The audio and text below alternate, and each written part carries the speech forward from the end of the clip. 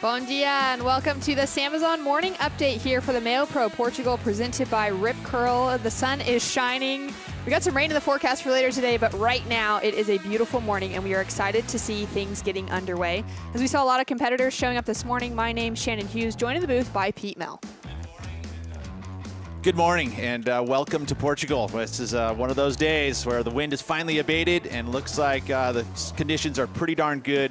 I have high hopes they'll be running heats today. I'm so happy to see that the wind has just held off. It's been howling every morning that we've showed up, different directions every day, and finally it looks like we're going to have some clean conditions throughout this morning. And the forecast is calling for variable winds most of today. There will be a influx back from that northerly direction, which is fine. Again, this place loves that northeast wind and hopes that we get that later in the afternoon. But for right now, glassy conditions, so we're going to be seeing a bit of performance as well as barrels. This first heat underway here between Joanne Defay and Molly Picklum is a good one. Well, let's get the official call from our contest director, Renato, down there with Luisa. Yeah, guys, he's here with me. Renato, let's go straight to the point. What's the call for today? Well, another beautiful morning here, and finally one with no wind. Event is on. We're going to start with the women. We're going to put a round of 16 in water, 30 minutes normal heats, and both women's quarters and men round of 32 are on standby. Okay, and the question that everybody's is asking around here, why are we not doing overlapping heats today? Well, the main reason, obviously, we'll do these calls with both WSL head judges. We decide today to go into normal heats for two reasons.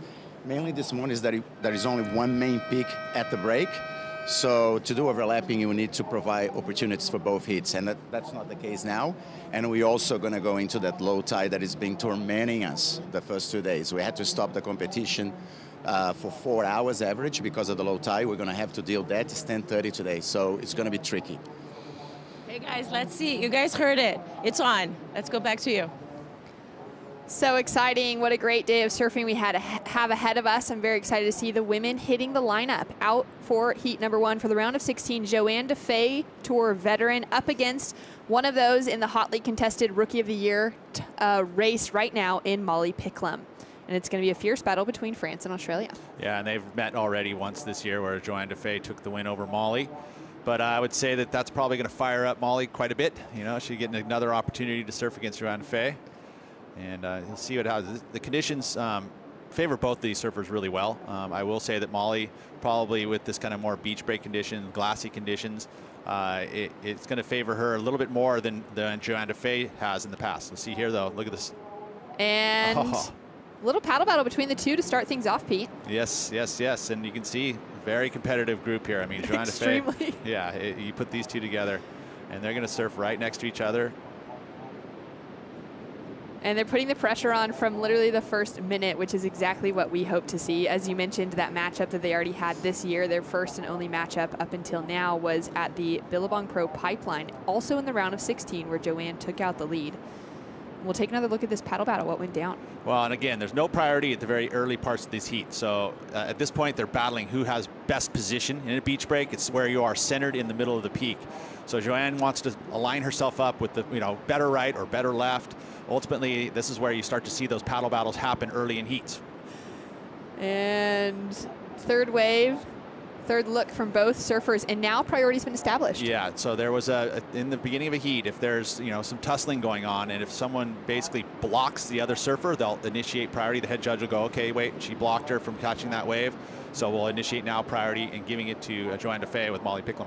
Yeah, so it looked like that priority even already switched based on that second paddle. So maybe from that first one, Joanne sort of blocking. I was wondering about that because I saw it switch them all. That doesn't make sense to me. Yeah, I mean, that's the third attempt that they both kind of had a look, had a scratch for it. So the judges are paying close attention to all of that. And they have their own judge their specific job is specifically about priority. So as a surfer gets out to the takeoff point, they'll initiate priority, give you the P next to your name. You see paddle battles happening, so they'll have a race out to that takeoff point, and it's all basically a subjective takeoff zone by the the competitors kind of understand it. It's usually, if it's in a beach break like this, it'll be just an outside line. So if they're at different parts of the beach, whoever gets outside first will get that priority. And say at a point break, you'll put a circle zone where the takeoff zone, they'll call it, and most of the competitors and the priority judge will know that. And here we go, Molly Picklum having a look at this first wave. She'll kick out. Doesn't quite open up for what she was hoping for. And Molly's one of those surfers, young, rookie, has a big air game that she wants to showcase here.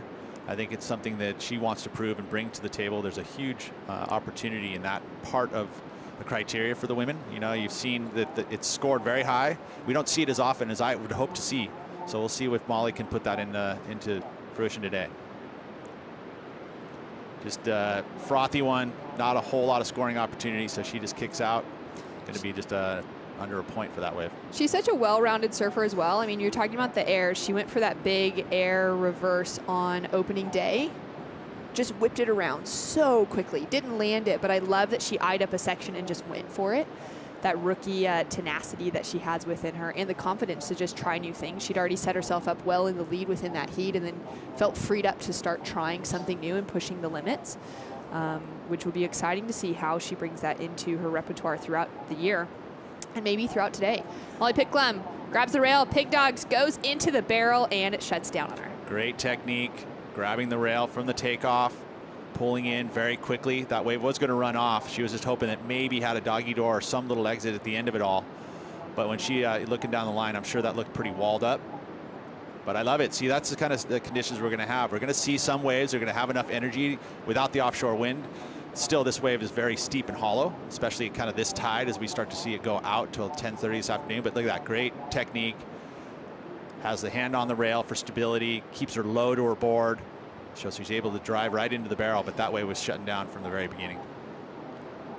So just a couple small scores on the board for Molly Picklum. They'll both be throwaway scores eventually. Joanne DeFay now being patient. That priority battle at the start of things, and now it's been established, and Joanne is sitting there patiently waiting for the right wave to come through. Joanne, off of an incredible year last year, made it into the inaugural Rip Curl WSL Finals. Went in ranked number 4, matched up against Steph Gilmore, ranked number 5, took out Steph Gilmore in that first matchup and finished off her year with that 4th place ranking, where she went down to Sally Fitzgibbons in that 3rd heat. Yeah, and so these women, again, trying to get back to that final 5. We'll be back at Trestles again to crown that world champion. And what a great playing field that is, that each of these rookies and veterans is eyeing up for the end of the season, with still so much to go before we can even really begin that conversation of the top 5. We've got that mid-season cut coming up shortly. There's still plenty of swell in the water here. I mean, we are on the backside of it, but we also have reinforcements that are supposed to fill in tonight. Joanne DeFay using priority. Nice green face opening up in front of her. She's going to drive up into the lip. Nice snap under the lip. Comes in for that second one and matches the speed and the power of that wave. Beautiful combination of major moves there. Maybe slightly tentative, you know, in the sense of first wave of the heat. You know, you don't want to blow it. She knows that that's going to be the first initial score. Nice size set wave, too. So a great opportunity. So scores to come through for that first exchange. You can see Molly also having a look at that wave and having to back out. Oh, she was in better position, actually, and she did have to, you know, give way to Joanne, who did have that priority. I think if she were in that better position, it would have helped her to get to this section a little earlier than Joanne did, because it started to shoulder off real quickly when she finally got to that section. So she did have to kind of lay off on it. It was, you know, steeper, but it had a shoulder on it, so she wasn't able to open up. You see how short this little pocket is before that crease comes over, so she had to kind of whip the turn in there. Was able to get that second maneuver in, which is nice. Combination major moves, part of the criteria, and a beautiful size set wave. Nice late drop, but see how that little crease right there, the pocket just shrunk super quick, so she had to kind of tighten her turn. Maybe it wasn't to say I mentioned conservative, but it really was about the style of that section that she had to do that type of turn. And it was that adjustment, like on the fly adjustment, thinking that she was going to have a bigger section, maybe something she could unleash more on, and suddenly having to just shorten the entire thing. Yeah, and that's exactly it with surfing. It's a moving medium, so it's constantly. Molly Picklum looking strong on her backhand, connecting in for her 3rd turn. Nice and smooth, getting that board on rail, and, you know, putting her first real score on the board as well. And the judges being patient before they drop that first score of Joanne DeFay. Yeah, it sets the scale for the entire heat, and actually, in reality, throughout the day. You know, all these scores, they are always comparing them within the 30-minute heat, but also translates across the entire day. Scores dropping now for Joanne DeFay. And down in the Red Bull athlete zone. These two are surfing against each other at some point. How good is that? It's his first championship tour heat together. And as brothers, these guys, I mean, I don't see them being ultra competitive towards each other. At least it doesn't feel like it. And I'm sure they're actually just absolutely stoked to actually have this opportunity to surf against each other in a championship tour heat. Yeah, I imagine that's going to be one that, you know, obviously mom and dad will be tuning into, and the entirety of Brazil, just to see the two of them hit the lineup together and share that moment. But a lot on the line as well for who will come out on top. Yeah, well, and they're both great surfers. You know, it's kind of almost a 50-50 battle. We watched the replay here of that last one, which is a 3.17 for Molly Picklum. Not that clean her face, but she surfed it well, good rhythm, and that's, you know, just didn't have any major maneuvers, so that's why you see that score down there in the 3 range. So scores through Joanne DeFay with a 5.67 for her opener. Molly Picklum drops in that 3.17 for hers.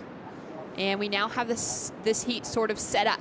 The women can start building from that, picking their places in the lineup and getting a feeling for being that first heat in the water as well, at a venue that's constantly changing. We heard that report from Richard Dogmarsh yesterday just about how much this place changes with tides, with different swells. And there's so much to factor in for each of these surfers paddling out at different times of the day. So true. I mean, so you have to keep your eye on the lineup. I mean, generally, the takeoff area is going to be in the same place, but just in regards to what the high quality waves are, you know, and what they look like, they change with that tide. And then the scoring opportunity too, right? I mean, when it gets super low tide, those waves are going to be super steep and shorter. Whereas then as the tide fills in, you start to see the open face and it starts to go more maneuvers more. But today, a whole different day with this variable winds. Going to make things a lot easier to hear, first off. That's exciting. Yeah, right? Surfers at least for in the lineup. competitors. Exactly. They should be able to hear the beach announcer today. I mean, and yesterday, I'm sure there were some struggles, but today probably will not have that problem. And there is that forecast for, you know, some scattered showers right now. Perfect. Beautiful. You know, a little cloud cover has made it a little slightly warmer here.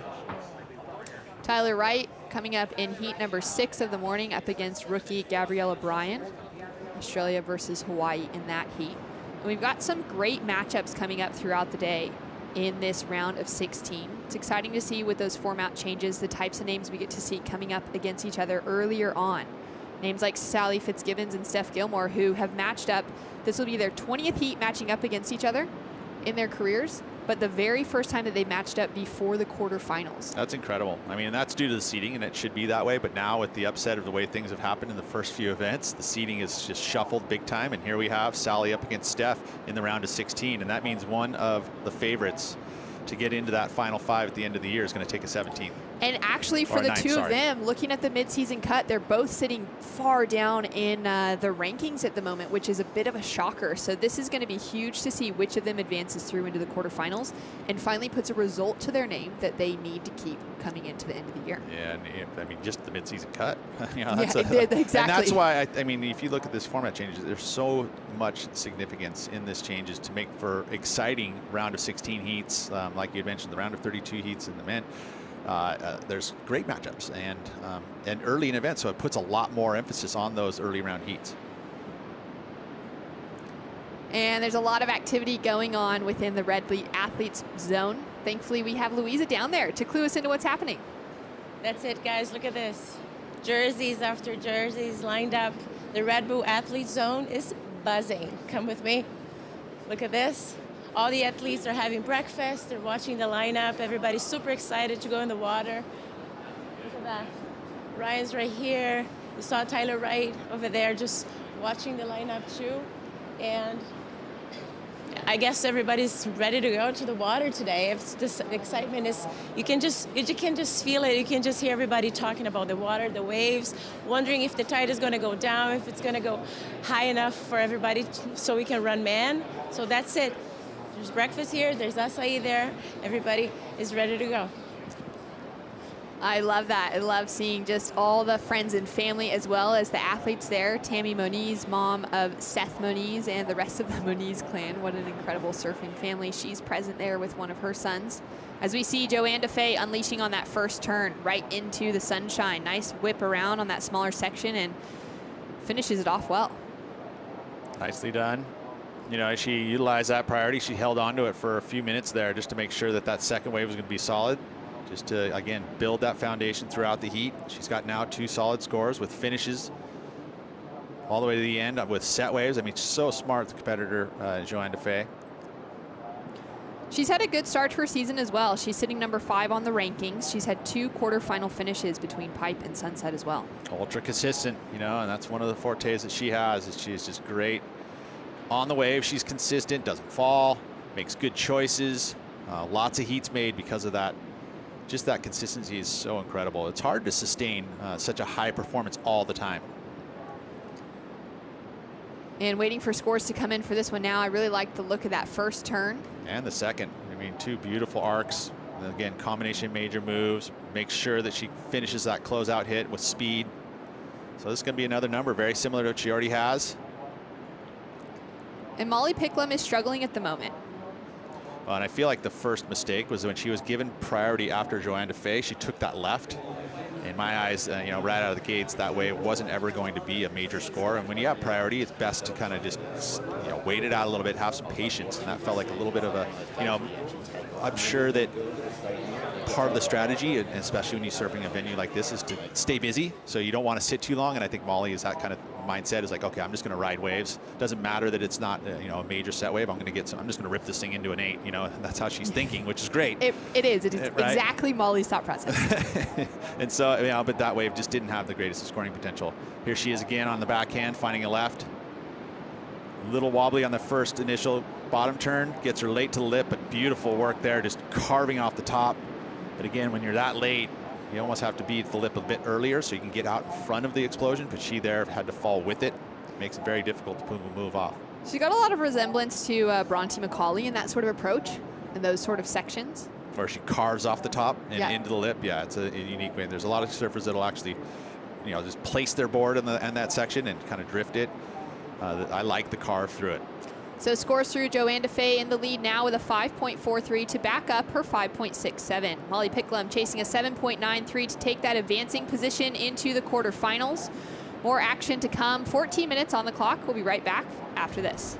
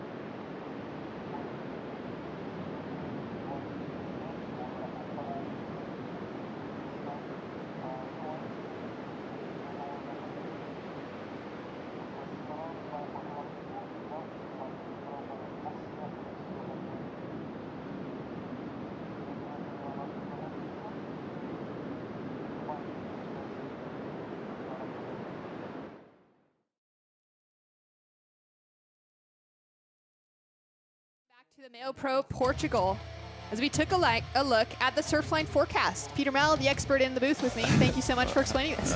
Wow, this is what you see is lots of swell in the water, which is what we're going to see. Today, we'll see an increase once again through the afternoon and into tomorrow. The winds are going to be this light and variable northwest today, trending actually to east-northeast in the afternoon. Again, dropping slightly through the day, but we'll see that kick back up around the afternoon, around 4 p.m. We went to 6:30 last night, so I would imagine us doing the exact same thing. Again, Sunday into Monday, we'll see it drop again. The thing about that swell coming up for Tuesday, Wednesday of next week, it's bad winds. It's just horrible south winds here. If we have to, we could move around, but right now we're going to try and see what finishing on Monday feels like. We'll see, but lots of swell still on tap. Exciting to see what is in store, and interesting, you know, thinking of those variable winds today and just seeing that forecast. It could be the perfect timing today when those onshores start to flicker up, that we have that low tide and we possibly go on hold. just as we wait for even the surf to really be surfable through, those kind of mid to higher tides that we need on either side. Yeah, and then if we get fortunate, I mean, we'll keep an eye on it. But I mean, if generally at dead low tide, it's going to be pretty hard to surf. But we could get lucky. I mean, because it is smaller, a little more peakier. Beautiful turn there. One big single move from Molly Picklum.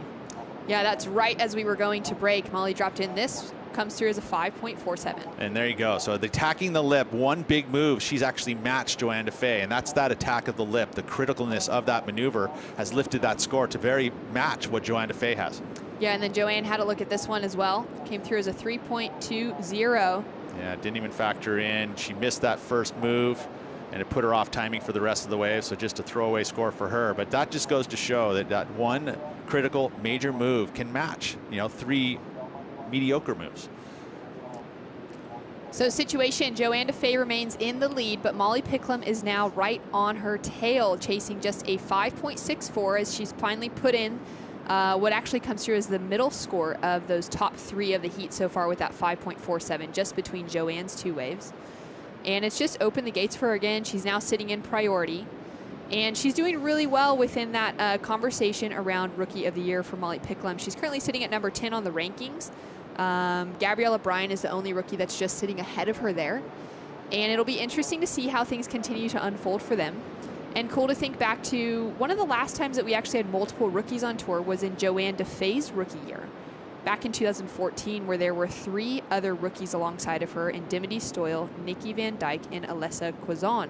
And Joanne walked away with that Rookie of the Year title. And it's rare on the women's side that we actually end up seeing multiple rookies in, on the draw. Yeah, because there's not a lot of women involved. I mean, it's literally there's only 17 spots on the tour, so throughout the entire globe, you're fighting for that top spot. So these are the best of the best. And Joanne Defay has been very consistent from that very first season. She, didn't really have that sophomore slump. She was straight back in there contending, and she's been contending ever since. She's never really ever felt like she was going to drop off tour. Yeah, she's been so solid. As we see, Molly utilizing priority, grabs the rail, now driving around that first section into a big wrap back into the pocket, eyeing up the second section, going out onto the face, and now coming in for a critical finish. And gotta hold on. Oh, she just loses it on the end. She holds on right there. She takes the lead. And now there is a question mark in my eyes. Again, so that's a style of wave where she had to surf out on the face. So she, great flow, beautiful looking surfing, but not as critical as her, say, one major move. So we'll see where it falls in as far as relation to the next score. But I mean, she really needed to finish this wave to really solidify, especially since that was probably the most critical section. That was where the lip was actually connecting with the surfboard. And right there, she just holds on, squirts out. We're seeing a new leader. And you can see Joanne having a look there as well. And that's such a good breakdown, Pete, just noting the critical sections that it was almost lacking in these first 2 turns. Great, beautiful turns, great style and flow, but really lacking that critical section that the judges are paying attention to. Yeah, and we saw it, even in Joanne Defay's wave, this nice solid wave, big set wave, but it just didn't go into that, good or even very good range because of the fact there wasn't the critical element to it. Comes through as just a 3.57, so Molly stays in that second position.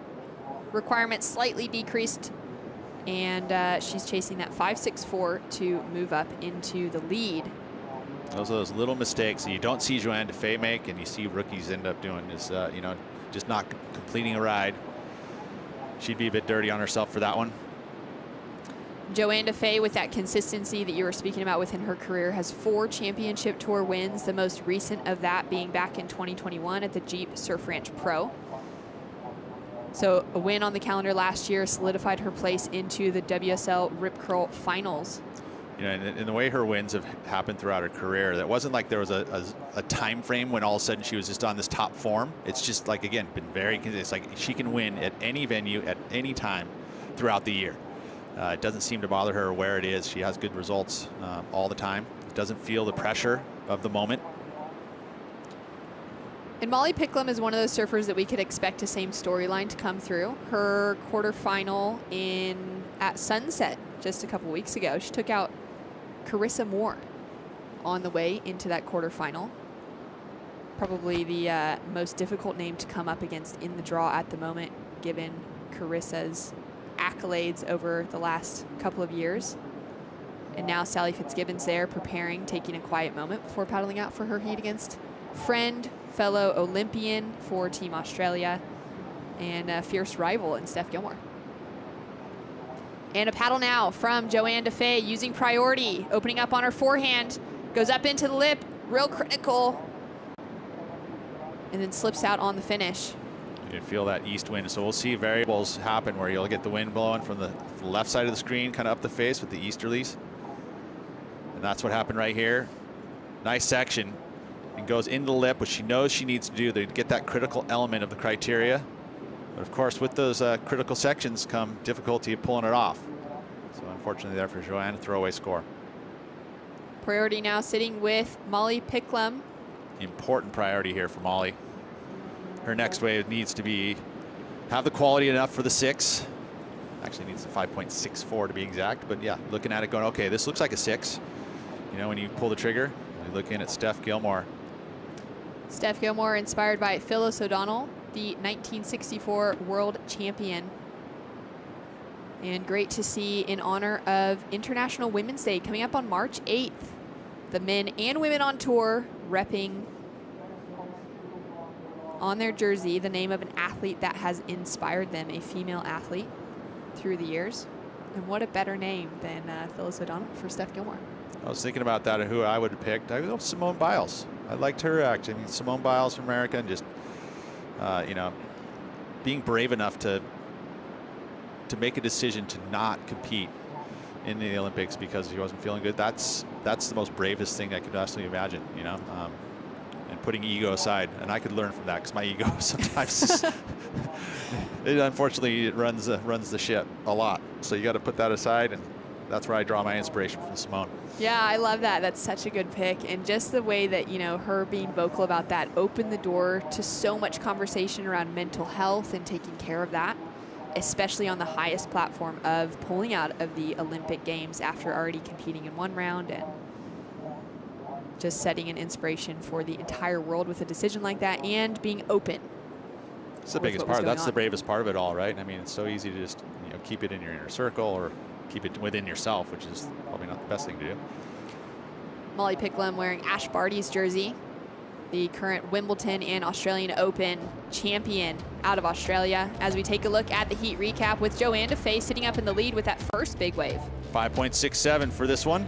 2-turn combo, nice solid set wave, clean face. She was able to back it up pretty quickly with a 5.43. Again, another right, heading into that main zone, the surf zone. It seems like the rights kind of pull into this one and the lefts come from the other direction, kind of surf into each other. And then Molly, she was able to get one big solid move and matched the best number of Joanne Defay. Was surfing like that. If she gets a wave that's allowed her to do 2 of those, we could see a winner. Right now, she's chasing a score. She got a big score on the requirement, a 5.64. She is sitting with priority. A single maneuver could get her that. Likely going to need 2 turns connected together to get something. Or a ramp. Let's see a nice big ramp. I mean, this is the type of I love that call. Situation that with Molly being the rookie and having that in her repertoire, she could take a smaller wave that didn't have the same quality. You'd look at it and go, hey, this is probably a 4, but I'm going to turn it into a 6.5 by just going to the air. And it's easily achievable if you pull it off. It's just a matter now if she can get that opportunity with 3 minutes to go. Yeah, she's going to have a little hunt around the lineup on her road to qualifying for the championship tour. Before getting to the championship tour, she had to qualify for the Challenger Series last year out of the Australian Regional QS, and she won 3 out of 4 regional events. Started by winning a QS 1000, then went up to the 3000 at Avoca, and then the 5000, and secured full fast track right into full fast track. Fast track to the championship tour. Straight to the championship tour. You could do it in a season.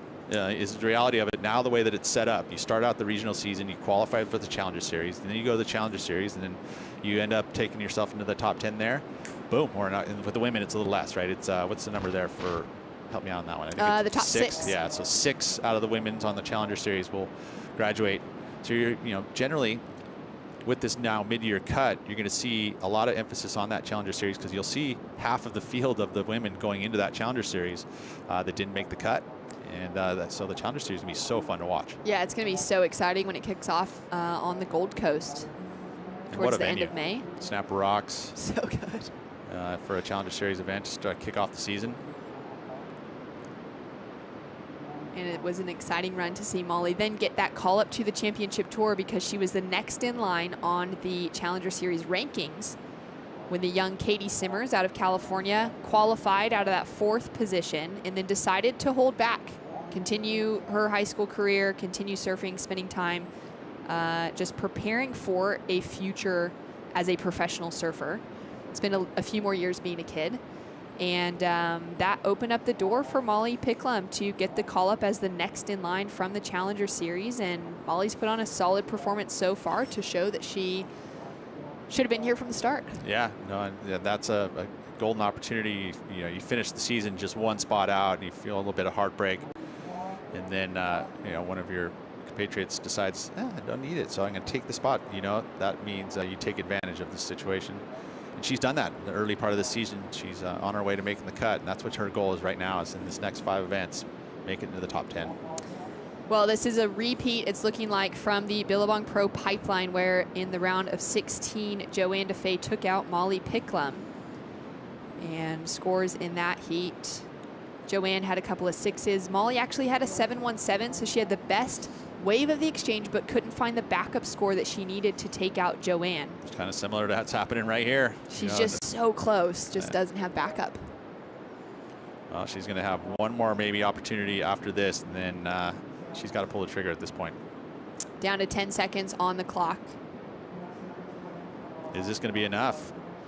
She's on the hunt. Look at the 6, time. 5, 4, 3, 2, 1. She's on her feet. Yeah, she got it before the horn. All right, let's see if she can execute. She's looking for the ramp, trying to gain some speed.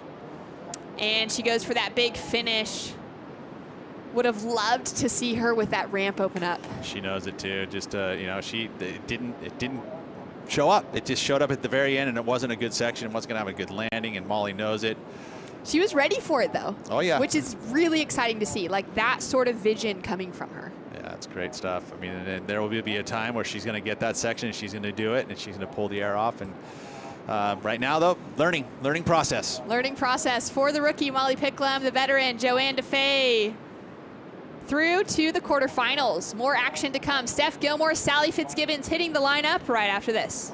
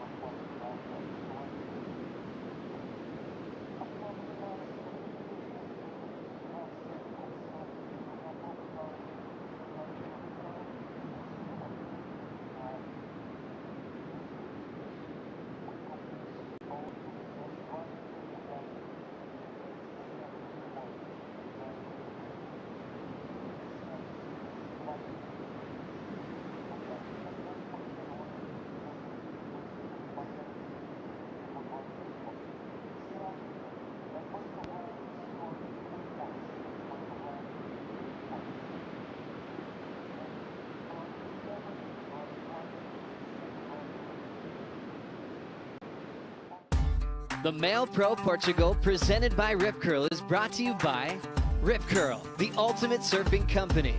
By Expedia, official travel booking partner of the World Surf League. By Oakley, official eyewear of the World Surf League. And by Hertz, official partner of the MEO Pro Portugal, presented by Rip Curl. And welcome back to the action. We are in heat number 2 for the round of 16. 28 minutes left on the clock. My name is Shannon Hughes, joined in the booth by Pete Mel and Strider the Wazalewski. Good morning. Good morning. How's it going? Oh, great. Beautiful morning here. Nice conditions. It's a little warmer, I feel like, and it just feels a little bit more, I don't know, not so intense in the water. And, well, the ladies having the run of the mill out there, every peak is theirs. Yeah, it's an exciting morning and some great surfing that we saw in that first heat. Plenty of opportunities, Pete. Yeah, there is, and this is a great matchup between these two in the first time ever in the round of 16. Sally Fitzgibbons and Steph Gilmore. Can't wait.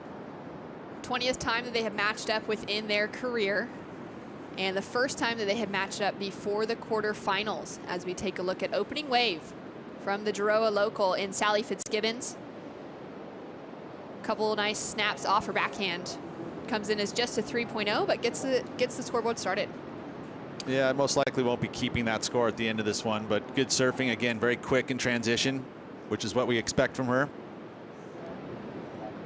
It must be a tough choice today, where to surf. Up and down the beach, I've seen so many. There's 3 different peaks here to choose from. So, like, you know, I'm sitting on the beach out there watching it this morning, and there's waves coming in everywhere, and I'm wondering if they sit there and they count the waves within the heat to really kind of figure out which peak to choose. Well, you would have expected Sally to be out there on the early. She most likely is one of the first down here at the beach, and would have been out there for that warm up. But counting waves, I'm wondering if you do definitely, as a surfer, scan the beach just like you did. Like, where's the peak that you'd be surfing today, right? Is it your south peak today, or is it more in the middle of the beach? You gotta come up with a concept and figure out where you want to be in the water. And I know that the judges are counting waves within within the time frame to see how many rideable waves there are to make sure that it's contestable. So I'm sure the athletes do the same thing. And with priority, Steph Gilmore has a look at the left. Nice deep takeoff and bottom turn to start things off with. Little mid-face cut back into the foam and puts on a powerful finish. She'll lose control at the end. Solid size wave as she was dropping into that, Pete. Yeah, and I felt like Sally was probably in a little better position, really. A little deeper on the ball, would have been into it a little earlier. But Steph, knowing that, I mean, almost in a way, probably made the decision. She could be searching out the rights here. She's looking for a barrel for sure, one of these rights. But it looked too good of a wave to let Sally have it. And thinking about the history that these two have together, there's so many different similarities between them. The years that they've had on tour together, you know, the types of heats that they would have competed in against each other, taking a look at those deep stats powered by Hydro Flask. Steph Gilmore has Sally 13-6. Yeah, they've been surfing against each other since 2009, right? Which is, what, 14 years of competition together? So, and I'm sure it even went further back than that, if you start looking into their amateur careers. But, on the championship tour, these folks, have been battling for titles, and Steph came out on top for the most part. But Sally's right there, same, level, just needs just those little breaks here and there. We'll see in this one right here if Sally can get the win. It's on her way again. She'll make that final 5 at the end of the year like she did last year, and you have a chance. Both of these women represented in that final 5 conversation for last year. Very hungry to make it in there again. But at the moment, to be honest, they are sitting so low in the rankings, having their career worst results and worst starts to their seasons that we have seen yet. And with a cut line, too, which has never been in their careers before. Exactly. The women have never had a cut, a mid-season cut in professional surfing. As we see Sally Fitzgibbons fly up into the lip on that first big turn, out onto the face for the second one, and she's now teeing up the finish, stomping that back foot, and she's going to make sure to ride out of that. Is that a ride out, Strider? Strider? Yeah, you know what? They'll just give it to her. Just. Yeah, she got out in front of it. She made the choice not to hit the lip at the very end of the section. She tried to hit it before it finishes. So watch this first turns the money. Belted Bango, right? She hits it nice and clean, comes down, set up, snap. But right here, she goes up a little early instead of hitting that oncoming section so that she could get out in front of it in time to try and ride out of it. So I do believe that they're going to let her, give that to her as a completion. I like the first turn, though. Beautiful, up into the lip, finds, the vertical part of the wave, and that's what the judges are going to really like. Yeah, and she did pull that one off clean, belted that section. It was steep. Yeah, she did mistime that one here at the very finish. Rather than going all the way over to the section, probably would have helped her out. Well, I don't know. I feel like she did it on purpose because she's. If you've watched a lot of the athletes trying to finish their waves, they're actually getting blown off their boards when they hit that section because the tide is so low out there. If you watch it from outside, you can see how dredged out it is. On the screen, it's kind of hard to pick it up, but it's really, I think it was a choice of technique. More no, than, it's good to get there early, Yeah. for sure. I mean, because you are going to be able to ride out of there.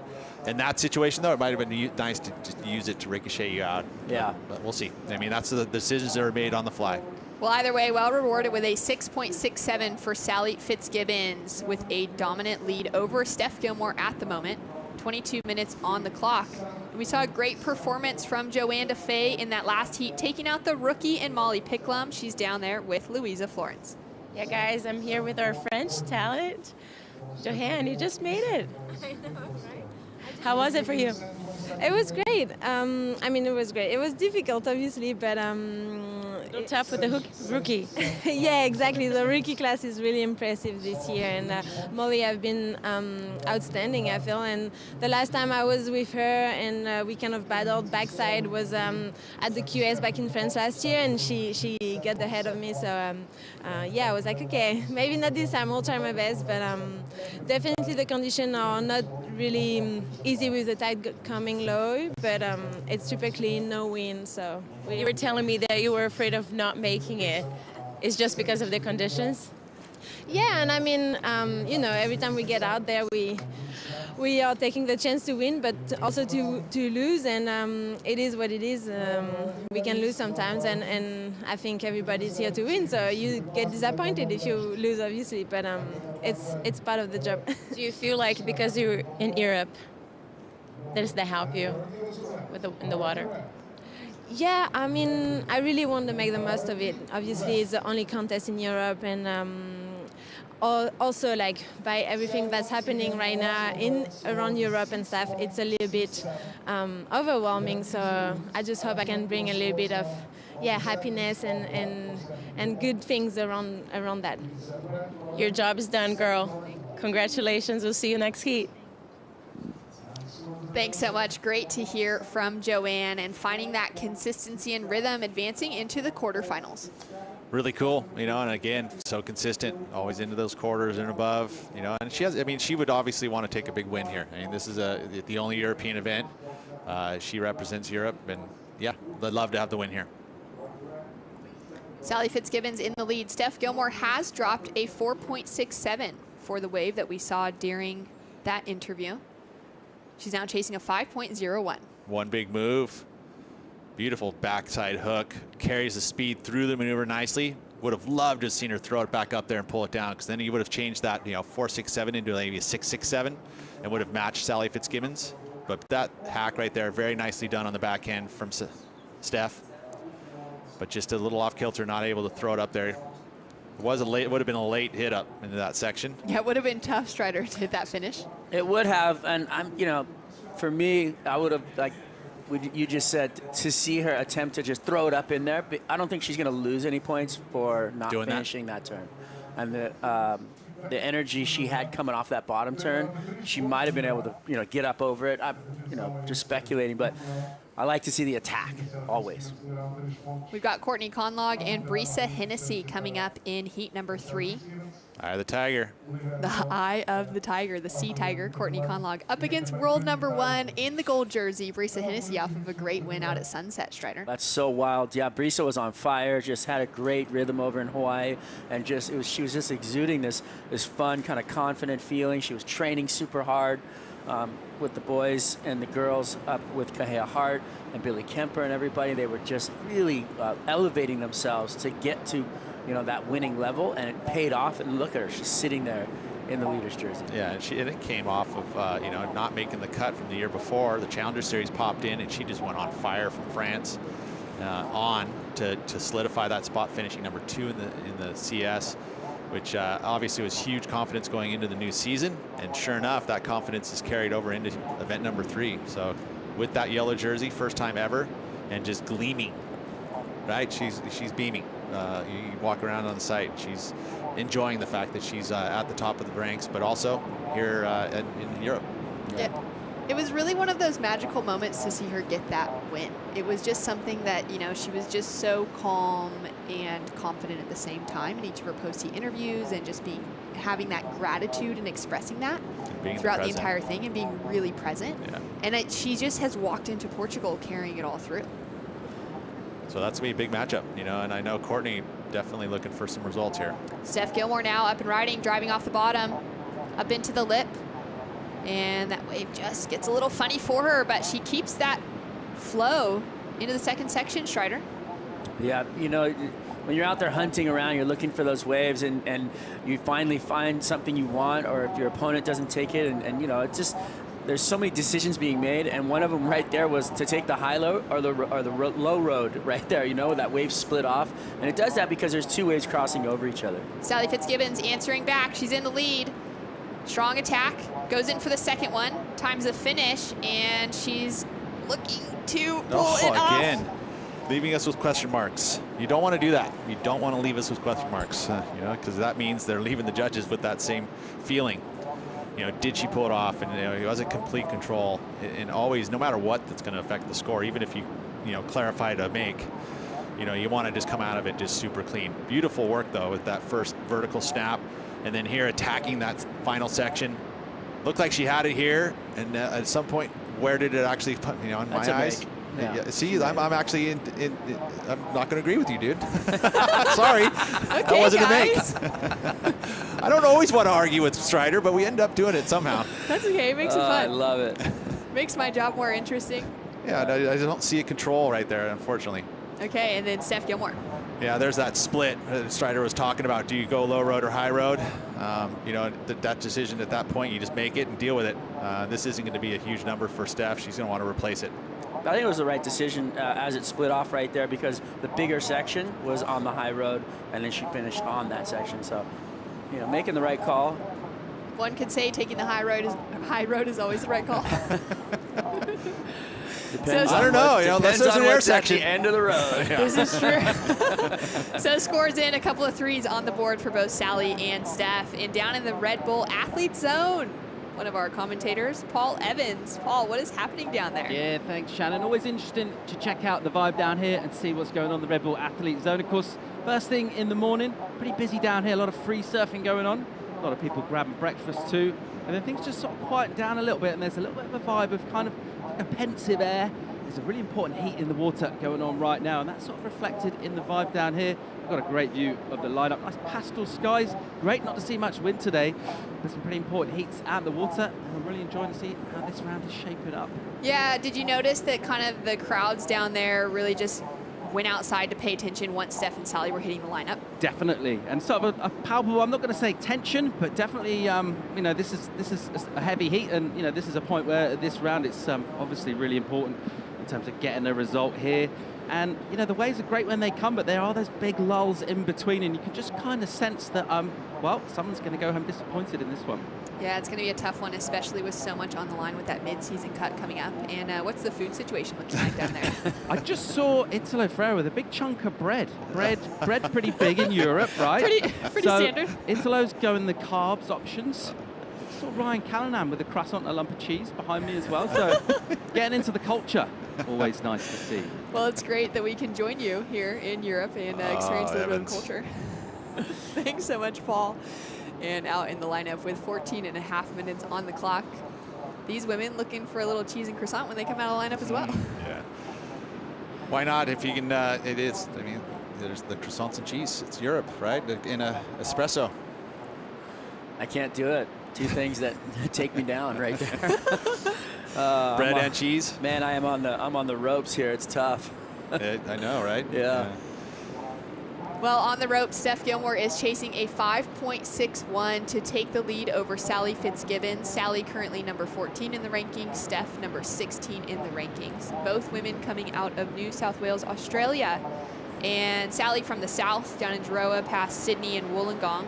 And Steph from the far north of New South Wales, where there's a lot of floods happening right now, and our thoughts and prayers go out to all of those that have been affected in northern New South Wales and in southeast Queensland as well, in Steph's home region.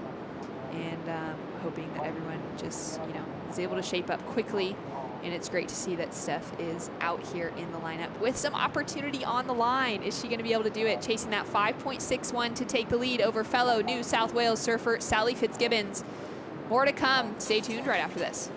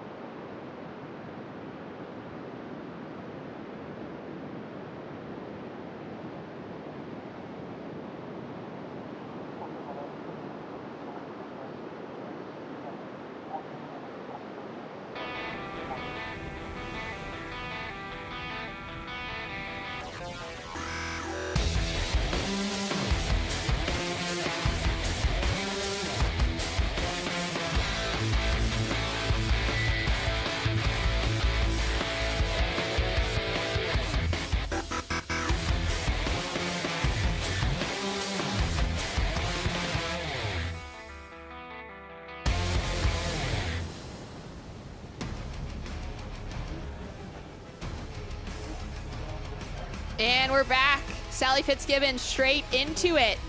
Heat number 2 for the round of 16, and she goes down. Yeah, wow, what a unfortunate waste of priority there for Sally Fitzgibbons. That just leaves the door now wide open.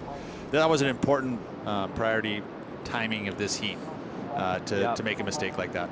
Well, it's a lot of time on the clock, though. You know, you have 11 minutes left, so there's going to be time for the exchange, but you don't want to ever make mistakes. Yeah. And that was a mistake by a veteran. Speaking of the veterans, they're all down in Tier C on your fantasy picks. Yeah, it's wild. It's I was very looking strange. at it, I was going, well, I better hurry up and get my team in this morning. And I looked, I was like, oh, yeah, it was crazy. It was the first time I've ever seen that. And that's on what the makes fantasy pick. So, and that's again, it makes it hard to pick.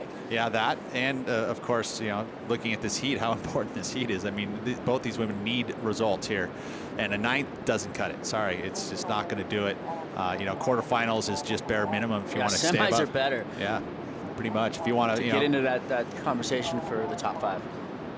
And with a paddle here, Steph has a look and decides not to go. There has been kind of this question looming, I feel like, since the beginning of the season, before we even kicked off at Pipeline, around the idea that could the rookies have the advantage coming into this year because it's a brand new tour and they're brand new to it. So they're not, you know, used to the same stops, the same locations, whether it's surf, feeling at home in different locations. Where these veterans that have been on tour for 10 to 15 years, they've been running the same treadmill for a very long time, and they found their consistency and they know what they can rely on.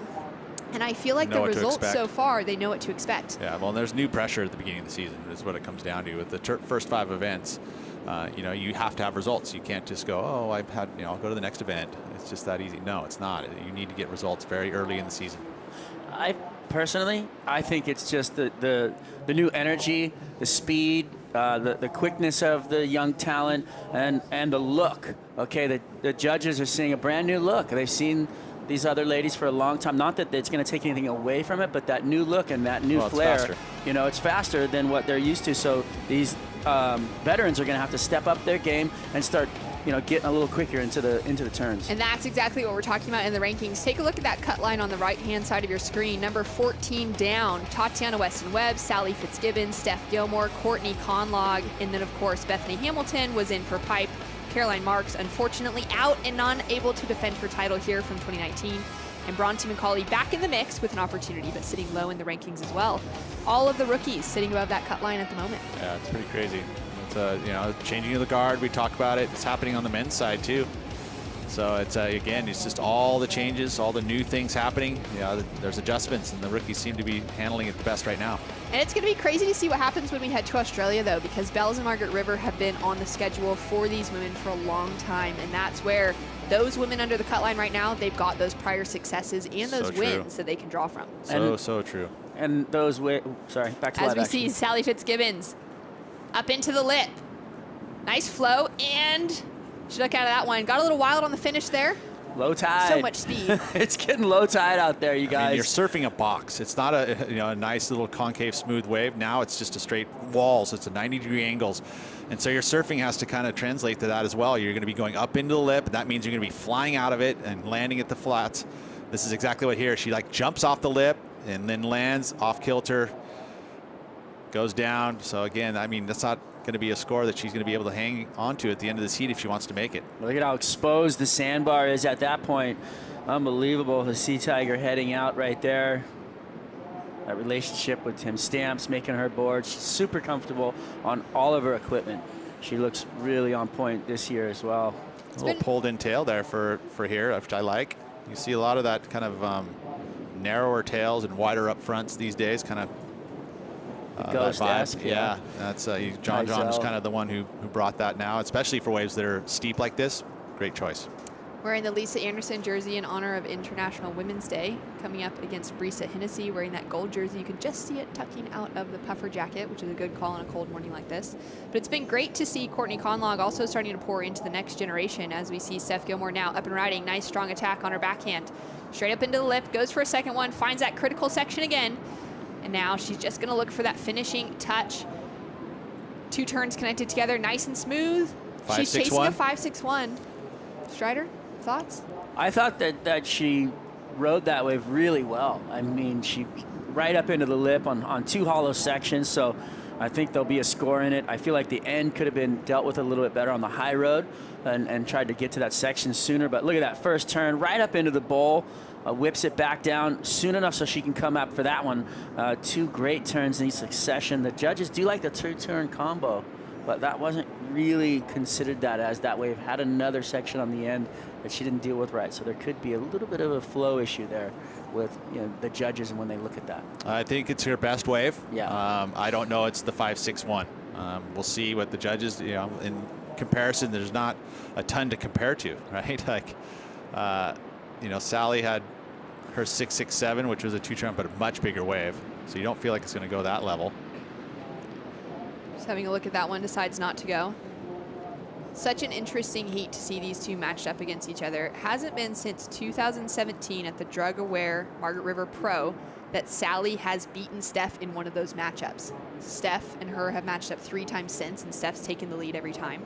So a few years now, as we're into 2022, and if Sally can get that lead over her, that'll be the 7th win for Sally over Steph out of Steph's 13. Oh, there it is. But Steph's gotten the score, and there it is, a 6.33. Now puts all the pressure on Sally Fitzgibbons with priority, now chasing a 4.33. So just under Sally Fitzgibbons, 6.67, and a change with 5 minutes to go. There's going to be probably another good 2 sets, fingers crossed. So there will be some more exchanges. So they both now basically have matching scores with Sally having the slight. So now it's the battle of the backup. I would imagine that both surfers will get another chance in the next 5 minutes. Yeah, it seems consistent enough to have another set or 2 roll through, Strider. Yeah, and there's another little swell on the way, so I feel like we're going to get a little pulse too that might fill in through the rest of the day and maybe even as soon as this morning. Oh, beautiful. And a beautiful cover up for the stylish Steph Gilmore. Got to pull that off, Steph. Not going to happen though. I mean, the barrel's pretty good, but would she disappear from view? I don't think so. She's the GOAT for the women, and Slater's the GOAT for the men, and he couldn't even pull off that end section yesterday. So, that was pretty nice. Stylish for sure, and would have loved to see her pull that one off, though, just to really, settle it for a solid wave. It came right to her, though. Paddles out. She had a distance away from Sal Fitzgibbons.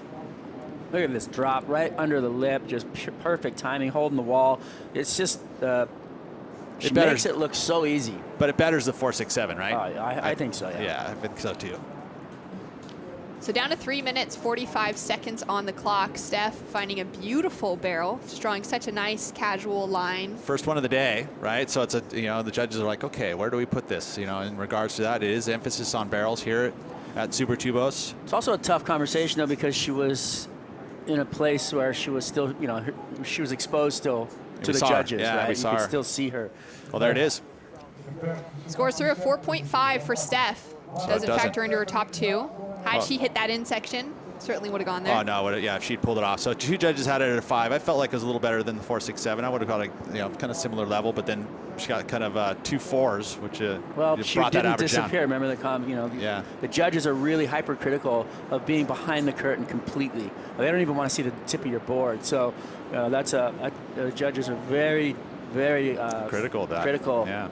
And I'm sure Steph's like, she would have known that pulling out of that. She's one of the best barrel riders that has ever come through in female surfing. I mean, that wave in Bali, when she got that crazy barrel, came out. Oh, I can envision it now. Speaking of end sections, when she hit that end section, it was literally dry reef. When she flew out over the dry spot and hit like a little bit of deeper water, it was incredible. Oh, that perfect 10 at Karamas. Unbelievable. Unbelievable. Went on to win the event. Had her fingernails painted yellow, the lucky color, in Bali as well. And just carried it all the way through. Sally Fitzgibbons on her backhand, uses priority on that wave as well. Well, now Steph has, with all the experience, you'd think she'd go cover Sally at this point. Defense. So down to 2 minutes on the clock. Both of these women have surfed in all 3 events prior to this one here and in Peniche at Super Tubos. Sally Fitzgibbons has made the quarters every year, 2009, 2010. Back in the day at the start of their careers, and then back in 2019, just a few years ago, she made it to the quarters here as well. Look at Sally here. It's just made a huge gap. I mean, it doesn't feel like that Steph's even going to be able to get down to her, and she's in good water. That's nice and smooth water, so if a set comes, she's going to get an opportunity. She's on the south end of the area, so there's that left that comes through down there. Very consistent wave, and it seems to be, not really covered that well by the athletes in most of these heats. They're mostly right in front of the judges' stand. So, Steph's going to try and get down there. But that was a pretty good gap. That was a good, yeah, look at that. I mean, it's a good, that's almost, probably 40-second paddle if Sally doesn't even move. She just needs a wave to come, though, with this next minute. Only needs a 4.33. That's, she can do that with 1 turn. You can see her checking back there, too, to see where Steph is. She knows she has the opportunity. A minute. It's a long time, actually. How about a thought? If we could just have a thought bubble that pops out of Stephanie's head right now, and out of Sally's head, how great would that be? And, Stephanie paddling, get down there. Come on, let me get down there. Might be something here. Sally just going, oh, don't get down here. Get away from me. Come on. It's the best. There may be some opportunity. 30 seconds on the clock. It has to happen very, very soon. That's the shot we want. We want that view of the sets coming. And do we see anything? I don't see anything, Strider. I see quietness. Well, not from the surfers. They're paddling. They are paddling hard. Well, in those matchups between the two, it looks like Steph Gilmore may get the better of Sally once again. Sally does, however, have the highest average heat score over Steph, both at Portugal and in their careers. Sally just second to Carissa Moore in the history of women surfing on that side of things. She wants to paddle to Lisbon now. That was a tough loss. She's going to want to get out of the water. She's out of here. Tough loss for Sally Fitzgibbons. Steph Gilmore feeling relieved, back in the mix here into the quarterfinals. After an earlier knockout at Sunset and missing pipe, it is great to see Steph back in the mix. Brisa Hennessy, Courtney Conlog heading out for heat number 3, the round of 16, right after this.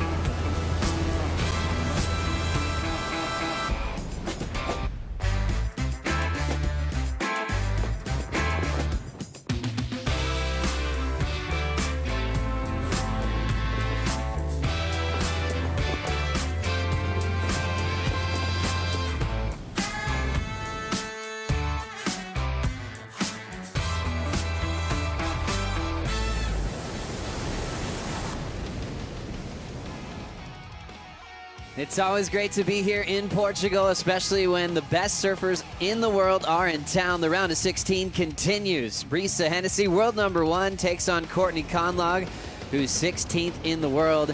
Heading into the round of 16, winners move on into the quarterfinals here at stop number 3 of the World Surf League Championship Tour. We've had a busy morning already, finishing 2 heats, as we just lost another big name from the draw named Sally Fitzgibbons in a veterans heat. Steph Gilmore came back to move on to the next round. Joe Turpel with Kaipo Guerrero for the call. Kaipo, it's that change of the guard feel, and it was an interesting matchup with the veteran Australians going head-to-head as early as the round of 16. We've seen that in finals over the last decade. Much different year this year. Well, that's all due to, you know, the start of the year with Sally Fitzgibbons as well as Steph Gilmore. So she's breathing a sigh of relief right now, Joe, because that was an ultra important heat for the 7-time world champ, and she's glad to be in the quarterfinals. That's what she needed to do. Especially missing Pipeline, so her only event this year was Sunset Beach, as she's got to move quickly to move above the cut by Margaret River. Obviously, Steph, dangerous at Bells. She's done incredibly well more recently at Margaret River, but definitely Bells would be her pet event, along with this woman right here. Courtney Conlog has a couple of bells to her name. This was her start against Brisa Hennessy. Nice little tag off the top there, but you can see a little bit of disinterest in her. She knew that that wave did not have a ton of scoring potential, and here we go. Now the yellow jersey flying down the line for Costa Rica. Snap in the pocket. Nice fading turn for her second move. Not much left, so Brisa's opener is behind her now. 1.5 start for Conlog. And Brisa enjoying the feeling of that yellow jersey for the first time in her career. What'd you think here, Kipes? I like the pep in the step right there. Nice little snap off the top, and it looks like that Glen Pang board pretty loose on the rails for Brisa Hennessy, so I predict that she's going to get the advantage in this opening exchange. One more time to take another look at this angle. Double pump bottom turn, and just a nice kind of arc off the top. You notice that Brisa Hennessy's in her surfing has a much tighter kind of arc to her turns, and more snappiness to her. You're going to see Courtney Conlog with more drawn out turns, so there is going to be a contrast in both of the surfers' approach when it comes to their rail game. It's interesting when there are big sets out there and Courtney's in the water, you kind of expect her to take that lead on waiting for bombs to come in to kind of flex that ocean knowledge and her awareness on heavier sections. She likes getting barreled. We'll see how this one ends up right now. It's bottoming out, pulling into the tube is Conlog. That one will take her down. She doesn't mind pulling into a closeout to feel the energy of the Atlantic. Unfortunately for Courtney, incomplete. Yeah, that was just a roll of the dice by Conlog. I don't know what she identified down the line as we see this pulled away shot. The tide draining out, so these barrels are going to run away, and that's going to be faster and faster by the minute as we lose water on the sandbar. 7-time world champ Stephanie Gilmore is on the sand with Louisa Florence. The champ is here with me and is still on the hunt. How was it? It was tough. It was really tough out there. You know, the tides change so rapidly here, and I don't know, you just kind of have to lower your expectations. And I know after watching the boys yesterday, just, you know, getting so barreled, and you kind of like hoping you get a couple of great tube rides and all that good stuff, but it's more about just, yeah, trying to make it happen with what's available. And Sally's an amazing athlete, you know, she's always in the hunt in heats. She's really hard to, I don't know, you just have to sort of stay on top of your game and try and just really want it really bad. So I was doing my best out there, but I was lucky I just got that one nice left where I got 2 good turns, and maybe if I finished that turn after that little barrel, I might have got a better score. But yeah, I'm stoked to beat Sally. You know, we've had a lot of good battles throughout our career, and yeah, I'm stoked to get one, just make a heat. You know, I've had such a bad start to the year, so it's good to just make some ground. Yeah, and you're honoring a big name for you, and also being honored by 2 surfers on this event. How does it feel, and why is that? You have Phyllis O'Donnell on your back. Yeah, Phyllis, she was a 1964 women's world surfing champion and first ever world champion. I always like to say she was the first ever world surfing champion because they crown the women before the men. But yeah, she's an idol of mine, and I think for all of us women who are here today, it's the women that like Phyllis who have paved the way for us, and yeah, I know there's a couple guys that have got my name on the back of their jersey, Ryan and Alfonso, and yeah, you know, that means the world to me. So they're both incredible surfers, and yeah, Ryan's such a sweetheart, and I really admire how much he surfs and the way he represents himself all around the world. So yeah, thanks, Ryan. Quarter far as we go. Congratulations. Thanks so much. Steph Gilmore happy to be inspired by Phyllis O'Donnell. That world championship back in the 60s was at Manly Beach. Midget Fairley won the final after for the men. What a great honor there. And also, Steph probably feeling the love from the tour. A 7-time world champ. She has the most event wins in women's surfing history. And it's so interesting, Kaipo, to see her in this space of having a tough go at Sunset, missing Pipeline, and knowing she has to make heats, not really focused on the big world title picture, but just to make it to G-Land in the back half of the year. I feel this is uncharted territory right now for Steph Gilmore, as she's, like you said, Joe, she's struggling. She is, her goal is just to make that top 10 by that mid-season cut. So she's got her work cut out for her. This is a good start into the quarterfinals, but really a win here would secure her and put her into a much more comfortable position looking at that mid-year cut. New change in the schedule is creating some intense pressure as early as event number 3. We lost Molly Picklum in the first heat against Joanne DeFay. Molly was 10th, right above the cut line, losing in the round of 16. She might fall right behind it heading into the Australian leg. Also, Sally Fitzgibbons was 14th, so it was a big win for Steph, but also a big loss for Fitzgibbons. Good thing for her. She's got great memories at both Margaret River and Bells, but it just feels like a different type of year, especially when you see the yellow jersey being worn by Brisa Hennessy. World number 1 will watch Courtney go up and out as Hennessy still has the lead of a 4.0. Winning at Sunset Beach, Kaipo, for the big picture for Brisa's history in Hawaii as well. Was it a real big surprise for you? Not at all. Brisa Hennessy coming up through the ranks, the amateur ranks in Hawaii. Although she represents Costa Rica, a lot of her formative years were spent in Hawaii. And with that being said, she's had a lot of reps at Sunset Beach, because in our amateur series and our pro junior series over in Hawaii, we often have events at Sunset. And so just those reps at such a difficult wave like Sunset Beach plays into success. We saw that, and we see it play against surfers as well. You got the greatest in the world, Kelly Slater, yet still Sunset's his nemesis. Why? Because he doesn't spend time there. It takes time, and I think that was the advantage for Brisa Hennessy at stop number 2. So many theories on why we might be seeing the change of the guard, but also the format change, starting with Pipeline for the first time for the women, was just incredible to watch. And then bringing back Sunset, hadn't been run at a CT level for the women in about a decade, as we see the wind starting to shift on our lineup. Yeah, a little bit of ruffle in the water right now. We have variable conditions this morning. We had a light offshore first thing, but we see a little bit of shifting in the wind. And as we talked about before, Joe, the tide continues to draw out. I think at about 10:30 local time. Here we go. Brisa Hennessy likes to look at this right-hander with some speed. Beautiful bottom turn and hack. She's already thrown down a big first turn on her opening ride, which gave her a 4.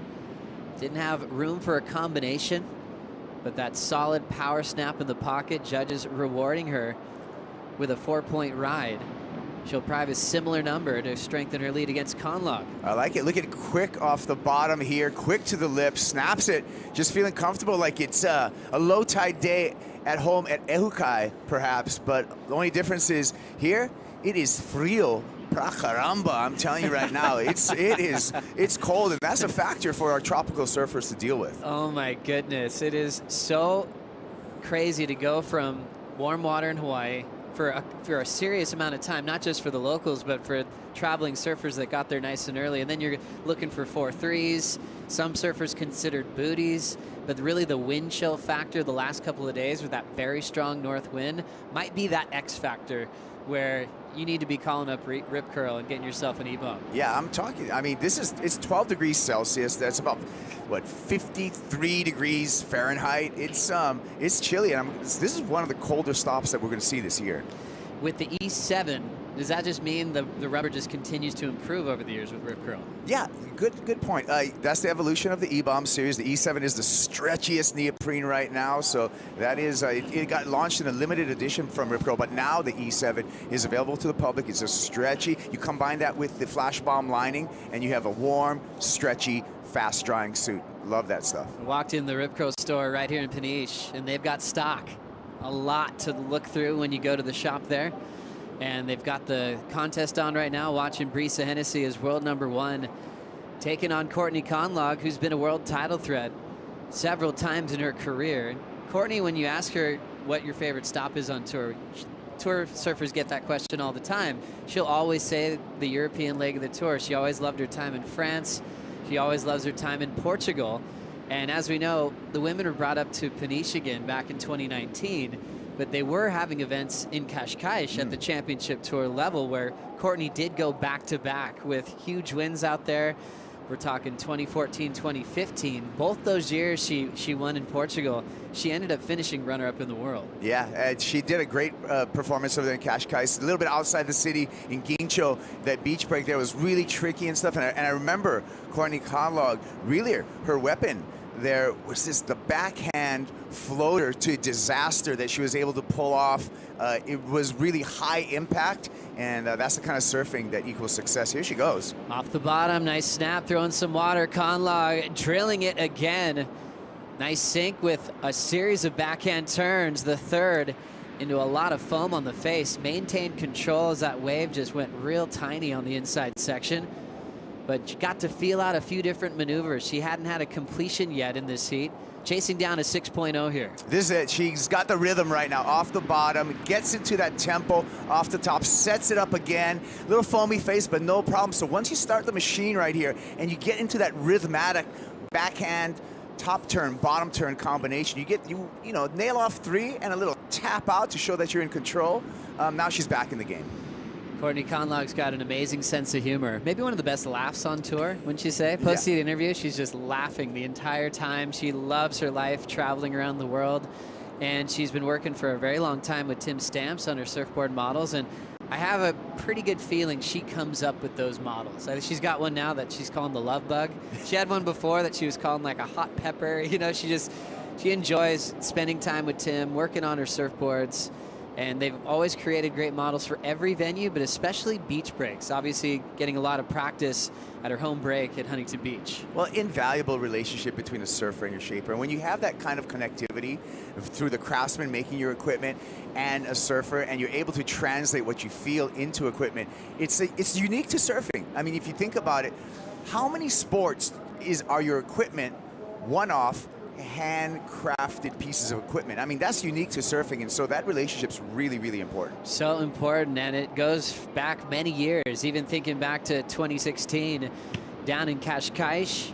Can get there in just under an hour from where we are now at Super Tubos, down the coast, closer to the big city of Lisbon. And this was that dramatic backhand float that Kaipo was reminiscing on that took her all the way to victory. Yeah, look at this, the power, the control, and just muscling through all these waves. This was a tricky beach break, but she was able to dissect the code here, and over again, that full wrap. I talked about the longer arc in her surfing, and you can see it really utilize a little bit more time on the rail for Courtney Conlogue, and I just love the way she powers through a finish every time. She deserved that win.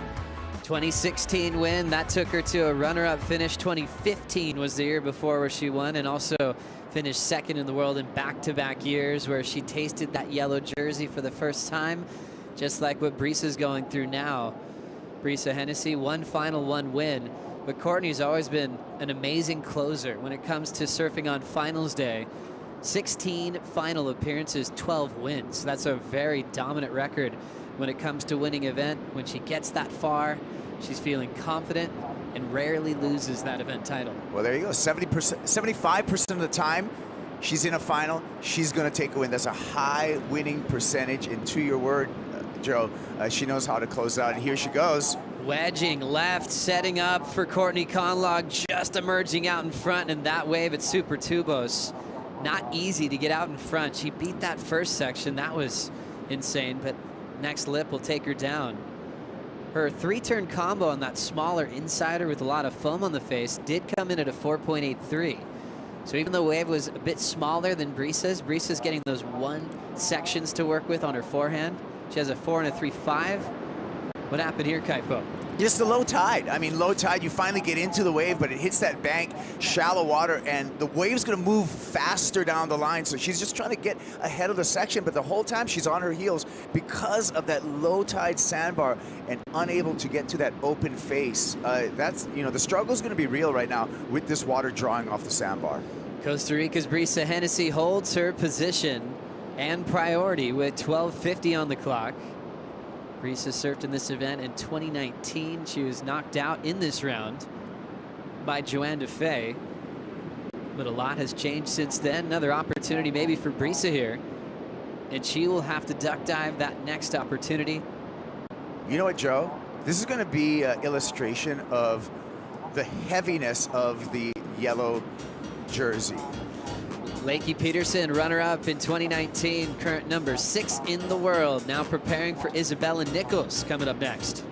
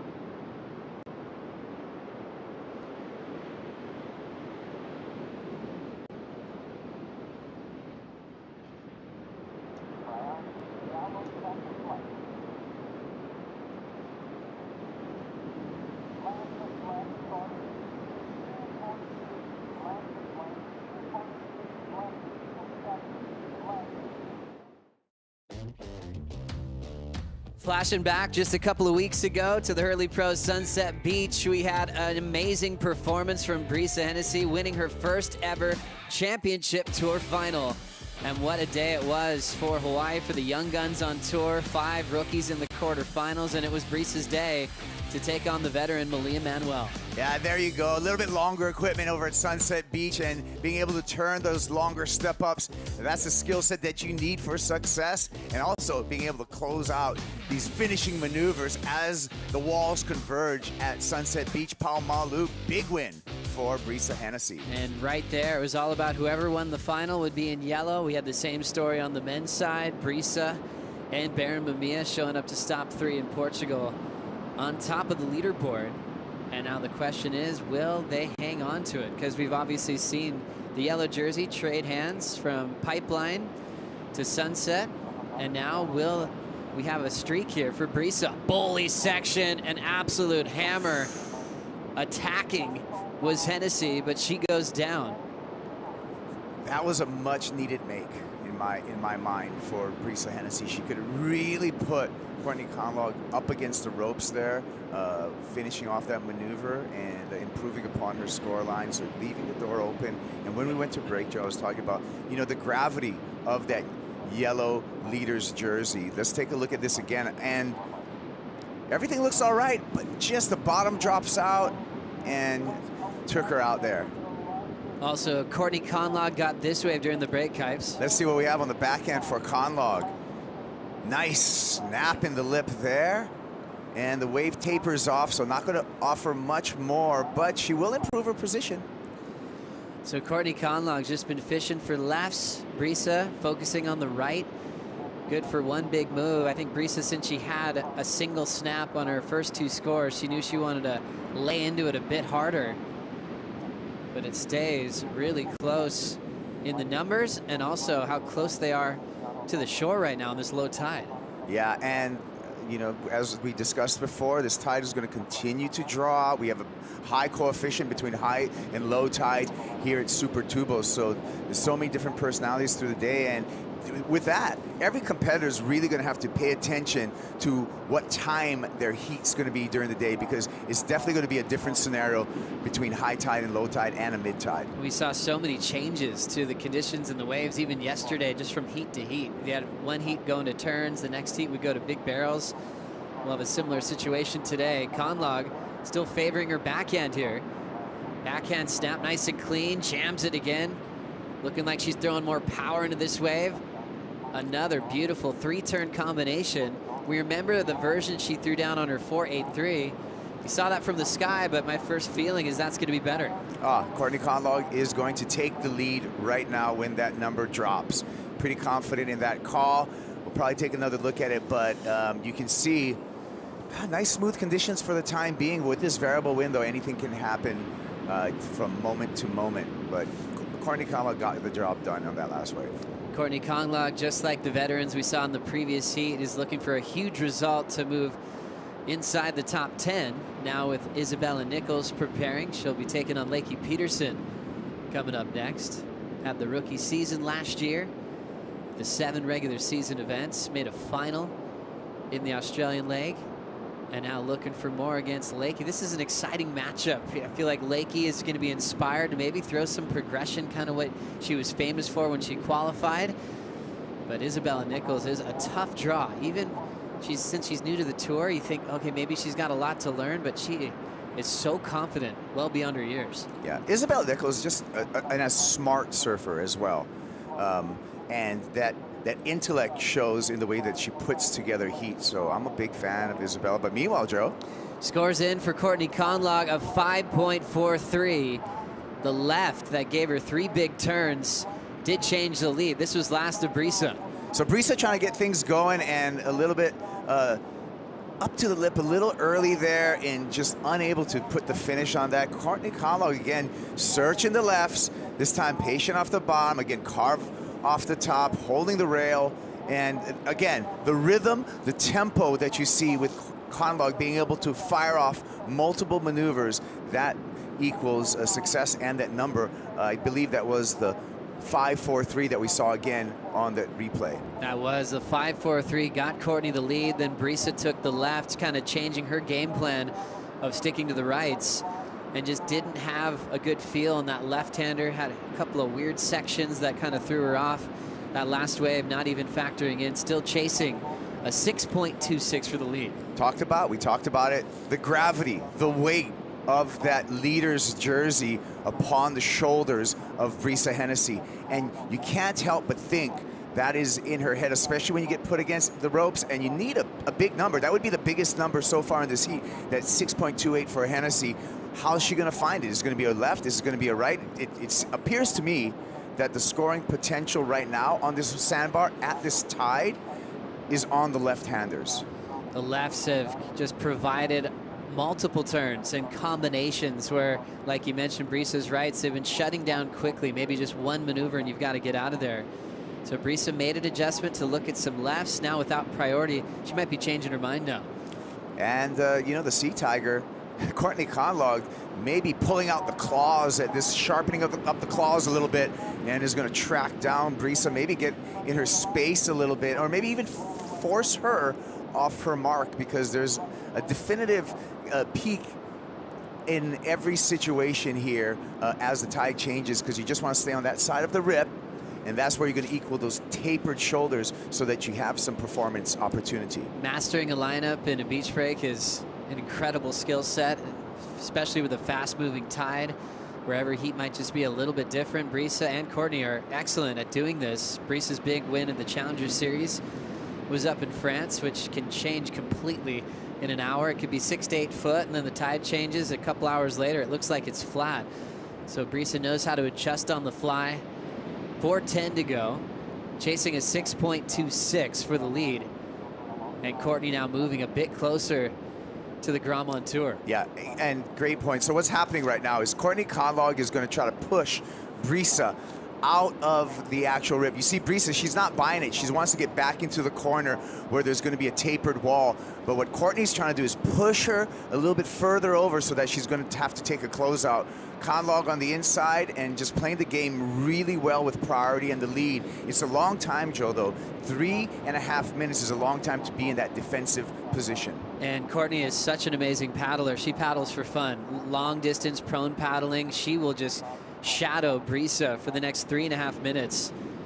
Courtney now starting to look interested with priority, and she will make a move on this left, trying to better a 4.83. First turn, nails the lip. Off the bottom, she will shut that one down with a 2-turn combo.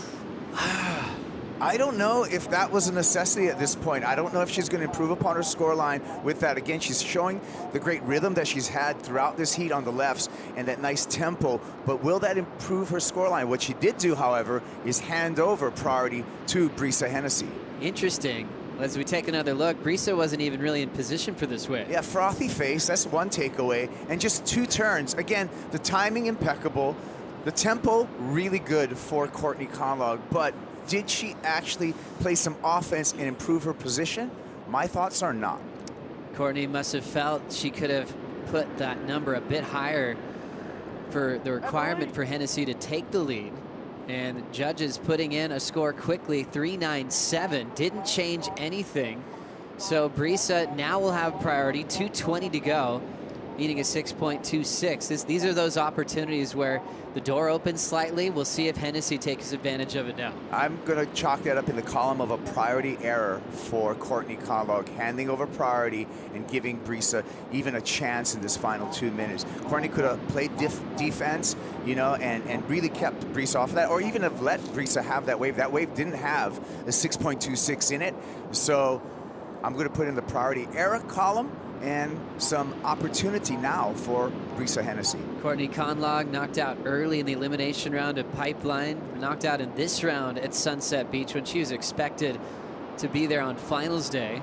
So she's tied for 16th in the world with Stephanie Gilmore. And as we just saw, Gilmore advanced on to the quarterfinals. So in a must-win situation to survive the midseason cut, Courtney needs to take this win and some.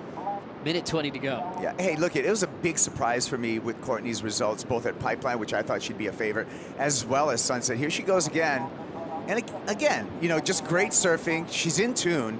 That's not going to change the heat at all, but just what I'm seeing from Courtney Conlogue is that she's switched on at Super Tubos. And her backhand's been really exciting. She's been sticking to the lefts. That was just good for one move. She doesn't have priority now, so she's trying to do what she can under Brisa's watch. Just a 1-maneuver section. Not really expecting this to change the situation. But you gotta love that wind up off the bottom and that quick just snap off the top, just really engaging the rail and getting rolling from rail to rail, rolling from that heel side rail onto her toe side rail so quickly in the lip, and that's where you have that dynamic backhand snap. 30 seconds for world number 1, Brisa Hennessy, to hang on to this yellow jersey and set herself up in the quarterfinals. Courtney Conlogue can't do anything without priority. She'll just watch the clock and see if Brisa's going to have a chance. Little opportunity now. World number 1 needs a 6.26. Stumbling on the takeoff, Brisa goes down, and Courtney Conlogue will be in the quarterfinals here at Super Tubos. That yellow jersey's heavy, Joe, and that was it. That was a lead-filled yellow jersey at that moment. Tough moment for Brisa Hennessy, going down again in the round of 16, but this is the role that Courtney needs to survive the mid-season cut. Coming up next, Lakey Peterson takes on Isabella Nichols. We'll be right back.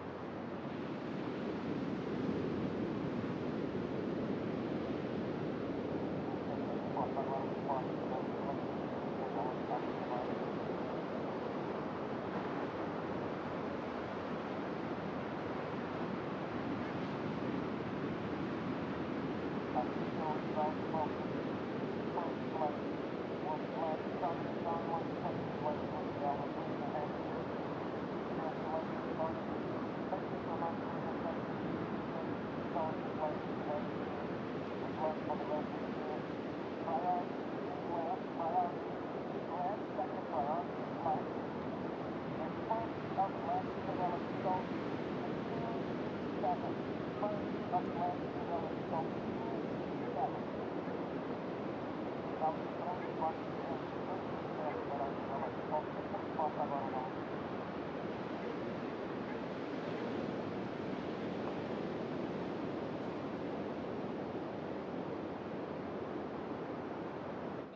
Portugal, presented by Rip Curl, is brought to you by MEO, the official title partner of the MEO Pro Portugal, presented by Rip Curl.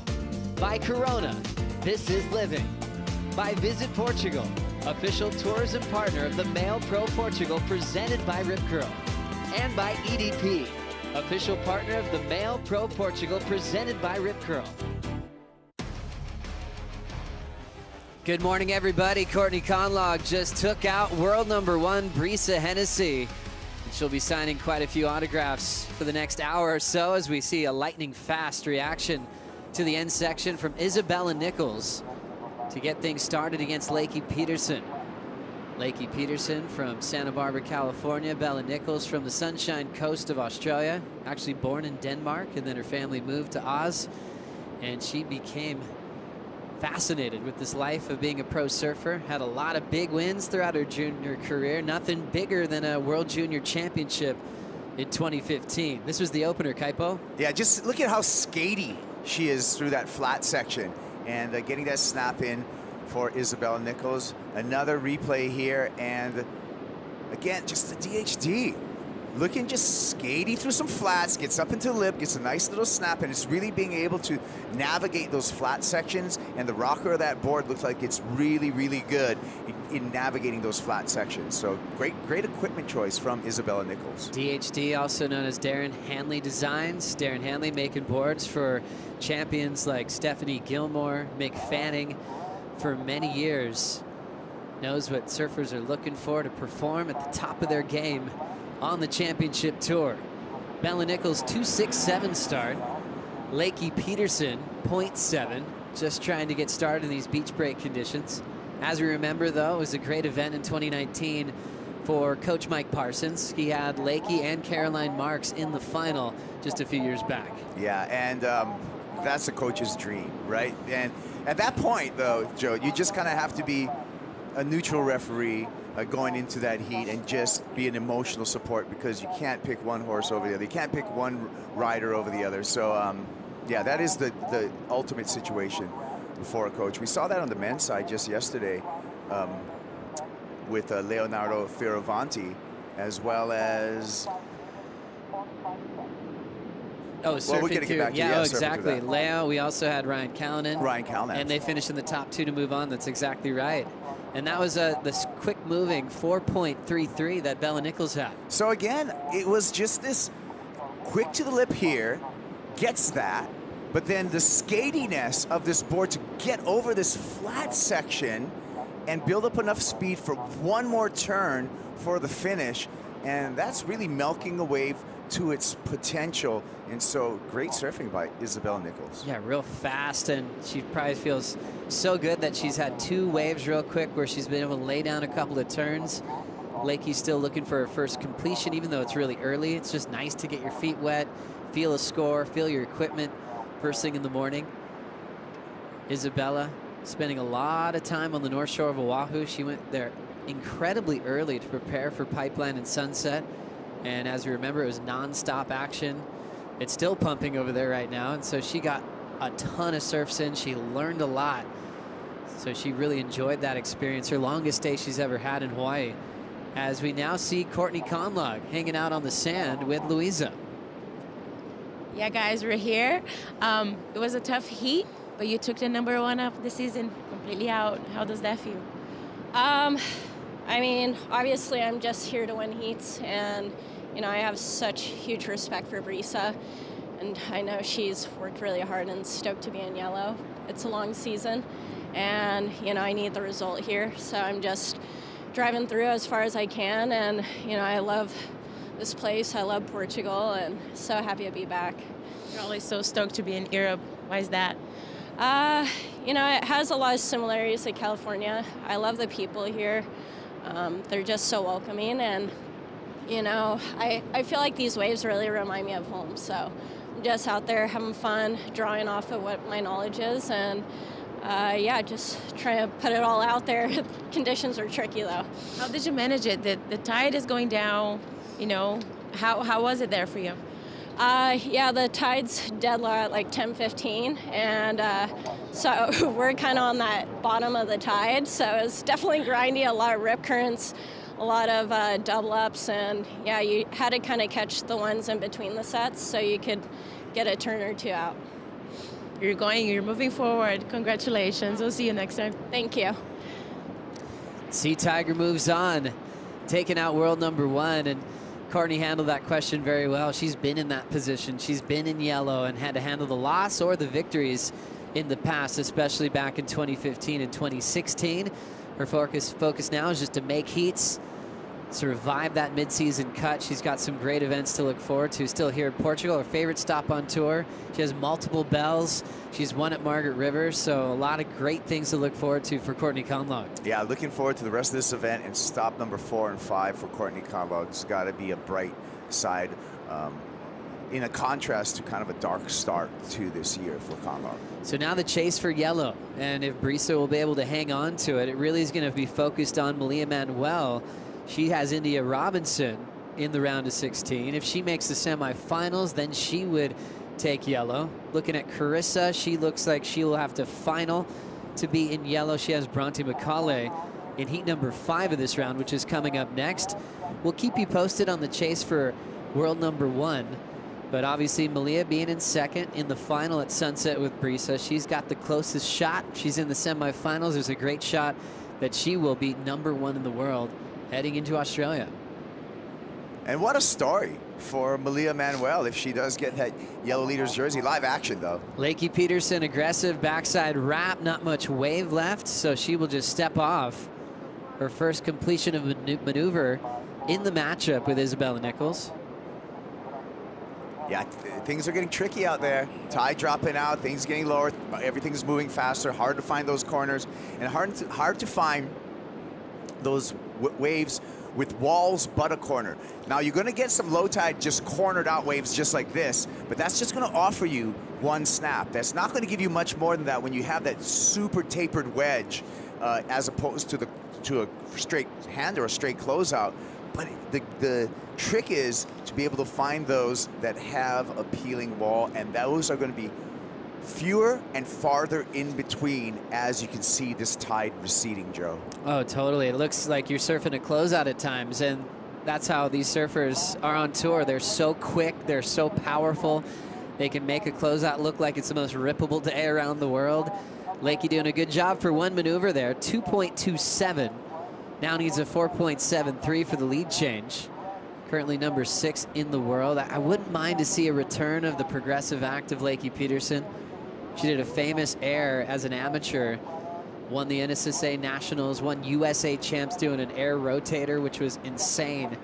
I remember Pete Mel was on the call for that amateur event back then. He screamed in the headphones, blew everyone's eardrums out. It was such a monumental moment in the progressive act of Lakey and in women's surfing history. It was the first air landed in a women's national final. Well, you know it's an impactful maneuver when you get the Peter Mel screech. It doesn't happen that often, but when it does happen, that is an all-time wave. Oh, it certainly is. As we look at that low tide and we look at the debrief from a loss for world number 1 with her coach, Glenn Micro Hall. Hey, always positive, always smiling, Brisa Hennessy. Yeah, I was just going to say that, Joe. It's really good to see a smile on Brisa's face. Here we go, Isabella. Isabella, hard off the bottom, nice clean backhand snap. More room, she'll hit it off the lip line and maybe find a bonus, ends up kicking out. That wasn't an easy wave to surf, and she did well, especially on that first connection. She'll try to better a 2.67 there. I'm telling you right now, that board for these conditions, I can just tell it looks really squirty and really skatey. So this rocker in this DHD, she's able to like skate through that section, get up in the lip, and right there, again, not even hindered at all, didn't have to struggle off the bottom for that second turn. And Isabella Nichols, as we look at this in slow motion, has to get up and go around that first section, but then gets that snap. But this is where you can really see the board come into play. Skates through that, and another big snap off the back, gets a little fins out. before she kicks out. So I think she's going to improve her situation, Joe. Well done for Isabella. Going so quick, just gliding through sections without a problem.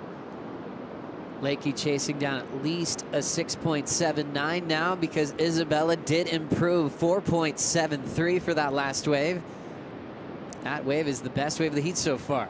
Yeah, and again, what I'm seeing with Isabella is a little bit of front-footedness on that board, and that front-footedness, your front foot is your accelerator pedal on your surfboard. Now, sometimes you can bog a rail if you're too far forward, but that front foot is where you're going to get acceleration, and that board looks like she's able to press on that front foot and get a little bit more skate out of that board, and that has been her benefit, both on the lefts and the rights. So great job so far for Nichols, and we'll see if Lakey can make her come back. Currently number 6 in the world, was very impressive at Pipeline, earning a spot on finals day in that historic event. Pumping conditions, donning the helmet, hunting backdoor rights, and getting really barreled at the opener of the season. Yeah, what a warrior, right? And she had that Simba surf helmet on, looking like a warrior as well, and just absolutely going for it in some really, really treacherous, dangerous conditions. When you ask Isabella and Lakey what they're looking forward to this year, they both mention J-Bay. Every surfer has maybe a favorite they're looking forward to, like Courtney, who is here in Portugal. They love right-hand point breaks, but now mixing it up in the beach breaks, the Super Tubos. We've got the yellow jersey of Brisa standing by with Louisa. She's here with me. Brisa, you had a great start this year with the yellow jersey. It was really tricky out there. Just give me your thoughts. Yeah, it was nice while it lasted, but no, I'm just kidding. Yeah, it was definitely going to be a hard battle to go up against Courtney, as she is, I think, just such a powerhouse, and she really thrives in these conditions, and I really look up to her as a woman also. So yeah, I knew it was going to be a hard battle, but yeah, learning a lot. I think Portugal definitely tests you in so many different ways with the waves, the cold, and all the different types of conditions. But yeah, I still feel really grateful, and I definitely learned a lot. What are you carrying from Portugal from now on? I think it's still the same, I think, simple approach for me, at least. I'm not really going to change anything really different. I think obviously I still want to work on my surfing and work on being a better competitor, but for me, I just really want to simplify and, yeah, find the little joys within competing. Are you going to stick around to watch the rest of the CT, or are you going to go home? Yeah, I don't really have a home, so I'll definitely stick around and watch and maybe go exploring and stuff. I think that's the beauty of being a competitive surfer. We get to travel around the world and, yeah, really connect with people and places, so, yeah. Amazing. I know you want to honor your mom, too, on this International Women's Day. She's up there, super proud of you. Go give her a hug, and congratulations again. Oh, gosh, I will. Yeah, she's definitely my rock. Yeah, she inspires me in so many different ways to be strong and to be resilient and to be kind. So I have a lot of amazing women around me, and I think that's what's really important. Amazing, Brisa. We'll see you on the next event. Congrats again. Thank you very much, Louisa and Brisa Hennessy, just keeping that beautiful smile on her face throughout what will probably be a tough loss as she moves on from the scaffolding and gets back home and thinks about what may end up with her year of wearing yellow, if it will happen again. Trying to shake off a loss like that, and sometimes it takes a little bit longer to really define the meaning of it, what she learns from it and takes with her to Bells Beach.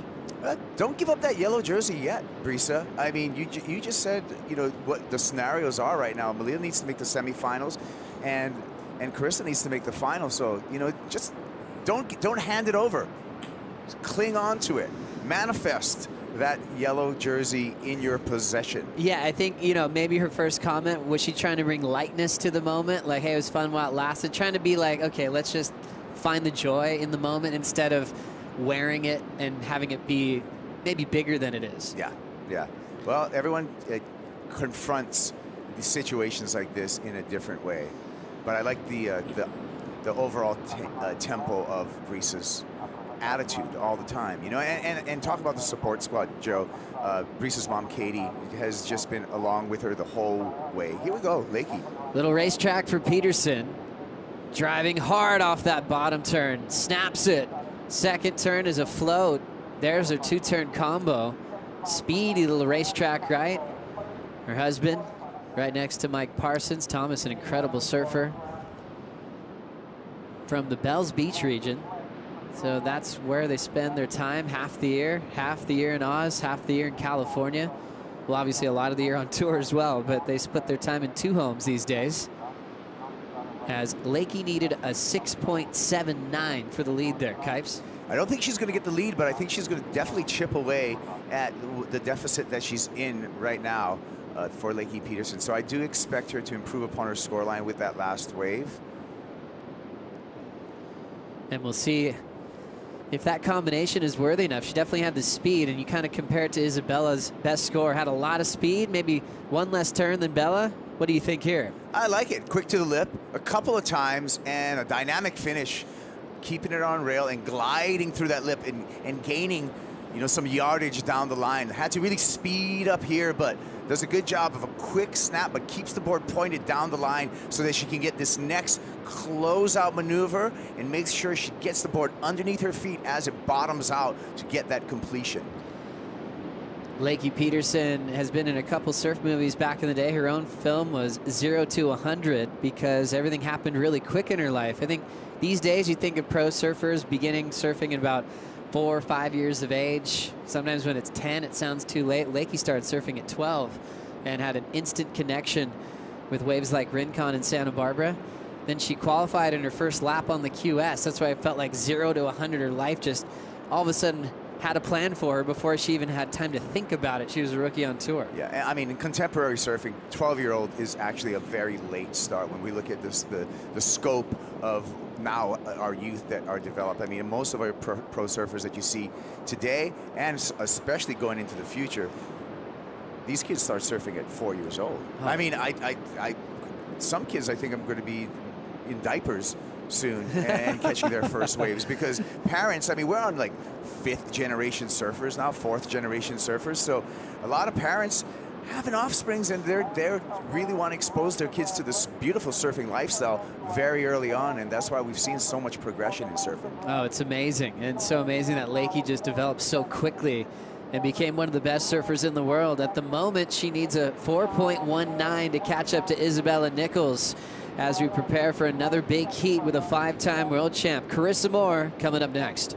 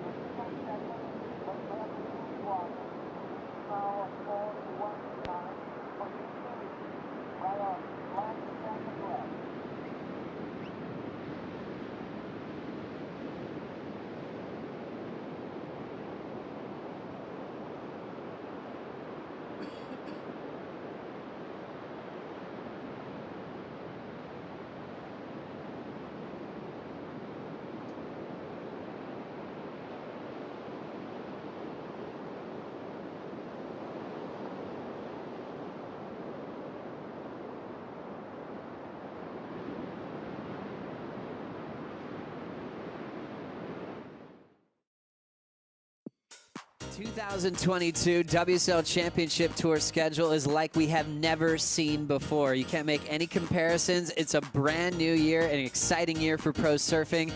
We kick things off at Pipeline and Sunset Beach, creating history with one of the best starts we've seen to the Championship Tour. We're here at Stop 3 in Portugal. We'll be heading to Bells Beach, one of the longest running surf contests in history. Margaret River will have a lot of intensity to qualify for the back end of the year. If you make that cut, you also will be starting off the following season in 2023, but all roads lead to the Rip Curl WSL Finals once again at Lower Trestles in September. Lakey and Isabella want to be part of that for the first time in their career. Lakey on the backhand looking for the lead, chasing a 4.19. Backhand snap, she will step off. Right before we went to break, we saw Lakey Peterson threw in a 2.8 for a combination of turns. Still needing a bit more to take the lead off Bella. Yeah, but put herself into a better position her last 2 rides in her scoreline. Here's a replay of this left, and you can see struggles a little bit through this first turn, and then a little bit of jumbled water to negotiate, gets another snap in there, but again, that's kind of a forced snap, but she's doing her best, gets the closer, so that's just a payoff to like how much effort that Lakey Peterson's able to put into that wave, because that was not an easy wave to surf at all. So Lakey Peterson, the 2.8 for that left. Her best score, the 4.87 on that speedy right-hand wall. And has the numbers very close. He's at 4.19 to get the lead change and get a spot in the quarterfinals. Winner of this heat takes on Courtney Conlog in quarter 2. Courtney just took out world number 1 Brisa Hennessy in the previous heat. Steph Gilmore got past Sally Fitzgibbons. Gilmore has Joanne DeFay in the first quarterfinal, as Joanne got past Molly Picklum. A lot happening in a few heats this morning. As we brought up that schedule, Kaipo, what's really popping up on the calendar for you, especially in that back half of the year? Yeah, after the cut, the return of G-Land, that's going to be really exciting. And then a new venue on tour, which is actually going to be really cool because it's going to be uncharted waters, is going to be Surf City over there in El Salvador. So those are going to be, you know, right after the cut, those two events are really going to be a tail events when we look at who's going to be able to really put themselves in a position to make that final 5. So nice healthy mix of classic venues to look forward to that have a ton of history, like the Bells coming up, like Margaret River, you know, like Jeffreys Bay, Tahiti, of course. Tahiti will be including the women for the first time in a very long time, which is going to be incredibly exciting. There's so much to look forward to seeing here in 2022, and also with the new format with the mid-season cut. Remember, last year we were qualifying the top 9 for the women. It's now top 10 for that mid-season cut, and we'll have a couple of wild cards mixing it up once we get to G-Land. Live action on the left, Lakey Peterson hammering the first section. Second turn with a lot of flow, and she'll fit in a third maneuver, and she's pumped up. 4.19 for the lead. She might have got the number there, Joe. She may have got the job done, and really good to have the wherewithal to put that together in a difficult wave, in a difficult time in the heat. That was a clutch performance by Lakey Peterson when we see it again. But my initial reaction to that is that she's going to get that 4.19. It was a lot of Bell at the start of the heat, now a lot of Lakey towards the back end. Again, on the backhand, we talked about with Courtney, same thing with Lakey, just getting that tempo and that rhythm and the patience there for the finish. Not getting up there too early, not getting up there too late, and timing that final maneuver. Again, one more time, you can see off the bottom, nice hooking turn off the top, rolling rail to rail. One more time, keeping a nice pace and rhythm. And right here, the patience to come around this section and bang it right. Perfectly timed closing maneuver, and a fist pump, and a well-deserved fist pump in my book. Classic matchup here. Isabella Nichols, her favorite surf film, she says, is Leave a Message. Lakey was actually a star in that movie when she was just a young teenager, known for her progression. These days you're seeing overall performance from Lakey. Those big turns on the left will give her the lead for the first time in the matchup. 5.67. Bella now needs a 5.81 to move on. Yeah, as we suspected, Joe, Lakey Peterson got the job done, that and more. So a pretty good-sized number that is the need for Isabella Nichols. At 5.81 would be her top performance in this heat show. So she's going to have to elevate her performance just a bit in this final 5 minutes. Isabella Nichols equal 10th on the championship tour at the moment. Some ties to break after this event. She's tied with India Robinson, Luana Silva, Molly Picklum, all those rookies that really stood out at Sunset. We've already lost Molly Picklum from the event. So she wants to break that tie and stay on the right side of the cut line, and also get out of this rip and get into some clear water. 4:22 to go. Chasing a 5.81, which would be the new best wave of the heat. You see them both increasing their numbers on this lower tide. At 5, might not sound like a whole lot, but it could be a big challenge at this part of the day. Yeah, and great that you pointed that out. Isabella Nichols certainly capable of surfing to a 5.81, but will there be a wave that has that opportunity? You can look right now on your screen and see that tide continue to drain out. The surfers are closer and closer to shore. Being closer to shore there's less yardage, there's less room for you to fit in those maneuvers to really elevate your scoring potential. So it's going to be a tricky finish for Isabella Nichols. 3.5 to go before we see a 5-time world champ Carissa Moore hit the lineup with Bronte McCauley. Bronte McCauley, the first replacement wild card. If anyone gets injured, the first call goes to Bronte. She was able to accept that. She's such an amazing goofy foot. Expecting big things in that heat with Carissa. Carissa in that position where she's 4th in the world. And we know if Carissa's not #1, she's feeling like it's a slow start. She's expecting big things from herself in this next heat. Yeah, I saw Carissa preparing for the heat. She's just all smiles. She has a lightness about her right now. So I like the feeling that I'm getting from Carissa more spiritually and just attitude-wise going into what is going to be a challenging heat. But I like it when there's a smiley, happy Carissa Moore, because that way you can just kind of manifest success even before the heat starts. That one will be an interesting one as she is trying to get back into the driver's seat of the tour. Also looking forward to Tyler Wright and Gabriella Bryan. Gabriella Bryan, rookie on tour this year. Tyler Wright, a 2-time world champ, but sitting 6th in the world at the moment. Look out, Tyler Wright, because Gabriella Bryan, even though she's a rookie, her home break, pine trees over there on Kauai, this could be some low tide, tricky pine trees. It's it's a beach break like this. I mean, it doesn't have the tidal fluctuations on that, but it's not. Gabriella Bryan's not a stranger to beach break conditions, giving that local venue.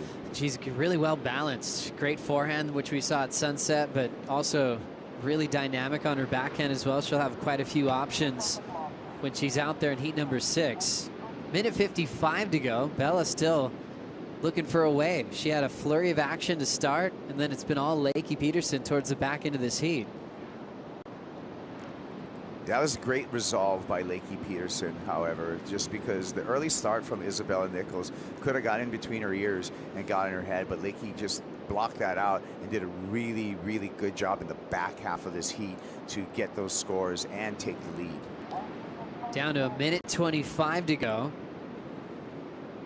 And Bella has left the time on the clock to force her to just get one new wave. She needs to turn it. Heading into the final minute, we had a couple buzzer beaters yesterday. Nothing crazier than John Florence getting the lead back off Zeke Lau with less than a minute on the clock. Yeah, look at how much paddling there is. Look at how ripped out these conditions are. And the jumbled water from this draining tide. So that's making it even more difficult for Isabella Nichols really to line up a ride at this point. And she's down to just probably 2 more potential swings at it when you look at the clock at 45 seconds. Bella just trying to find some space. The lone rookie on tour last season. Had some great success in situations like this at the beach breaks in Australia, but she has to have it come through for her now. 25 to go, not much action.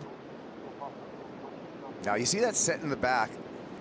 I don't think that is going to hit the sandbar in time for Isabella Nichols, so it's not looking good at this moment. Lakey's going to go ahead and take her final wave of the matchup. Just a speedy little right, closing out on her, and she'll get a ride into the beach. What an effort for Lakey Peterson, world number 6. To take control of this heat towards the end. Definitely had to work hard for it. We see Bella now up. We'll see if this one came in time. One snap to finish for Isabella Nichols. And by the looks of the scoreboard, it might have just been a little bit too late, Kaipo. Yeah, the hands have to leave the rail before the hooter sounds. And, well, so it did deem that she did get up before that hooter. So we do have one more score owed to us by the judges, Joe. So judges took a close look. She was up right before the horn, and she will get scored on that snap that she had to finish on. She did need a 5.81, so that would be the best score of the heat. Knowing that they're scoring some pretty big combos, we'll see how she did here. Well, here it is. She had to skate through there, just gets one turn, and that's not going to be enough.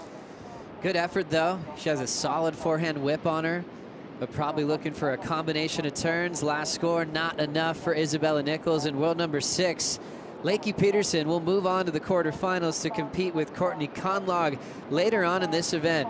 Carissa Moore taking on Bronte McCauley coming up next.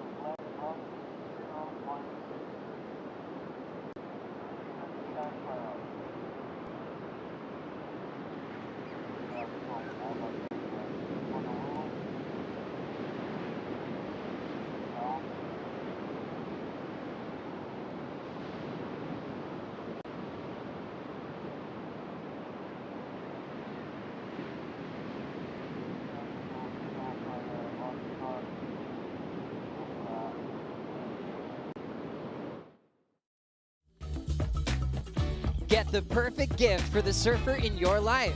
Go to WSLStore.com to get your official 2022 Championship Tour merchandise. Welcome back to the action. Women's round of 16, heat number 5 for the MEO Pro Portugal. In the lineup, Carissa Moore, the 5-time world champion, the Olympic gold medalist, up against Bronte McCauley, the WSL replacement this year for Caroline Marks. And it's great to see Bronte back in the mix, especially in conditions like this that are favorable for her. Shannon Hughes joining the booth with Strider Wazalewski, and it's going to be an exciting heat to watch. Yeah, Shannon, I feel like there's going to be, you know, the ability for Bronte to prove herself. I mean, she's such a great surfer. She's, you know, got such a great game plan all the time, but she really needs to start just going to the spontaneity of the lip line and just really kind of surprise the judges, I feel like. Yeah, I couldn't agree more. Just get a little bit of that variety or that spontaneity, as you said, to catch the eye of the judges. There is a small score, just a 0.6 on the scoreboard for Bronte with an opener, which leaves Carissa Moore with priority for the start of the heat. Very tough conditions right now. The tide is going low, and it is just getting to that point to where you're seeing the waves really doubling up, really steep sections, you know, and it's going to be a lot to deal with. Looks like Carissa's looking at one. Carissa, current number 4 in the world. Driving into that first turn, nice and powerful, throws a lot of spray, goes in for the second, and times that finisher just a little bit off. I like the way she looked on that opener, though. A lot of fire coming out of her. As you know, I was noticing too this morning with Stephanie Gilmore. It just looks like they're turned up a notch from what we had seen prior, and I like it. Carissa, a lot of whip in the lip right there, which is something you want to see. Going to the backhand, the left's looking really fun today. Closing those out is going to be important, though. Coming down with that finishing move, it's the hardest thing to do today because of how low the tide is. Look at how much spray she's throwing. She's pushing really hard on the backhand. That first turn where everything really comes from the score on this one. And trying to come down with the lip line right there is not easy. It's literally, I don't know, shin deep right there where they came down. Yeah, it's going to be so critical if they can finish it off. It's kind of nice with that lower tide to give those first couple of sections just a really solid wall to them rather than having that soft, slopey angle that we were seeing earlier in the morning. But that finishing section is going to be so difficult. It will be well rewarded if they can pull it off. Down to 25 minutes on the clock, and we just saw a great heat from Lakey Peterson taking out the Australian in Isabella Nichols. Lakey through into the quarterfinals now with Louisa. Yeah, guys, she was just telling me that she felt like she barely made it. It was a good result. How was it in there for you? Yeah, Isabella's been surfing so good, and it's such a tricky spot. It's really hard today, especially with the low tide. So I kind of started slow. I'm sure I took a few years off my husband's life and my coach Mike, but yeah, we got it done. So I was stoked with that. But big props to Isabella. She's been surfing great. What's the strategy for the next heat? I think for me, maybe ride a few more waves. I didn't get busy enough in that heat. Maybe take a couple more chances. I feel like I was a little overly selective, and generally I do better when I get some momentum. So yeah, hopefully I'll get a couple more chances in the next one and a couple more waves. Courtney was just telling me the heat before that this reminds her a lot of California. Do you have the same feeling, and do you think that helps you with these conditions to read the waves and stuff? Yeah, it's very similar to where both Courtney and I kind of grew up. I mean, she's in Huntington, I'm in Santa Barbara area, and we have a lot of beach breaks similar to this. It's also cold, which I'm so used to. I think a lot of people who are from warmer places are a bit freaked out on how cold it is, but it does feel a lot like home in California, so I guess it's an advantage for all of us Californians today. Amazing. Go forward, girl. Congratulations again. Thank you. Great to hear from Lakey, feeling comfortable in the frigid conditions here, especially for her coming just north of Los Angeles. It can get pretty cold if you head up towards Santa Barbara. Oh yeah, 100%. I mean, there's, you know, it very kind of the same conditions as, say, like, you know, some of the surf spots they surf up there in Ventura, Oxnard, and into Santa Barbara. There's, you know, that feeling, that winter feeling up there. It's the same as we have here. Once you get out in the water, though, it feels great. The sweatsuits and everything are so good these days. Big takeoff from Bronte. She ducks under the cover. And we'll see her pop up. Hopefully get a quick paddle back out. You can see even with that sort of wipeout, that hold down is just it's the real thing. I mean, you know, look, see how hard they're paddling to get in, and she's just almost, you know, not making it over the ledge. And that's because of how shallow and how quick the waves are moving out there onto that sandbar, and then trying to get under the hood, get the barrel time. But then, you know, once you are underwater, you are just at the mercy of Mother Nature, and you're just flying all over the place, and you kind of just have to let go and let it happen. And that's the hardest thing to do as a surfer. Let it go, let the wave kind of do what it wants with you, and relax, because if you try to fight, you lose a lot of energy underwater. Yeah, and energy is everything they need, especially when there's a big day of surfing ahead. We may see the women's, well, probably not in again until tomorrow, but still, you know, getting those free surfs in and just being well prepared for big days of surfing in heavy conditions like this, with cold water, a lot of water moving, even in those really shallow sections. Tiny bit of the condition change right now. We got a slight light onshore wind coming in, which is going to make it a little easier to get into the waves because you got a little push from behind, but a lot harder to negotiate, say, the tube and, you know, it's things that the judges will be looking for. But then you can go to the lip line probably a little easier, maybe above the lip. So that'll be fun to watch. Carissa Moore freed up under priority, goes in for that first turn, connects through for a second, just punches through that lip line on the finish. And she'll back up that 4.67. Yeah, Carissa, just veteran moves, making sure that she's got a couple of waves that she can, you know, feel comfortable with. Once she's all about headspace, I feel like, and once she comes into a comfortable, confident place, she's near unbeatable, which we've seen, you know, with her in the finals. You know, this wave, a quick snap up into the bowl, and then a finish on the inside. Nothing crazy, but definitely going to put her in the mid-range where she's going to be comfortable and feel like, okay, I got momentum. I can feel like I've got something under my feet, and I can, you know, confidently start to build off of that.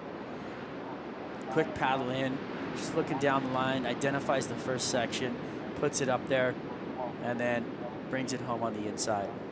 Bronte McCauley answering back on her forehand, finding that left, really just throwing that tail around the whip on that first turn, and goes for the foam climb to finish. Still having a look down the line, wanting to get everything she can out of it. She's got a couple of zeros on the scoreboard at the moment. And Carissa dropped in a 3.5 for that last exchange. Yeah, and I think the score was kept down low just because the lip line at the first turn wasn't really placed right, and then the finishing move wasn't like super committed. It wasn't like she left anything out there for her, like there was no risk in it for her. So, you know, the judges taking all those things into account when they're dropping numbers. And in comparison to that first turn that Bronte had? Yeah, the whip out of Bronte right here, I liked it. But up into the bowl, pushes hard, redirects the board completely back into the wave. So that's something that, you know, to get your board whipped around like that in a lip line, especially on a day like today, because the waves are running away from you so fast. So it's a lot of risk to turn that board all the way back where the nose is going the other direction. And then she gets it back around to try and get back on the open face. But you can see it was even a struggle for her to get to that lip line after, you know, redirecting the board. So that's why she's going to get pretty much, you know, a better score than, say, Carissa would for just that one nice turn. So it drops through as a 3.73. Carissa Moore having a look. That wave, just, you can see the texture from that onshore starting to show up in the face of that wave.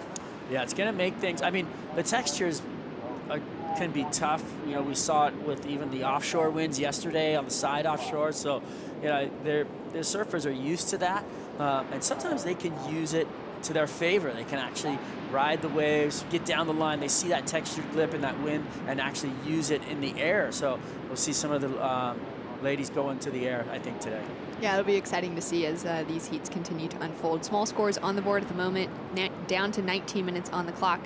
We've got Peter Mell in the athlete zone talking to us about the MEO Unwanted Shapes.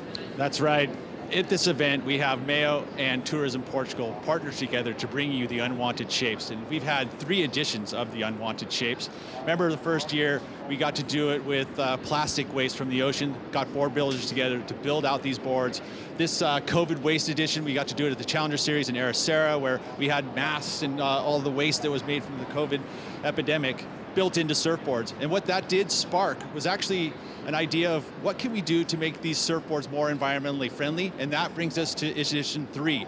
Edition 3 is challenging the surf industry to put together surfboards that are made to be environmentally friendly. And by 2028, we want to see performance surfboards being used that are environmentally friendly. It's exactly what these guys are bringing awareness around all the waste that we produce, surfboards being one of those that we put under our feet.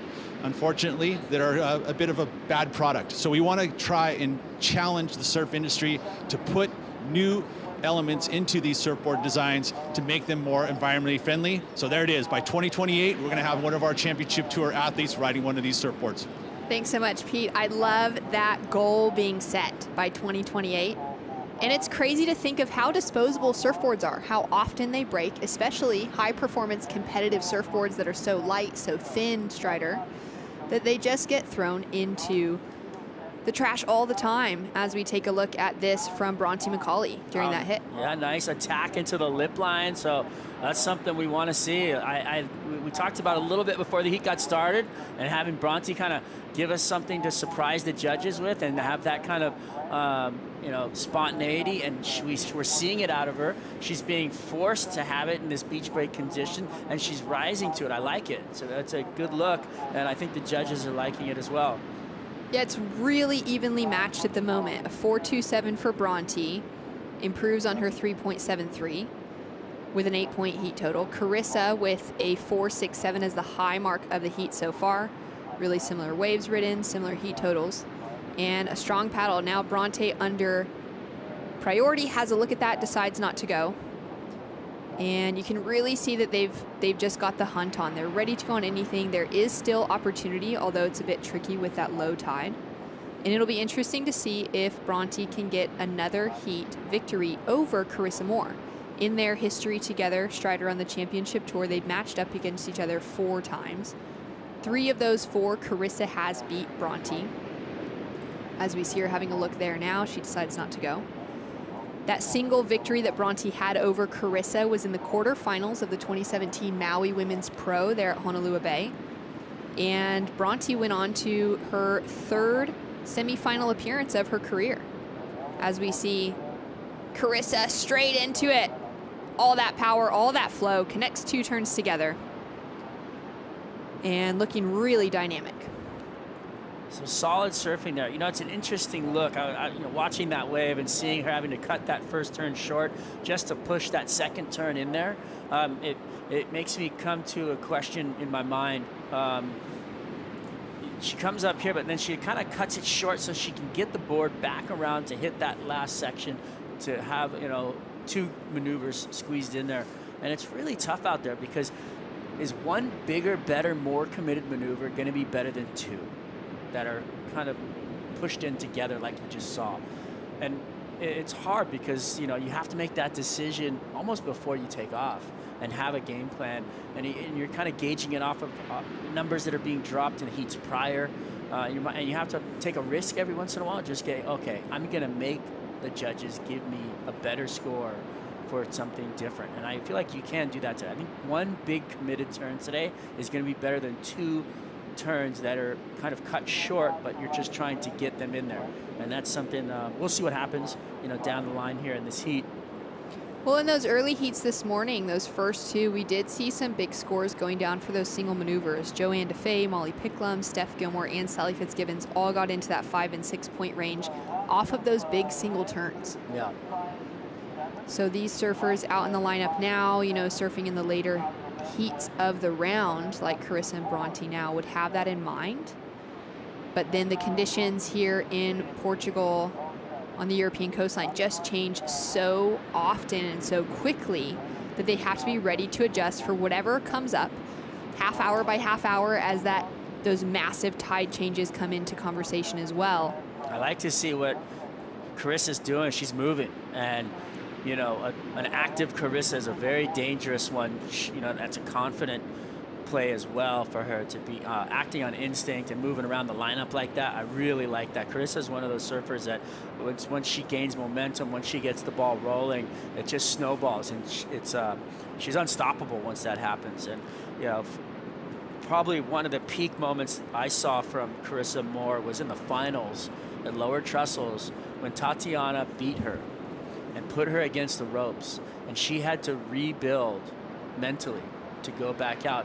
I mean, to me, at that moment, Tatiana Weston-Webb had the upper hand. So it was interesting to watch her come back. Yeah, it was an incredible comeback because Tati definitely had the upper hand after that first heat. Down to 13 minutes on the clock at the moment. Carissa with the upper hand here too in the round of 16. More action to come. Will Bronte McCauley be able to take it back?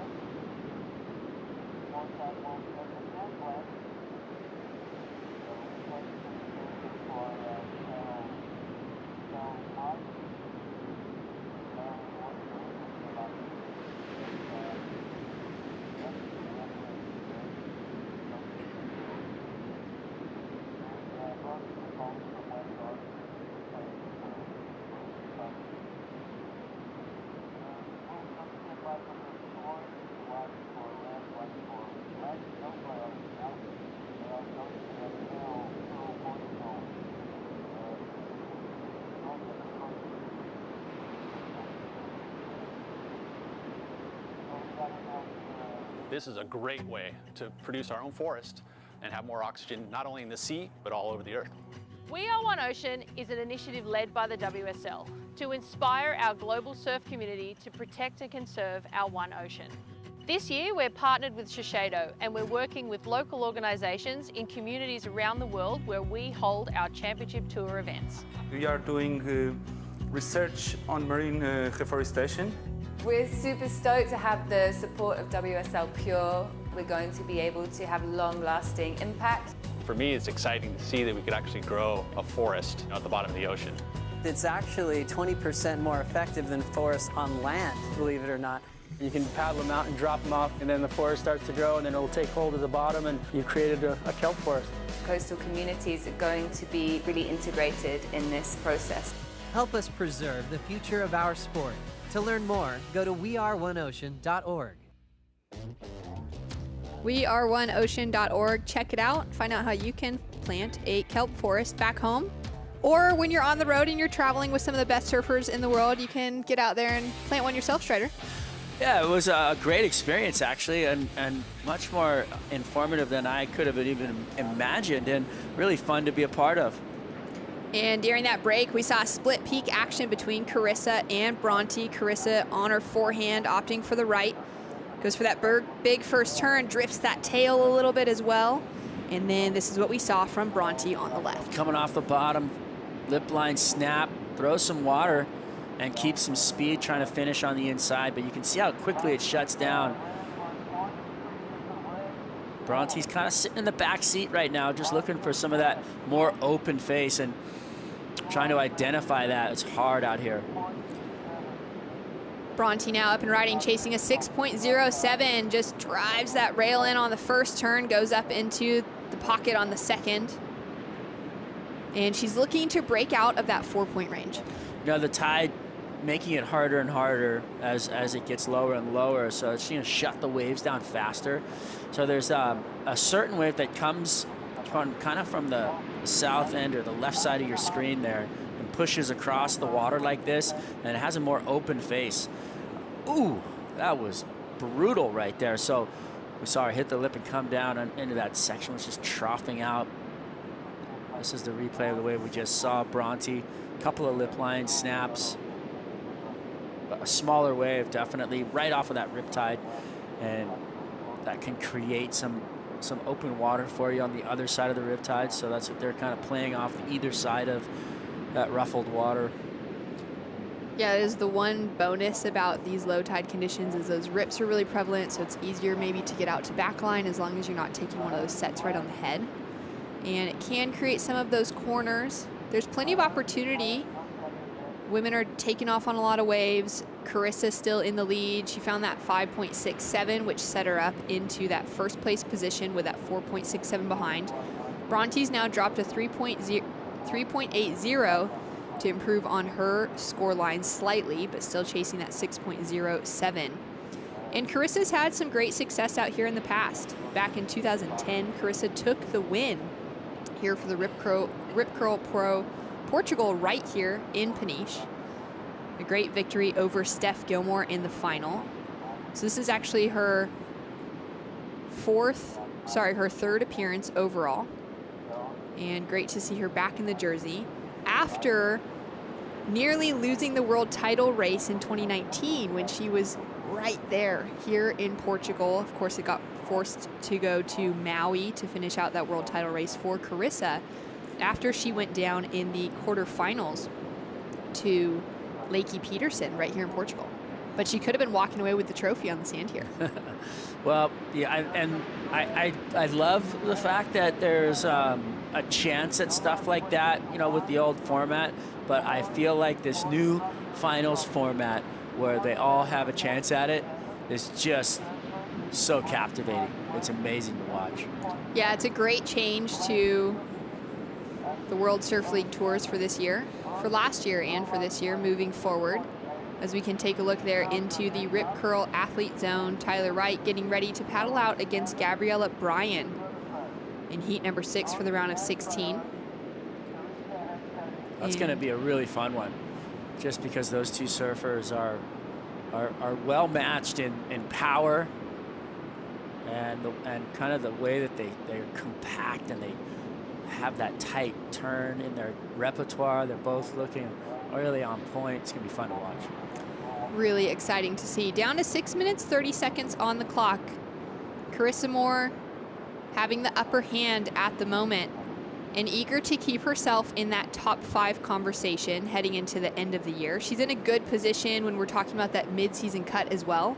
One of the veterans that has found that momentum alongside of Malia Manuel, who are sitting in those upper rankings with a lot of our newer faces to the championship tour.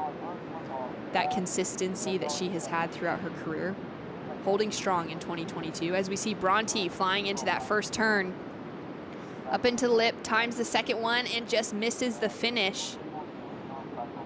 And you can see that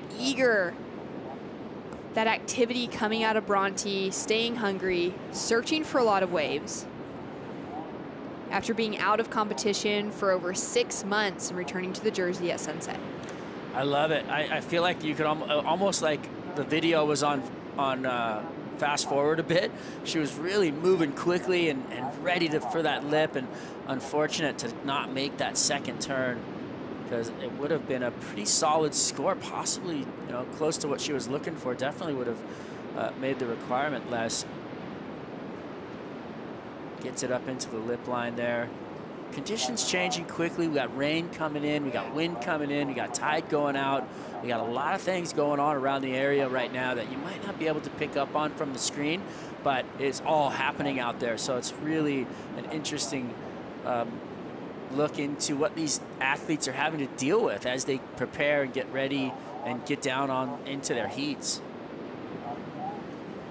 And it looks like Tyler Wright is turning around, heading back to the contest area instead of out to the ocean. Sounds like we may be going on hold after this heat, which is understandable given that we are pretty much at the peak of low tide. It's 10 a.m. now here in Portugal on the dot.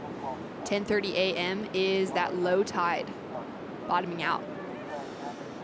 And the rain has officially hit. You can see it there on the lens of the camera. And the women in the water feeling a little bit of that wind, a little bit of cold. And actually, I feel like the temperature has dropped even as we've gotten a little bit later into the morning here. And that onshore, not offshore. The onshore wind has continued to flare up. You're gonna see the exit of the beach and the winter weather just coming down and pelting. It was forecasted though. We saw that coming. We knew what was going to happen today, and they forecast of the rain and the wind and the waves and the tide. So it was kind of an inevitability that we were going to get to this point at some point this morning, but now is the time. These young ladies having to deal with that kind of low end of the conditions, I'd say.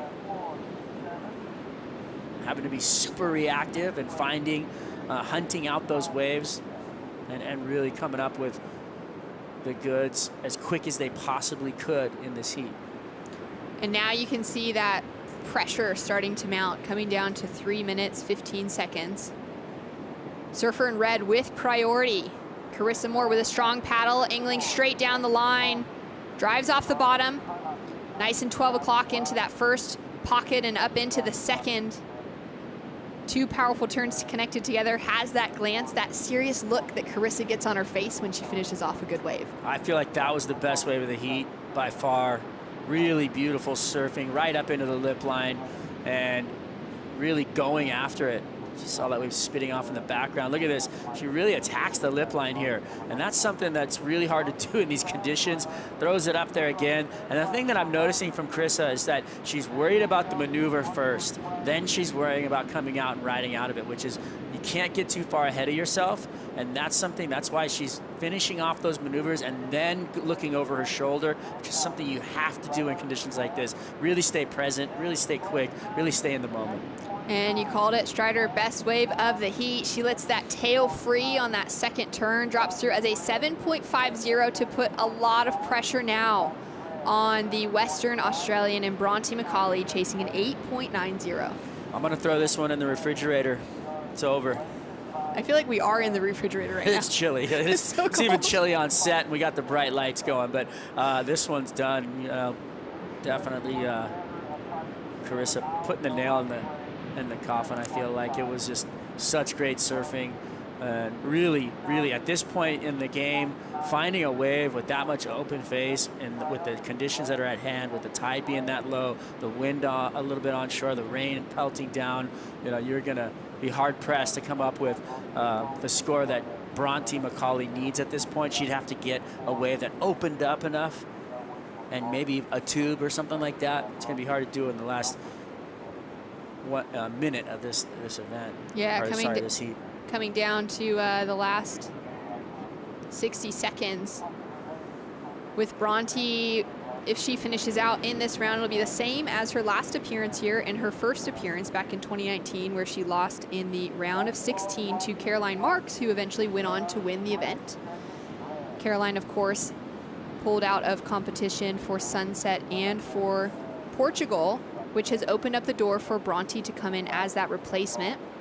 Should we see Bronte get more of those call-ups through the Australian leg, Bronte could be looking at some of those venues where it's been favorable for her, between Bells and Margaret River, home for her at Margaret River. Well, those are great venues for her style of surfing. You know, she's you know, obviously West Oz is a no-brainer, being, you know, that's where she's from, that's where she's got the most confidence and probably been the most experienced. And then, you know, and coming she's to had Bells, those finals day finishes there as well. Yeah, and then Bells, you know, she's solid on the backhand. She's got a great big arc and can go vertical even on the backhand, which is favorable, I feel like, for Bells. And if we could see her somehow get above that mid-season cut, we could be seeing her surf somewhere like Chopu later this year, which would be an exciting thing for a surfer like Bronte McCauley. But Carissa Moore, the 5-time world champion, the Olympic gold medalist, holding it down in rainy, low tide conditions here at Super Tubos, and an outstanding performance, dropping in that 7.5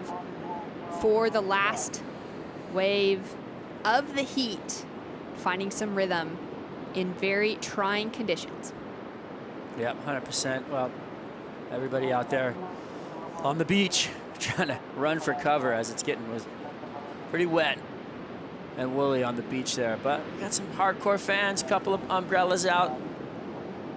It is some very hardcore weather out there. Chilly conditions. And we'll be right back with the call. Stay tuned for more from the MEO Pro Rip Curl in Portugal.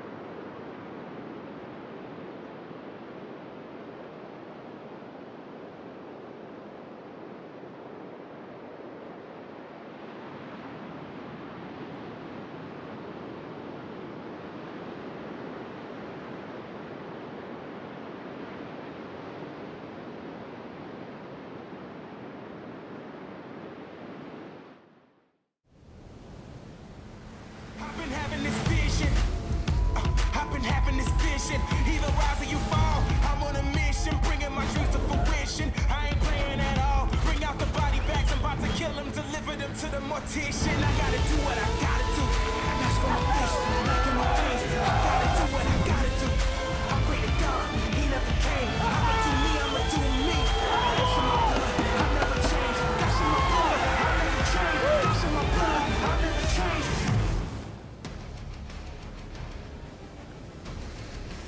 Well, the weather has arrived here in Peniche, Portugal, and we're going to go down for the call with Luisa Florence down there with Renato. Take it away. That's it, guys. It's raining, it's cold again, but this was on the horizon. You mentioned that in the morning, Renato. Certainly was. It happens the last 2 days, and it happened today again. We're half an hour from bottom tide. Conditions far from ideal, so we're going to put the event on hold for an hour and a half. Next call will be 11:30 for a possible start at 12:02. We already called the women's quarter off for the day, so following those 3 heats of women round of 16, we're hopeful with the incoming tide, this wind's supposed to go back to offshore angle. No rain, we hope. we followed that round of 16 of women. We want to do the round of 32 of the men. Okay, guys, you heard him. Fingers crossed. We'll see you next time. Thanks so much. Great to hear the call. So as we were predicting from early this morning, we will be going on hold for the next hour and a half just due to that low tide condition. Same story every day, especially with those big tide changes here in Portugal on the European coastline. Shannon Hughes, Strider Wazalewski, Kaipo Guerra in for the call to talk through some of the action that we've seen so far today. Kaipo, your thoughts overall? Overall, it was a great morning. We got through the heats before the tide got too far out. We saw a really clutch heat with Steph Gilmore, a heat that the 7-time world champ needed to make to just even think about qualifying for the second half of the year. So that was pretty much the highlight of the morning for me. I mean, especially considering that she had to miss out on pipe, then had a poor performance at Sunset. She really needs to make it through and get some results. Strider to keep herself in the mix. Yeah, 100%. Sally as well. I mean, they were both down there in Tier C on the fantasy, team picks that, that means that they don't have great results, and they both need them right now. So Sally's probably kicking, some pebbles in the parking lot, not happy having to drive to Lisbon. Yeah, it's a heavy one, 100% with the two of these women matching up. Their 20th career heat together, and we saw Steph Gilmore walk away with the win. That was early this morning. Getting all prepped, sun was shining, and the conditions were on fire. What a difference a few hours will make. I mean, look at how, fun the waves look. The glassy, light offshore conditions, and definitely enough tide to make the waves open up. So, but Stephanie really did attack, and she really looked confident and really sparky, and better than she's looked all year, I think, in this event. Kaipo was so close between the two of them. Steph just getting the better of it with that heat total, although Sally actually had the highest wave with that 6.67. Yeah, this one could have gone either way, to tell you the truth, and it just happened to go in Steph Gilmore's favor. But like you said, a really close heat. Gilmore on fire on the backhand, but so was Sally. And so this was one of those things that even Sally, with the loss here, can't feel bad about her performance. She did have an elevated performance in that heat. It just a couple of, 1 point went to Steph Gilmore's way, half a point actually. Yeah, it was even less, like about a half point there for Gilmore, taking the advancing position into the quarterfinals. She's had some great success out here in the past, making it into the finals against Carissa Moore all the way back in 2010. So it's great to see her keeping herself in the mix. And heartfelt goes out to Sally Fitzgibbons for a tough loss when there's a lot on the line. Yeah, a lot on the line. And this is when the mental game comes into it. And for Sally Fitz, I mean, it's all about preparation now, looking forward to Bells and to Margaret River. As a veteran, I think those are two venues she's going to be very, very comfortable at. So I look for a big comeback for Sally Fitzgibbons. But at the same time, I look for an elevated performance throughout this event for Steph Gilmore.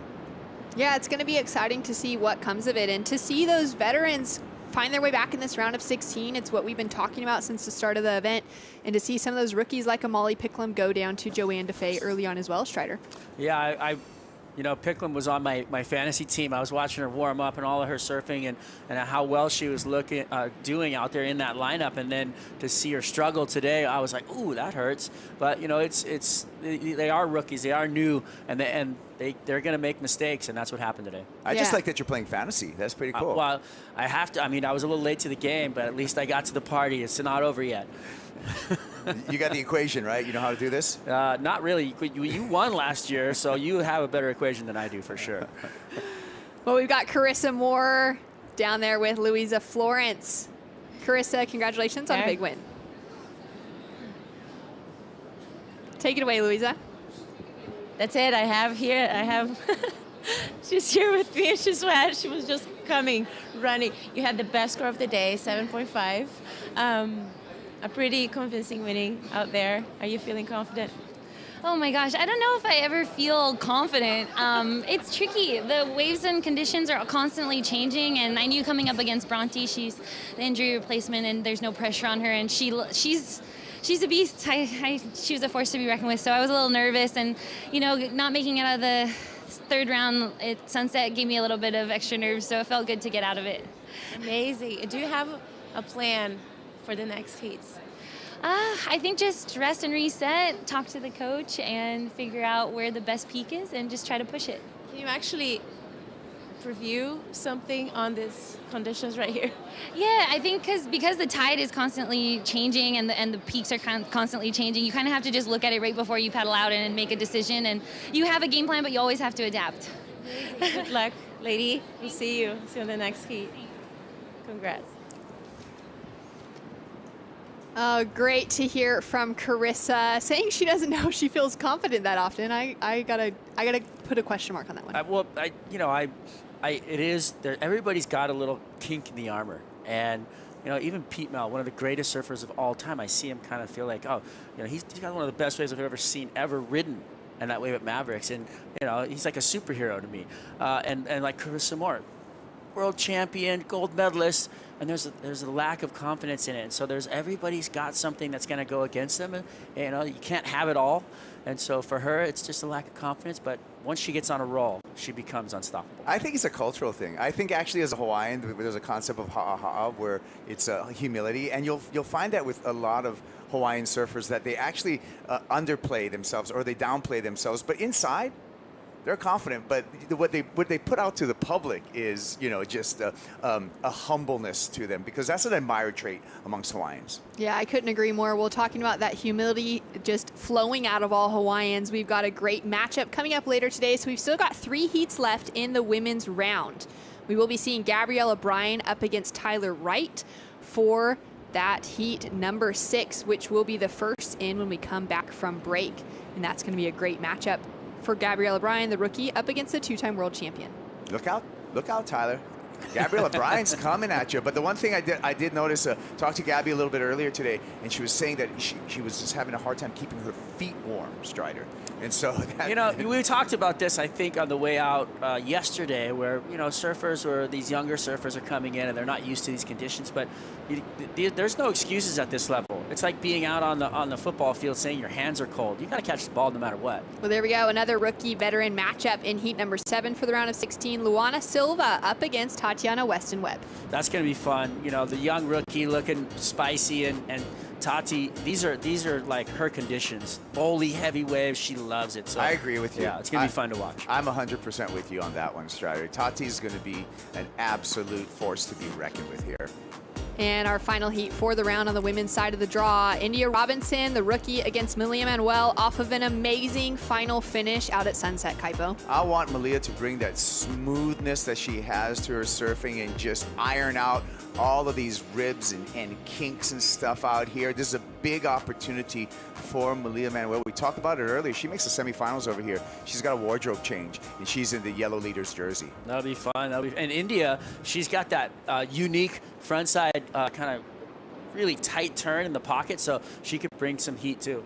Oh, it's going to be a tough one. I mean, I'm excited to see Malia get out there and have these kind of conditions on offer, but India, she's from, you know, far down there in Victoria, South Australia, and she's got good beach breaks just like this. Cold conditions, Jan Junk her home break. It's going to be a tough one for Malia Manuel. Well, make sure to stay tuned. Our event is on hold. Next call, 11:50 a.m., about an hour and a half from now. Be sure to stay tuned if you want to during the break for the Billabong Pro Pipeline highlights, and we'll be back soon.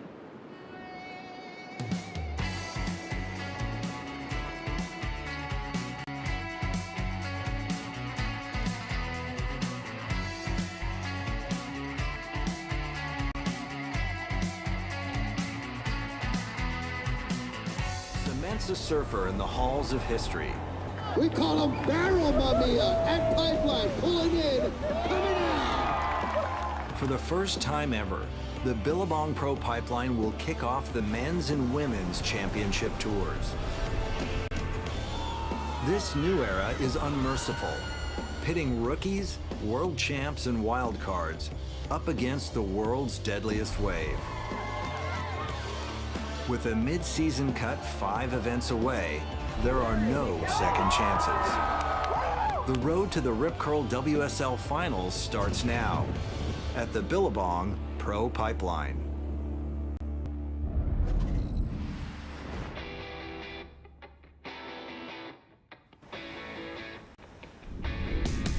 Welcome to the 7 Mile Miracle, a celebrated stretch of Hawaiian coastline with an abundance of world-class waves. This is surfing's proving ground, the North Shore. This scenic rural community is located 30 miles northwest of Honolulu. The North Shore is fronted by a system of near-shore reefs. During the winter months, these reefs are magnets for massive North Pacific swells. The crown jewel of the North Shore is the legendary Bonsai Pipeline. This frightening gift of nature is one of the most demanding waves in the world. Oh, and gets the guillotine. Check on him, Hawaiian Water Patrol. For every surfer, at some point when they're paddling out there, they're looking at that wave and going, wow, is that wave possible to ride?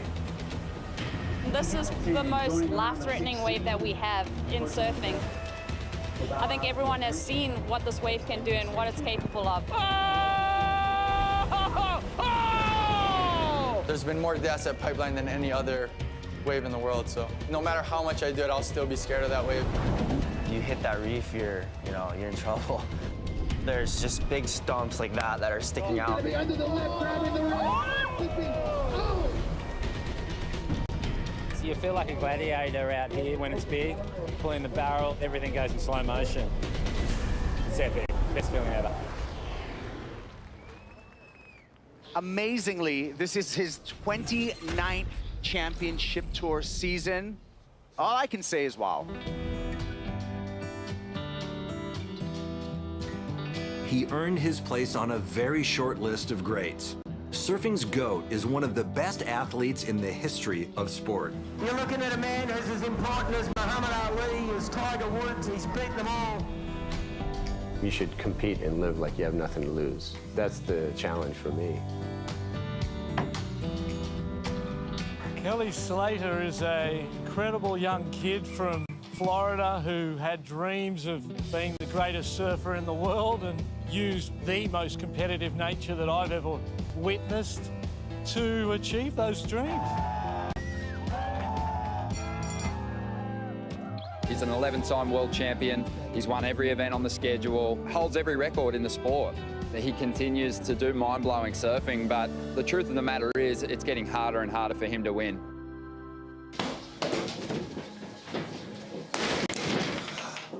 There's a lot of frustration coming out of Kelly Slater at the moment. A massive upset. Kelly Slater bundled out of the event. Yeah, stop the presses. I'd rather cry than laugh right now. Just, again, 3 years in a row, I can't put it together out here. Horrible performance this week. I got to figure out what's going on. I think all the pressure, the build-up and stuff has really kind of thrown me off. Chasing a 12th world title, it's going to be his most difficult challenge yet. From age 40 to 50, it's been this big time block where, he's been more or less getting beat up by the younger guys on tour the last 10 years. John Florence is putting on a show and putting a big challenge to Kelly Slater. You're just thinking about where his motivation will lie, what a bad result might feel like, or what a good result might feel like to him at this stage of his career. Slater has surfed professionally longer than many of his competitors have been alive. At some point, Slater will walk away, but only he knows when. I'm gonna just know. It'll just be clear. I either have nothing left to learn here, or nothing left to prove here, or nothing that's desired in this area. I want to do something else. Oh, I'm freaked out right now. I'm just freaked out. It's so good. I think I'm still doing it because I do know and believe that I can, on my day, I can beat anyone, anywhere. You know, you have to feel that. And if you don't feel that, you just shouldn't do it. All these guys go out in the water scared they're going to lose to me because I'm old. Maybe they should have passed me a long time ago. Kelly Slater up and running with 5, 4, 3, 2, 1.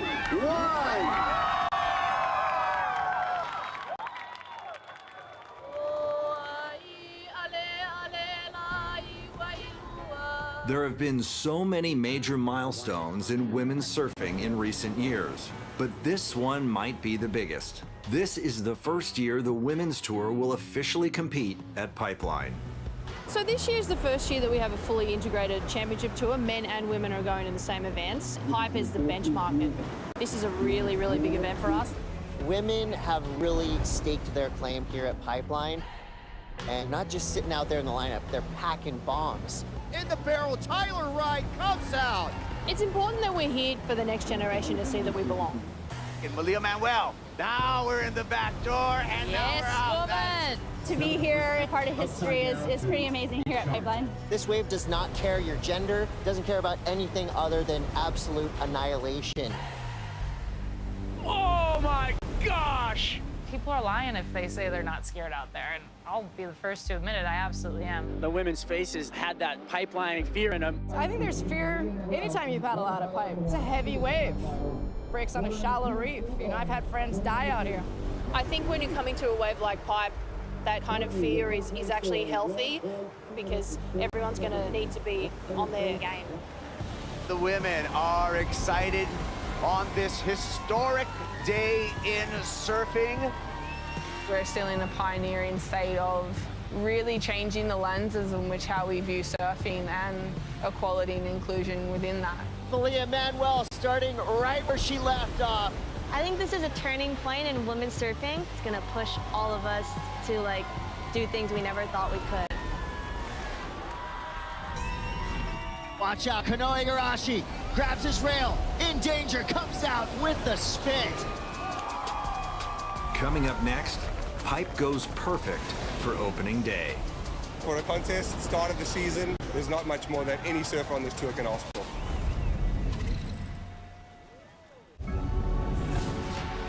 Welcome back to the Billabong Pro Pipeline. This is some of the, probably the best day I've ever seen here at Pipe for a contest. I mean, it is just as good as it can be. The wind, the swell direction, the size, it's just money.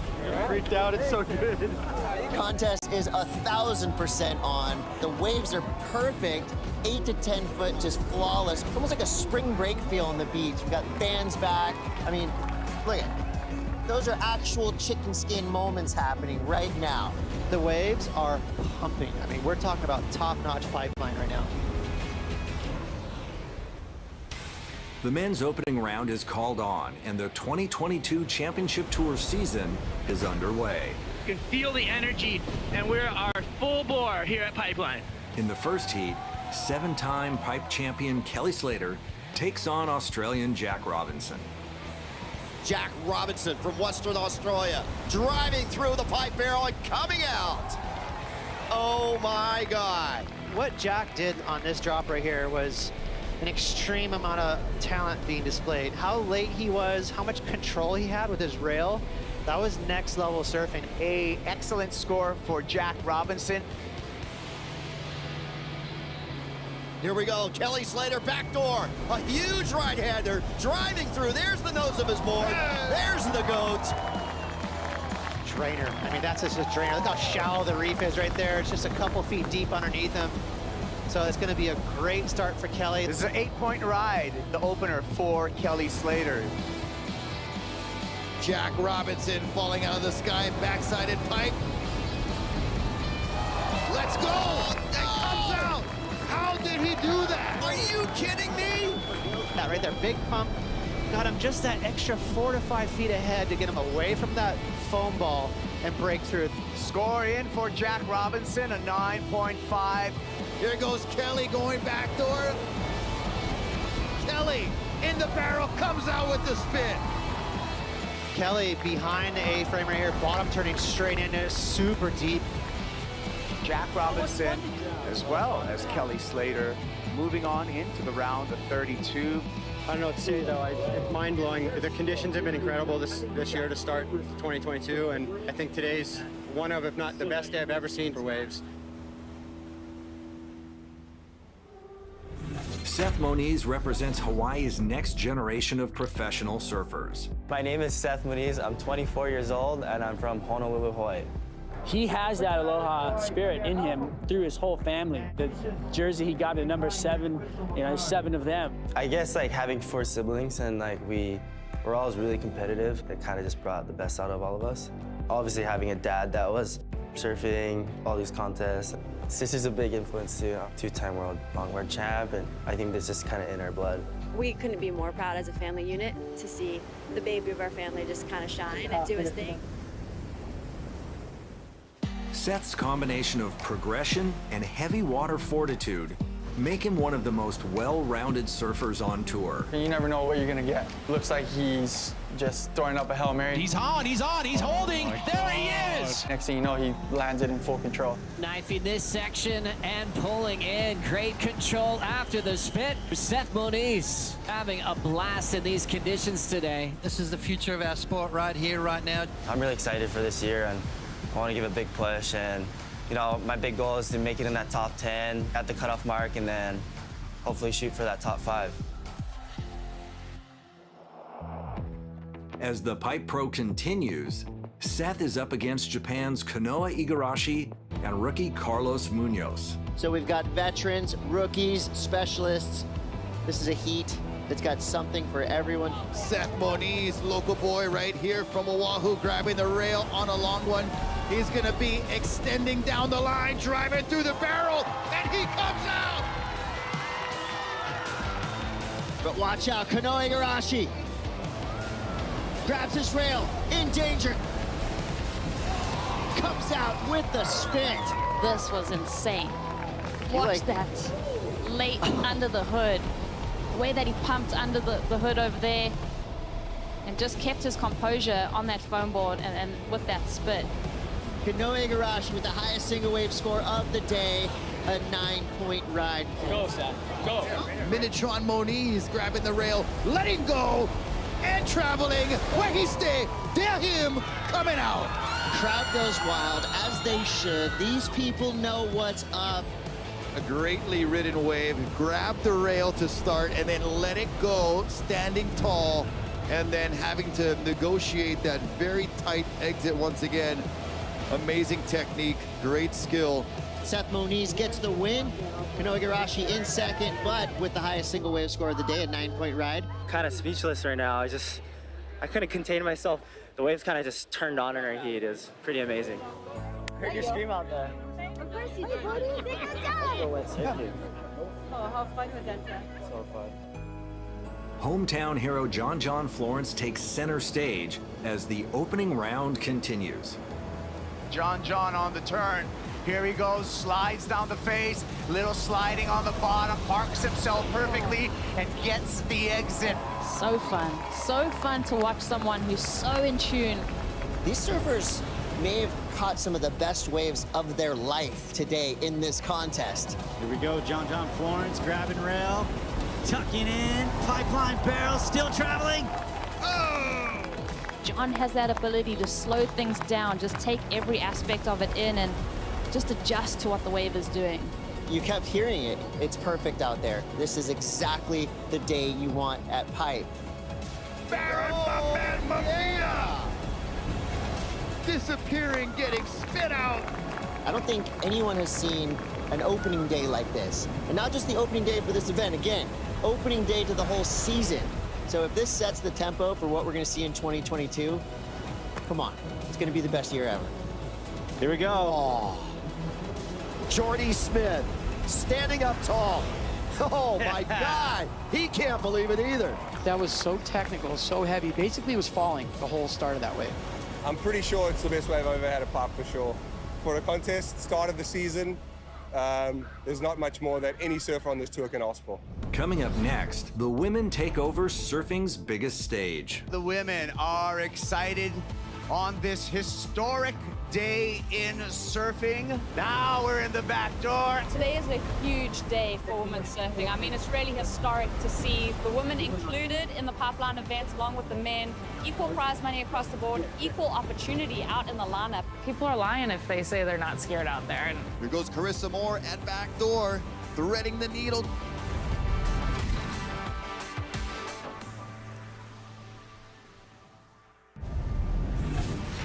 Welcome back to the North Shore for the Billabong Pro Pipeline. And the women are excited on this historic day in surfing. The best female surfers in the world are on the verge of another major milestone. Today is a huge day for women's surfing. I mean, it's really historic to see the women included in the pipeline events along with the men. We have never seen this before, and I think the women are up for the challenge. Now we're in the back door, and now we're out. Woman! Stitch it up, put a bow on it, and that's going to be a big score. Equal prize money across the board, equal opportunity out in the lineup.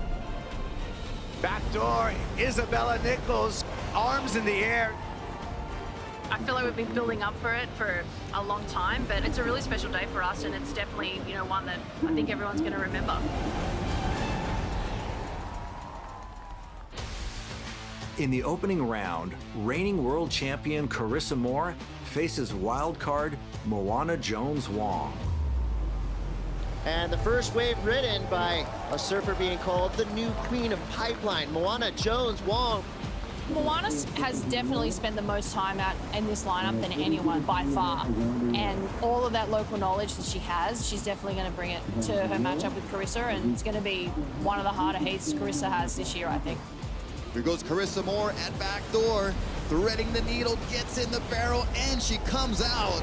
Comes through with a 6.83, one of the highest single wave scores of the day. As we watch Moana Jones thread through a pipe barrel. And there she got a good score, Chris. She bumped all the way up into first place. So Carissa got the best wave of the heat, but Moana Jones-Wong put together the best heat. Carissa's the best in the world, and I look up to her, and I want to be able to surf as good as she can. So for sure it pushes me. Yeah, I want to see a Carissa-Moana matchup in the final. I think that's going to be fire. At only 22, Moana Jones-Wong is already one of the best female pipeline surfers in the world. A name that everyone's been talking about coming in this event is Moana Jones-Wong. She's been already touted as the queen of pipeline, and she's barely 20 years old. The first time I surfed pipe, I was probably 12, but I wasn't a regular out there until I was 18, just because I knew how scary it was, and I didn't want to go out there when I wasn't ready for it. I think this is the first time we've ever seen a girl from the North Shore growing up here and really, since she was so young, saying that she wanted to be the best female surfer out at Pipeline. It's been a really long journey, and it's been really challenging and sometimes frustrating, and then sometimes so rewarding. But pipe, you kind of just gotta pay your dues, and time is what makes you good out there. I mean, she is kind of next level Lionheart. She's out there on the biggest, heaviest, scariest days. I don't seem scared, but I am very scared. So she has this, I don't know what it is, must be a different gene or something, because I'm not like this. I'm super scared of big waves. I'm always scared every time I go out. If you really, really want it badly, you gotta forget about it for just a second, and then you can make amazing things happen. Right now, the focus is really on her, which is pretty amazing. We've got gold medalists, we've got former champions in the draw. So for everybody to be talking about a wild card like this, it's a pretty special moment. As the Pipe Pro continues, Moana takes on world number 2, Tatiana Weston-Webb. Let's start off with Moana Jones-Wong. So cool to see this wild card in the event, and this heat is a scary one for Tatiana Weston-Webb.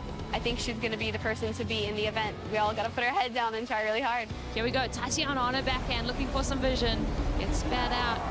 That was enough to get her into the lead. It looks like Tati's shifted the momentum. Moana Jones up and riding and gets into a classic pipe tube.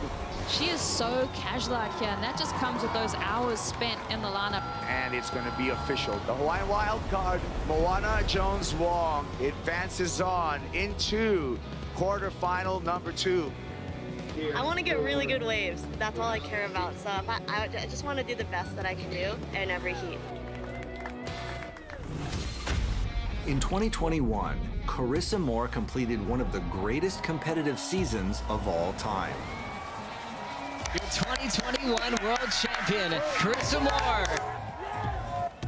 The best year of Carissa Moore's entire life, achieving gold and now a 5-time world champion.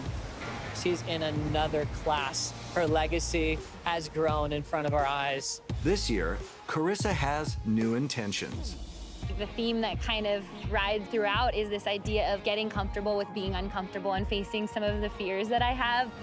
I mean, surfing waves like Pipeline, the challenge that presents, having her first opportunity at Chopu. Just areas of my surfing that we haven't actually really had to ever tap into because we haven't had events here. There's so many things, I think, this season that are going to motivate Carissa, and I think she's going to be unstoppable.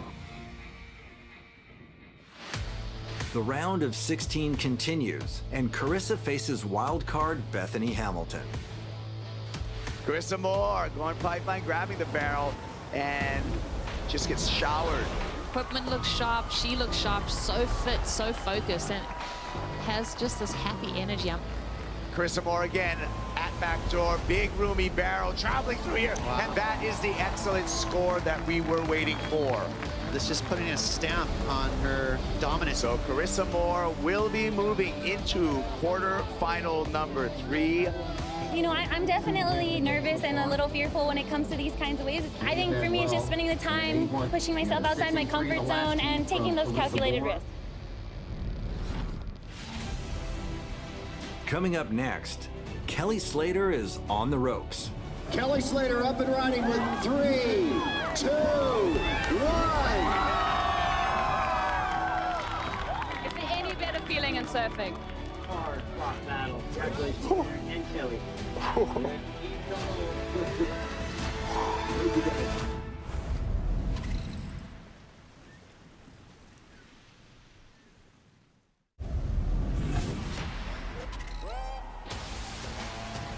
Welcome back to a day that will be remembered in the annals of surf history. Pipe's the queen today. We're just out there kind of amongst it. Kelly Slater got off to a blistering start on opening day of competition. Driving through, there's the goat. A day like this makes you think that like everything you've done in your life is worth it to be here for this moment. I think today's one of, if not the best day I've ever seen during the pipe. Kelly comes out with the spin. Kelly an 8 and an 8.57. Great surfing, buddy. Great surfing.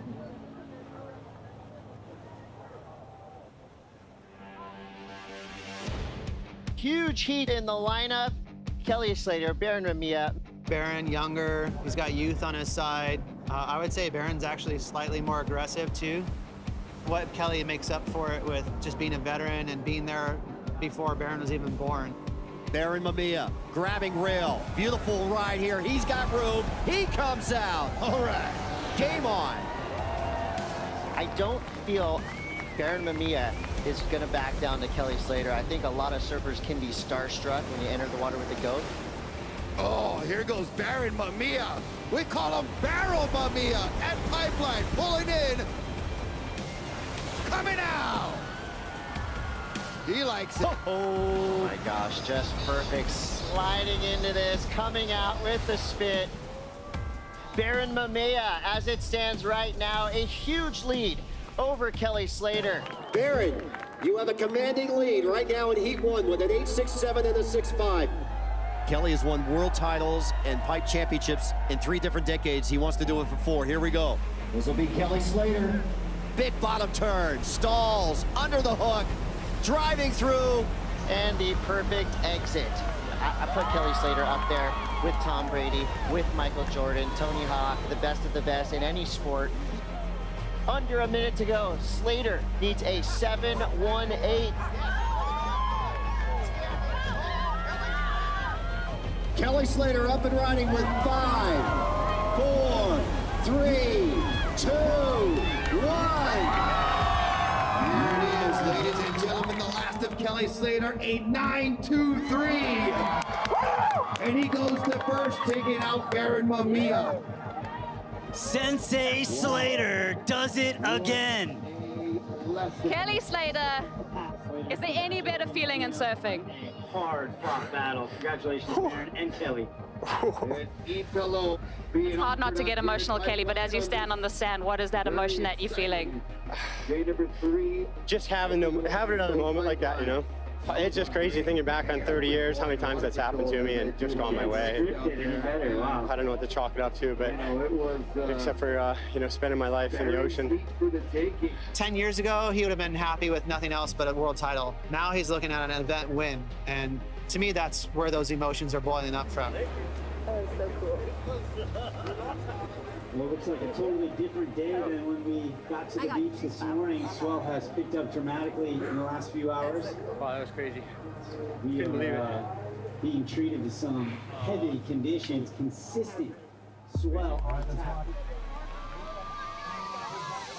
Competition moves into the quarterfinals, and two-time world champion John Florence takes on Hawaiian Seth Moniz. Seth Moniz at backdoor, up and riding, super late drop, somehow sets the rail, at backdoor, and he's coming out! Oh, that was a vertical straight nose drop, Rock. Stand by for score, now coming in. Seth Moniz, surfer in red, a 9.6. Up against a guy like John, you're gonna need those kinds of scores. Here we watch John at backdoor pulling in, and he's driving through that barrel, and John says, bruh, it's on. Oh, these guys are going blow for blow. When you think that he would be a bit intimidated with that excellent score from Seth Moniz, he just fires right back. John, your last wave score, a 7.67. As we watch John right here at Pipeline, grabbing the rail, distant up here, and he is going to be coming back out with the spin. The score is in for Florence, a 9-point ride. Florence takes the lead. Go get him, come on. Go get him. Moniz, again, with priority, needing a 7.07. Here we go, Seth Moniz, pipeline barrel, spit, and he comes out. Well, Piper, that could definitely be your 7.07 right there. Seth Moniz in first, John Florence in second. Pretty speechless. Felt like I just won the final, but it was only the quarters. That was the heat of my life.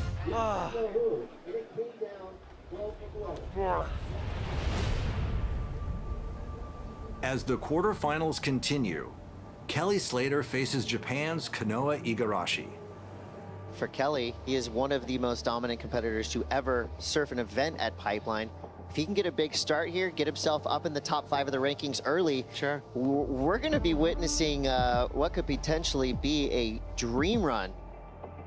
As you mentioned, all the accolades, Kelly Slater up against Kanoa Igarashi, and Kanoa is 3-0 in head-to-head matchups, and here he goes, pulling in, backdoor.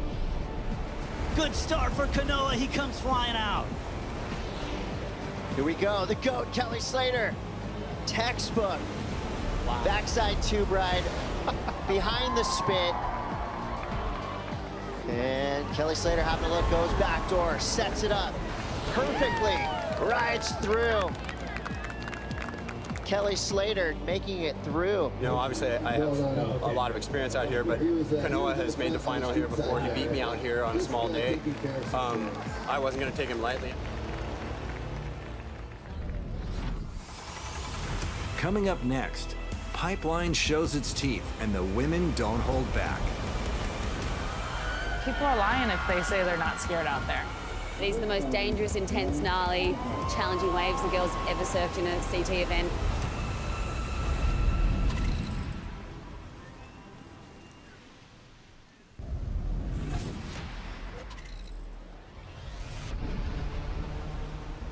Welcome back to the Billabong Pipe Pro. With a massive new swell in the water, Pipeline has shown up for the women's final day. There are still some bombs coming in here at Pipeline. This is a very, very dangerous wave. Pipe scares me, but the collective of where women's surfing is going and where it can go, Pipe is the next right step for us. For the women, there are 4 contenders left. The stage is set for a historic day of competition. It's the most dangerous, intense, gnarly, challenging waves the girls have ever surfed in a CT event. Here we go, counting down the start. 3, 2, 1.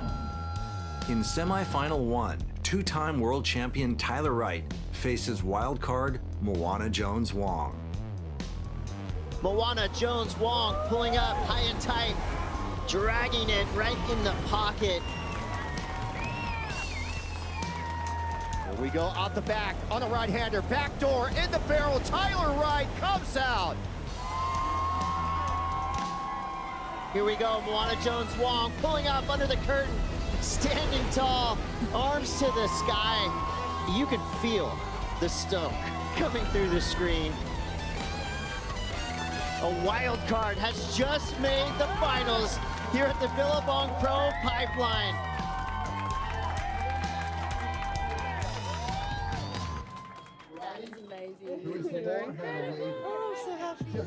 This must feel like a dream. This is definitely a dream.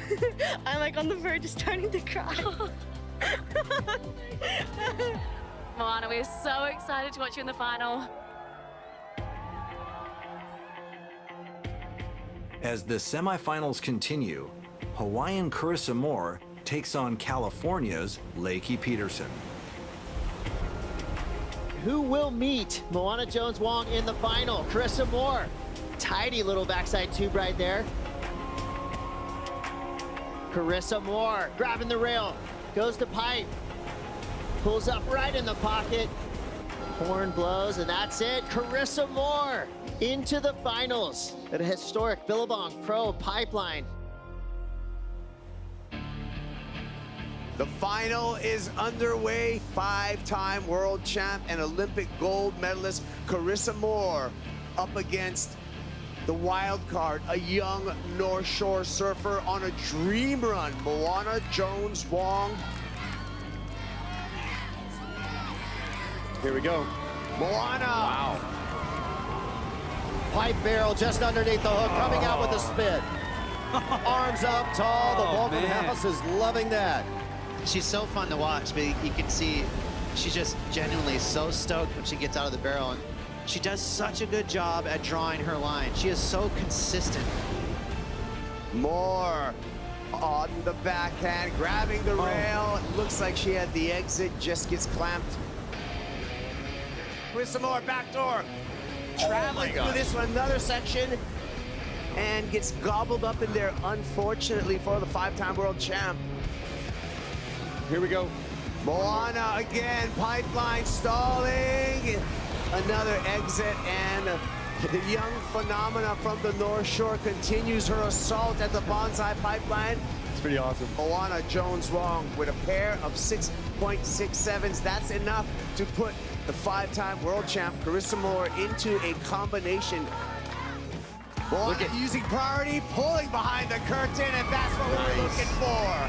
The show continues for Moana Jones-Wong, and friends and family love what they're seeing. She is the underdog story here, and it's great to see what she's done. Is it too soon to call her the Queen of Pipeline? No, it's done. 7, 6, 5, 4, 3, 2, 1. Moana Jones-Wong has just won the Billabong Pro Pipeline. This is the best moment of my life. I'm so baffled. Like, I never thought I was gonna ever accomplish this. She joins the elite class of wildcards, winning on her first time. Can you believe it?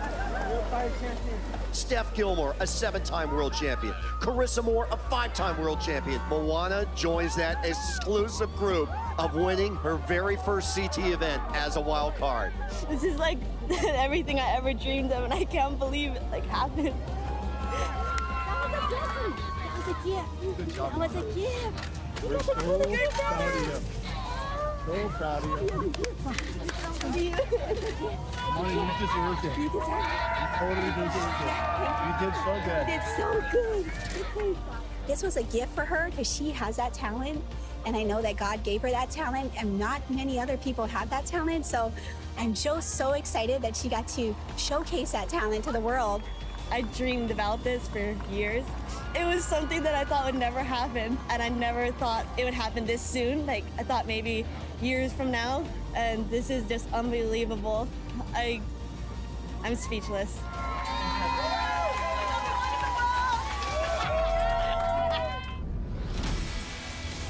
Coming up, it's finals day for the men. Look at this thing! Wow! Seth Moniz hanging on by his toe. And Slater continues to chase history. If I could win this contest at this age with this level of competition that's out there, it would be probably as good a feeling as I've ever had out there. The greatest of all time is back.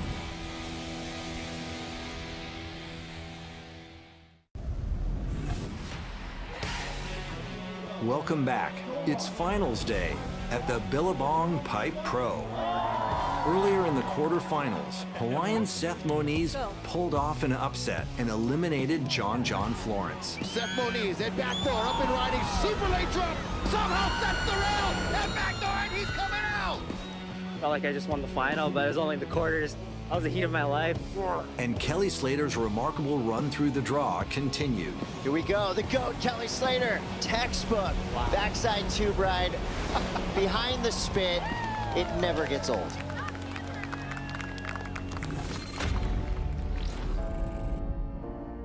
It's just such an intense, great wave. It's a wave everyone wants to go get a great wave at some time in their life. Once you get the taste, you're stuck, and you want to get back out and get another one. Kelly, pipeline, oh my God! Whoa! He put in more time with Pipeline than any other wave in the world. With all that dedication, all that experience, he's turned into the best ever surfer. Late drop, pulling in, square barrel spit, and Kelly Slater's out! You know, he's got such an intimate nature and knowledge of the wave that he can just go out there any given day, any given time, and the relationship's so deep that magic happens. Wide open, bonus section, Slater still traveling. Driving through an impossible section, Kelly makes it. If I could win this contest at this age with this level of competition that's out there, it would be probably as good a feeling as I've ever had out there. As the semifinals are called on, Slater faces Brazilian Miguel Pupo. Here's Kelly. Might like the way this backdoor wave looks, and Miguel likes the pipe wave, so they're gonna take off same time. Whoa, that is gonna be interesting. The judges rule it's a non-priority interference on Miguel Pupo. Miguel's second scoring wave will be cut in half. So this heat is not over. If Miguel goes crazy and gets two really high scores, he can still take Kelly out, but Kelly is the master at taking advantage of a weakness, and he will be prowling. Kelly Slater traveling through the barrel and reappearing, coming out. Kelly Slater now with a commanding lead and priority. Miguel Pupo, Mickey Poops, pulling in, coming out at Pipeline. 6.6 is what you need, Miguel. And it doesn't. A 3.17. Kelly Slater yet again in the final here at Pipeline. I don't like for heats to go that way, but being in the final, yeah, it's been a few years. I can't even think right now. Adrenaline's just still pumping, so.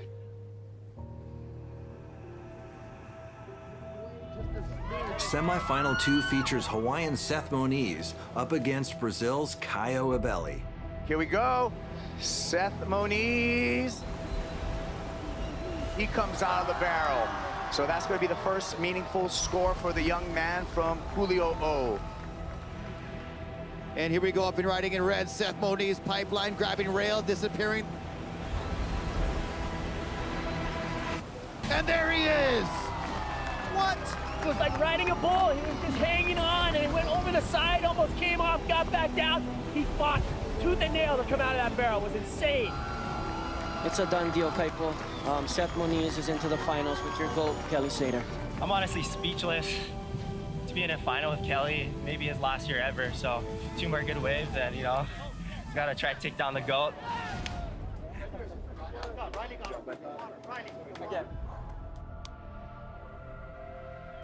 It's Kelly Slater versus Seth Moniz in the Billabong Pipe Pro Final. Pipeline warriors entering the Coliseum. Seth Moniz, literally half Kelly Slater's age. I mean, Kelly won this event almost 30 years ago. Big set coming through right in time for the start. Kelly Slater driving super deep behind another chandelier. He comes out. Leave it to the GOAT. Kelly Slater. That right there was a masterful read of an extremely difficult wave. A 9-point ride into the excellent range for Kelly Slater.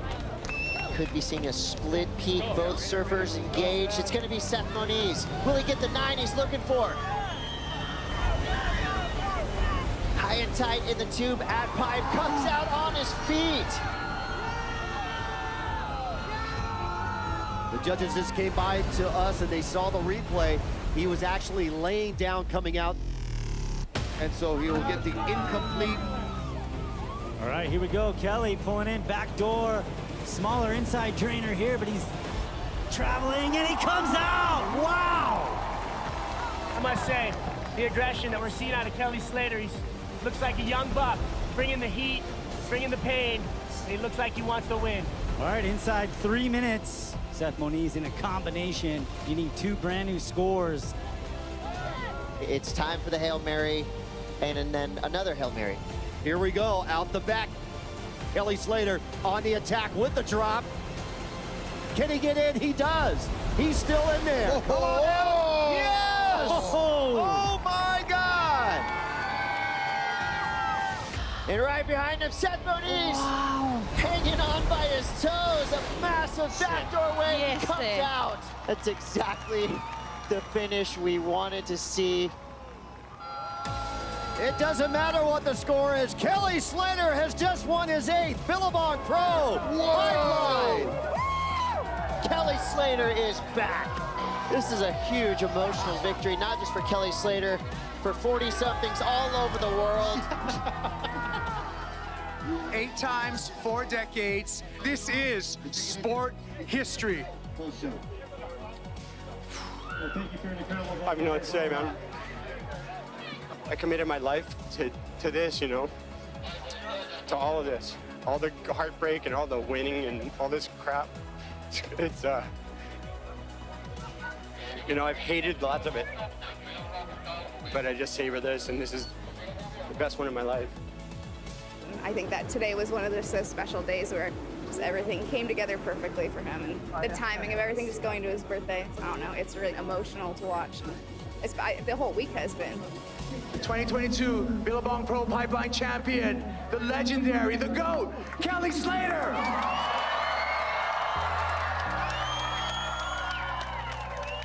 Since I was 12 years old, I first got out here and got my ass kicked at backdoor and about a 2-foot wave.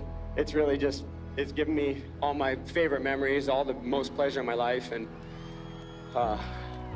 thank you all. Let's give it up for Kelly Slater, the greatest of all time.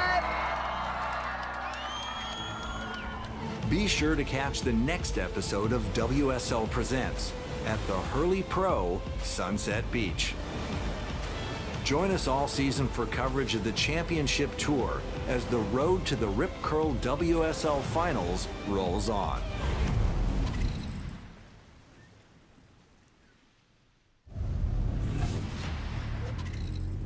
Out of the entire ocean, there is one small stretch of reef that has become the most significant place in the world of surfing: the Bonsai Pipeline.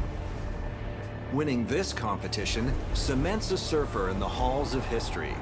We call him Barrel Mamiya and Pipeline, pulling in, coming out. For the first time ever, the Billabong Pro Pipeline will kick off the men's and women's championship tours. This new era is unmerciful, pitting rookies, world champs, and wildcards up against the world's deadliest wave. With a mid-season cut 5 events away, there are no second chances. The road to the Rip Curl WSL Finals starts now at the Billabong Pro Pipeline.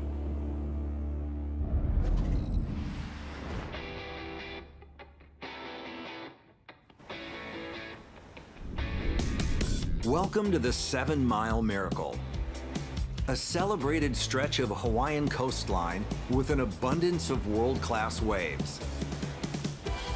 This is surfing's proving ground, the North Shore. This scenic rural community is located 30 miles northwest of Honolulu. The North Shore is fronted by a system of near-shore reefs. During the winter months, these reefs are magnets for massive North Pacific swells. The crown jewel of the North Shore is the legendary Bonsai Pipeline.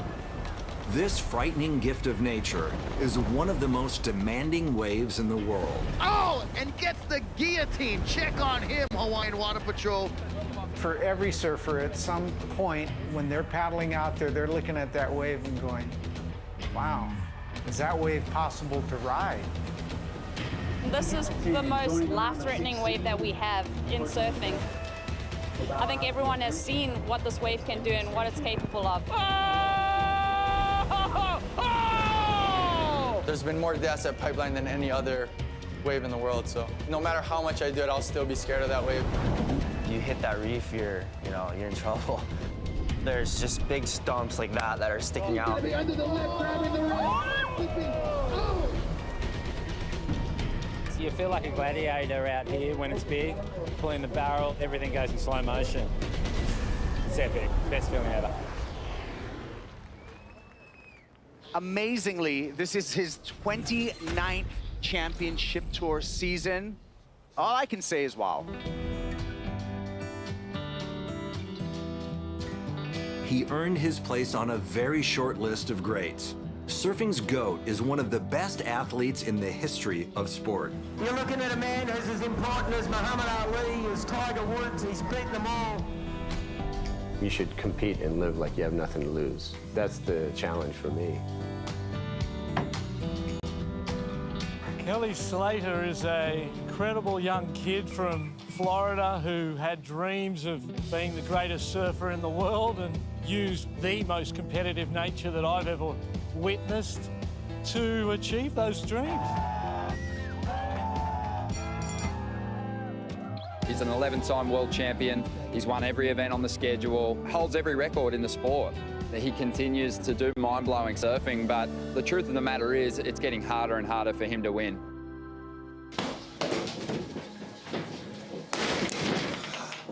There's a lot of frustration coming out of Kelly Slater at the moment.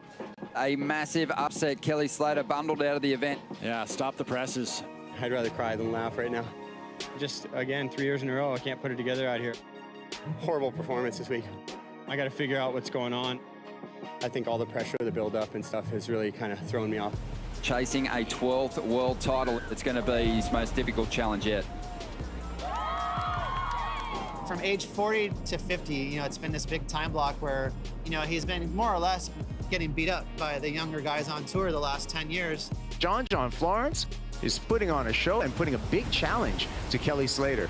You're just thinking about where his motivation will lie, what a bad result might feel like, or what a good result might feel like to him at this stage of his career.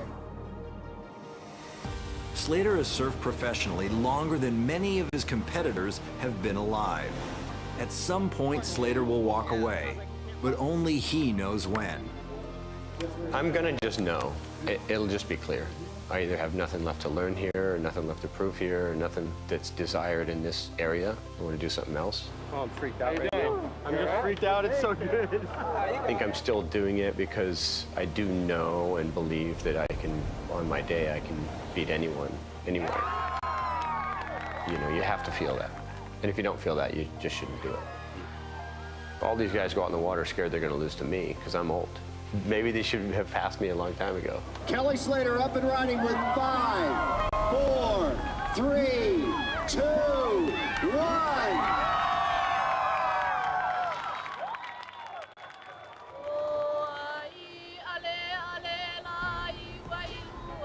There have been so many major milestones in women's surfing in recent years, but this one might be the biggest. This is the first year the women's tour will officially compete at Pipeline.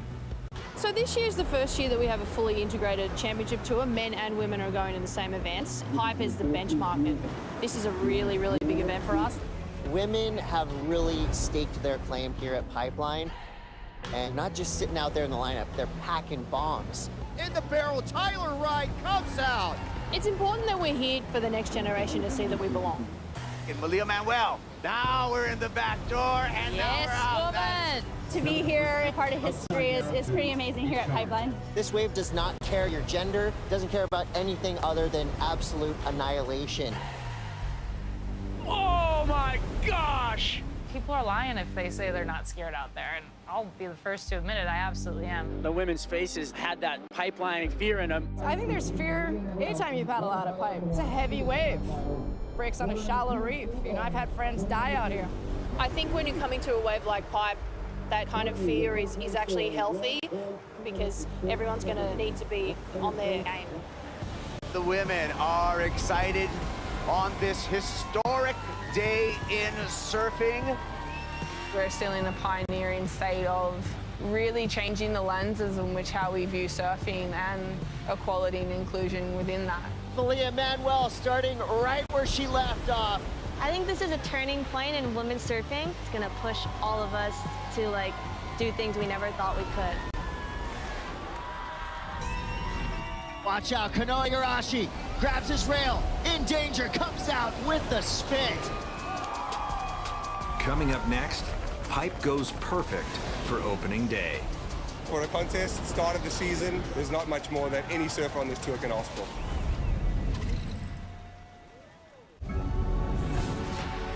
Welcome back to the Billabong Pro Pipeline. This is some of the, probably the best day I've ever seen here at Pipe for a contest. I mean, it is just as good as it can be. The wind, the swell direction, the size, it's just money. Freaked out, it's so good.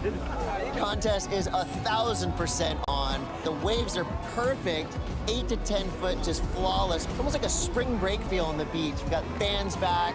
I mean, look at it. Those are actual chicken skin moments happening right now. The waves are pumping. I mean, we're talking about top-notch Pipeline right now. The men's opening round is called on, and the 2022 Championship Tour season is underway. You can feel the energy, and we are full bore here at Pipeline.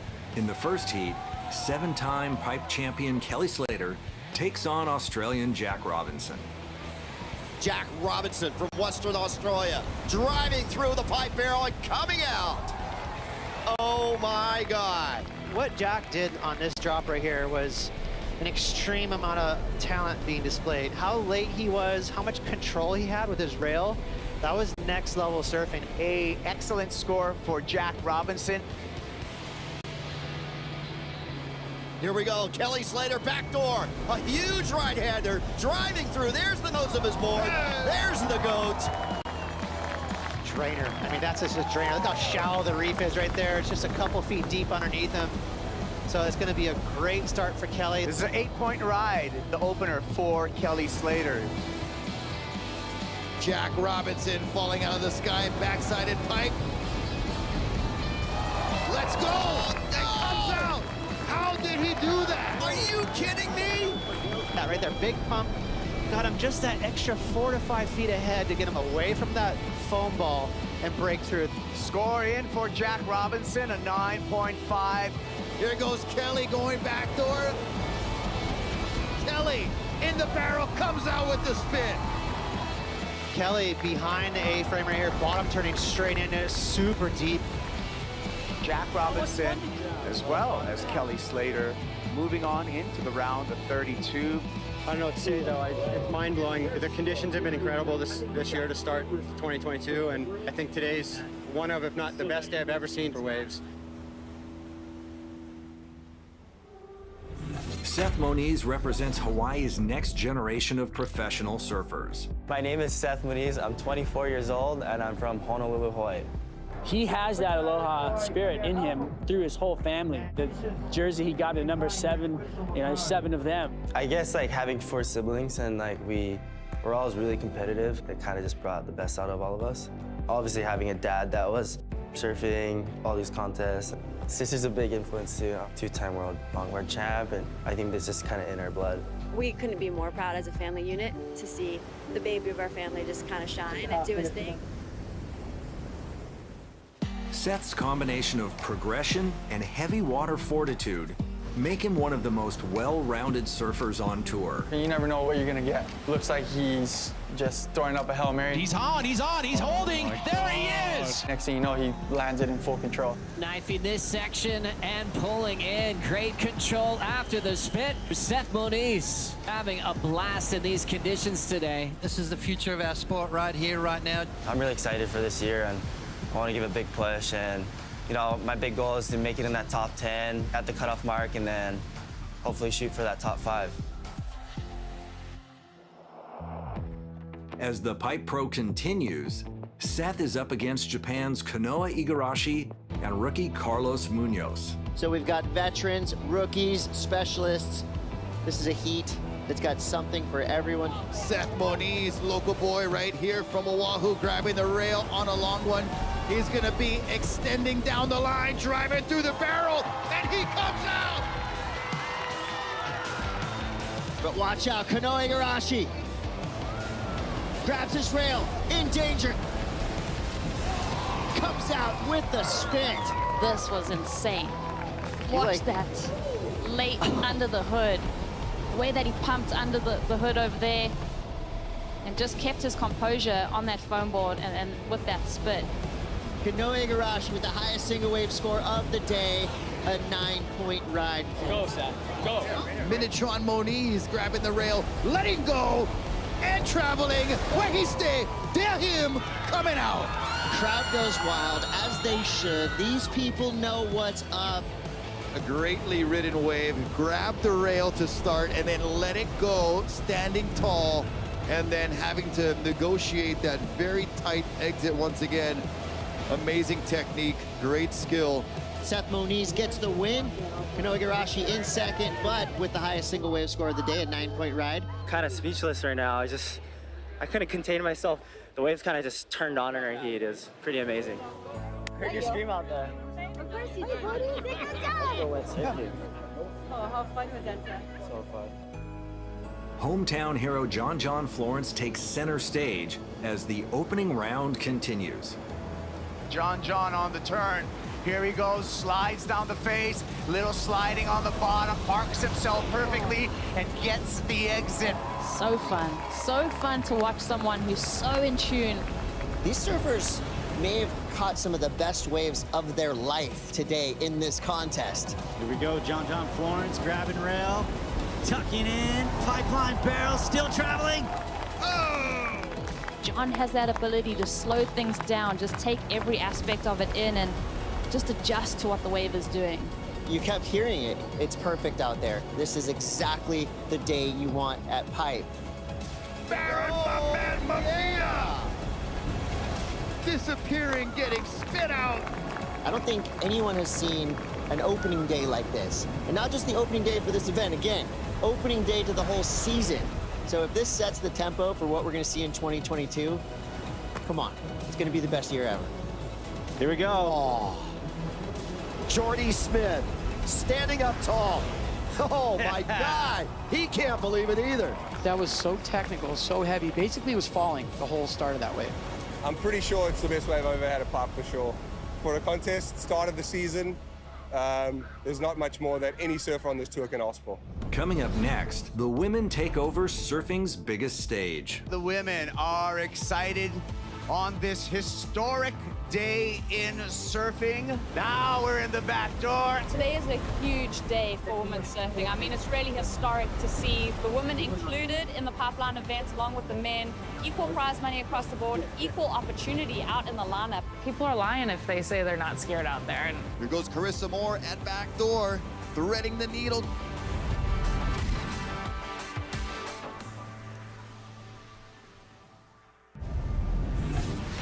Welcome back to the North Shore for the Billabong Pro Pipeline. And the women are excited on this historic day in surfing. The best female surfers in the world are on the verge of another major milestone.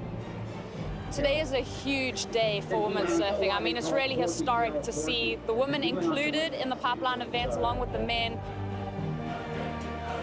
We have never seen this before, and I think the women are up for the challenge. Now we're in the back door, and Yes, now we're out. woman! Stitch it up, put a bow on it, and that's going to be a big score. Equal prize money across the board, equal opportunity out in the lineup. Back door, Isabella Nichols, arms in the air.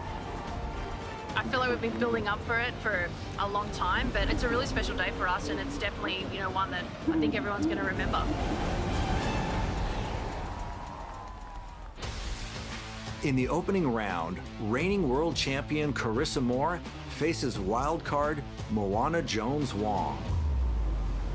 And the first wave ridden by a surfer being called the new queen of pipeline, Moana Jones-Wong. Moana has definitely spent the most time out in this lineup than anyone by far. And all of that local knowledge that she has, she's definitely going to bring it to her matchup with Carissa, and it's going to be one of the harder heats Carissa has this year, I think. Here goes Carissa Moore at back door, threading the needle, gets in the barrel, and she comes out. Comes through with a 6.83, one of the highest single wave scores of the day. As we watch Moana Jones thread through a pipe barrel. And there she got a good score, Chris. She bumped all the way up into first place. So Carissa got the best wave of the heat, but Moana Jones-Wong put together the best heat. Carissa's the best in the world, and I look up to her, and I want to be able to surf as good as she can. So for sure it pushes me. Yeah, I want to see a Carissa and Moana matchup in the final. I think that's going to be fire. At only 22, Moana Jones-Wong is already one of the best female pipeline surfers in the world. A name that everyone's been talking about coming into this event is Moana Jones-Wong. She's been already touted as the queen of pipeline, and she's barely 20 years old. The first time I surfed pipe, I was probably 12, but I wasn't a regular out there until I was 18, just because I knew how scary it was, and I didn't want to go out there when I wasn't ready for it. I think this is the first time we've ever seen a girl from the North Shore growing up here and really, since she was so young, saying that she wanted to be the best female surfer out at Pipeline. It's been a really long journey, and it's been really challenging and sometimes frustrating, and then sometimes so rewarding. But pipe, you kind of just gotta pay your dues, and time is what makes you good out there. I mean, she is kind of next level Lionheart. She's out there on the biggest, heaviest, scariest days. I don't seem scared, but I am very scared. It's like she has this, I don't know what it is, must be a different gene or something, because I'm not like this. I'm super scared of big waves. I'm always scared every time I go out. If you really, really want it badly, you gotta forget about it for just a second, and then you can make amazing things happen. Right now, the focus is really on her, which is pretty amazing. We've got gold medalists, we've got former champions in the draw. So for everybody to be talking about a wild card like this, it's a pretty special moment. As the Pipe Pro continues, Moana takes on world number 2, Tatiana Weston-Webb. Let's start off with Moana Jones-Wong. So cool to see this wild card in the event, and this heat is a scary one for Tatiana Weston-Webb. I think she's going to be the person to be in the event. We all got to put our head down and try really hard. Here we go, Tatiana on her backhand, looking for some vision. Gets spat out.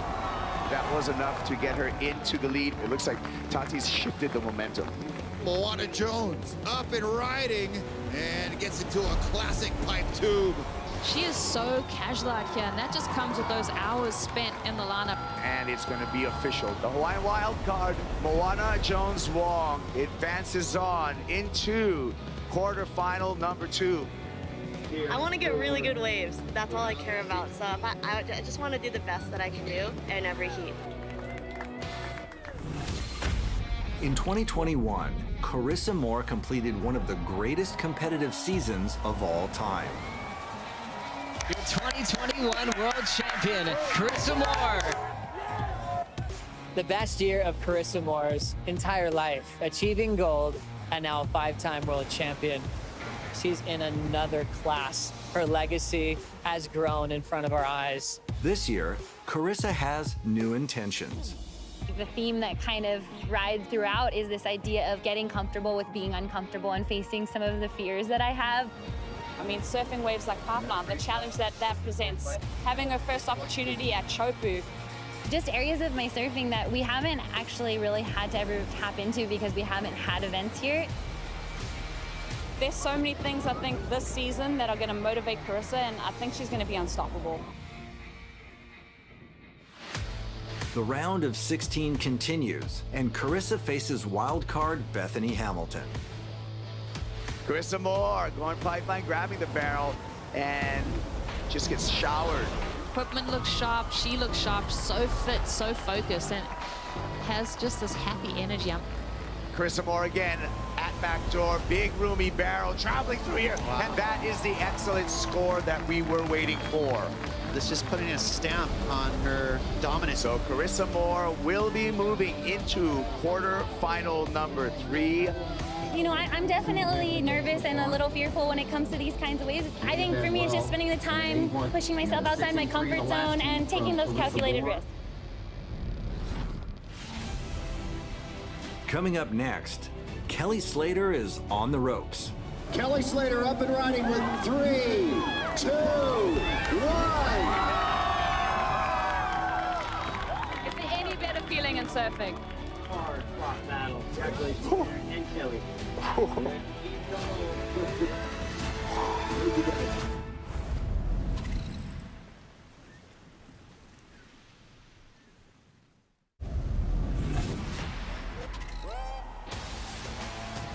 Welcome back to a day that will be remembered in the annals of surf history. Pipe's the queen today. We're just out there kind of amongst it. Kelly Slater got off to a blistering start on opening day of competition. Driving through, there's the goat. A day like this makes you think that like everything you've done in your life is worth it to be here for this moment. I think today's one of, if not the best day I've ever seen during the pipe. Kelly comes out with the spin. Kelly, an 8 and an 8.57. Great surfing, buddy. Great surfing.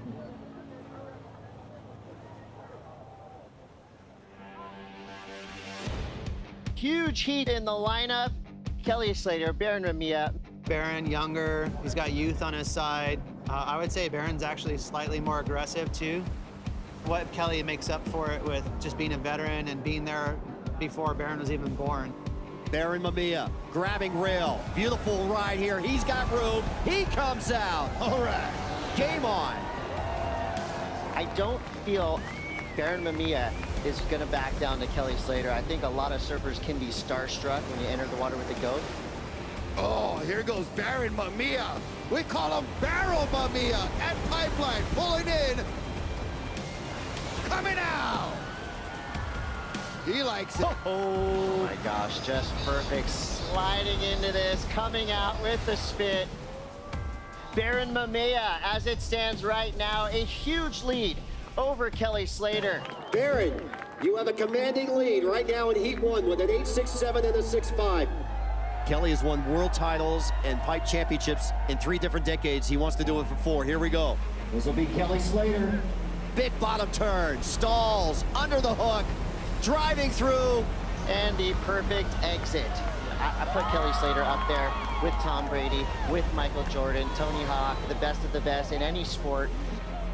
Under a minute to go. Slater needs a 7.18.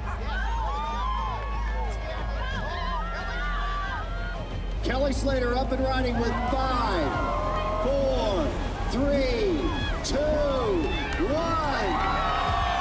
Here it is, ladies and gentlemen, the last of Kelly Slater, a 9.23. And he goes to first, taking out Baron Mamiya.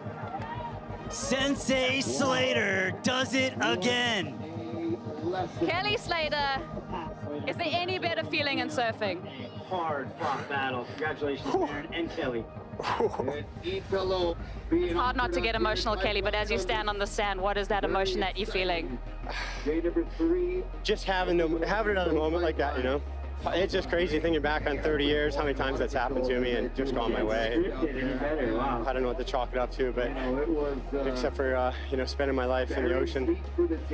10 years ago, he would have been happy with nothing else but a world title. Now he's looking at an event win, and to me, that's where those emotions are boiling up from. Oh, so cool. Well, it looks like a totally different day than when we got to the beach this morning. Swell has picked up dramatically in the last few hours. Wow, that was crazy. We are being treated to some heavy conditions, consistent swell. Competition moves into the quarterfinals, and two-time world champion John Florence takes on Hawaiian Seth Moniz. Seth Moniz at backdoor, up and riding, super late drop, somehow sets the rail, at backdoor, and he's coming out! Oh, that was a vertical straight nose drop, Rock. Stand by for score, now coming in. Seth Moniz, surfer in red, a 9.6. Up against a guy like John, you're gonna need those kinds of scores. Here we watch John at backdoor pulling in, and he's driving through that barrel, and John says, bruh, it's on. Oh, these guys are going blow for blow. When you think that he would be a bit intimidated with that excellent score from Seth Moniz, he just fires right back. John, your last wave score, a 7.67. As we watch John right here at Pipeline, grabbing the rail, distant up here, and he is going to be coming back out with the spin. The score is in for Florence, a 9-point ride. Florence takes the lead. Go get him, come on. Go get him. Moniz, again, with priority, needing a 7.07. Here we go, Seth Moniz, pipeline barrel, spit, and he comes out. Well, pipeline, that could definitely be your 7.07 right there. Seth Moniz in first, John Florence in second. Pretty speechless. Felt like I just won the final, but it was only the quarters. That was the heat of my life.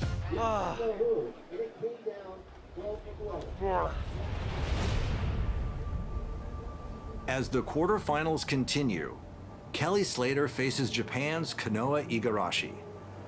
For Kelly, he is one of the most dominant competitors to ever surf an event at Pipeline. If he can get a big start here, get himself up in the top 5 of the rankings early, sure, we're going to be witnessing what could potentially be a dream run. As you mentioned, all the accolades, Kelly Slater up against Kanoa Igarashi, and Kanoa is 3-0 in head-to-head matchups, and here he goes, pulling in, backdoor. Good start for Kanoa, he comes flying out. Here we go, the GOAT, Kelly Slater. Textbook. Wow. Backside tube ride, behind the spit. And Kelly Slater having a look, goes backdoor, sets it up perfectly, rides through. Kelly Slater making it through. You know, obviously I have a lot of experience out here, but Kanoa has made the final here before. He beat me out here on a small day. I wasn't going to take him lightly. Coming up next, Pipeline shows its teeth and the women don't hold back. People are lying if they say they're not scared out there. These are the most dangerous, intense, gnarly, challenging waves the girls ever surfed in a CT event.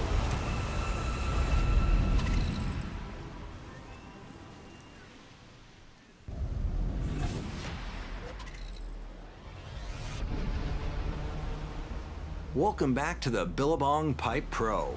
With a massive new swell in the water, Pipeline has shown up for the women's final day.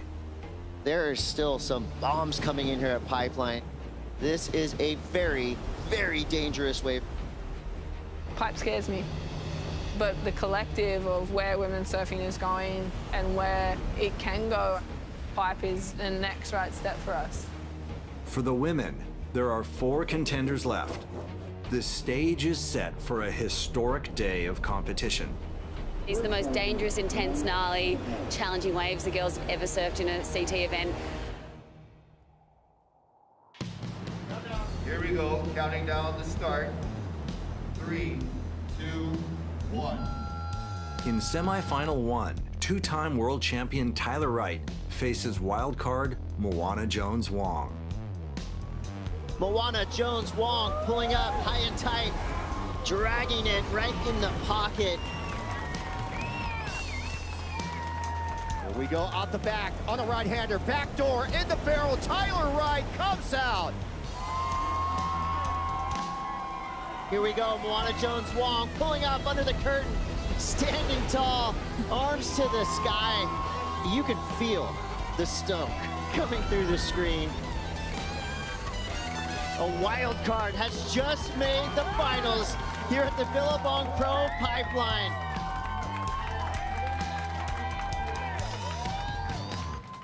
That is amazing. Oh, I'm so happy. This must feel like a dream. This is definitely a dream. I'm like on the verge of starting to cry. Moana, we're so excited to watch you in the final.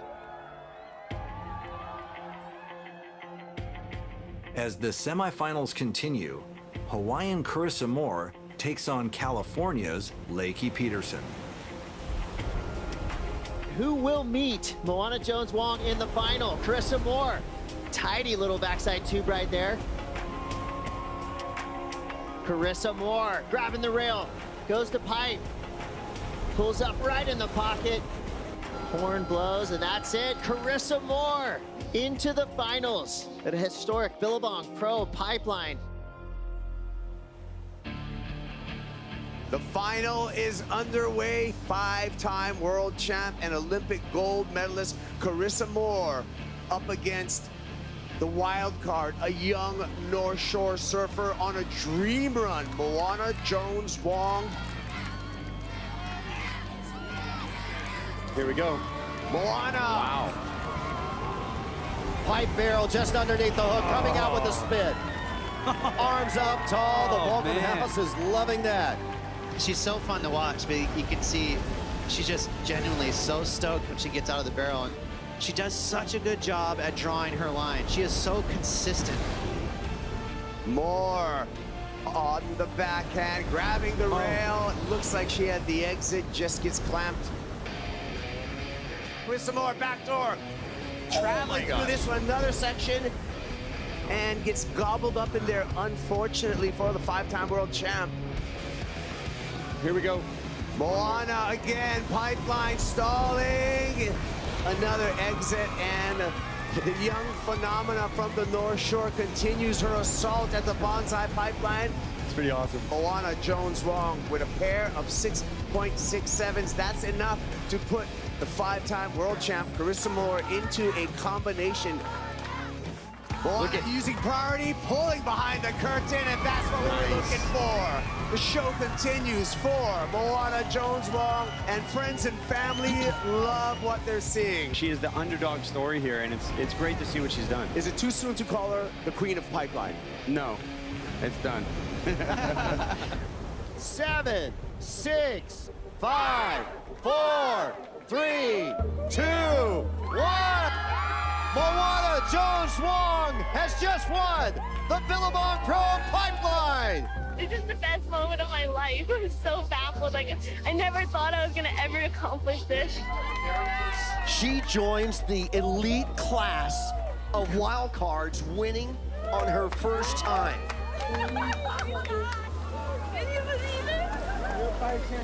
Steph Gilmore, a 7-time world champion. Carissa Moore, a 5-time world champion. Moana joins that exclusive group of winning her very first CT event as a wild card. This is like everything I ever dreamed of, and I can't believe it like happened. That was a blessing. That was a gift. Good job. That was a gift. We're so proud of you. So proud of you. Moana, you deserved it. You deserved it. You totally deserved it. You did so good. You did so good. This was a gift for her because she has that talent, and I know that God gave her that talent, and not many other people have that talent. So I'm so excited that she got to showcase that talent to the world. I dreamed about this for years. It was something that I thought would never happen, and I never thought it would happen this soon. Like, I thought maybe years from now, and this is just unbelievable. I'm speechless.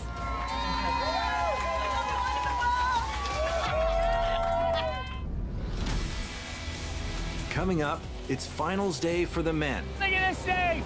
Wow! Seth Moniz hanging on by his toe. And Slater continues to chase history. If I could win this contest at this age with this level of competition that's out there, it would be probably as good a feeling as I've ever had out there. The greatest of all time is back.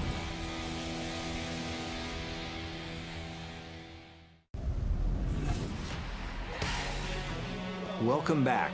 It's finals day at the Billabong Pipe Pro.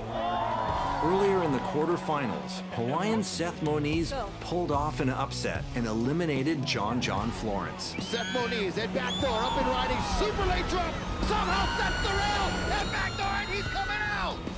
Felt like I just won the final, but it was only the quarters. That was the heat of my life. And Kelly Slater's remarkable run through the draw continued. Here we go, the GOAT, Kelly Slater. Textbook, backside tube ride, behind the spit. It never gets old.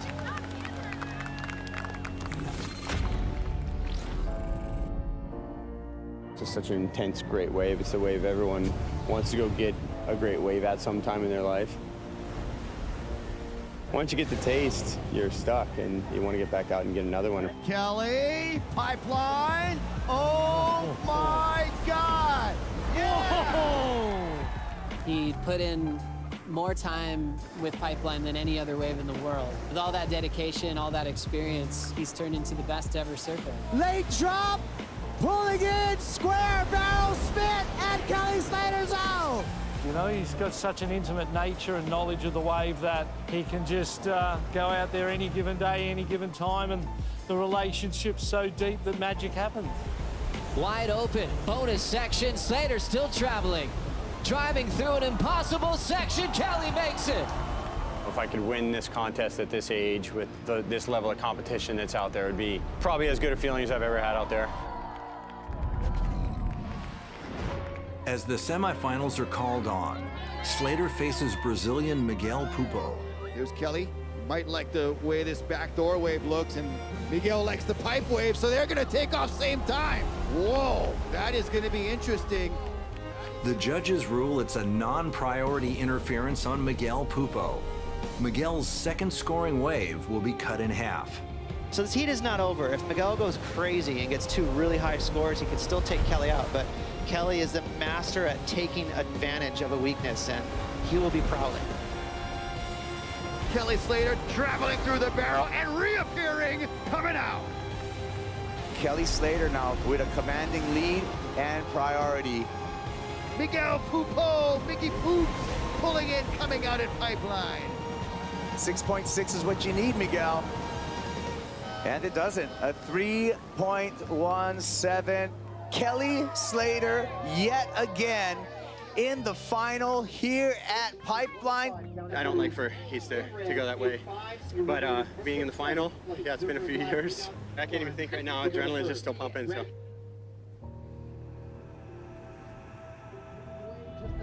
Semifinal 2 features Hawaiian Seth Moniz up against Brazil's Caio Abelli.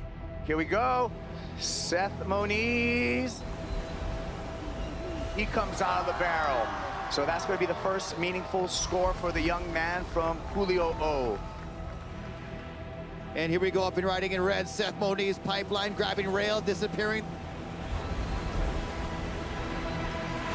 And there he is. What? It was like riding a bull. He was just hanging on, and it went over the side, almost came off, got back down. He fought tooth and nail to come out of that barrel. It was insane. It's a done deal, Kaipo. Seth Moniz is into the finals with your GOAT, Kelly Slater. I'm honestly speechless to be in a final with Kelly, maybe his last year ever. So 2 more good waves, and you know, gotta try to take down the GOAT.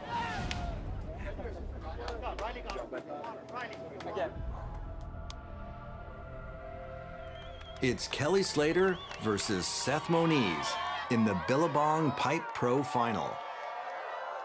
Pipeline warriors entering the Coliseum.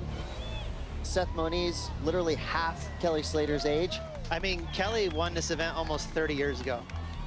Big set coming through right in time for the start. Kelly Slater driving super deep behind another chandelier. He comes out. Leave it to the GOAT, Kelly Slater. That right there was a masterful read of an extremely difficult wave. A 9-point ride into the excellent range for Kelly Slater. Could be seeing a split peak, both surfers engaged. It's gonna be Seth Moniz. Will he get the 9 he's looking for? High and tight in the tube at pipe, comes out on his feet. The judges just came by to us and they saw the replay. He was actually laying down coming out. And so he will get the incomplete. All right, here we go. Kelly pulling in back door. Smaller inside drainer here, but he's traveling and he comes out. Wow! I must say, the aggression that we're seeing out of Kelly Slater, he looks like a young buck, bringing the heat, bringing the pain, and he looks like he wants to win. All right, inside 3 minutes. Seth Moniz in a combination. You need 2 brand new scores. It's time for the Hail Mary, and then another Hail Mary. Here we go, out the back. Kelly Slater on the attack with the drop. Can he get in? He does. He's still in there. Oh, Come on out. Yes! Oh my God! And right behind him, Seth Moniz, hanging on by his toes. A massive backdoor wave comes out. That's exactly the finish we wanted to see. It doesn't matter what the score is. Kelly Slater has just won his 8th Billabong Pro Pipeline. Kelly Slater is back. This is a huge emotional victory, not just for Kelly Slater, for 40-somethings all over the world. 8 times, 4 decades. This is sport history. I have no what to say, man. I committed my life to this, you know, to all of this, all the heartbreak and all the winning and all this crap. It's you know, I've hated lots of it, but I just savor this, and this is the best one in my life. I think that today was one of those special days where just everything came together perfectly for him, and the timing of everything just going to his birthday. I don't know, it's really emotional to watch. The whole week has been. 2022 Billabong Pro Pipeline champion, the legendary, the GOAT, Kelly Slater.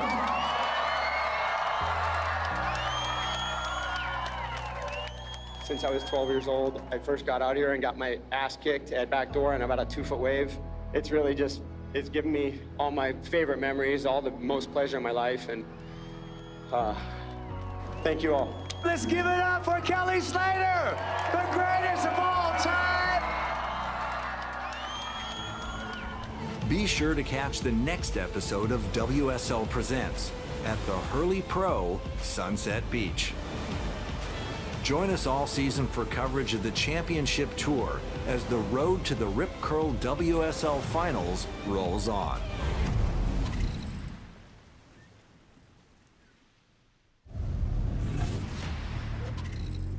Out of the entire ocean, there is one small stretch of reef that has become the most significant place in the world of surfing: the Bonsai Pipeline. Winning this competition cements a surfer in the halls of history. We call them barrel mamiya and pipeline, pulling in, coming out. For the first time ever, the Billabong Pro Pipeline will kick off the men's and women's championship tours. This new era is unmerciful, pitting rookies, world champs, and wildcards up against the world's deadliest wave. With a mid-season cut 5 events away, there are no second chances.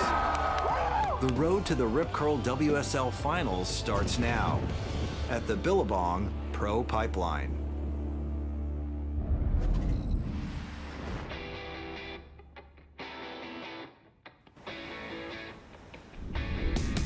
Welcome to the 7 Mile Miracle, a celebrated stretch of Hawaiian coastline with an abundance of world-class waves.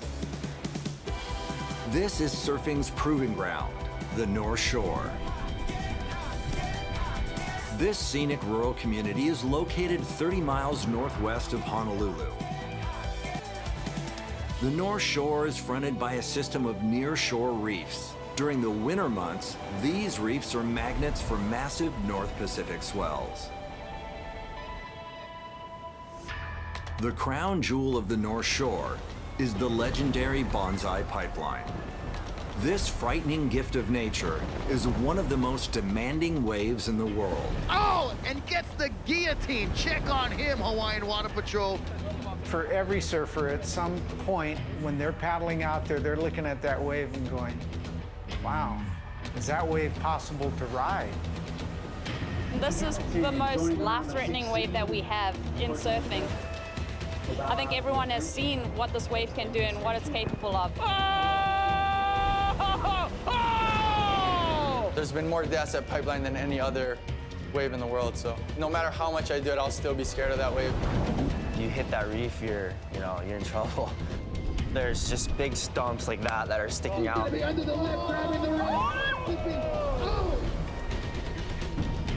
you feel like a gladiator out here when it's big, pulling the barrel, everything goes in slow motion. It's epic, best feeling ever. Amazingly, this is his 29th championship tour season. All I can say is wow. He earned his place on a very short list of greats. Surfing's GOAT is one of the best athletes in the history of sport. You're looking at a man who's as important as Muhammad Ali, as Tiger Woods. He's beaten them all. You should compete and live like you have nothing to lose. That's the challenge for me. Kelly Slater is an incredible young kid from Florida who had dreams of being the greatest surfer in the world and used the most competitive nature that I've ever witnessed to achieve those dreams. He's an 11-time world champion. He's won every event on the schedule, holds every record in the sport. He continues to do mind-blowing surfing, but the truth of the matter is it's getting harder and harder for him to win.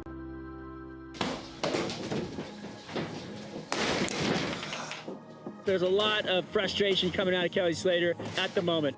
A massive upset. Kelly Slater bundled out of the event. Yeah, stop the presses. I'd rather cry than laugh right now. Just, again, 3 years in a row, I can't put it together out here. Horrible performance this week. I got to figure out what's going on. I think all the pressure, the build-up and stuff has really kind of thrown me off. Chasing a 12th world title, it's going to be his most difficult challenge yet. From age 40 to 50, it's been this big time block where, he's been more or less getting beat up by the younger guys on tour the last 10 years. John Florence is putting on a show and putting a big challenge to Kelly Slater. You're just thinking about where his motivation will lie, what a bad result might feel like, or what a good result might feel like to him at this stage of his career. Slater has surfed professionally longer than many of his competitors have been alive. At some point, Slater will walk away, but only he knows when. I'm gonna just know. It'll just be clear. I either have nothing left to learn here, or nothing left to prove here, or nothing that's desired in this area. I want to do something else. Oh, I'm freaked out right now. I'm just freaked out. It's so good. I think I'm still doing it because I do know and believe that I can, on my day, I can beat anyone, anywhere. You have to feel that. And if you don't feel that, you just shouldn't do it. All these guys go out in the water scared they're going to lose to me because I'm old. Maybe they should have passed me a long time ago. Kelly Slater up and running with 5, 4, 3, 2, 1.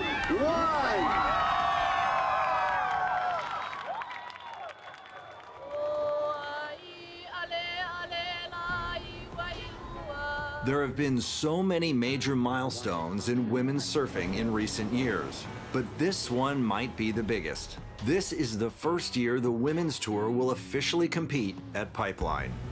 So this year is the first year that we have a fully integrated championship tour. Men and women are going to the same events. Pipe is the benchmark, and this is a really, really big event for us. Women have really staked their claim here at Pipeline, and not just sitting out there in the lineup, they're packing bombs. In the barrel, Tyler Wright comes out. It's important that we're here for the next generation to see that we belong. And Malia Manuel, now we're in the back door, and now we're out. To be here, part of history is pretty amazing here at Pipeline. This wave does not care your gender, doesn't care about anything other than absolute annihilation. Oh my gosh! People are lying if they say they're not scared out there, and I'll be the first to admit it, I absolutely am. The women's faces had that pipeline fear in them. I think there's fear anytime you paddle out a pipe. It's a heavy wave. Breaks on a shallow reef. You know, I've had friends die out here. I think when you're coming to a wave like pipe, that kind of fear is actually healthy because everyone's going to need to be on their game. The women are excited on this historic day in surfing. We're still in the pioneering state of really changing the lenses in which how we view surfing and equality and inclusion within that. Malia Manuel starting right where she left off. I think this is a turning point in women's surfing. It's gonna push all of us to like do things we never thought we could. Watch out, Kano Igarashi grabs his rail, in danger, comes out with the spit. Coming up next, pipe goes perfect for opening day. For a contest, start of the season, there's not much more that any surfer on this tour can ask for.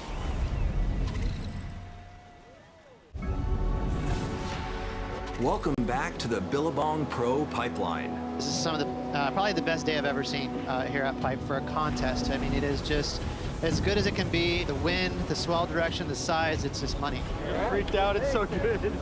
Contest is 1,000% on. The waves are perfect, 8 to 10 foot, just flawless. Almost like a spring break feel on the beach. We've got fans back. I mean, look at it. Those are actual chicken skin moments happening right now. The waves are pumping. I mean, we're talking about top-notch pipeline right now. The men's opening round is called on, and the 2022 Championship Tour season is underway. You can feel the energy, and we're our full bore here at Pipeline. In the first heat, 7-time pipe champion Kelly Slater takes on Australian Jack Robinson. Jack Robinson from Western Australia, driving through the pipe barrel and coming out. Oh my God. What Jack did on this drop right here was an extreme amount of talent being displayed. How late he was, how much control he had with his rail, that was next level surfing. An excellent score for Jack Robinson. Here we go, Kelly Slater backdoor, a huge right-hander driving through. There's the nose of his board. There's the goat. Drainer. I mean, that's just a drainer. Look how shallow the reef is right there. It's just a couple feet deep underneath him. So it's going to be a great start for Kelly. This is an 8-point ride, the opener for Kelly Slater. Jack Robinson falling out of the sky, backside and pipe. Let's go! It comes out! How did he do that? Are you kidding me? That right there, big pump.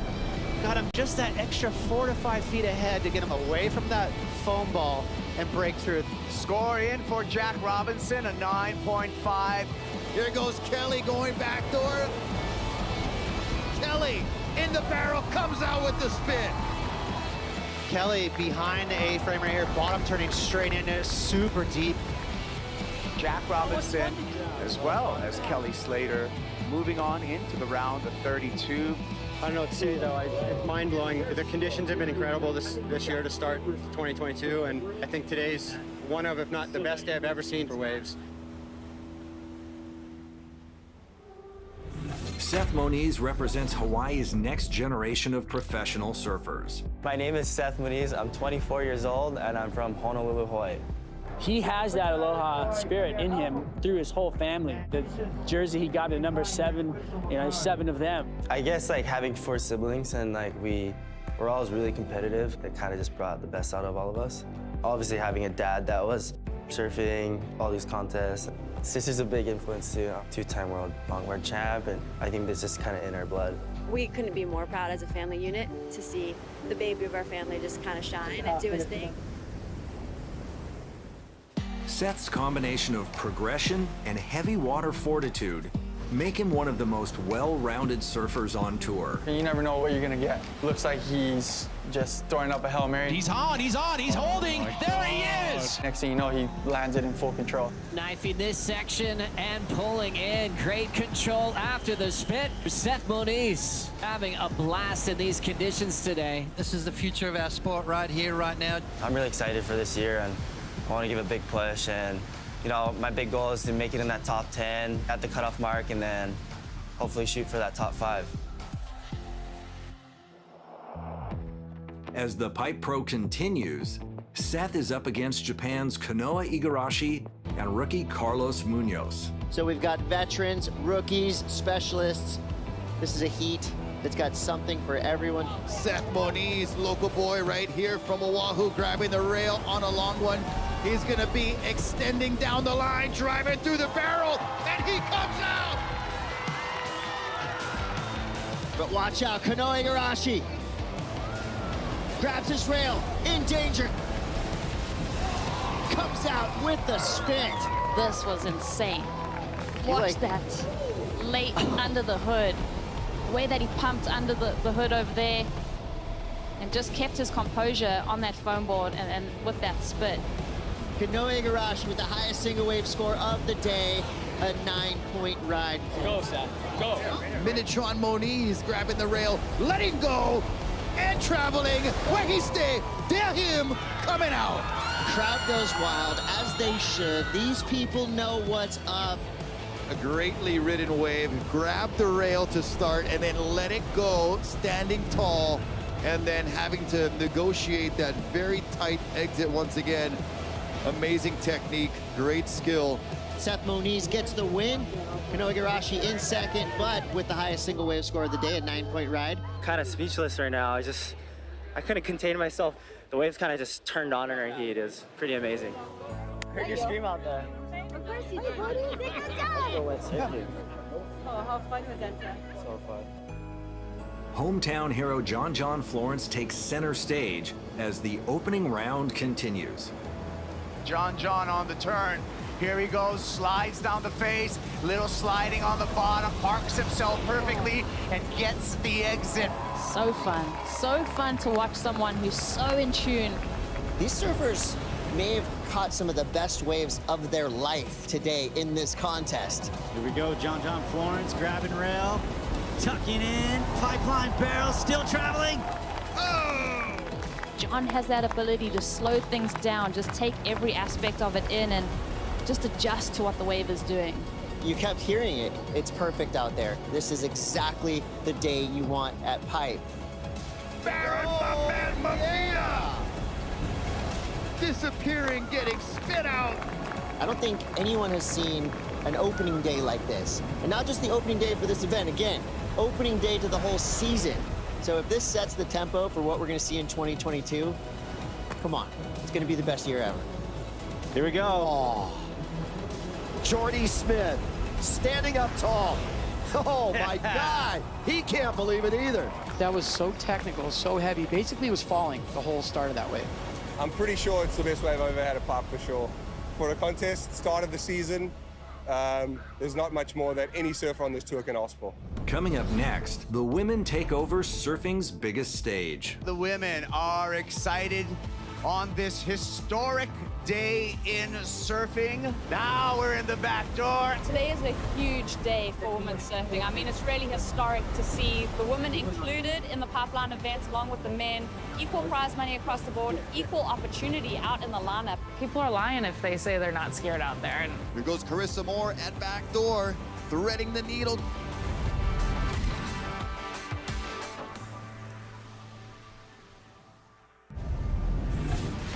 Welcome back to the North Shore for the Billabong Pro Pipeline. And the women are excited on this historic day in surfing. The best female surfers in the world are on the verge of another major milestone. Today is a huge day for women's surfing. I mean, it's really historic to see the women included in the pipeline events along with the men.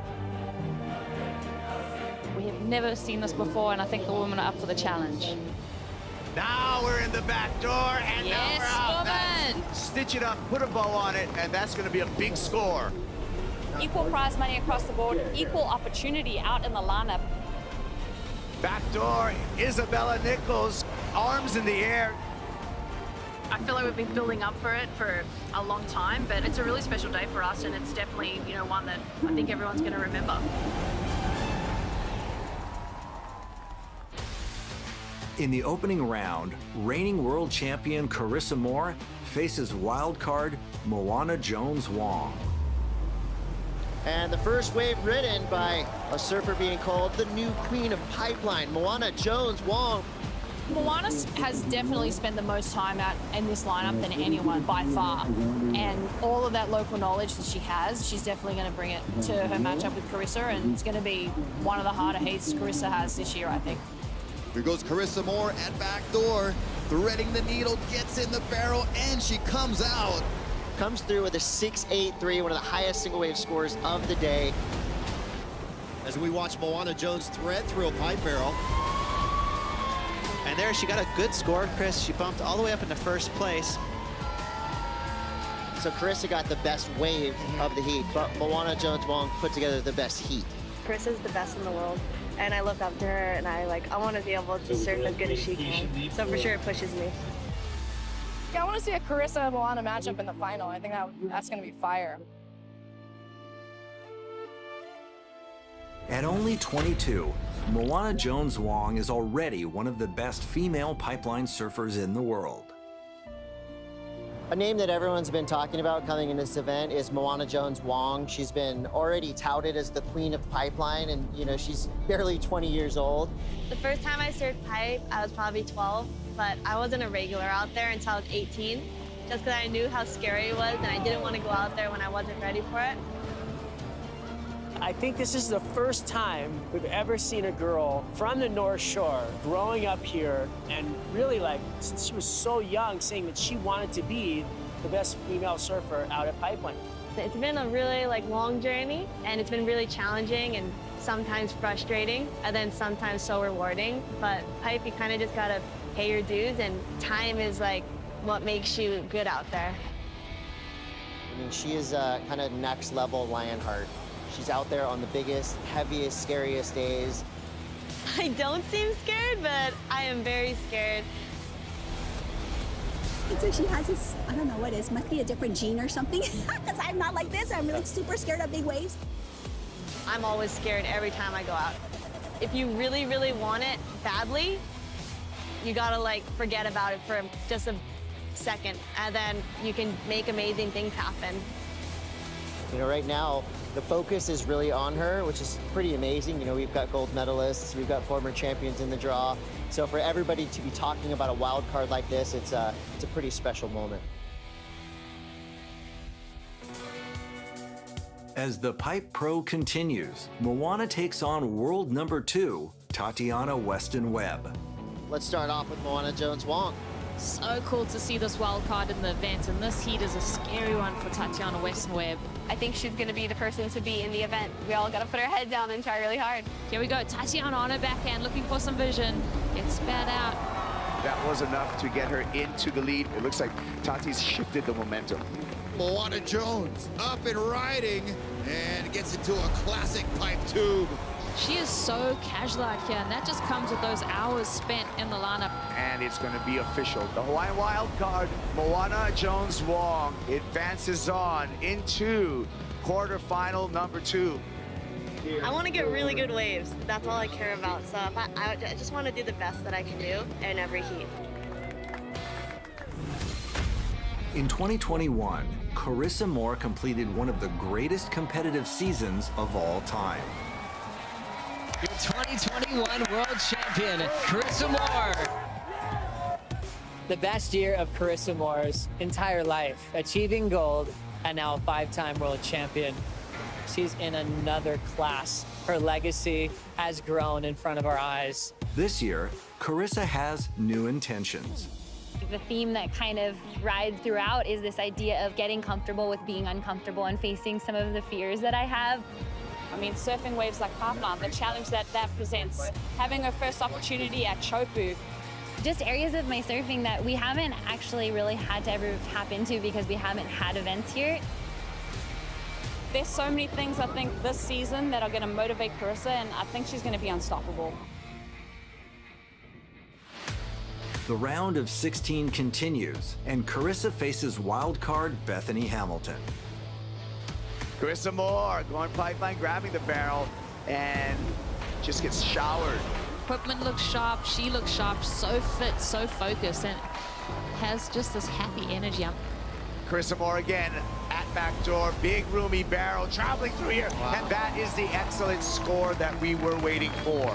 This just putting a stamp on her dominance. So Carissa Moore will be moving into quarterfinal number 3. You know, I'm definitely nervous and a little fearful when it comes to these kinds of waves. I think for me, it's just spending the time, pushing myself outside my comfort zone and taking those calculated risks. Coming up next, Kelly Slater is on the ropes.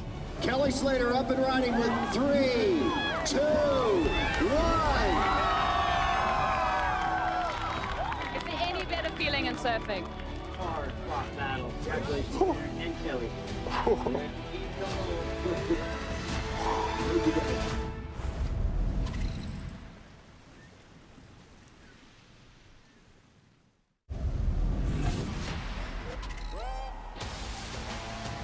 Welcome back to a day that will be remembered in the annals of surf history.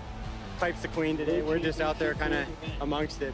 Kelly Slater got off to a blistering start on opening day of competition. Driving through, there's the goat. A day like this makes you think that like everything you've done in your life is worth it to be here for this moment. I think today's one of, if not the best day I've ever seen during the pipe. Kelly comes out with the spin. Kelly, an 8 and an 8.57. Great surfing, buddy, great surfing.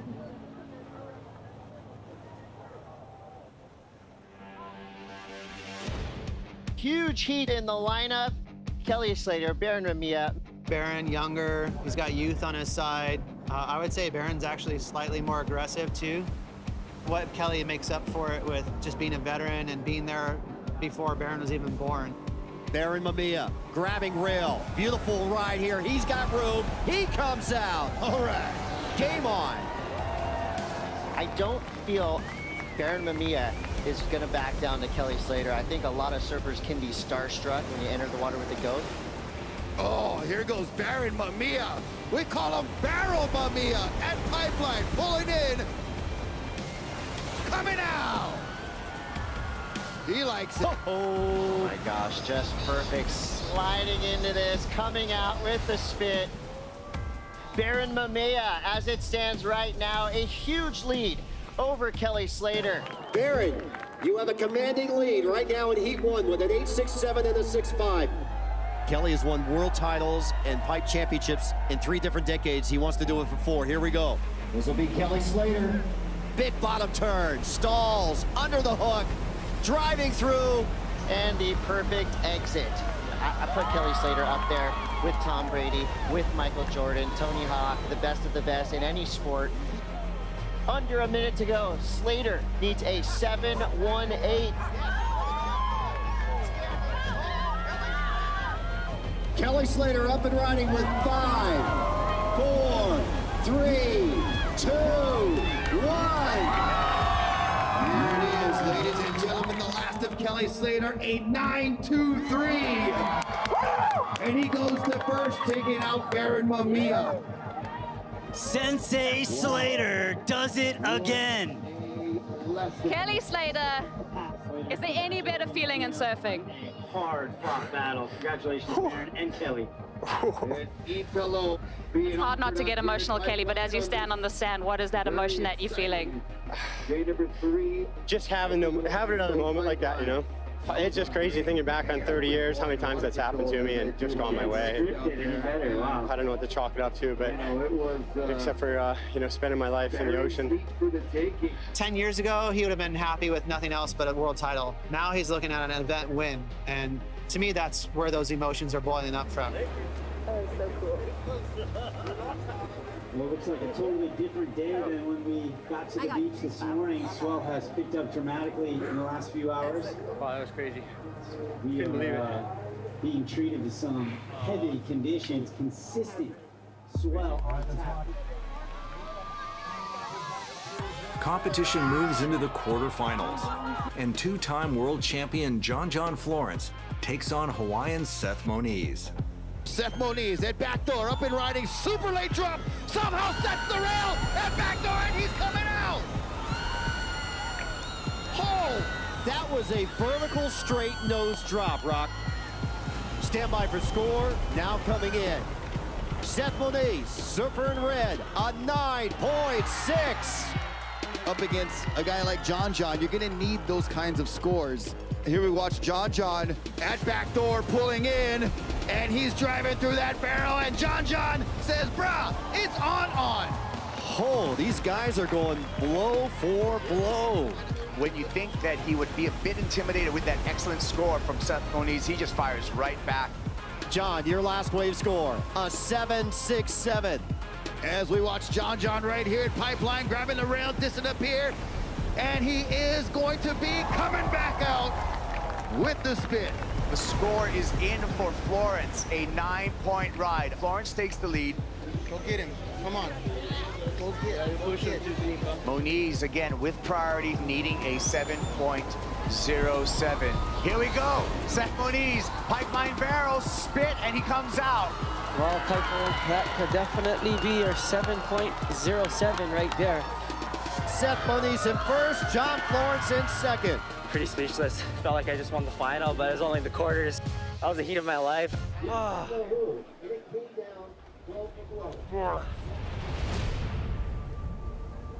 As the quarterfinals continue, Kelly Slater faces Japan's Kanoa Igarashi. For Kelly, he is one of the most dominant competitors to ever surf an event at Pipeline. If he can get a big start here, get himself up in the top 5 of the rankings early, sure, we're going to be witnessing what could potentially be a dream run. As you mentioned, all the accolades, Kelly Slater up against Kanoa Igarashi, and Kanoa is 3-0 in head-to-head matchups, and here he goes, pulling in, backdoor. Good start for Kanoa, he comes flying out. Here we go, the GOAT, Kelly Slater. Textbook. Wow. Backside tube ride, behind the spit. And Kelly Slater having a look, goes backdoor, sets it up perfectly, rides through. Kelly Slater making it through. You know, obviously I have a lot of experience out here, but Kanoa has made the final here before. He beat me out here on a small day. I wasn't going to take him lightly. Coming up next, Pipeline shows its teeth and the women don't hold back. People are lying if they say they're not scared out there. These are the most dangerous, intense, gnarly, challenging waves the girls ever surfed in a CT event.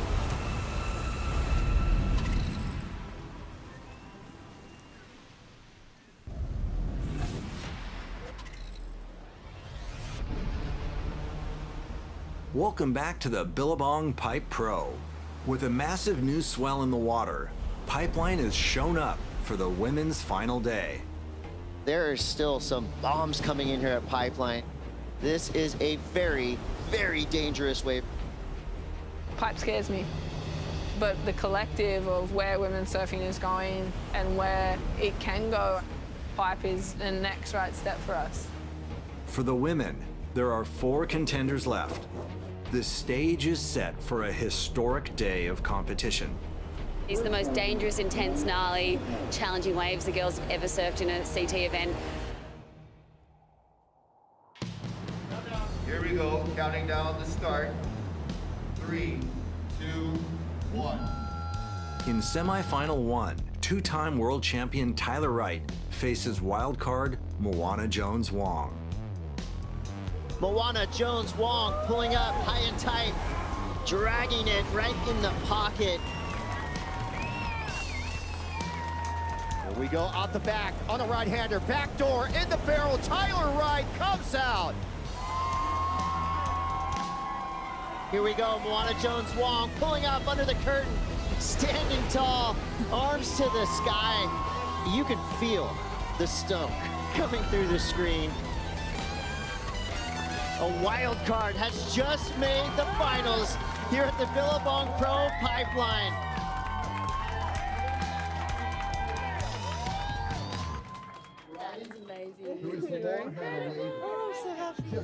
This must be like a dream. This is definitely a dream. I'm like on the verge of starting to cry. Moana, we're so excited to watch you in the final. As the semifinals continue, Hawaiian Carissa Moore takes on California's Lakey Peterson. Who will meet Moana Jones-Wong in the final? Carissa Moore. Tidy little backside tube right there. Carissa Moore grabbing the rail, goes to pipe, pulls up right in the pocket. Horn blows, and that's it. Carissa Moore into the finals at a historic Billabong Pro Pipeline. The final is underway. Five-time world champ and Olympic gold medalist Carissa Moore up against the wild card, a young North Shore surfer on a dream run, Moana Jones-Wong. Here we go. Moana. Wow. Pipe barrel just underneath the hook, coming out with a spin. Arms up tall, the Vulcan House is loving that. She's so fun to watch, but you can see she's just genuinely so stoked when she gets out of the barrel. And she does such a good job at drawing her line. She is so consistent. Moore on the backhand, grabbing the rail. It looks like she had the exit, just gets clamped.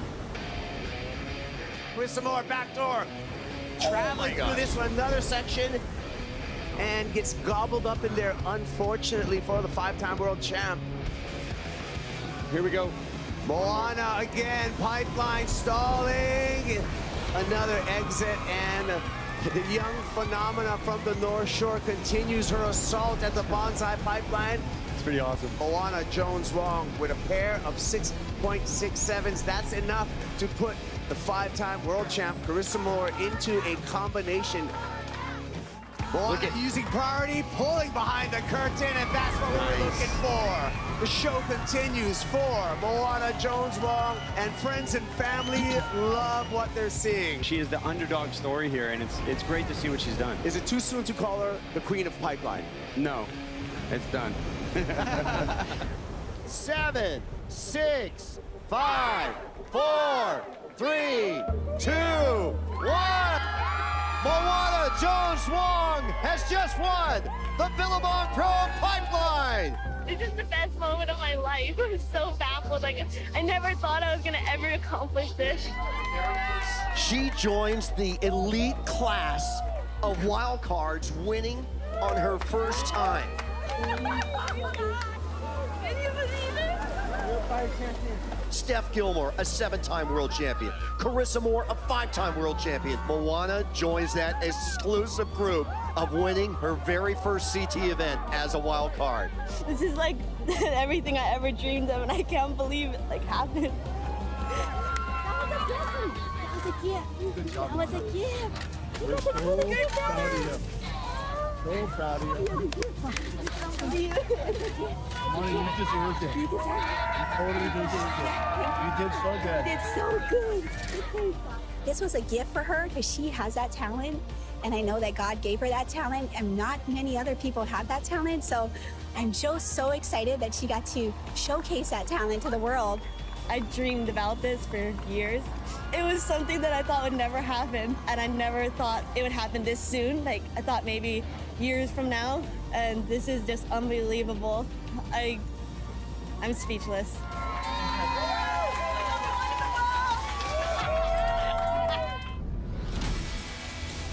Coming up, it's finals day for the men. Look at this thing! Wow! Seth Moniz hanging on by his toe. And Slater continues to chase history. If I could win this contest at this age with this level of competition that's out there, it would be probably as good a feeling as I've ever had out there. The greatest of all time is back.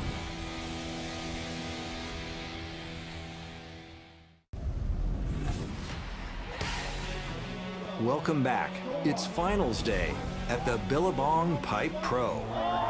Earlier in the quarterfinals, Hawaiian Seth Moniz pulled off an upset and eliminated John Florence. Seth Moniz at backdoor, up and riding, super late drop, somehow sets the rail, at backdoor, and he's coming out! Felt like I just won the final, but it was only the quarters. That was the heat of my life. And Kelly Slater's remarkable run through the draw continued. Here we go, the GOAT, Kelly Slater. Textbook, backside tube ride, behind the spit. It never gets old.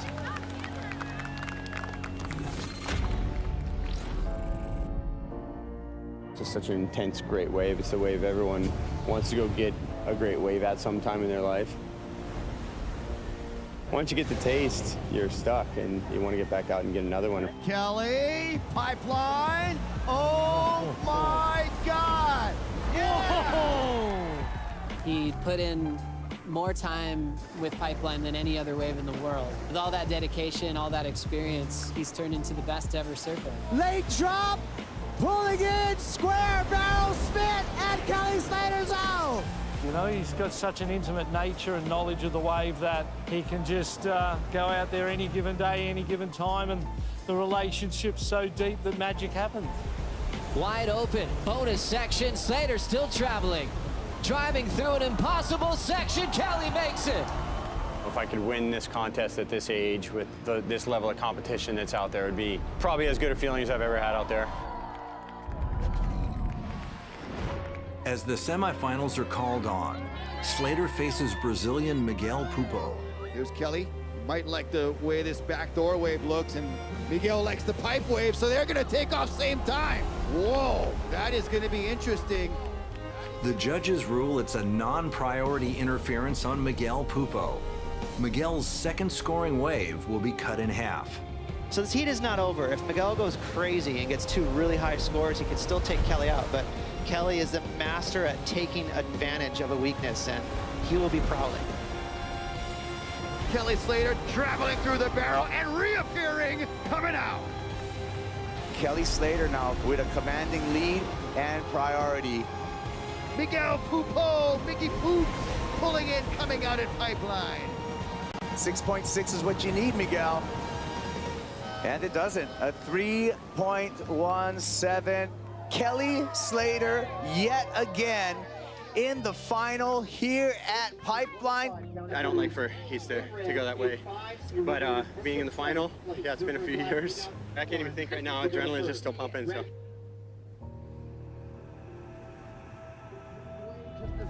Semifinal 2 features Hawaiian Seth Moniz up against Brazil's Caio Abelli. Here we go. Seth Moniz. He comes out of the barrel. So that's going to be the first meaningful score for the young man from Puli'o'o. And here we go, up and riding in red. Seth Moniz, Pipeline, grabbing rail, disappearing. And there he is. What? It was like riding a bull. He was just hanging on, and it went over the side, almost came off, got back down. He fought tooth and nail to come out of that barrel. It was insane. It's a done deal, Kaipo. Seth Moniz is into the finals with your GOAT, Kelly Slater. I'm honestly speechless to be in a final with Kelly, maybe his last year ever. So 2 more good waves, and you know, gotta try to take down the GOAT.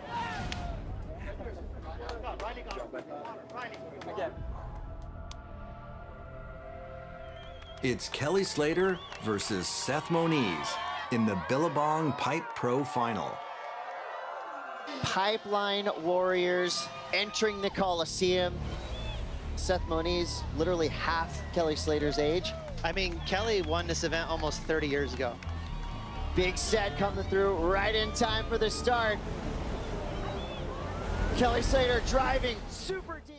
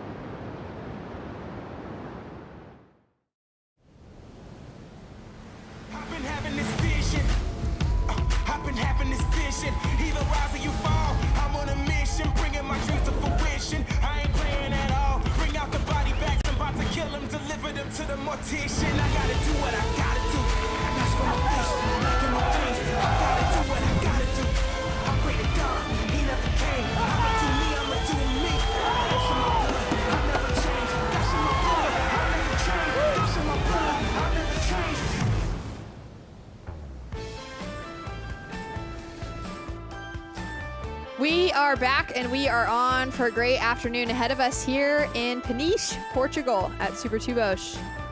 We're going to be heading into the women's round of 16, heat number 6, getting underway with Tyler Wright and Gabriella Bryan. My name's Shannon Hughes, joined in the booth by Strider to call to action today. Yeah, it's going to be fun. The waves look really fun out there. There's a lot of, it's got glassy. It's like the conditions are changing so fast, but there was a little warm-up surf going on, and there were some great waves ridden, so I think we're in for a treat to get this thing going. Yeah, we're just on the other side of that tide drop, which is exciting to see, and we've got the official call down with Luisa and Renato.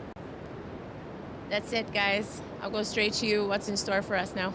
Well, Luisa, we wait extra 30 minutes to make sure the tide is ideal to restart the ladies.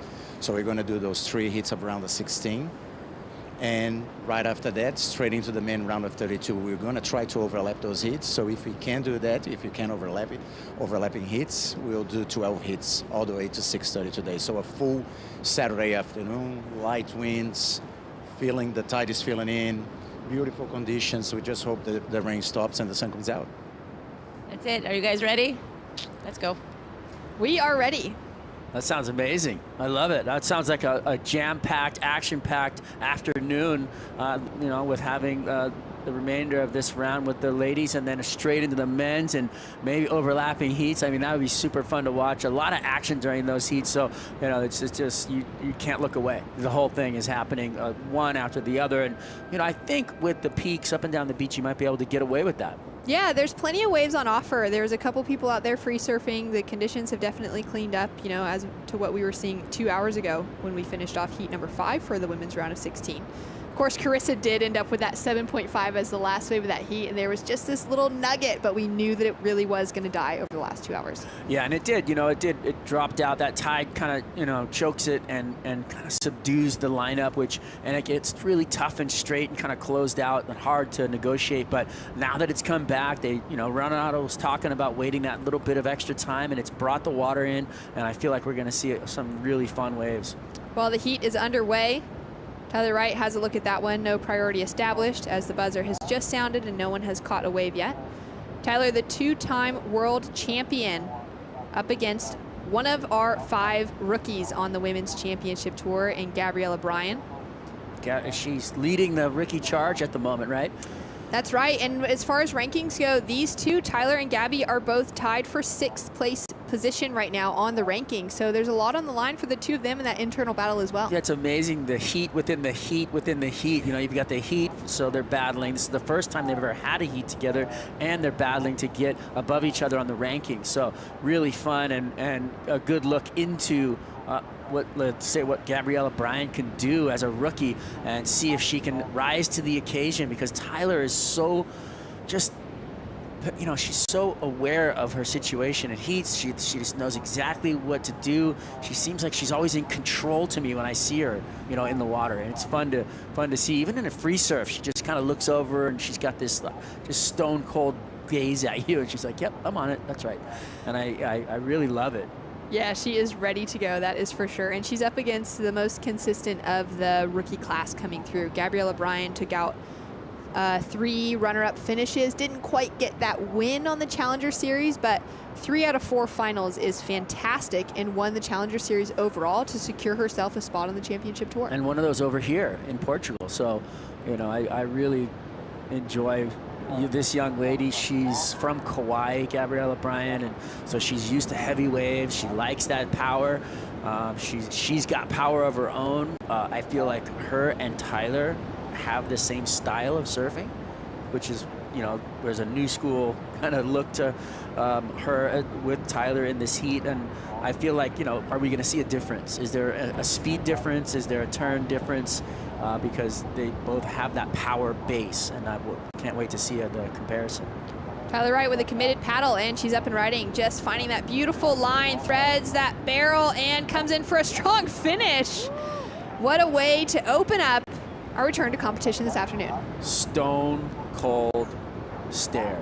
That is just so solid, you know. That was I mentioned it, but for her to just, you know, no nerve, dropping in, I got this, tube time, coming out, and to throw it into the lip like this. Watch this. She ducks under this little hood, right? Nice little quick tube, but then to throw it into the lip late like that, especially we're coming out of a low tide, it is so hard to negotiate that. We saw Kelly Slater go down. We saw Stephanie Gilmore falling on those turns. We saw all these amazing surfers falling off at the end, and she was, you know, the base is so strong and she gets low enough over her board where she rides out of that. I mean, so really impressive. So impressive. So scores to come through for the opening wave of Tyler Wright. And how low and compressed did she get? Even on that first pump, it almost looked like she was going to have that kind of stand tall for a second, and then she just ducked in so low. She was like squatting so low on that surfboard to tuck into the barrel, and then the same on the finish to just be that low and compressed to be able to find that actual success in riding out, like you said, as we've seen plenty of the surfers falling on the end section throughout the week. It's a really, really hard section to negotiate. Gabriella Bryan having a look. Up and riding on her forehand off the bottom into that big first top turn. Just tries to release that tail a little bit and bites the rail on the way down. Yeah, it's unfortunate, but when you catch a wave and you're in the lip line and you saw that foamy water coming up the face, well, right in front of that foamy water is a little ripple, and that's what her board gets caught on as she does this turn. So while she comes up, the turn is beautiful, but as she comes around, there's that little bump coming up the face from it's like a shock wave from the wave before, and, you know, catches a rail, so she goes down. Oh, that's such a shame, because it was such a good turn as she was just starting to pull out of it. Scores in, Tyler Wright opens up the heat with a 7.5. Same as the finisher for Carissa Moore on either end of this hole that we went on today. Well, it sounds like they made the perfect call, because calling it off at, you know, with a solid score in the water, but knowing it was going to deteriorate, and then now that we've got conditions back, we're having those solid scores again. So we're back at it. You can see a little smile on Tyler's face now.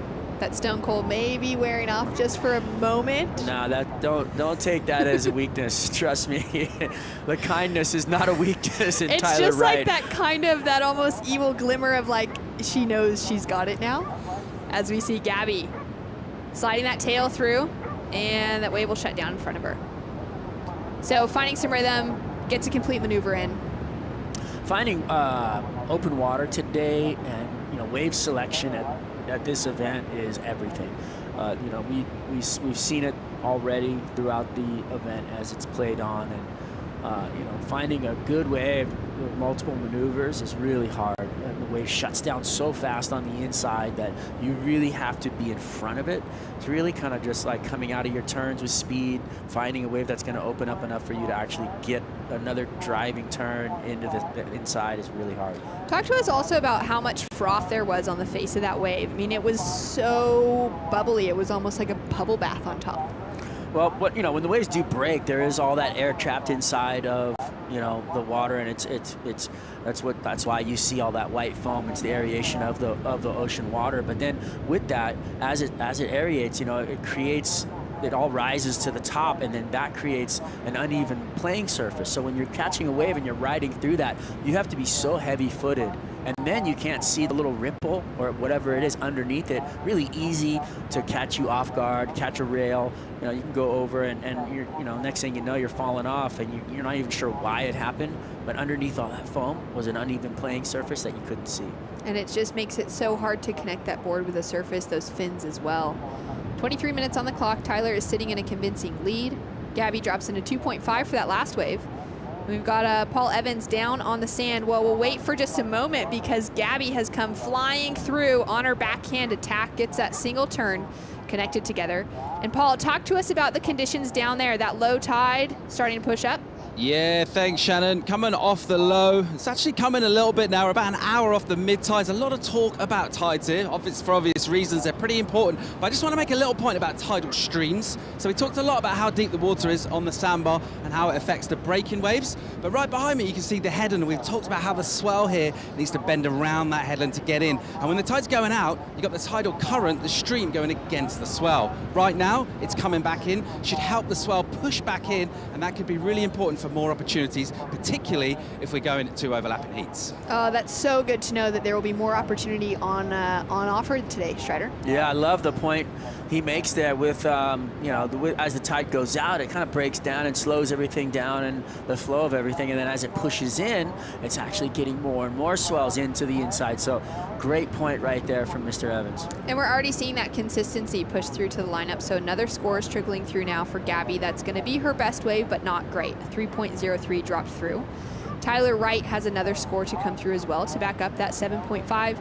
Less than 10 minutes down within this heat, and we're already seeing some great consistency as we take a look at another cover-up for Tyler. Yeah, quick under the hood, and then throws the lip line blast, and you saw the board releasing in the lip. That was incredible. It was almost like there was 2 waves there, though, so her having to deal with the next wave underneath her as she came off the top lip down to the bottom lip and then going over the falls into the impact zone, and she got blown up on that bottom part of the wave. But it was almost like her wave she completed, and then the other wave came underneath it. Yeah, it was like a strange double up sort of thing.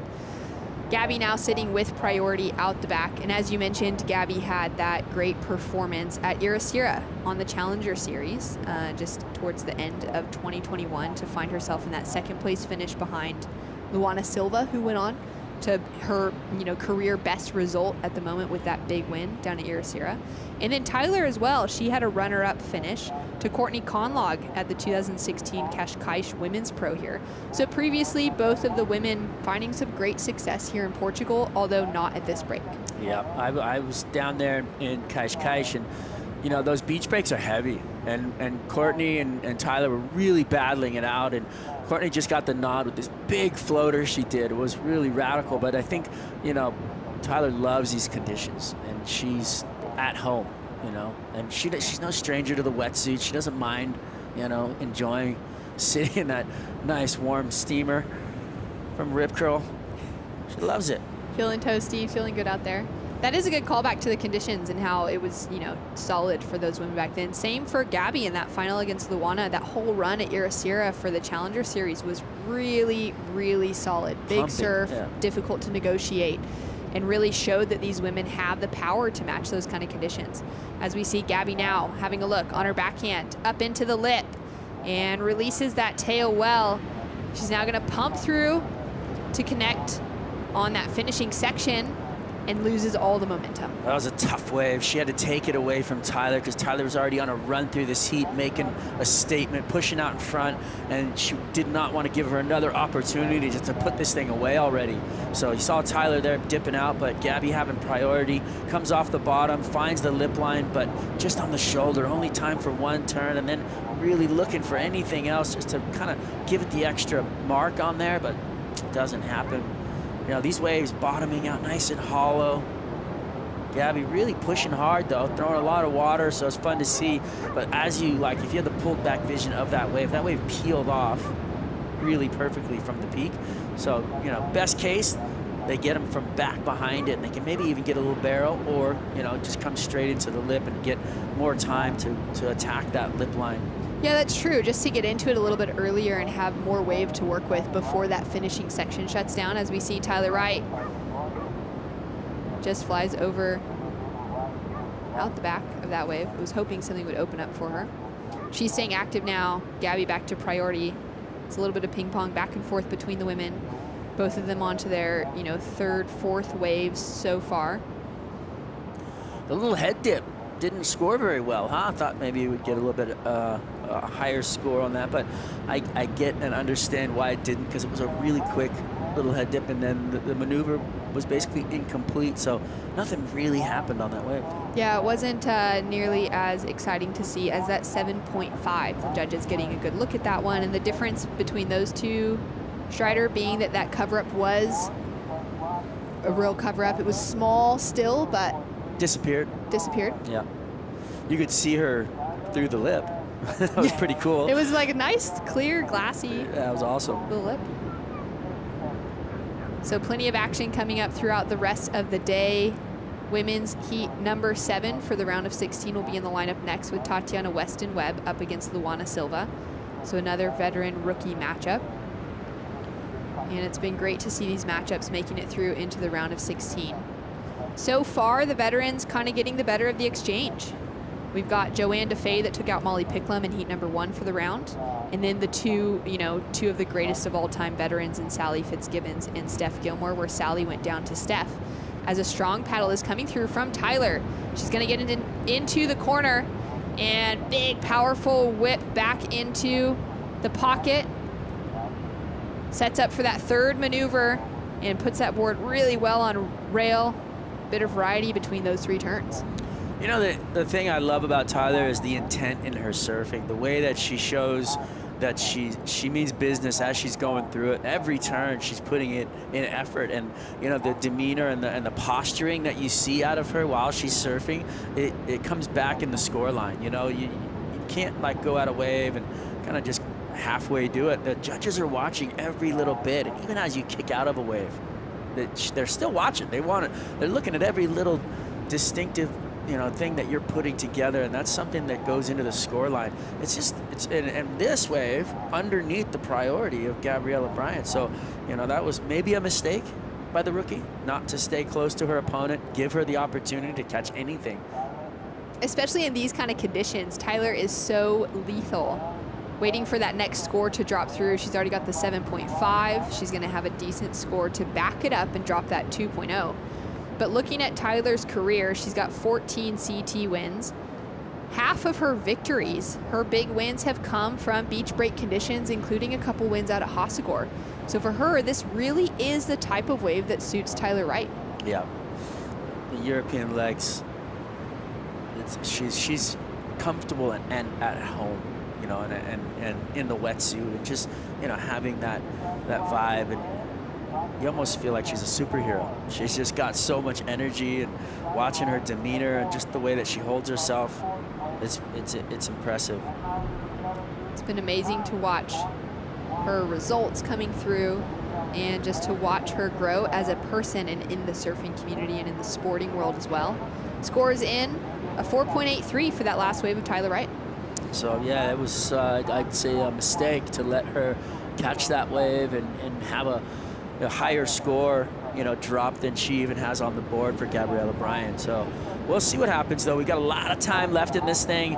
You know, we're halfway through it, but we still plenty of time for them to catch enough waves. Just, you know, the great part about Super Tube Ocean here in Peniche is that these swells are close together, right? We've got like you know, storm swells coming in. They're not long period swells, so they're about 12 seconds to 10 seconds on the interval, which means you're going to catch a wave on that sandbar every about 10 seconds. And when the sets come, they're close together, so you have an opportunity to catch a wave really quickly. And that's, you know, you could literally kick out of one, get back outside, get another one within a couple of minutes.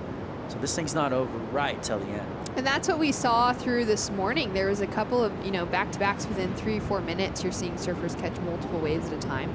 Same yesterday afternoon in the men's rounds, where, yeah, there was just a lot of opportunity on offer as those conditions improved throughout the day.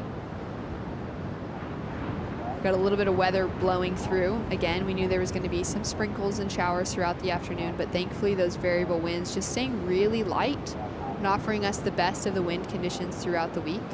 It's kind of a surprise, you know, and because after the conditions that we've been dealing with, super windy and just radical and swell and everything else, but one of the local guys saying it was going to be a surprisingly kind day for us. Tyler Wright on her backhand, big floater to start things off, and just dives through, does some lobster fishing.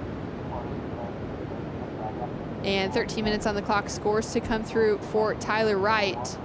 Gabriela Bryant sitting with priority, but chasing a big score of a 9.16. We'll see if she's able to make the comeback.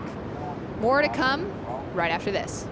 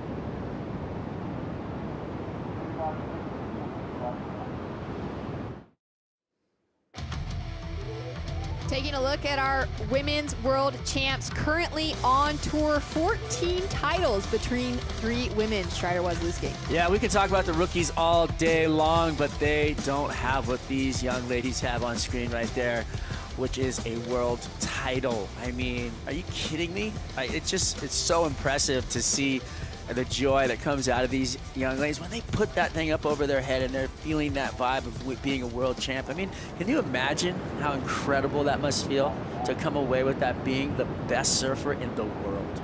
And having that as goals from such a young age and to achieve them and then to do it multiple times. It's so impressive to come back and do it again. I mean, obviously we got 7 from, you know, Stephanie Gilmore. I believe Lane Beachley has 7 as well. So Stephanie probably wanting to top that, you know, one more. Always trying to beat, you know, the top dog in the world, I guess you could say. But and it just brings me back to Kelly Slater with, you know, 11 world titles and winning Pipeline, and you know, everything that's happened for him at such the ripe old age there. It's crazy to think about what a superior athlete he is, and these ladies are pushing through for these titles. It's just amazing. It's so wild, and it's crazy to see, you know, the years that they have. You know, that's 14 years of world titles taken up between those women. That is a long time, a long career, and to know that they're all still here and still battling, and they've got a very strong rookie class, and you know, the likes of a Brisa Hennessy and Isabella Nichols also, who now are finding their 2nd or 3rd year on tour, and they're finding a little bit of momentum. So there's this young crop of about 7-8 women who are gonna start biting at that conversation. You hope. But really, you hope. But then there's that reality that over the last decade, there's been 10 women that have stayed in that top 10, and there's been very few that have been able to crack in and make a difference. It's really, really tough. I mean, you just think about, like, you know, Sally Fitzgibbons, and you think, like, okay, you know, there's hope there, even on the men's side. Taj Burrows. Tyler Wright now up and riding big up into that first section. So much speed. Oh, so much power. Like, you know, but that's the way you have to attack a wave like this. You have to give it the power for power kind of stance on it, because if you don't, you're just going to come off your board. You have to have momentum to ride out of the conversions, and if you don't have that power and momentum, you're just going to get exploded and maybe even injured. So it's better just to go after it with as much power as you can, because you'll never match the power of Mother Nature, but you will kind of get a piece of it. And it's that speed that then equals that power as well. Down to under 9 minutes on the clock, a throwaway score for Tyler Wright, and we caught up with her before the start of the season just to get a feeling for what she was looking forward to and how she was feeling coming into the 2022 season.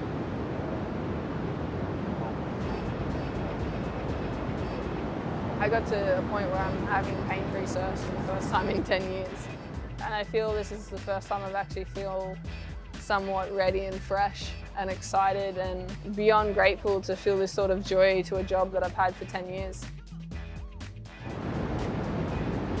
That is so cool to know that she's feeling alive and well, and she's, you know, back in maybe the best form she's ever been in. But to think of the grit that she would have had to go through from those years, through that pain, to fight through and still win world titles in the midst of that, that is a strong woman we're talking about. Pain-free. That's a big statement, and thinking about that, like you just said, she must have pushed through quite a bit of it, you know, and to be sitting there with world titles over her head, it almost might even feel better to push through and to be victorious like that, you know. Yeah, it'll be amazing to see if she's now able to achieve a 3rd world title in a different space in life, having kind of come through all that she has come through. Great to see her in a dominant position right now, finding that 7.5 on that first wave. That really just spoke to that experience and who we know Tyler to be, to get things started with such a solid wave early on in the heat. And putting that pressure now on the rookie in Gabriella Bryan, chasing a 9.16. She's got those couple of 3s on the scoreboard, but she just hasn't been able to find it, which is a shame. She's traveling, spending her time in Europe with her mom, Rochelle, and it's great to see that those dynamics of the new surfers coming onto tour and finding those ways to feel at home while being so far away from home. Yeah, and being young and on the world tour and being out there with everything, you know, it's good headspace is everything, and having somebody that you can find comfort in is the most important. And then I'm just thinking about this heat and watching her paddle around as Luana Silva runs by.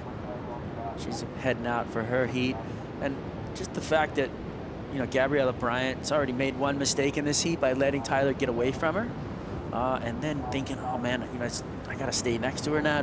Can't let her get another one. And then, you know, but am I on my game? Am I playing my role in this? Is my plan working? Am I supposed to be over here where I thought I was supposed to be? There's so many, you know, doubts that may try and crawl into your head. How do you keep them out of there? You know, headspace, we were just talking about it, just being on tour and traveling around and have somebody in your corner that makes you feel comfortable. But when you're in the water, you're alone and you have nobody to look to. You have to settle into your comfort zone and have a plan, and it just looks like she's going back to it right now. She's thinking, okay, I'm going back to my plan, I'm going back where I was, and I'm gonna get some of these waves. Yeah, she's putting some distance between herself and Tyler, getting a little bit of space. Maybe reflecting on the result she had at Sunset. She walked away with a semi-final finish for her second event ever on the championship tour. 5 minutes, 20 seconds on the clock. And a big ask from Gabby Bryan right now to find a 9.16, as we saw Tyler Wright in the heat recap open up with that 7.5. Yeah, dips under the lip for a nice little tube and then straight up into the bowl. A lot of water coming down there, hard to do. Fun little wave right here from Gabriella, pushing water out the back, but nothing left. You know, she needed a little bit more. Tried to find something there on the inside, but even that little wave dumped over so hard that she fell off. And this was a backup right here underneath the priority of Gabriella Bryant, the mistake that was made by her not to be alongside Tyler, I guess. But hard to be everywhere at once on your own game plan. So Tyler Wright just surfing a little bit better and finding better waves. Yeah, just a little bit more freed up. Able to find that second wave under priority. And that little battle at the start of the heat even, you know, with both women kind of having a look at a few different waves. And that's the case, you know. Silhouette of Tatiana Weston-Webb, it looks like. Getting ready to head out. We saw her husband, Jesse Mendez, getting a few good waves during that break. The one or two that were actually on offer. And paddling out.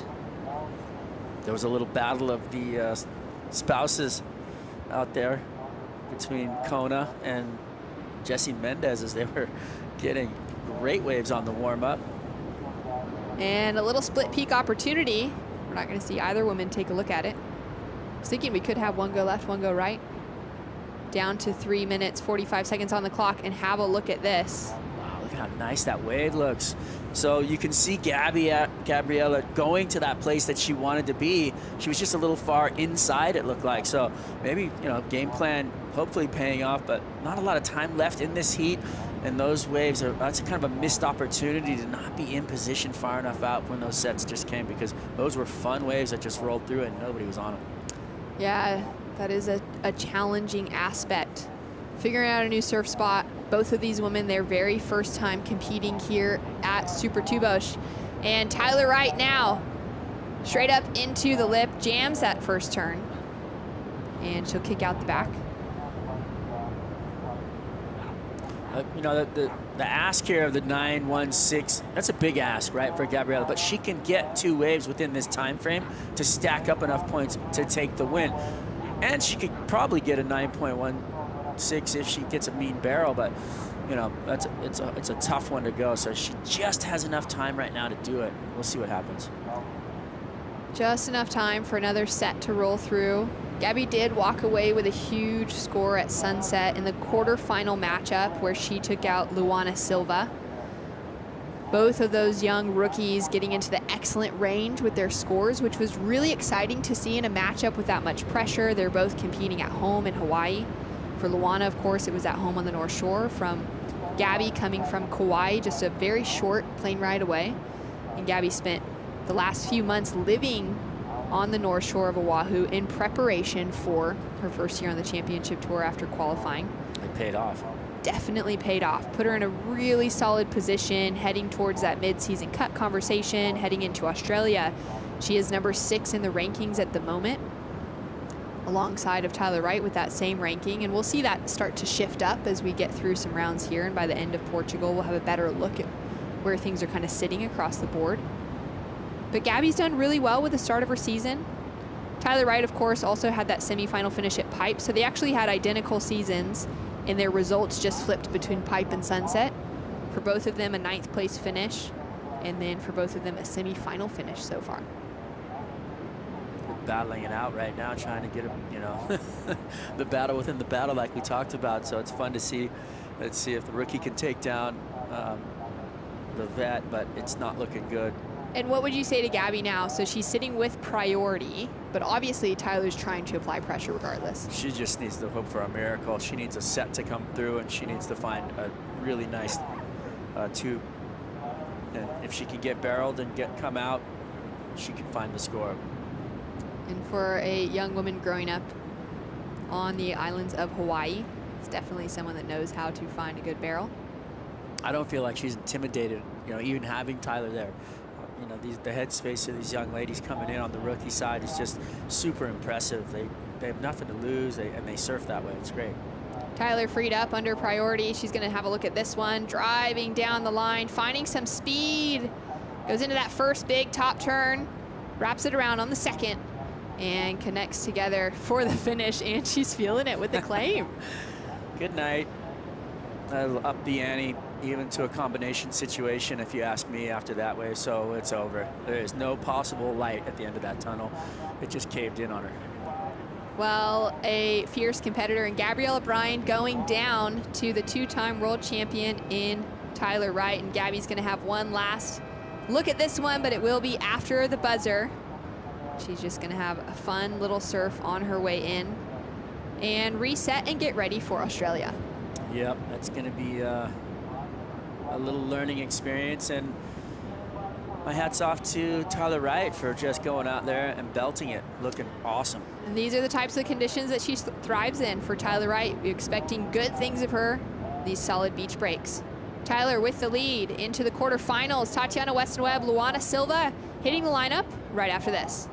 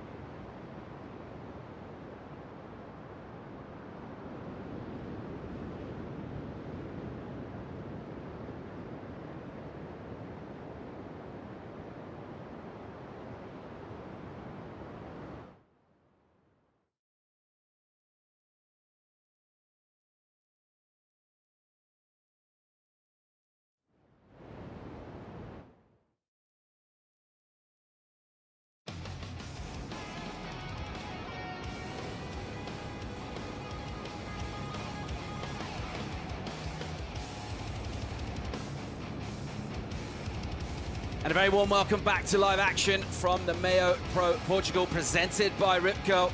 Picking up scenes there of a win in the previous heat for a 2-time world champion, resetting for a brand new heat out in the water.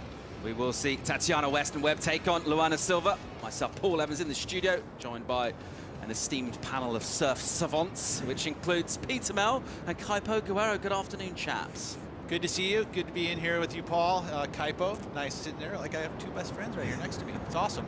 How you feeling, Kaipo? Really good. Just enjoying the actions back in the water, and I like what I'm seeing. And that was a brilliant performance by Tyler Wright, but we got another great matchup right here with Tati and Luana Silva. A little bit of light drizzle falling out the sky, but you can see that water surface nice and clean. We've got those light variable winds throughout the day, so we've had some pretty whippy cross-shore winds from the last couple of days today. Nice, kind of soft on the face. What's that going to do, Peter, in terms of scoring potential on the waves? It's going to maybe open up some more opportunities for maneuvers, things like that? Yes, I would totally agree with that. I mean, we still have the barrel on offer here and there, so I think that's ultimately what you're searching for. But maneuver-wise, without having so much wind under your surfboard, you're going to have more control. So you'd hope to see a couple nice big maneuvers. So a quick start there for Tatiana Weston-Webb. The lesser spotted Goofy Foot on the women's tour. Just 2 of them with full-time positions. Of course, Caroline Marks, unfortunately unable to compete at the moment. So Tati, the only southpaw of our women on tour, taking on Luana Silva, part of that story of the rookies. She was able to get a good result at Sunset. That was kind of maybe that moment that crystallized a little bit for that rookie class, where all 5 of them made the quarterfinals, and that's one of the stories that's really set the tone for an exciting year. But what we're mainly excited about is like the level of surfing performance. Well, and these 2 right here are basically fighting for cut line. You know, you get through this heat, you get into those quarterfinals. That's where you need to be in order to solidify your spot in that top 10. Luana sits at 10, Tati at 14. So both of these surfers need this result here. It's very important. That's what these kind of middle seeds meet up in these later heats in this round of 32. So this is a big one for both these surfers. And Kaipo, this stage of the event, right, this is around, obviously, let's just pick up live action here as we see Luana Silva on the backhand, off the bottom. It's a little stiff off the bottom, it's looser off the top, but she does get hung up, and a little mistake there. Yeah, that's tough. I mean, Sunset was all about the rookies, and we saw that rookie class really fire at Sunset.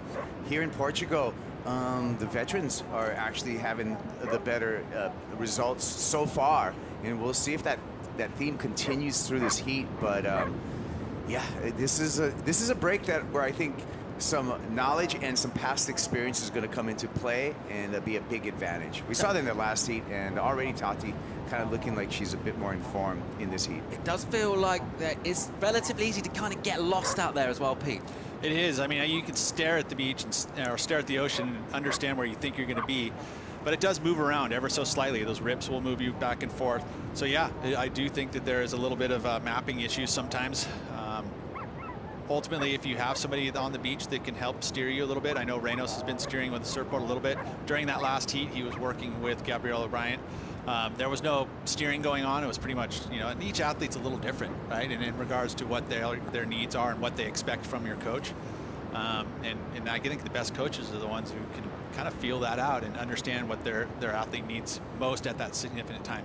Yeah, it's really cool, Pete, that Reynos is actually going back-to-back. He was helping Gabby in the last heat, and right now he's in Luana's corner in this heat. But I think the same role is applying in both of these surfers, where I think things are changing really fast out here in the beach break. So actually steering your surfer could be a disservice at this point, because the reaction time's not quick enough to what's going on out there. Looking at the early work done from Tatiana Weston-Webb, a couple of ninths, and that's losing in this round. At Pipeline and at Sunset, not really the kind of results she wants in terms of looking at that mid-season cut. She finds herself relatively unfamiliar territory, languishing down there at the moment. A big chance to turn it all around here in Portugal and set up the Australian doubleheader, which is coming up soon from the World Surf League.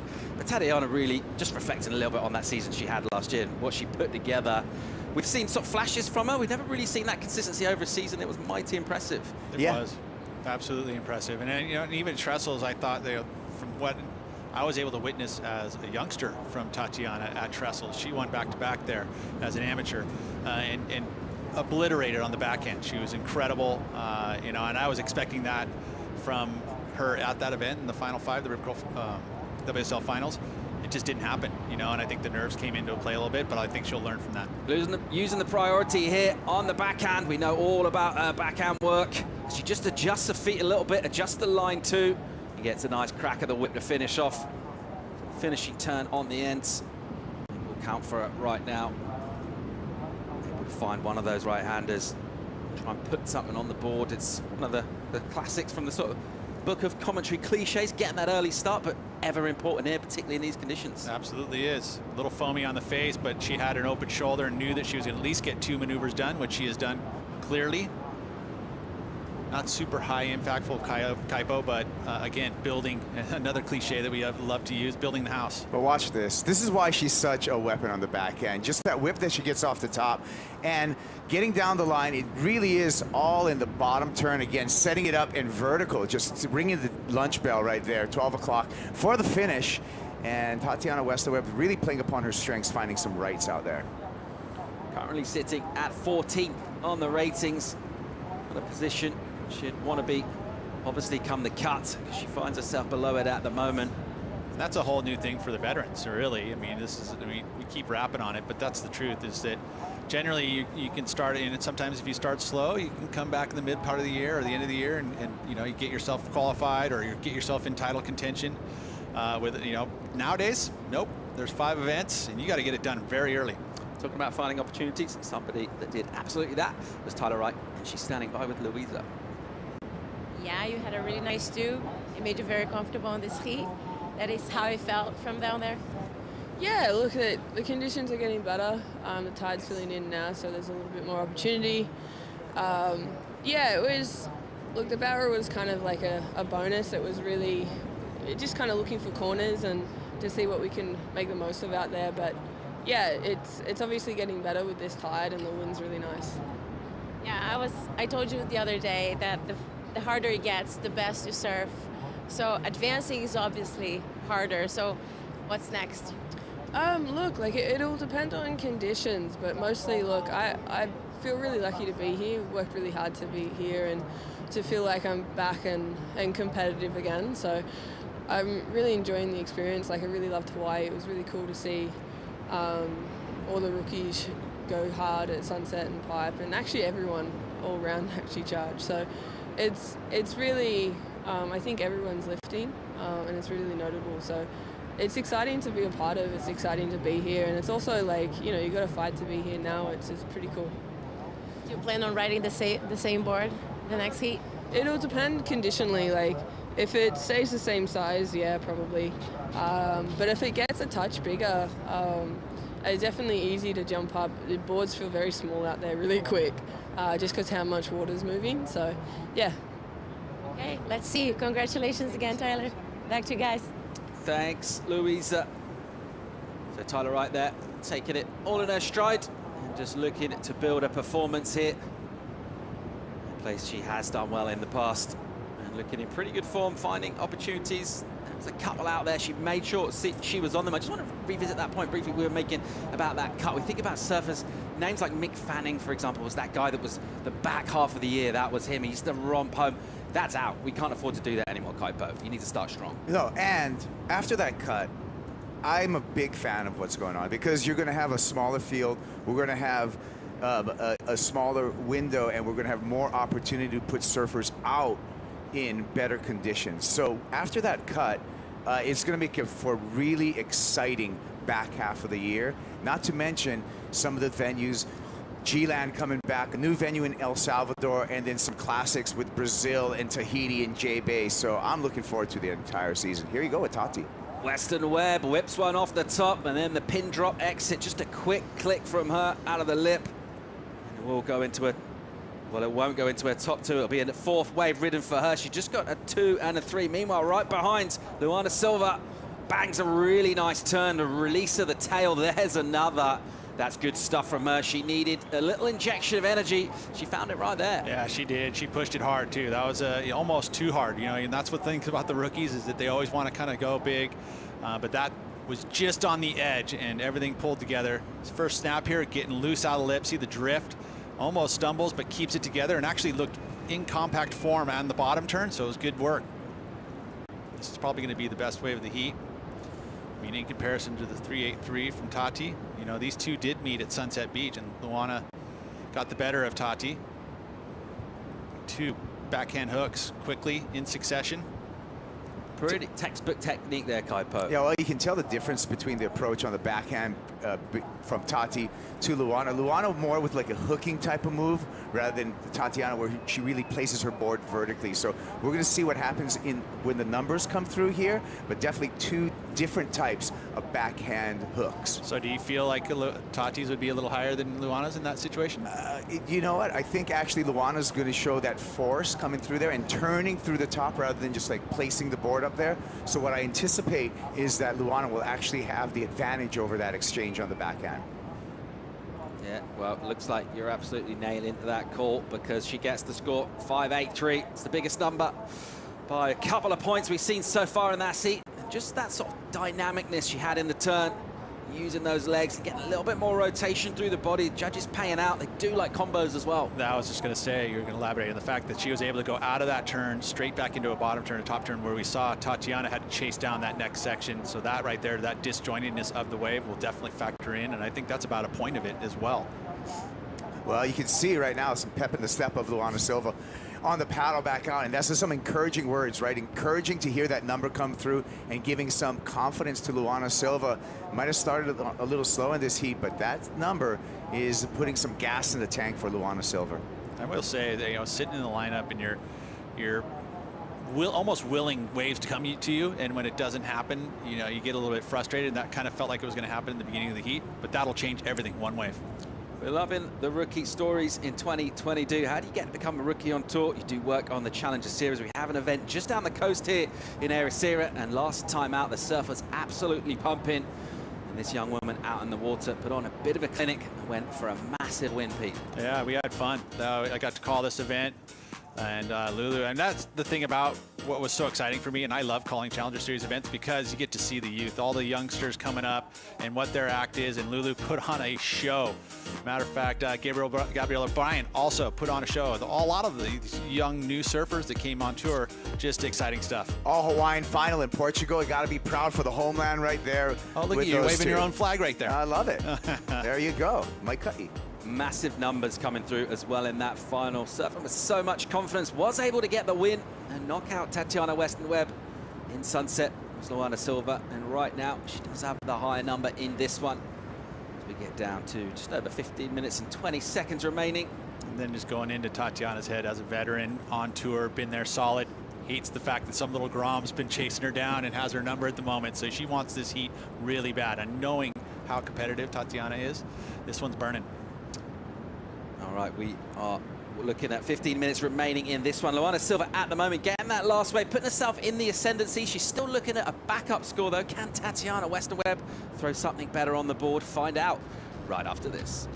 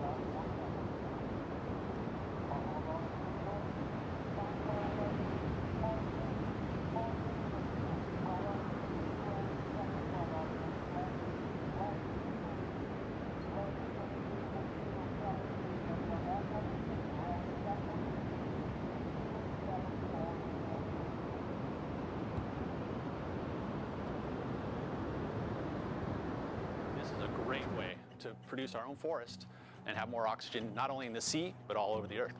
We Are One Ocean is an initiative led by the WSL to inspire our global surf community to protect and conserve our one ocean. This year, we're partnered with Shiseido, and we're working with local organisations in communities around the world where we hold our championship tour events. We are doing research on marine reforestation. We're super stoked to have the support of WSL Pure. We're going to be able to have long-lasting impact. For me, it's exciting to see that we could actually grow a forest at the bottom of the ocean. It's actually 20% more effective than forests on land, believe it or not. You can paddle them out and drop them off, and then the forest starts to grow, and then it'll take hold of the bottom, and you created a kelp forest. Coastal communities are going to be really integrated in this process. Help us preserve the future of our sport. To learn more, go to weareoneocean.org. Kaipo, where was our invite to? Why do these guys get to have their fun with the kelp, right? I just love it. I mean, having all three guys, Pete and Strider and Joe over there, just another great stop for We Are One Ocean, and weareoneocean.org is doing such good stuff. Hey, we're going to do that sustainable stuff at every single drop. But here we go. Replay of Luana Silva. This happened during the break. And we'll be waiting for that number. Silva chasing down a backup there. Also had this effort from Tatiana. Yeah, Tati snapping on the left-hander there and coming through.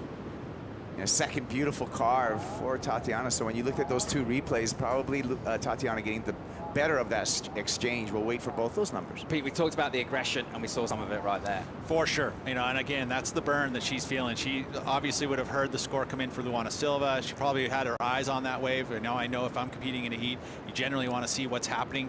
So you'll pay attention to the surfers. Some guys or girls also just put on blinders and don't watch at all. But I know that I like to kind of see what's happening. And at that point, Luana was going to get a number that's going to improve her score, but that's going to be Tati's best wave. Little exchange to bring this heat to life. Something of a slightly tense start. And that exchange, let's see where these scores go. They're going to be crucial in this encounter. We're looking to take surfers through to the quarterfinals. Let's see which one of these two can get that. That's veteran play by Tatiana Weston-Webb. I'm telling you right now, even that she's back against the rope, had the patience and really had the fortitude to put together, identify a better wave than Luana Silva, get away from her, and put together a really, really well-surfed wave. So I'm expecting as that number comes in for Tatiana to get closer. And here she is again. Live action off the top a couple of times. And she likes the second turn. A bit of hang time there. It was not an easy turn to do. These last two waves right here are Tati's best, and we have yet to see the score in, but it's going to be a good number for the wave previous, and I believe this number that's going to come in is even going to be better. Well, this heat absolutely firing up now. Numbers to come in. It's a big one for Tati. 7.83. That's massive. And that aggressive surfing from her. She's got another score to come in too, Kaipo. Yeah, she's got a, if that was a 7.83, when we see this next score, I suppose it's going to be at least equal or north of this score. Here's the replay of the second wave. We're waiting for the score still. Oh, and that aggressive finish and just the body language coming out of that tells it's a lot of approval right there on her own performance. Slow motion, Pete, on this one. Yeah, and look at the butter. Look at the conditions, just sheet glass. First snap there on edge and then straight into the bottom turn, attacking the lip vertically, releasing the fins in a very steep and critical section. Judges will just be eating that up like lunch. And actually, yeah, I do expect that to be a better number. I mean, maybe not the same quantity of maneuvers that we saw in the 7.83, but definitely that final move was the most critical we've seen. Weston-Webb, from being on the ropes, could be putting serious pressure on the rookie, who does have a number of her own dropped in though, and it's a respectable one. It's a 5 for Luana Silva. It's a 7 for Tatiana Weston-Webb. And now she has quite a commanding total of 14.83. So the theme continues in this event and in this round that the veterans on tour are really taking it to the rookies this time. And again, Tatiana Weston-Webb just showing a really, really good gamesmanship to be able to play the game. You got to play the game to win the game. Here we go with Luana Silva though. Here she is, dipping in, holds it off the bottom, whacks one through the lip, just hangs it up, gets that beautiful kind of air drop down just to accentuate the turn, how critical the section was. Unfortunately though, doesn't get another maneuver in. Yeah, and Luana's, unfortunately her waves have not allowed her to get that second maneuver in, but her surfing is critical. Especially those very first maneuvers, which are a big part of getting a big score. You look at those two scores she has, the 5.83 and the 5.0. The 5.83 had 2 maneuvers, but the 5.0 is just one single move. Kaipo, looking at the style from Luana Silva, she feels very clean and composed, doesn't she? Such a natural surfing style. Just kind of compare that with Tati, but there's a bit more going on. Yeah, I mean, Luana Silva, just 17 years old. She's still growing into her surfing. Interesting note, though, on both of these surfers, they're both on Sharp Eye surfboards. So they're provided with the Marcio Zuvi shaping boards for both of these athletes. And it seems that another trend that we're seeing on tour right now is those Sharp Eyes being very, very popular. And here's a replay, though, of Luana Silva again, Pete. Yeah, nice big first turn, right? She set up, wanted to time it perfectly, and almost in a way that affected not getting that second maneuver in. If she'd just gone straight into it, might have been able to get it done. It was a very vertical section, though, so she had to kind of sit off the bottom and wait it out. Didn't go into her top two, and she needs a big number to get into that #1 position. Just interesting, Kaipo, about that story about the veterans. Why do you think that is in particular from what we've seen so far? Is that just testament to how tricky the conditions have been? Why do you think we're not seeing some of that rookie success thus far? I think they're just more traveled and they've been around more. I think in Hawaii at Sunset, what we had a lot of rookies on tour that were actually from Hawaii. So they were at a very comfortable venue there at Sunset, which is a tricky venue. Now when you get on the road, that's when reps and time on the tour come into play, because you're more prepared, because it's not for our vets, it's not their first time here in Portugal or Super Tubos.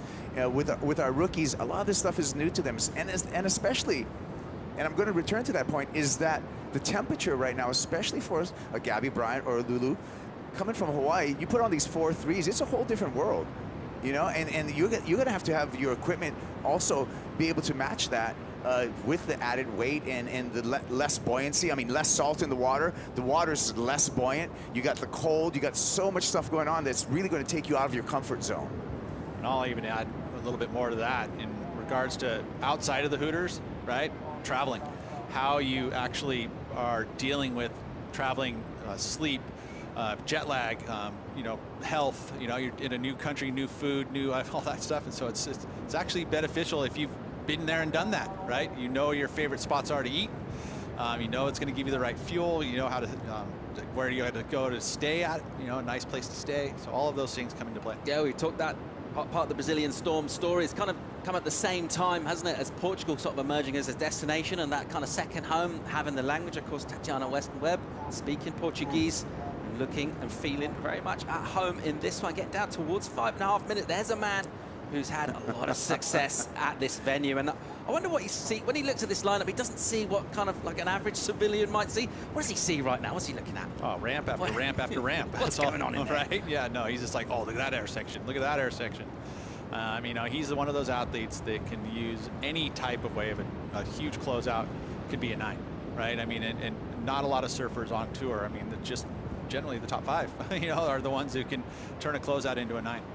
Yeah, Italo, earlier, you could see him just kind of joking around, having fun and being very lighthearted. But as soon as it gets close to game time, he goes into the focus zone. And that's the exact zone. I saw him enter the Red Bull athlete zone, and he was just beaming. He already had his shades on inside, just hoodied on and just like ready to he had the warrior face on, when he's preparing for competition. Outside of that, he's having a good time. But right now, I'm looking at Italo Ferreira in the warrior zone. Picking up vision of another rookie, India Robertson. That'll be coming up in the next heat. But this is the story of this one going down. Early effort from Silva. It's stylish and smooth, but she's up against it here, Pete. Yeah, she is. She started off early with that 5.83. The confidence was starting to build, but then Tati was able to find it. There's a second wave, just one maneuver, 5.0. Nice release in the fins. That Sharp Eye surfboard taking a very tight arc and keeping the speed up. That's what those boards do. And then all of a sudden, it was a twofer for Tati. And she had the whipping first maneuver here. This was the best score of the 7.83. I wasn't paying attention because if I remember the first turn there again on that wave, I would have realized, maybe that's 7 on the next one here. This one, but then 2 7s, getting 14.83 in conditions like this is a solid number. Very impressive work from Tatiana Weston-Webb. She knows it too, and just exerting a little bit of dominance in this one right now. It's not loads of time left, but still opportunities for Luana Silva. She doesn't have first priority either, and you can see why. These are keeping very close quarters on the beak here. There's a trap right now for Luana Silva. She's in the trap situation. She needs an excellent score, 9-point ride. She's under the priority of Tatiana Weston-Webb. You can see Tati sitting real close. She's going to not give her a lot of space at this point. There's going to be some mental games going. You see Tati on the chase right here, and it's just going to stick with Lulu, and this is when the veterans come into play to just try to close out this heat, Paul. As well as the action in the water for our fans coming down the beach at Super Tubos, we do have a pretty cool activation area, and I believe Louisa is out exploring it. Thanks, guys. I'm all across the beach at the Millennium booth, and look at that. They're doing amazing, you know, activation. There's a place upstairs for people to watch the surfing, and there's an artist doing live painting right here, customizing a bunch of cool surfboards. And also, this is like, Millennium is the biggest Portuguese bank, and for the first time they decided to sponsor surf, and they picked a female athlete, Portuguese, Teresa Bonvalor. She's not here right now, but she was watching the surf with us. And talking about sponsoring, you guys are looking neat today. Ah, thanks, Louisa. You didn't have to say that, but actually, no, yeah, no, I'd say she's right. We're looking all right. Of the three here, though, who's steezing the most? Oh, it's not me. Maybe that. Yeah, I was going to say it's Kaipo always. He's got his teeth clean. His hair's done. No stains on the clothes. Socks are clean. What else you got going on? You got mustard boots on. But we're enjoying this action out in the water, and we're enjoying watching the sort of relentless attention that Tatiana Weston-Webb is paying to Luana Silva. She is very close to her, but this wave, she'll let it go. This is Luana Silva on a big right. Whack off the top, releases the tail, and goes down on the inside. Just can't get that whitewater section done. That was pretty brave of Tati to let her have that wave. I mean, it did have a nice corner on it. Maybe she realized it was only going to be one turn. It wasn't a barrel, so it wasn't the 9. And she let her go, but wow, gave it a good effort, Lulu did. Yeah. Good play right here to identify that as not going to be worthy of a 9 that Lulu needed. Nice attack by the rookie, but Tati, again, the veteran, knowing when to impose that priority. And right now, all Tati did was just buy more time off the clock right now. You can see Luana Silva needs to paddle back out, and she's only got a minute, and she's still going to be under priority. Making the right calls in clutch situations. Tatiana Weston-Webb controlling this one, and right now she'll spy with a BDI. Her adversary trying to get away up the beach, and she'll head in a general direction and just look to close this one out. Not a lot of time for Luana Silva to get back into the lineup. Tatiana might spy an opportunity here. That 9-point ride is always going to be a big ask in the final minute. It is, you know, but again, we're at Super Tubos, and you know, those one magical little waves can appear. So you always got to stay focused for the entire 30 minutes. As we watch a wave just stand up, a bit of a straight one. And that wave selection that we've talked about how important that is, choosing those corners. That's what Tatiana Weston-Webb's been able to do throughout this one. Getting those 2 bigger numbers, came on bigger waves. The turns were explosive. She's been pretty good value to what's going to be a win through to the quarterfinals, and something of a dish served fairly cold with these temperatures to Luana Silva.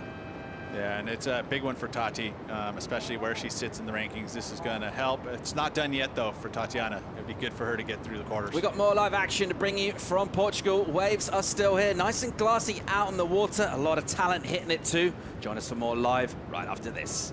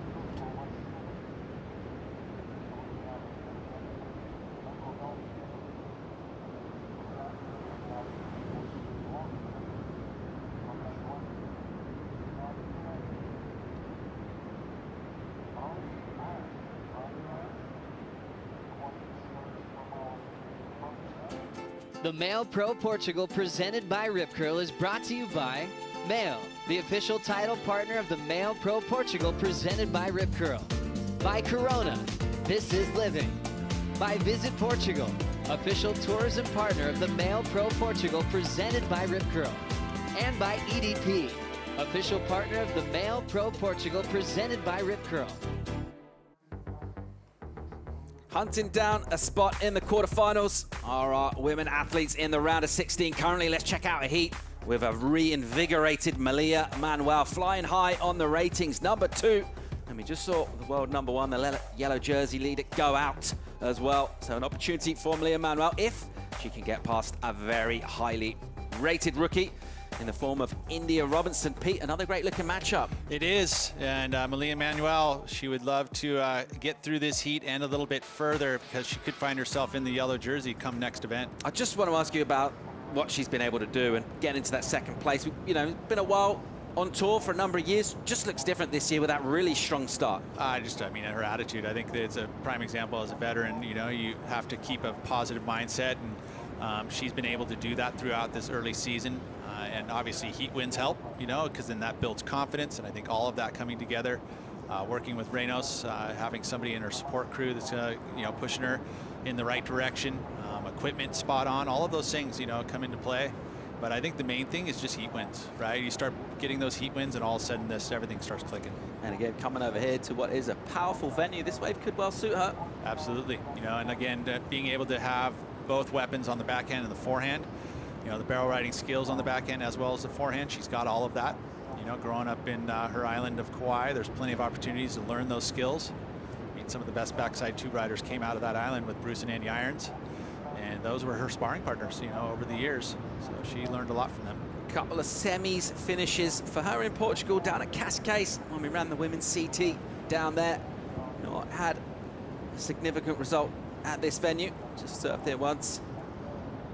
Let's see how she goes in this one. Of course, she's going to have to get past India Robinson, and we've been talking about the rookie story. India very much a part of that.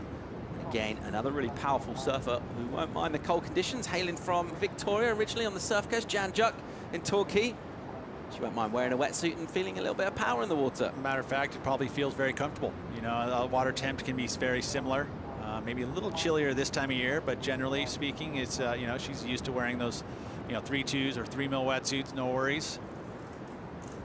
Also very skilled both on the backhand as well as the forehand, which is something that's really important here because you're going to get opportunities, and if you favor one direction over the other, that always kind of puts you in a pigeonhole. It's going to give you less opportunities, but if you can score big numbers going both left or right, that's a key element to winning success here.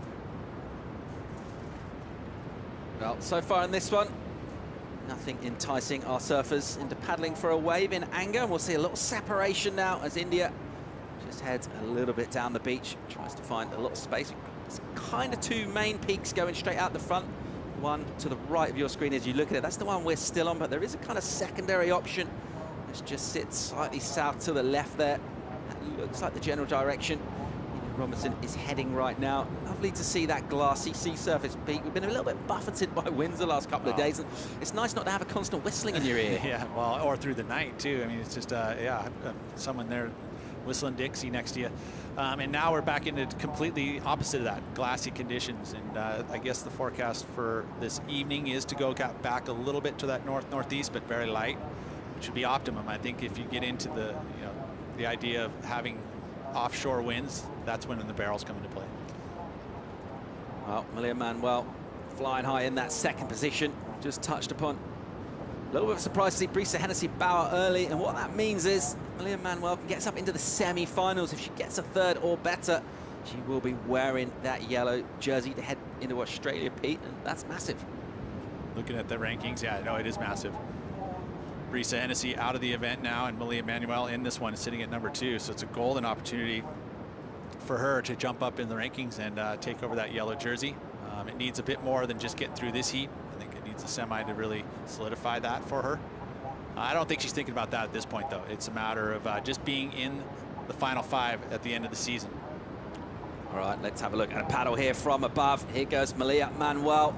Weights off the bottom, and then a nice snap, sending tons of spray. The wave flattens out a little bit, as we'll watch from above, and she'll do some whippy work on the inside, getting some nice rotations, a couple of quick hits, and a reasonable way to start off what was a fairly slow encounter to begin with.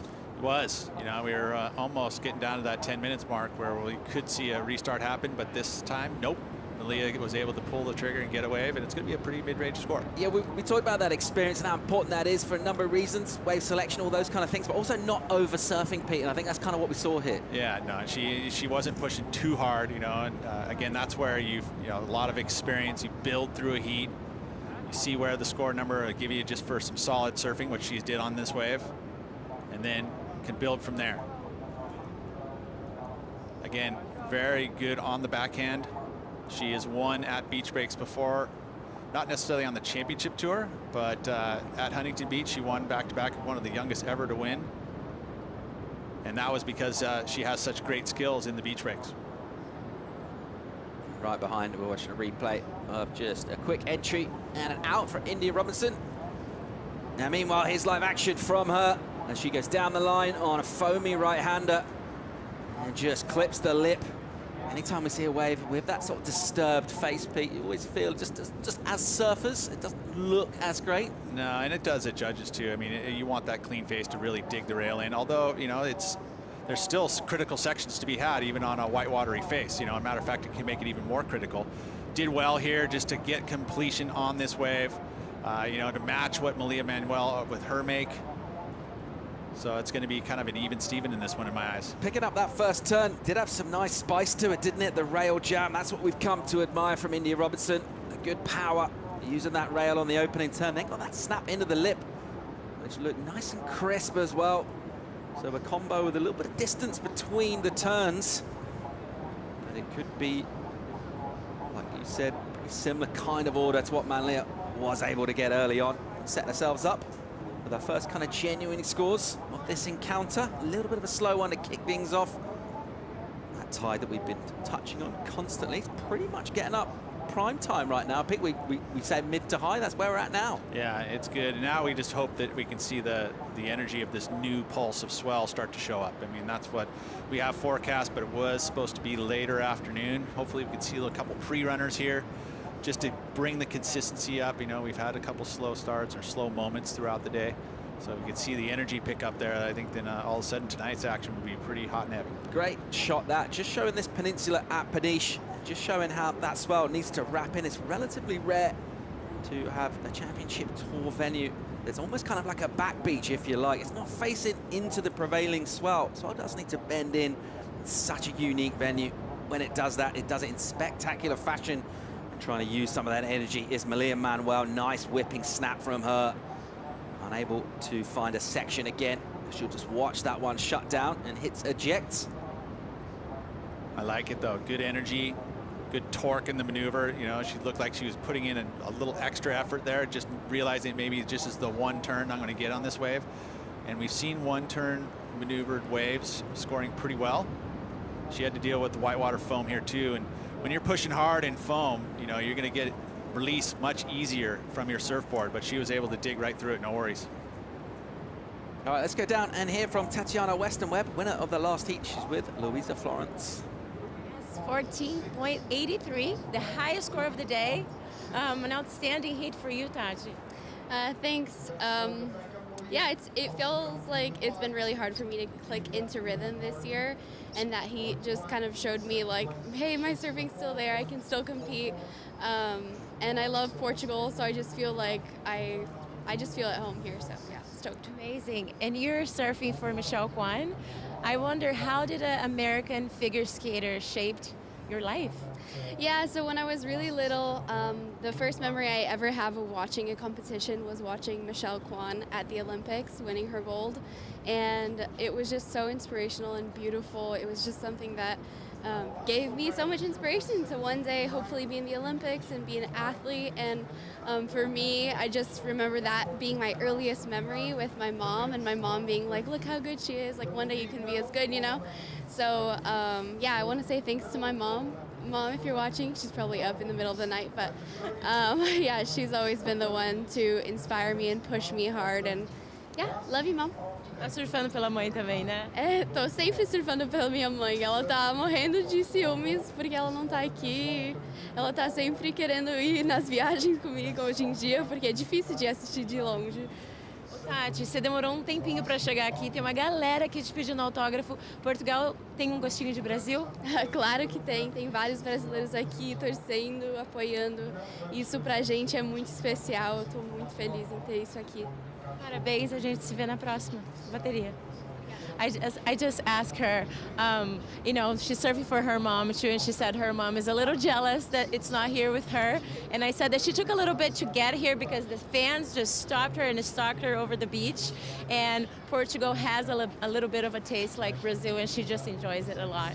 Back to you guys. Great stuff. Thanks, Louisa. Speaking of inspirational women, we'll just pick up a paddle right now. Just rejoin live and watch Malia Manuel on her left-hander. She's found a nice corner. Look at this double-up section as it stands up nice and steep on the inside. Whacks it again. Oof. Just overdoes it a little, Pete. Yeah, that's a bummer because that was a start of a very good wave. She knows it. A little frustration there, at least in the body language. Opportunity lost there. So hopefully she can turn this one around because this is a good-sized set wave with a nice tapered shoulder and just a very vicious gaff. And then there, trying to release the fins, gets off kilter, goes down. So just slightly overcooking it, and something of an unforced error there for Malia Manuel. Not really having pressure applied to her thus far from that woman who sits alone in the lineup right now, India Robinson. And just revisiting that topic of inspiring women, India Robinson, she's only 21 years old. She's got her own foundation called The Queen in Me. She sets up youth camps to inspire young female surfers in Australia.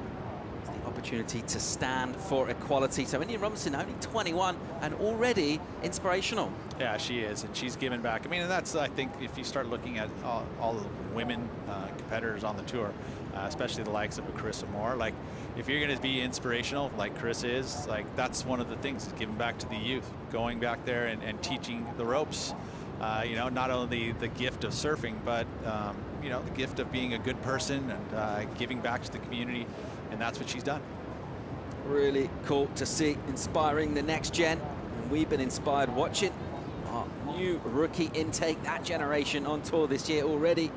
One of those big talking points from the first two events over in Hawaii is that young intake of rookie talent, just how they're shaking things up, just disrupting what's been quite an established order on the championship tour. Thus far, does feel that we're getting a little bit of that order restored to a certain extent. Still early days in this one though, Pete. It is, and I think the next two events are going to be really special for the veterans, just because those are the type of events that we've had, their legacy events, but also tricky events. You know, you think about Margaret River, it's not an easy place to kind of dial in. Bells, another one of those places where you can mix it up. You go from Bell's Bowl, the tide changes, you go into Rincon, you also got Winky Pop in the mix, and all of those are different waves, and they all have different quality waves.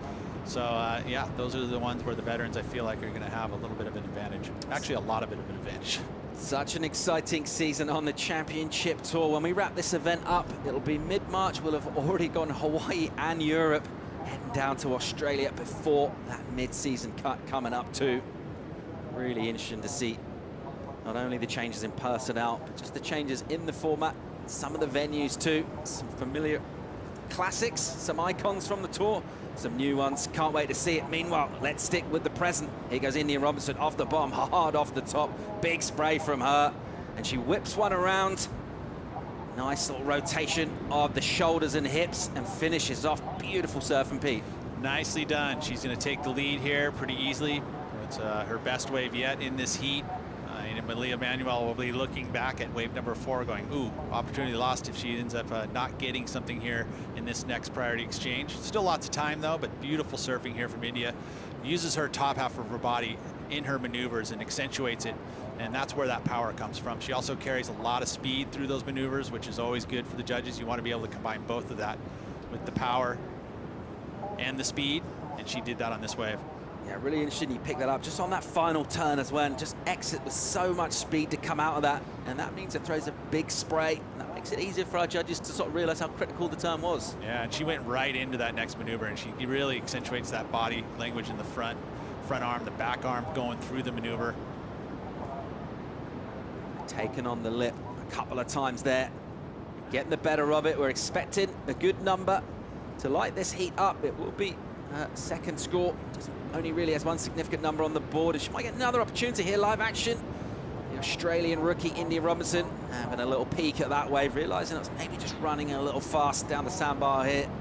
Well, it almost feels like Malia was in a good spot, but the wave doubled up underneath her, and that's what happens here too, is that you'll be sitting in the spot thinking you're in the perfect mount outside to catch the wave, and all of a sudden the wave loads up underneath you and forces you out of it, and you don't catch it, and it ends up being a really great ride, or a great wave.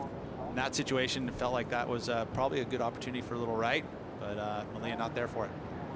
So a clutch heat this one for each of these two for different reasons. Malia Manuel, as we mentioned, coming into this ranked number 2 in the world. A chance to get the yellow jersey. If she can make it to semis, there'll be 2 more heats from here. She'll need to get through, get that yellow jersey. What a moment that would be for her. She does have an inspired and fired up young Australian coming at her, coming back at her. And as you thought, Pete, will go into the lead. A 5.67. Let's stick with live Malia from behind a section. A nice steep lip to hit. Just tweaks out that tail. It goes incomplete once again. Really cool attempt at a maneuver there, getting the release out of the lip. Not pulled off though. So again, another little slight unforced error there from Malia Manuel. Still enough time though, 12 minutes to go. She has a solid number with the 5. Interesting to see her, Pete. It looks like she's maybe heading to a slightly different peak here. She's ridden the right hand and looks like maybe she's just trying to head a little bit south. Chase the good water. That's usually what I would suggest. You know, that nice, smooth, clean water in between the rips. And here's a set that you obviously think you're far enough outside, and you're not. You got to bail it out. So India taking one on the head there. Maybe the signs of our first few sets for the new swell. India Robinson in the lead in this one by virtue of that last score she just got over Malia Manuel, number 2 in the world, under a little bit of pressure here. Can she come back at the rookie in the back half of this heat? Find out when we come back from break.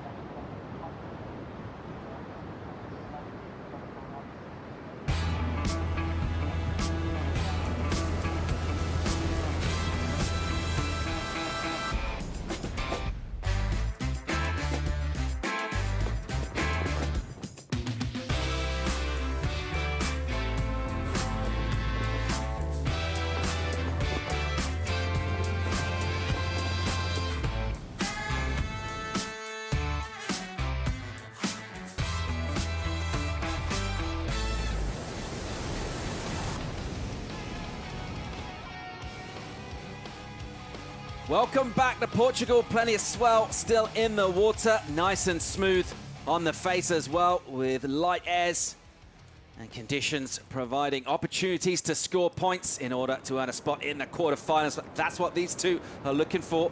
And here's a replay of Malia. Malia needing a score here. Beautiful gaff on that first section, tagging the second. So this is going to go into her top 2. Looking for a 4.85 to get back into the number 1 position. Feels like this is close to that score, especially that first maneuver there with all the speed she carries through that. And then the final clean finish. Rides out, no worries. So this is a battle. And it's, this next 8 minutes is exactly what Malia needed to do here. Maybe that wave lacking a little bit of juice, Pete? Size-wise, maybe, yeah. And that might factor into the score for sure. see how that one goes down, and whether that puts a requirement for India Robinson. She'll retain the lead. Has got some good energy pulsing through. We talked about that tide, allowing these lines of swell to wrap in around the headland and come into Super 2 bus. This one will run away from these two. They'll be a bit caught inside. Just before we went to break, we saw India Robinson bailing her board, so a bit of range in size of these sets for our surfers to deal with and try and figure out this lineup. As we've been saying, the rookies don't have the advantage of having a whole lot of previous experience. Surfers like Amelia Manuel, well, it's just one outing as well for her previous to this. Back in 2019, prior to that, the women were here as far back as 2010. We ran CTs down at Cascais, just about an hour down the coast from here. Amelia Manuel was good enough to make semi-finals in 2 of those events. So she's been in finals day in Portugal before. Score comes in, and at the moment she's still going to need one, Pete. It's a 4.73 and it's not enough. Yeah, all 5 judges saying under the requirement needed. She needed the 4.85. She has a 4.8 from 2 of the judges, a couple 4.7s and a 4.5, averages out to that 4.73. So she'd hear that information and know that she's need to get together here and find a little bigger wave. As, you can hear the hoots and hollers. Big energy on the sand, a massive fan favorite, Italo Ferreira. World champ in 2019, 2-time back-to-back champ here, looking for the 3-peat. He'll be taken to the water in just over 7 minutes' time. Little update on the situation. We're not going to be overlapping, so it will be our standard format. Let's stick with live here. Robinson trying to defend a lead. Quick snap and gets on the accelerator pedal again and belts one to finish. And a nice little stamp of authority on the end section. Yep. Meanwhile, right behind that, Malia Manuel looking for a number, and that won't be it. That one running away, and Malia will now look to try and get back and get that priority, Pete. Well, and that might be, it's going to be very important, especially now in this last back half of the heat, the 6.5 minutes. It feels like India is probably going to improve on the 4.17 ever so slightly. You know, the quick jam and the finish with the Reese. So 2 solid moves on a mid-size wave. Feels like that 4.17 will get tossed out, but it's not going to add a lot to this. Malia's still going to have a chance here. Really enjoying the variety that India's showing us. Think about the different sort of turns she's been able to do so far in this heat, showing us a bunch of her repertoire. As we pick up vision of Imai DeVault heading down, getting a few high fives and a little spring in his step. Had an inauspicious start to the season over on the North Shore, looking to turn that around, and well, he's got a heat on his hands. And I think that it's kind of neat is that Imai, I think, can kind of match Italo for the dynamic style of surfing that Italo brings to the table. If any of the new rookies coming in, I think that Imai could definitely give him a run going to the air, and I think that he's going to need to do that. You know, considering how consistent Italo is in his air makes, and especially out here. He's going to have to match him, and I feel like that Imai has that ability. An incredibly polished surfer too, got such a nice eye-pleasing style on him. And we are hoping to see fireworks coming up. But we're very much enjoying this encounter that we're watching in the water right now, and it's been India Robinson in the ascendancy. She basically wrested control of this heat, ran about the midway point, and she's still in it right now. And Malia Manuel, we've mentioned a couple of unforced errors, Pete. A couple of times she's fallen off, and at this level, you know, you're thinking you're leaving a couple of points out there and you're going to pay the price. Yeah, I mean, if you reflect on it, if she ends up coming with a loss here, which there's still plenty of time, and it doesn't need a huge score in order to turn this heat, so we're not going to say she's out of this at all yet. But yeah, looking back on that one wave where she had to fall in the second maneuver. Here she is in live action, just looking for a 5.35. Here she goes. That's really nice use of the rail from her. And just ejecting a ton of spray. Oh. And then just gets it a little wrong for a finish. There weren't much more point scoring opportunity, it felt like, but what happened there? Yeah, in the fall, I mean, I don't know. You know, that was, it seemed like everything was going fine, maybe trying to pull that board back under her feet here. Let's take a look again, just the huge gaff straight into the bottom turn, another one out on the face. But then right here, the little drift of the fins, the white water was in that area there, and it just released on her, and she goes down. And that's unfortunate because ultimately she finishes that wave. We could start talking about the 5.35, but with the fall, no way. All right, let's check out India Robinson heading over to where Malia Manuel will emerge in the lineup, because the Aussie will have priority. Well, actually, she's going to say, I'm going to maybe pick something up where I am on the peak. She watched her left-hander just run a little bit too fast away from her, so a little bit of separation there now we'll see that priority pressure come into play. That's what you do. You get priority at the end of a heat, and you move right next to your competitor to try to control what you can. You know, the ocean's always the ultimate person in control, or being in control. What do you want to call it? The ocean. I think it's a being. Yeah, so you can't really necessarily control that, but you can at least limit the opportunities that your competitor has. Just over 3 on the clock. And one of our rookies, very accomplished, polished and powerful one, India Robinson at the moment with a couple of decent numbers. Not huge scores though. Her total is in double figures, but not by a whole lot. And the requirement for Manuel is just that 5.35. And unfortunately, from her point of view, kind of wasting that priority, unable to add to her total in a previous effort. So it's advantage with India Robinson. And Malia, who's started off this tour so well, getting that final at Sunset. She would love to get a big result here. Let's see if she can turn this heat around.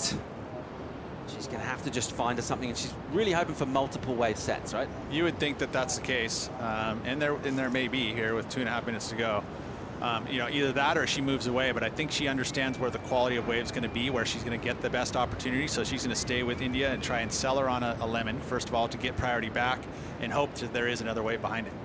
Supers not really tubing right now. It's all about the maneuvers. So far, Robinson has been able to impose herself on this one, showing us some good variety. Getting the better of this encounter thus far. Let's see how she controls it out in the final couple of minutes. Uses the priority. Late drop, bigger wave. Hits the lip a little tentatively. And again, just a little kind of snipping redirect turn. Has to deal with some traffic in the form of Italo Ferreira heading out.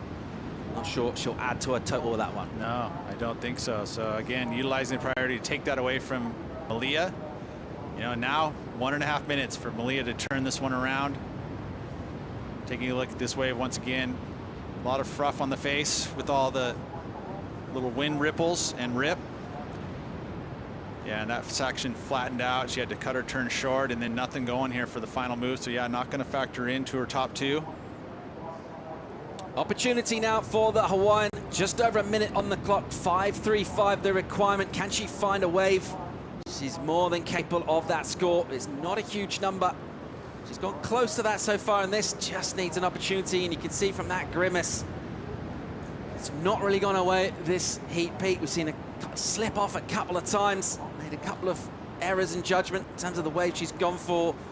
Let's see if she can find something here, but generally, when you're heading kind of sideways, not great sign that mud's coming in. You're on the search for sure, you know, and generally if you see something out on the horizon, you kind of will just sit it out and wait for it to come to you. But at this point, it doesn't look like a lot. So she's moving into that cleaner water. 20 seconds on the clock. She's going to have to go here very, very soon. Leah Manuel, she will engage and scratch and get into this lump here. Looking for that 5.35 on a left-hander. The backhand from her. She's got some speed. What can she do with it? Little carve down jam on the backhand. Whips a turn. And needs a strong finish on this wave. Haven't seen loads of points thus far. And it's not overly convincing, Pete. No, it's not. And even by her own body language, she knows that was unfortunate that that wave didn't give her the opportunity that she would have liked. And she may be bowing out. Got to wait for the score here, but it doesn't feel like it's going to be the 5.35. Judges going to drop in a number for this wave of Malia Manuel. It could be on the wrong side of the requirement. It is by just shy of 2 points. Doesn't go in her top 2, doesn't change the situation. Just watch it one more time. Yeah, it ran pretty quick. I mean, if she was able to get above that lip and collide over the top of it to set up in a little different timing, but the wave shouldered off too quickly when she got there. And just not enough, you know, juicy critical sections on that wave for her. Robinson managing to carry the torch for the rookies. A big smile on her dial. And she will be well pleased with a spot in the quarterfinals and a chance of going deep in the competition here at the MEO Pro Portugal. We'll be right back.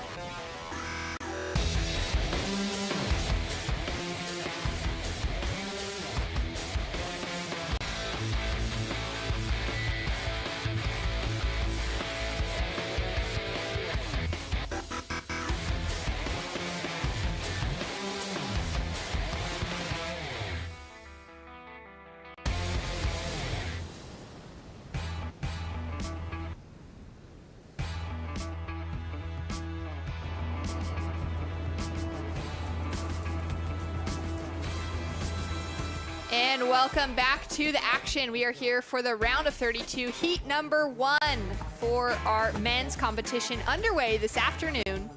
And no overlapping heats. We are running straight up 30-minute heats. 2 surfers in the lineup. Italo Ferreira up against Imai Kalani de Vault.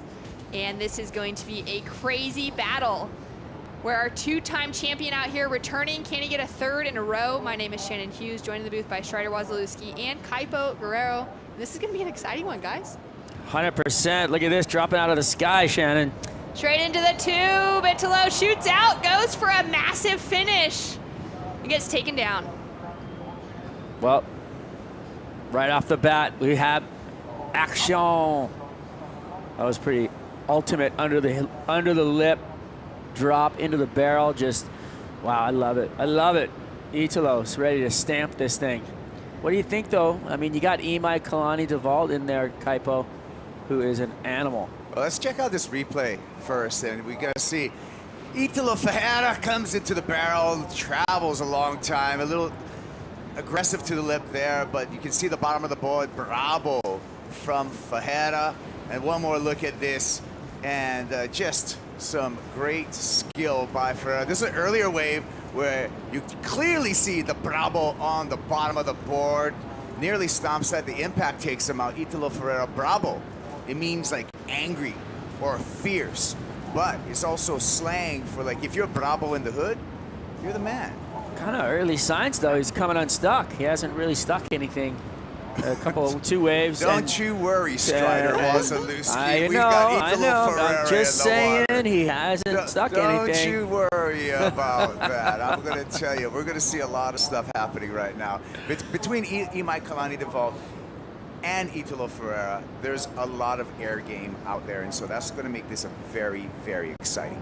Well, it kind of scares me because my air game is not the best, and I'm going to rely on you guys to take us through the action and discuss what is better between, you know, we saw Italo get that perfect 10 in his final back in 2019 on that massive air reverse, that full rotation. Exciting stuff, and I'm excited to see what else they're going to bring and how you guys break it all down. Well, I feel like Imai is one of those kids that will bring it just as hard as Italo. I think his air game is mental. I mean, I've seen him earlier in this event do it. I've seen him, you know, in free surf sessions. He's got mad game above the lip. It's a pressure situation though against somebody like Italo. Is it a game you play kind of against each other, or do you just go out there and surf your own heat, which is, I think, what they want to do, but you can get caught up in the show? Especially when there's crowds like there are. I mean, the weather's bad today, but you know, the locals have shown up regardless.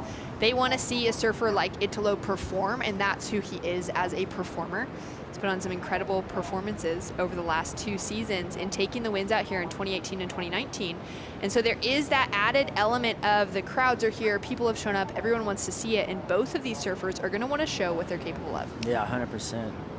I think it's going to be definitely some airs coming down. Both of these surfers, that is their strong suit. We already know about Italo Ferreira and his air game. Imai Kalani de Vault, there's something about the Valley Isle of Maui that develops great aerial surfers. And Imai's one in that long line of great aerial surfers coming from Maui. He's on those KT designs. Those KT designs, they're hybrid construction in his surfboard. So he's got like state-of-the-art equipment, but also he's this you know, the new youth brigade of aerialists, and he's really going to be an exciting one to watch. What he needs though, Shannon, is the opportunity in the ramp. We see the wind kind of going offshore, not the optimal air wind. The side shore that we saw the other day, way more conducive to airs, so that may be affecting the flight pattern of our surfers in this heat. Yeah, that is such a good point to bring in because, you know, those winds have been changing just really light throughout the entire day, but there's been little flurries of onshore, little flurries of offshore, a little bit of cross shore. So we'll see what happens the next 23 minutes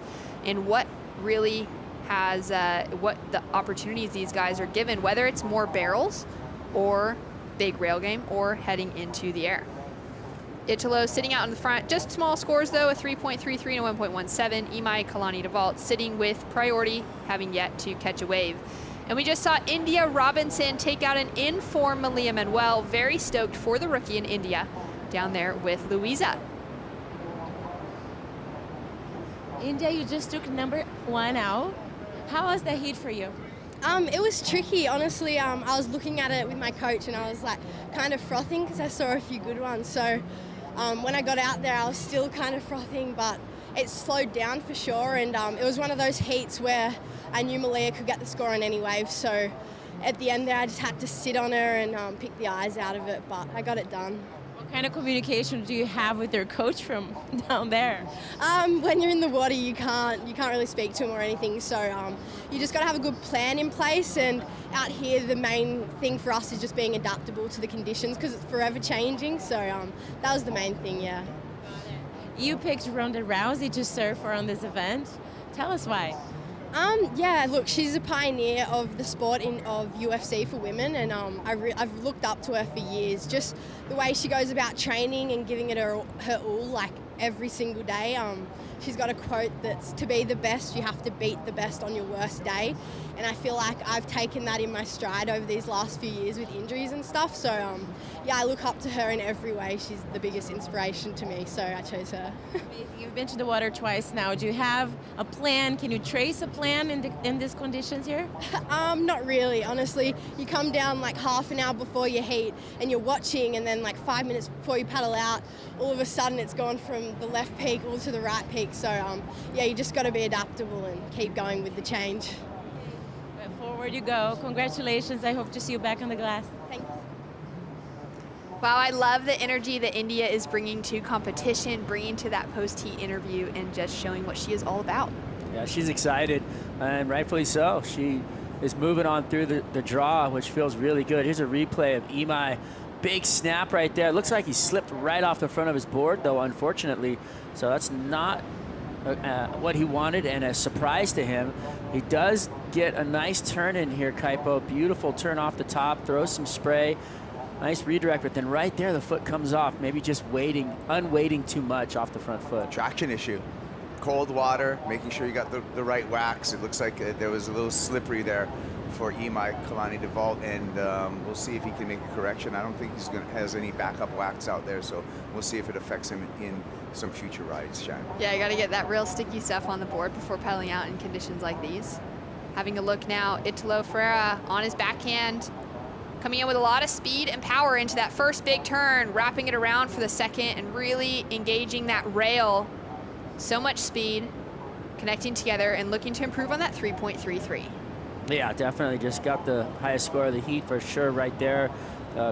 Nice combination of maneuvers, coiled up super strong. I mean, the way he attacks this wave, he comes off the bottom, he's got a lot of speed and nails it, but then goes straight back into another move. So that succession is what the judges really like, the flow of a wave. When you can go from one turn to the next without any interruption, it's pretty impressive. This is Italo Ferreira safe surfing, okay? He needs to get a number, and you can see through here, this is a pretty stock standard for Italo Ferreira in his surfing, because he can throw some explosive maneuvers. So just keeping it on the rail, keeping it on the water, and getting a couple of turns there just to kind of stack the deck a little bit against Imai Kalani DeVault. I don't think there's anything stock standard about Italo, though.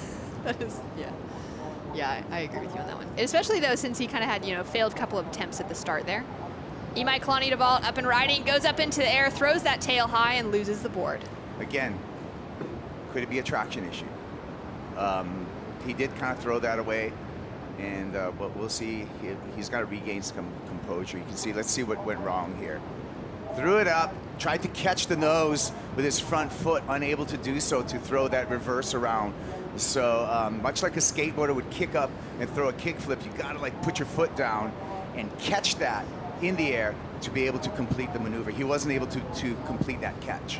Yeah, I think because the wind is actually blowing from the north now, so it's coming across the wave. It's not very strong, but it did push the board away from him. So he's unweighting on that front foot and trying to move it up like Kaipo was saying, but the wind pulling the board away from him as well. That's why he didn't come down with it. So a couple of attempts there. Italo drops in a 4.83 for that solid bit of rail game. Big turns connected together. And now he'll hear that and have that adjustment and know what it's going to take for him to actually get into that better score range. Yeah, and what I'm seeing out there, Shannon, as well, is perhaps a little bit of a shift in the wind coming through. right now. We see the wind swirling throughout the day. We went through that north direction. We see a little bit more ruffle on some of these waves, and we'll see how that affects the conditions. Imai Klein-Duval on the backhand. On the backhand, makes that first exit and throws a bit of spray. Softer section of this wave, and now it begins to stand up as he's trying to find some speed through the inside to put on a clean finish. So answering back, a couple throwaway scores to start off with, and now he'll also be right back in that conversation with Italo. Yeah, 100%. I don't think he, is super excited about that wave, but it was the first wave he hasn't slipped off on, so he probably feels good about finishing a wave, right? It's got to be a little build of confidence and knowing that, okay, maybe I do have my feet on this board. And you see that, there is a wind chop coming across the face there, so there's definitely a change in the conditions, which is a good thing for him. He likes wind. He likes to fly into the wind, especially going against it on the left. So he is very used to these kind of conditions as the wind comes across the face. As you see him, snapping away on that wave, keeping the board moving, and then comes to the inside to finish. Like I said, nothing massive, but definitely happy about it. Yeah, powerful composure from Imai, and the crowd's reaction. Getting to watch it all from the sand there. Really educated crowd that we have here in Portugal. They'll clap in an appropriate time.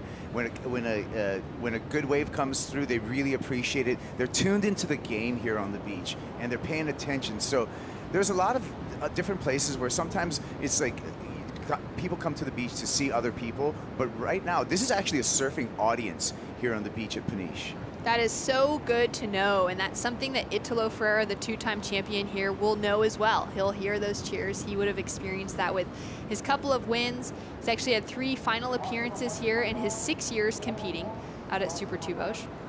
And so many excellent waves and excellent heats. Overall, he's had 9 excellent heats out here and 19 excellent waves, Kaipo. Yeah, we got Hef on the screen right there, paying attention, close attention to all the numbers. And Italo Ferreira, when we just break it down by pure numbers, you got to put him as a favorite in this entire event. Here we go. Finding that high line to start off with. Huge floater, setting up for a big backhand attack and just pushing so much water off that back foot and the tail. Crowds down there enjoying everything.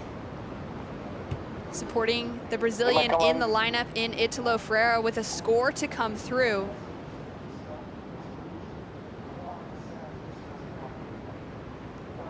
And now making his way out to backline again. Yeah, the paddle back out takes a lot out of you, no matter who you are. And it's an interesting thing, preparation. Here's a replay of what happened on going the other way on that same wave. I believe Imai Klein-Duval goes above the lip, whips it all the way around. A little bit of an over rotation there, so comes to the landing but can't stick it. Meanwhile, this man is just all gas pedal down the line.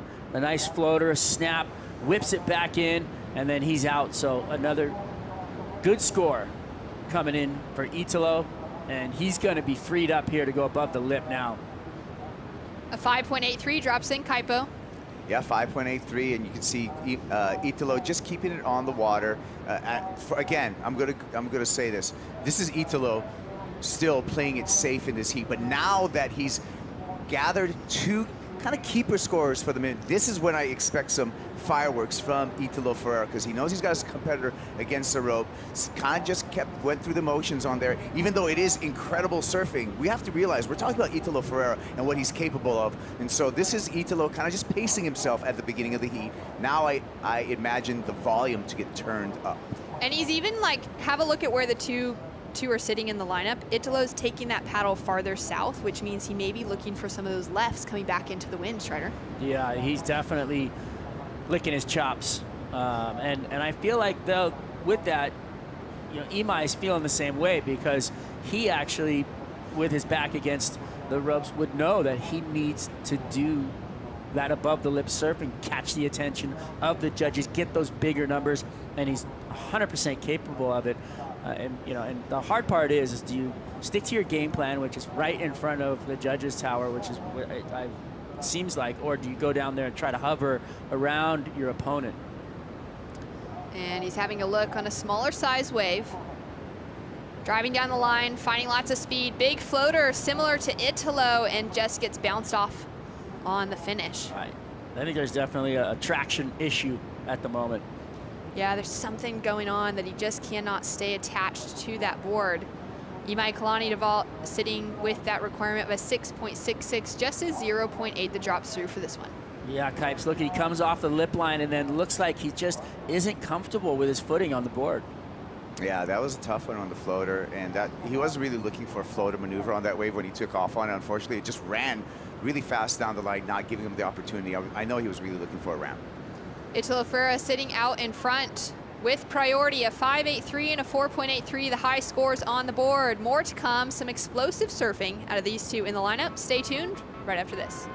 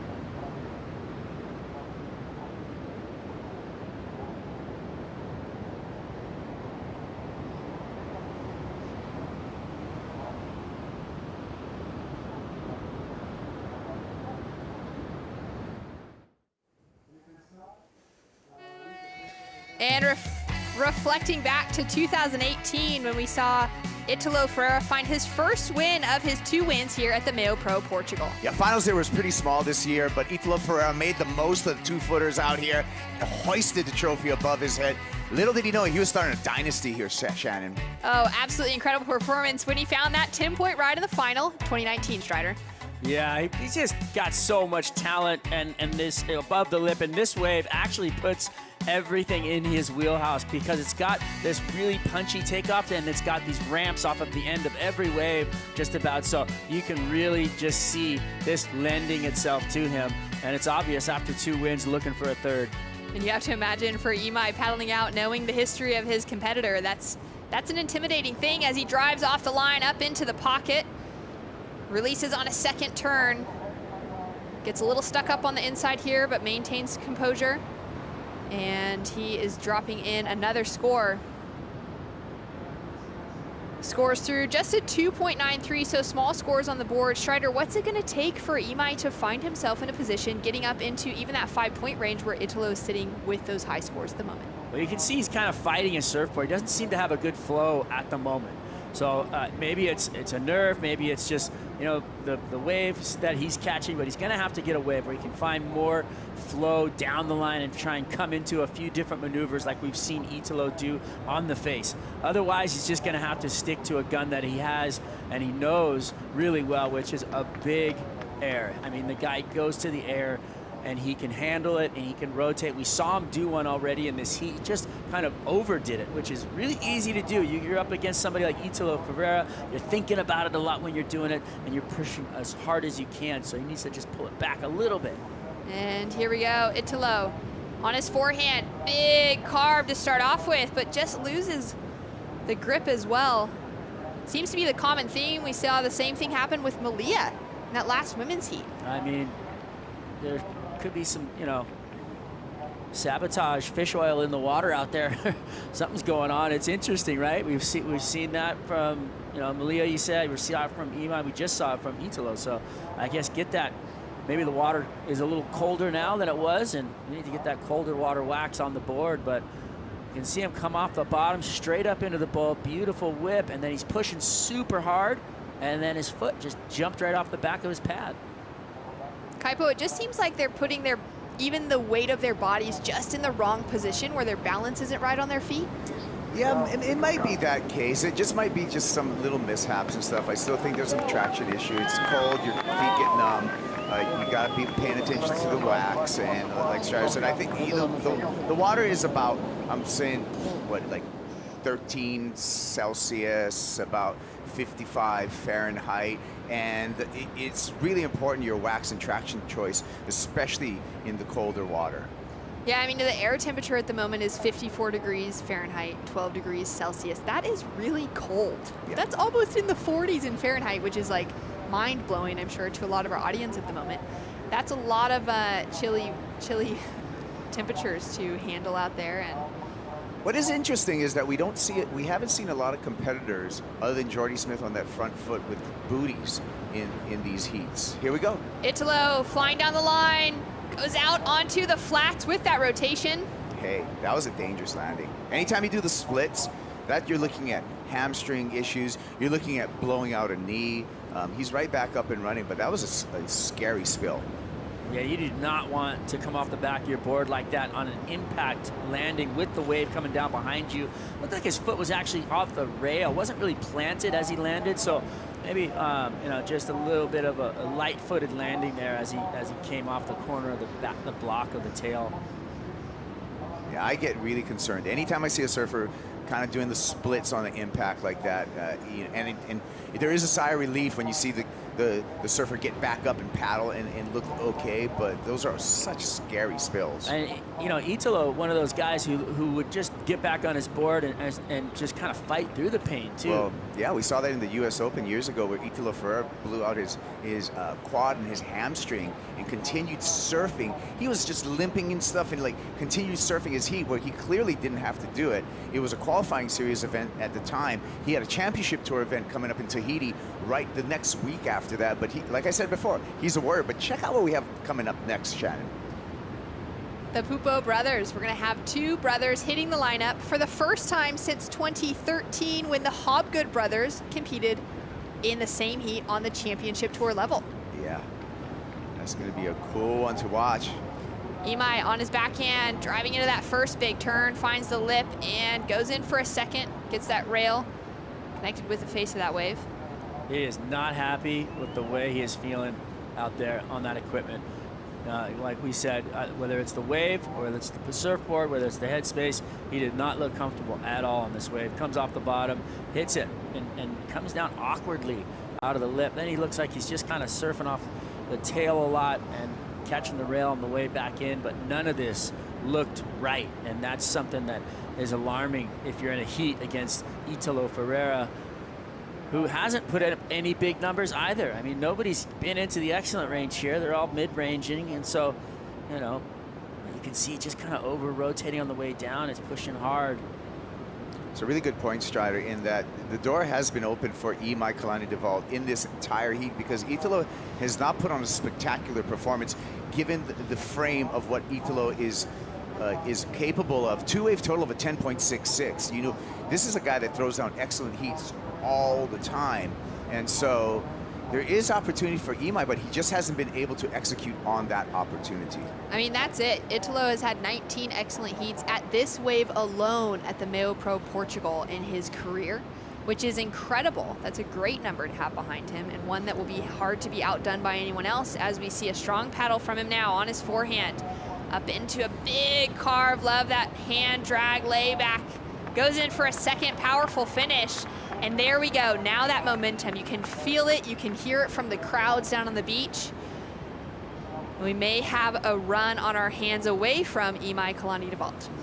Yeah, I mean, he's definitely going to get the best score of the heat right there. Probably go, you know, 7, maybe 6, 5, 7. But, I mean, that's just an observation. But I feel like still wanting to go even harder. He's saving a little bit of the gas tank, but nice quick turn off the top. Slides the tail over the back. Looks like the foot was locked on the pad there, which I like to see. Kaipo, what did you like about this one? I think, you know, he kind of just went through the motions on that one, came up and really threw the tail on that one. But I think this is what we're seeing with Italo Ferreira, as we see in slow motion. You can see a little dip in the back there, and we've seen more aggression from him there, but he wanted to make sure he got down the line so he could get this and the finish where he pushes the tail a little bit further out the back of the wave. Italo Ferreira in a paced approach in this heat. Fist pump knowing that he's getting the job done at the moment, but I really feel that there's more in the tank for Ferreira, but maybe he realizes, Shannon, that he's looking pretty good with just 3 minutes remaining. Well, judges are taking their time with that score. We're still waiting for it to come through, and the requirement will very likely increase on Imai Kalani from that 6.63 that he's sitting with at the moment. And it's been a bit of a slow start to the season for Italo as we take another look at this one. You know, his best result at Pipe, a 9th place finish. Didn't do well at Sunset as we take a look at that one, just a throwaway score for Italo, now trying to push himself up into the air. So for him, he's really got to be feeling hungry to make it past even, you know, not just this round of 32, but really get into the quarters and solidify his space back on tour this year after coming off of, you know, he's got that world title from 2019 and the Olympic victory last year. This dude wants to win. Like, he's got Italo, his eyes are past the finish line right now. He doesn't want anything other than taking a third title over here. I guarantee you that's exactly what's in this man's head, and he's on his way. Scores through a 6-point ride, Strider, for that last one. Yeah, and you know, I think it's valid. I would think maybe it would have been a little bit more just of the pace of the heat and the scores that have been given, but you know, didn't do anything, you know, mind-blowing, and so the score a little bit subdued, and definitely a lot left in the tank for both of these surfers. Let's just see if, you know, Imai can rev it up a little bit, put down a big backside rotation, and try and come away with a score. He's got priority. He's in a power position for the heat. He just needs the wave. He's now chasing that 7.80 to take the advancing position and also work his way up the rankings. We'll see if anyone takes a look at this one. It's going to be Italo under priority, freed up, finding some speed, driving off the bottom into a big gouge to start off. Into that second turn and puts on a clean finish. The speed that he is attacking that wave with, unbelievable. As we see Imai answer back, goes up strong into a heavy lip and pulls off the second turn. Timing was off for Imai on that wave. I mean, the intent was good, but the timing was off, and you know, the timing is really what's going to jeopardize getting that score that he needed at this moment, and he's got very little time on the clock to have another swing at it. And I think Italo under priority, up the ante as well. I don't think he's going to need the score there. I mean, he's going to be up around like an 8.5 is what's going to be necessary now, as you know. I mean, unfortunate though, man. It's so hard to watch Imai because he's such a great surfer, but right in this heat right now, he is not performing up to par. But this one, Kaipo, I like the way he attacked this wave. I like the attack, and I like you know, the smooth rail surfing. This heat has surprised me that we haven't seen more aerials in this heat. I anticipated really a match of aerials, but you know, this is all reactive. This is impromptu. This is improv when you're coming into surf competition. So it's just what was in front of everyone. You can see Imai though. He was a little bit late there on his heels coming off of that one. That led to coming to the lip late there. So kind of a dirty finish for Imai, and hard to get that number. Well, the clock has counted down Italo Ferreira with a win, a 6.0 and a 5.83 as his high scores, advancing into the round of 16 and keeping the dream alive to try for that hat trick of 3 wins back-to-back here at the same venue in Portugal for the MEO Pro Portugal. We've got more action coming after this. Miguel Pupo, Samuel Pupo hitting the lineup, the brother duo. Who will take it, the veteran or the rookie? Stay tuned for more right after this.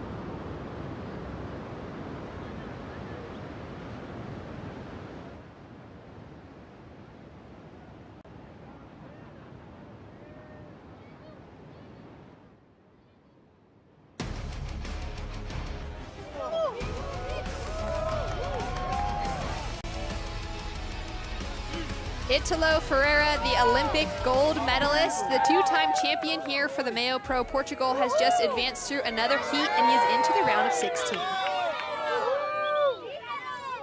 Look at Italo just coming up the beach, all the fans, the feeling. Everybody's excited about that, man, and it's so fun to watch.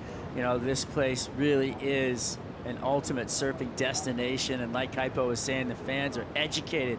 They love watching surfing. They love the vibe that it gives off down here on the beach. I mean, it's cold out. These are dedicated fans. The two brothers, Miguel Pupo, Samuel Pupo, both sitting in good positions on the rankings at the moment, out the gates with decent starts. And exciting to see the two of them matched up, Kaipo. I love the brothers on tour. You know, you can look back to Michael and Derek Ho. You can look back to Andy and Bruce Irons, Neko and Teko Patarats, the Cobgood brothers. We got another set of brothers right here. Here goes Sammy. Drawing into that first big turn, unleashes so much power, so much speed. Similar turn for the second one and puts on a nice finish. And he'll get the first of the exchange, goes to the little brother, the rookie, Samuel Pupo. I love it. I think Sammy Pupo is one of those kids with a lot of fire and something to prove, and I feel like, you know, I'm giving him the nod in this heat just because I feel like he's a more technical surfer than his brother, Miguel, and I feel like that's what's going to come down to winning this heat. Yeah, championship tour rookie, and it's a cliche term, but I'm going to use it anyway, master and apprentice approach. You know, 9 years difference between the brothers, 30-year-old Miguel and 21-year-old Sammy right here. So Sammy's been looking up to his big bro all his life. What did you like about this one, Kaipo? Just the quickness, you know, the quickness of a 21-year-old and how quick, the quick twitch muscles that he has going and able to really be very reactive. You can see right here, and this is just a new generation, just super quick, super skatey, but I'm hoping for an air game, but you can see the squirt off the back of the tail and back up in the lip again. Really quick feed for Sammy Pupo. Drops through as a 4.33, and Sammy had an excellent score in his opening round as we see Miguel getting ready and letting loose on his forehand. Throws the tail out on the finish, a little bit too wild, but very powerful attack on those first two turns, Strider. Yeah, that was amazing. And you can expect that from Miguel. He's going to come out and look big as he surfs. He's got a bigger arc. He's got a stronger base. So he's going to look a little bigger in his surfing. He comes off the bottom straight up to the lip line. Big gouge into the lip right there. Tweaks the fins out a bit, and then another straight up into the lip where he kind of, you know, he's working it right there, and then he comes to this thing, lays it back into the lip like that, and just is a little bit over the back, leaning back a little too much, and the board gets away from him. If he would have come down with that, he would have had a really solid opening wave. Well, solid score regardless. He does better than the brother. 5.67 for opening wave of Miguel to better the 4.33 from Sammy. And we just saw Italo Ferreira take out a solid victory into the next round down there with Luisa. He just told Jadson up here that his board was trembling a little bit. How was the heat for you, Italo? I know you got not the scores that you expected, but you're advancing. Yeah, that was a hot heat, and I was kind of like nervous about my board. You know, I surfed early with a different board, and then in the heat I just changed, and I feel that was not like best choice, you know. And but yeah, I made a heat, and yeah, that was close. Are you curious about the Pupo brothers in the water? No, it's good because I grew up with Miguel and Samuel, you know, and those guys. It's special, and it's incredible to see our brothers in the heat, you know. And I would love to have a brother in the city too, and to compete against. But yeah, it's super excited to watch Let's talk about the sick air, one of your signatures over here in Peniche. What happened there on that landing? Yeah, the wind is not that perfect, you know, but I tried on the first wave, and I think that was a little mistake, you know. That was a good wave just to surf, you know, and try to do some turns and get the first score. And then after that, try to play the game. But yeah, I'm so excited for the next one, you know, and just made this one, and it was close, and there is no more mistake in the next one, so let's keep going. piloto bravo tá de volta e tá avançando para a próxima bateria. Como é que tá esse coração, Ítalo? Tô amarradão. Realmente foi bem difícil na última. Eu fiquei um pouco nervoso sobre a escolha das pranchas, mas deu tudo certo no final. Agora pensar no amanhã, né? Hoje já foi, começa tudo do zero e espero que eu possa dar um show na próxima e não ficar fazendo notas pequenas. That's it. Congratulations. We'll see you soon. I just asked him, you know, how is his heart? Because he advanced, and I call him Piloto Bravo, which is mad pilot. That's how we call him in Portuguese. And he just want to, you know, keep scoring high scores. And tomorrow's another day. Starts from the ground zero and go on with the show. Well, you can really see that Italo has his sights set high. Not happy with a low heat total in that 11-point range. He wants to be getting those excellent heats every heat he paddles out in Kaipo. Yeah, you want to peak finals day though. I'm not mad at that. I like a paced approach. You get through the heat, do what you need to do, get through the next round, do what you need to do, keep on elevating your performance and saving all of the explosive stuff for the finals when you can just take all the marbles, put them in your bag and take them home.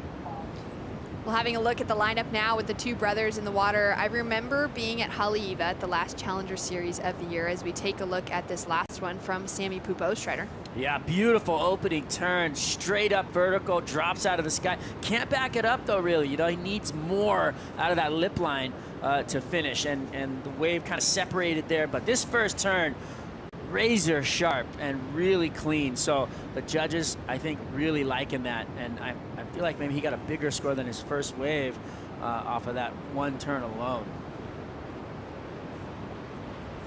What a hard finish coming off of it. So he's got a 4.9 and a 4.33 on the scoreboard, which has him in the lead above Miguel. But I remember being at Haleiwa, the last Challenger Series event, and it was all on the line if Sammy was going to be able to advance through and make that qualification. And I remember his mom and dad not even being able to watch the heat because the nerves were so tense and so high. At that stage, there was a lot on the line because is Samuel going to be able to join Miguel on the tour? It's your kid's career, yeah. It's your kid's career. But now imagine the two brothers in the lineup, mom and dad at home, really excited, really nervous. Well, dad's a former professional surfer, a surfboard shaper, Wagner, and so he's fully invested in this game. I mean, he brought these kids up, fed them surfing, you know, so that's a proud mom and dad that when they see their kids both on the championship tour at the same time, and that's just one of those special moments, Jan. Such a special moment to be able to witness, Strider. Yeah, it'd be super fun to have a photo of them or a camera on them at home watching, you know. It'd be something that'd be pretty classic. I can imagine the emotions from them watching this. It'd be really fun to check out. As a parent, you know, you want your kids to do well, and if you got two of them out in the water, I guess you could just sit back and almost relax because you know one of them's going to do good. And another thing, just to comment on just Brazilian surfers as a whole, they don't get everything handed to them. This whole Brazilian storm was really spun out of just pure desire and not having, you know, sometimes the top line equipment, sometimes the not having like super wealthy sponsors. And I think the grit of the Brazilian is because they had to work harder than most other surfing countries to make it to this stage. And that's why these guys don't take anything for granted. That's why they're just warriors when they hit the water. Yeah, I couldn't agree more. I mean, you know, even thinking about just the opportunities, though, that have been created within Brazil for these surfers from such a young age, for the junior boys to be able to come up and just grow up competing so much. It's pushed the level of surfing as the entire nation so high on the men's side. Yeah, and you gotta look to you know, personalities like Penga and stuff who really took a lot of the kids under their wing. You gotta look at people like Jadson Andre, who got on tour very early and then helped clear the trail, I feel, for a lot of these surfers to follow. I mean, Italo Ferreira is a perfect example. Jadson Andre cleared the trail for Italo to get on the championship tour, and what was the result? Eventually a world title. World title, an Olympic gold medal. I mean, he set him up for one of the best runs that we've seen in professional surfing. I agree. Down to 20 minutes on the clock. Little brother Sammy currently sitting in the lead over Miguel. Miguel just chasing that 3.56 to get that advancing position. And it's an exciting moment in WSL history, as this is the first time in a head-to-head matchup specifically. We have seen brother duos hit the lineup. We saw Owen and Mikey in a three-person heat out at Mexico last year. But to see the two of these in the lineup the first time since the Hobgood brothers paddle out against each other at Bells Beach back in 2013, and that was a heat where we saw them push the performances through the roof into excellent scores. Not just that. When CJ and Damo went up against each other, they went harder than they would against any other competitor. There was like that sibling rivalry just boiled over Strider. I mean, it was, those guys would fight tooth and nail, paddle over each other for the win. Well, you know, when you're growing up with a brother, you're constantly at it, right? And for those guys, they probably were the same way on land. You know, constantly trying to get one up on each other, constantly wanting to be the dominant force, always trying to want to so to speak, stand alone because of the similarities. And you know, it shows. And when you get in the water and you're in a heat, you have the opportunity to really try to outshine. Sammy driving down the line, off the bottom and up into the air, throws the tail.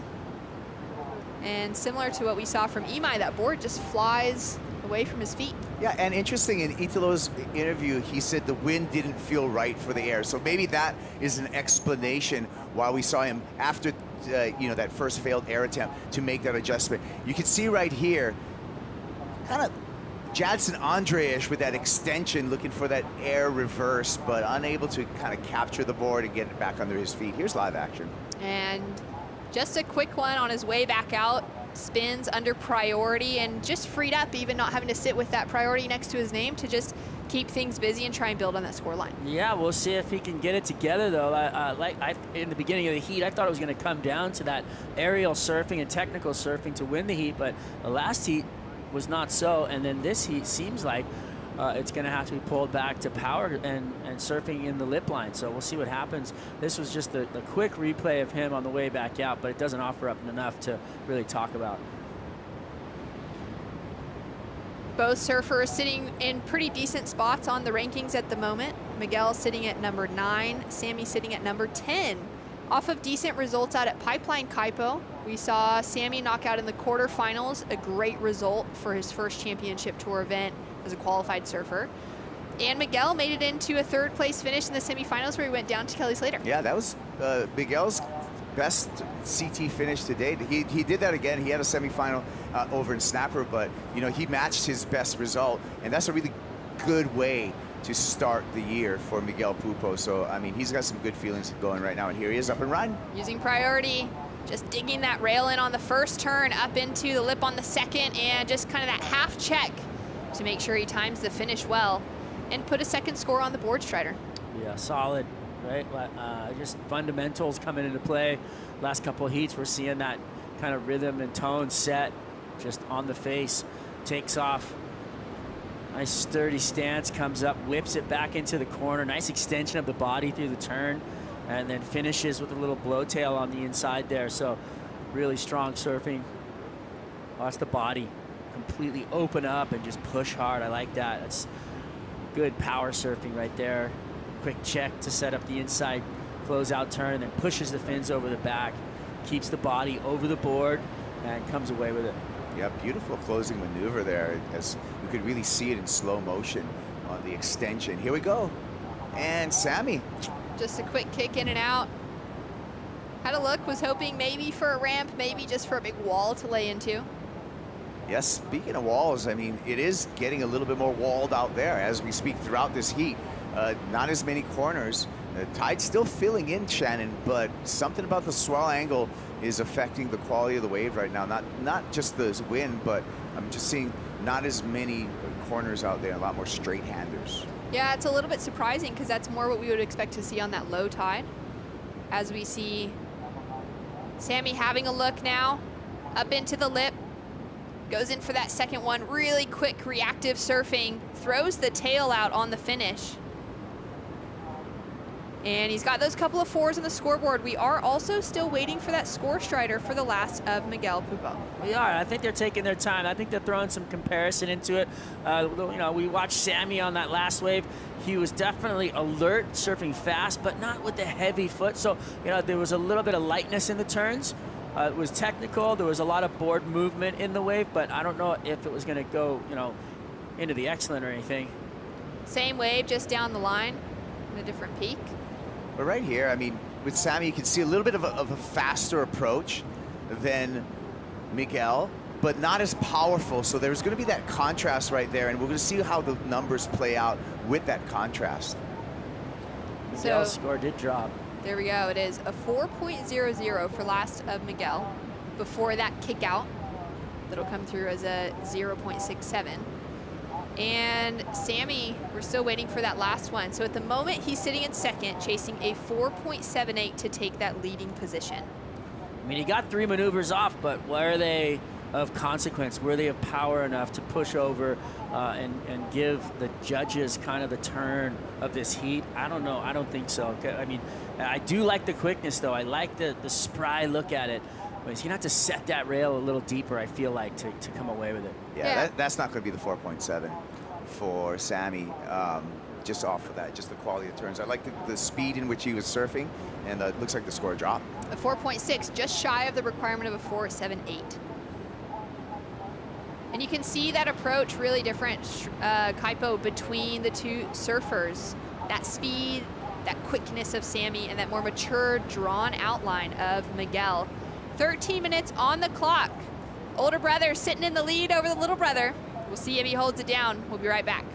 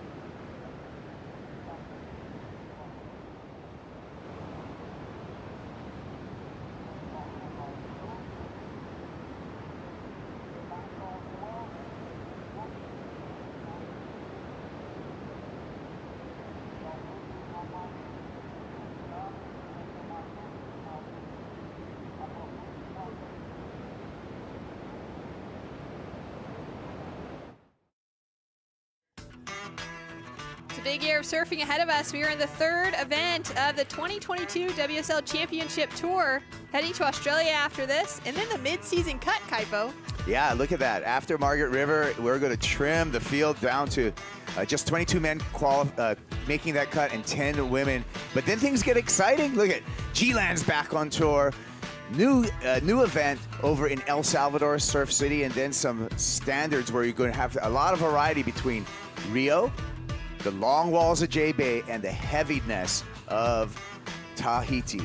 Wrapping it all up with the Rip Curl WSL Finals once again at Trestle, Strider. Yep, and a lot of these competition windows are a little shorter as well as a shorter field, so they're going to have to try and really hope that they get that swell in that time.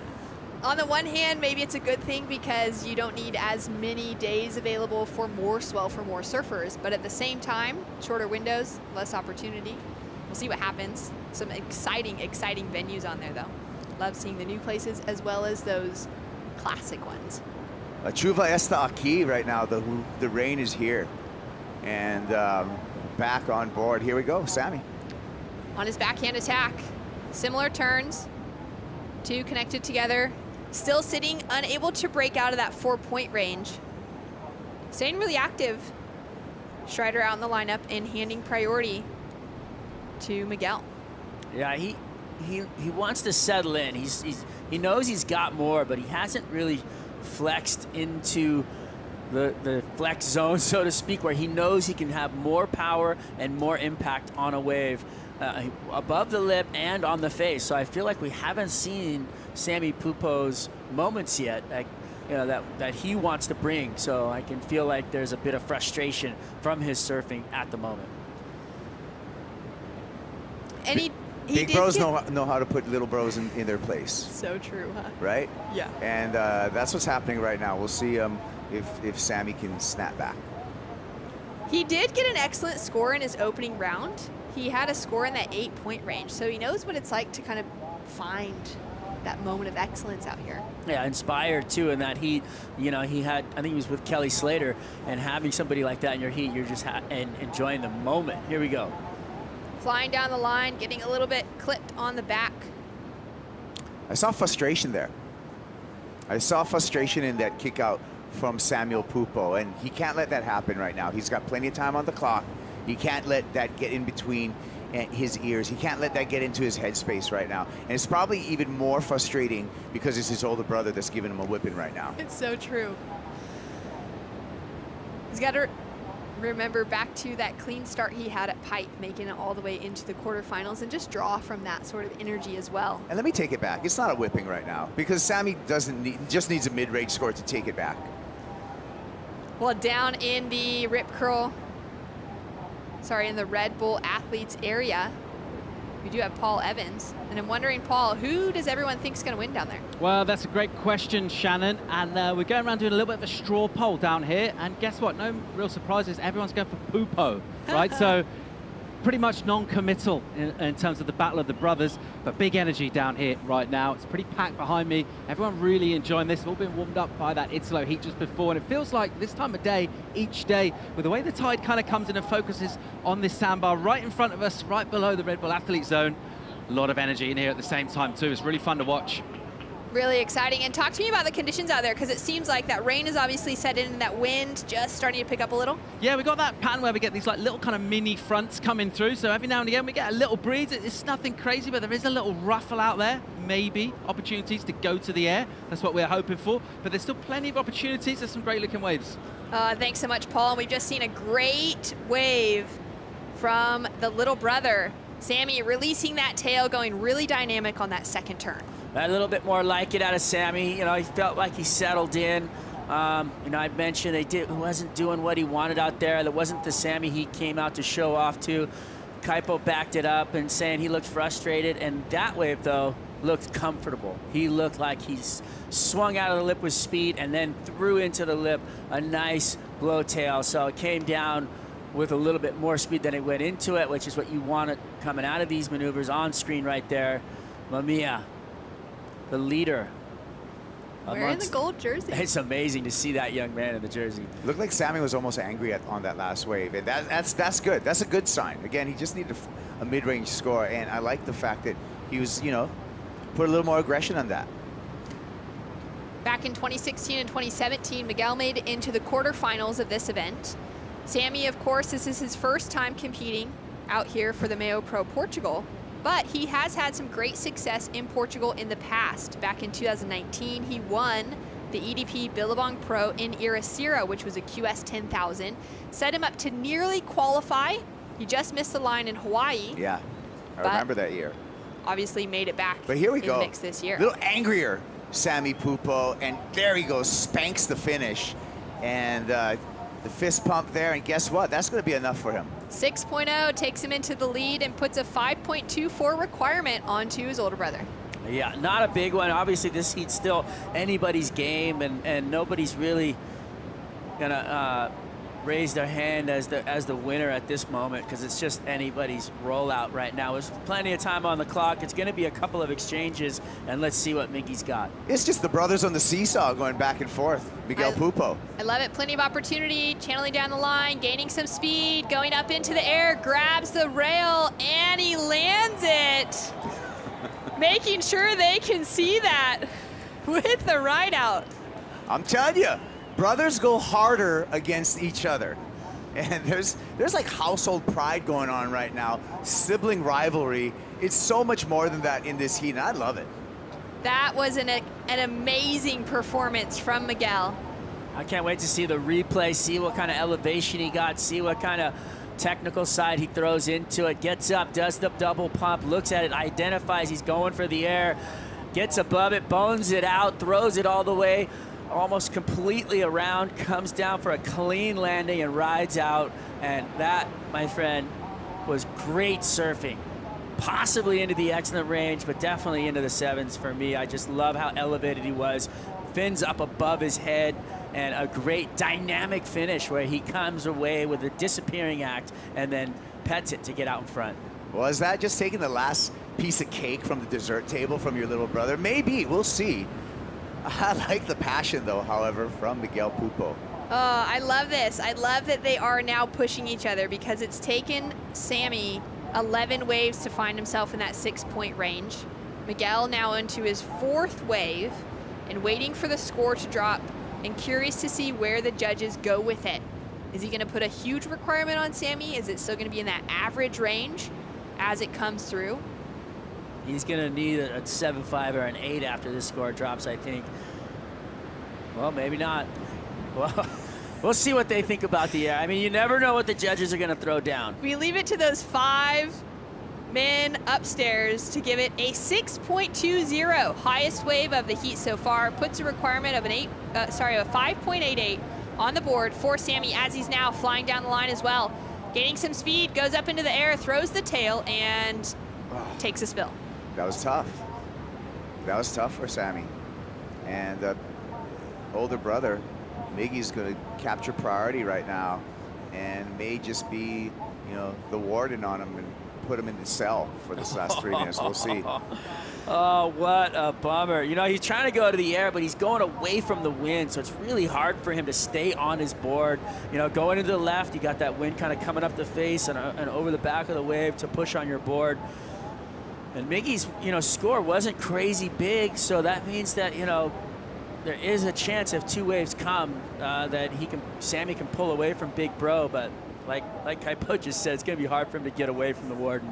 Yeah, he's tracking him right down. He's trying to put him in the cell, lock the cage, throw away the key, and it's a shame because that's his little bro. But you know what? Right now, they're tooth and nail competitors against each other, Shannon.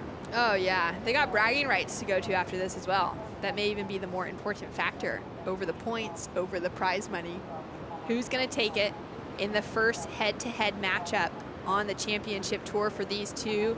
Sammy chasing a 5.88 to advance into the round of 16. 2 minutes on the clock. Miguel sitting with priority. And you can really see more texture on the surface as this heat has continued to unfold. It was almost glassy with that tiny bit of feathering around during Italo and Imai's heat just before. As we see a big takeoff from Miguel. Goes in for that first turn and he'll kick out. Does the block, pulls the trigger. It's going to leave little bro with about 90 seconds right now to make the comeback.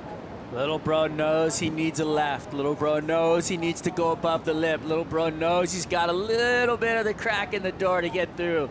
Can he find something? He can do it. Exciting times right here. All right, he's gonna have a look. Nah, he's not gonna go. Still a minute, 20 seconds, plenty of time. Don't go right. Well, maybe. I mean, maybe he could get it down the right, but we saw the left's kind of offering more, I feel like. And it just seems like if you're gonna go to the air, you gotta go left because that's the wind that's favorable for it. But like Kaipo said earlier, you're watching the wind with this rain squalls, it's turning, it's swirling. There's different wind at all different times. And so it's really hard to actually know at that moment, right? Yeah, it's exactly what Italo said. Yeah, and you know what? Sammy can keep it on the face and get that score. He just needs the opportunity. He needs a wave, and he's only got 45 seconds. He's got a couple lines coming through here. It's really going to be important with where he puts himself. 2 big bangos, and he's back. 36 seconds. And a set rolling through, a left opening up in front of him, and the opportunity we were all hoping he would have. Up above the lip, goes for the rotation and just gets stuck on the ceiling. Nope, that's not it. Had the opportunity and he took it. He's upset. I love it, the passion's still there. Miguel answering back with some power right in front of Sammy. And the bragging rights go to the older brother. For heat number 2, round of 32, mom and dad will be proud regardless. That was thoroughly entertaining. That was amazing. That was a great heat. Great to see these two match up against each other. Can't Super wait close. for more of that. Crazy close. I mean, look at that. 11.87 for Miguel, 10.90 for Sammy. And we've got more action coming up after this. Jordy Smith, the South African, up against world number 1, Baron Mamiya. Stay tuned.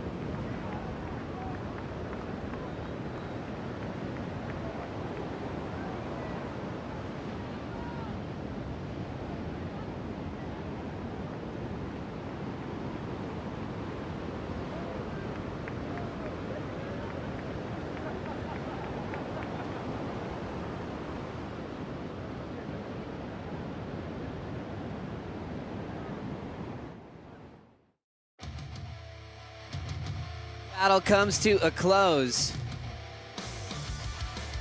Miguel Pupo and Sammy Pupo embrace at the shoreline. A dream come true for the Pupo family. And the big brother Miguel takes a big win to move on into the round of 16. What an exciting show. Sammy, the rookie on tour, Miguel Pupo, a longtime veteran to the championship tour, has the bragging rights, and hopefully we'll have more of those brother matchups throughout the season. Jordy Smith, number 7 in the world, now in the water against world number 1, Baron Mamiya, the wild card from the North Shore of Oahu, who is enjoying his time against the top 34 for the 3rd time this season, as he's looking for a big win against a huge name named Jordy Smith. This one just getting started. Baron Mamiya just grabbing a quick wave, a 0.5 to kick things off. We'll see how Jordy can climb back into the seat. Pretty exciting day of action as we have the quarterfinals squared away for the women. Now working on setting up the round of 16. Joe Turpel, the big wave champ, Peter Mel. Pete, fun to kind of close out a brother battle. It just reminds us of all the sibling rivalries that we had on tour for so many years. Fun to watch. I don't have any personal. I was an only child, as you can tell, so I didn't quite have that brotherly stuff going on. But I did have uncles, and it was kind of similar. You know, you always wanted to battle your uncles. But I think the brotherly thing is something special, and you saw that embraced by the two of them. They're just so stoked to be able to. And during the heat, there was no tactics, there was no hassling. It looked like Sammy was on the right, Miguel was on the left, and they were going to see what happened after 30 minutes, and Miguel took the win. What a great show. Miguel is on the beach with Louisa. What a heat. Everybody is so pumped up. Little brother's out. How's your heart? It's broken for sure. You know, we were trying to put a good show. I think it was pretty nervous heat. You know, you could feel it from the outside. But I was lucky enough to find a first good wave that gave me some confidence. And I was trying to do airs because I knew he was going to go for an air. So when I saw that wave, I was like, I'll try my best and see what happens. And you stood up? I did, yeah, during the air. You know, he's the new generation guy, so he does all the airs. And I just try to keep up. So happy to land one and make the heat. You were telling me that this is a dream for your family, so let's just explore that a little bit. Yeah, it's a dream, you know, to have brothers on tour, and we made to the final days at the Pipe Master, which was a dream, and we were dreaming about having a heat, you know, a final together, but it was a 3rd round, and we take it, you know, we're happy with it, and yeah, stoked to be in the next round for sure. Have a little taste. Mas a dona Jane me falou que você precisa de mais dinheiro. Eu tenho 3 filhas, mas bateria é bateria, a gente sabe que o que acontece lá no mar fica no mar, e eu amo ele de qualquer jeito, espero representar a família nas próximas baterias. Passou de fase, agora essa filhinha vai ter que esperar para nascer, que foi o combinado, não foi? Não, é o combinado, ela ia esperar o pai, e minha mulher tá amarrada assistindo, um beijo para todo mundo, é isso aí. That's it, guys. I was teasing him that his mom told me that he needed more money, so, and he has a 3rd girl coming like about to be born, and he was like, no, my baby girl's gonna wait for me, I'm gonna advance, but she's gonna wait for me to be back home. So that's it, guys. So good. Thank you, Louisa. What a great heat, right into action with Jordy Smith. Stomping that float off the roof. Late climb will take him down. But the first completions to kick off the heat against Baron Mamiya with 25 minutes to go. But like Louisa was saying, Miguel Pupo, a father these days, already has 2 girls, and he's kind of at that any day kind of scenario. Oof. For a newborn baby that will be increasing the members of the Pupo family. You wonder if, yeah, at some point that we'll see another Pupo from the 3rd generation surfing against. I mean, that's, you start producing, you know, the DNA, you know that there's going to be another surfer in the family at some point. So cool to see how the Pupos are pushing each other on tour. Sammy will reset for bells, but he's guaranteed to be rooting on Miguel Pupo for the rest of this event. Going back to Jordy's wave. Jordy, I love how he accelerates off the top of the lip. That's one of the assets that he really has. A little bit late on that one, which put him late for that final move. You know, you can see he had that little twist in the body, which didn't really project out of that turn like he would have liked. So a bit of an error there. Now Baron Mamiya off the bottom, tail high reverse, incomplete. I love how raw Baron's approach is, you know, because it's one of those surfers that we used to have back in the day, a la Wardo maybe, or where you just have no idea what's coming next. Jordy Smith now, left-hand option. Just a little speed turn off the top, now really laying into a backhand blast. extending the bottom turn, quick vertical. Inside snap looking nice and tight. Wraps it shut on the inside corner. Big blast for Baron Mamiya to answer. Rock and roll float on the way back down. A tidy combination of turns. Wow. And a quick answer back to Jordy Smith. Yeah, and you know, this, to me, feels like these scores are going to come in kind of in the similar range. Even though Baron was only 2 turns on his, 2 dynamic turns, especially that hooking snap into float real late. Jordy, good pace to his wave. It's a different angle of this last one here, but look at that release out of the turn, hooking snap straight back into it, late hits it and drives through it. So 2-turn combo for Baron Mamiya. Jordy again, slightly smaller wave, but a much more open face. The gliding float again accelerates out of that top, gets the release out of the fins there, and then goes to town, just working it to finish it up clean. So watching these waves back to back, you know, similar scores I feel like, but Jordy may get the edge. We'll see what the judges think. But either way, I think this is even Steven right now. So smooth in his approach for Jordy. Quick release out of the tail there. That was probably the best turn of the wave. Judges got a little bit to chew on here. They sure do, Peter. Great just read on this wave for Jordy. He knows how to stretch it out, had a speed turn, then knew when to lay down a big backhand hammer. One of the most powerful surfers on tour is Jordy Smith. Opened with a 3.17, improves to a 4.33 on that last left. Last of Baron Mamiya, just slightly better, 4.73. Well, there you go. So they did like the 2 dynamic turns better for Baron. I certainly hope that these 4s aren't in the scoreline at the end of this one, but you never know. And it looks like they are separating themselves with their positioning now. Jordy Smith on the right hand of your screen. The wild card in bright yellow on the left-hand side. It was always interesting looking at conditions. Pete, we were talking the other day walking up, how's Baron going to compete if it's not just going below sea level and spitting barrels? You know, we knew if it was going to look anything close to pipeline, he could beat anybody in the world. What about turn for turn in conditions like this against Jordy Smith? I would say that he's up there and capable, and the reason why I say that, let's go back to Merriweather, to the QS event there, where he actually ended up making the final, and the waves were horrible the entire event. It was 2-foot beach break on shore, very difficult to ride. This is more in his level than that was, and he was able to get through a bunch of heats. It wasn't CT level, don't get me wrong there, but it was high competitiveness, and he got himself into the finals there. So I'd say that I would, you know, in looking how he surfs just on that last wave, he's right up here at world-class level of surfing. It's just a matter of competing and not making errors there. Baron checking out a left again. He has some speed, clear for takeoff, backside full rotation, incomplete. But has a healthy, solid air game. Kind of world famous for what he does at pipe and backdoor, taking off on crazy bombs on a very short board, but he's got the complete act. Let's have another look here. Again, this is where he's, you know, he's at a level that is world class as far as airs and rawness in his airs. I mean, he'll go super rotations. He'll do every kind of turn looks a little different, and that's why I always say the raw element that he has. It's not like he has a go-to turn that you see all the time from him. It's just every time he's just attacking the section for whatever it is, and he's going full 110%, and it's so fun to watch. And you know, again, the consistency probably wanes a little bit because of that. You know, and there's a bit more falls in his you know, repertoire a bit, but overall, you know, he gets on a roll. He's really tough to beat. Trying to think about Jordy Smith when he was kind of in a similar part of his career. Jordy was a guy who received a couple of wild cards before he officially qualified. He ended up making the semifinals at Jeffreys Bay. I think that's when he really started believing that he could do it and take down the big names on tour. Baron now setting up the left, off the bottom, snap and incomplete. The last 2 waves, it's been incomplete. One to the air, one for a backside turn. Jordy Smith still leading with 19 minutes to go. Do you get worried when you see Baron fall back to back, or is it just a nature of the conditions right now?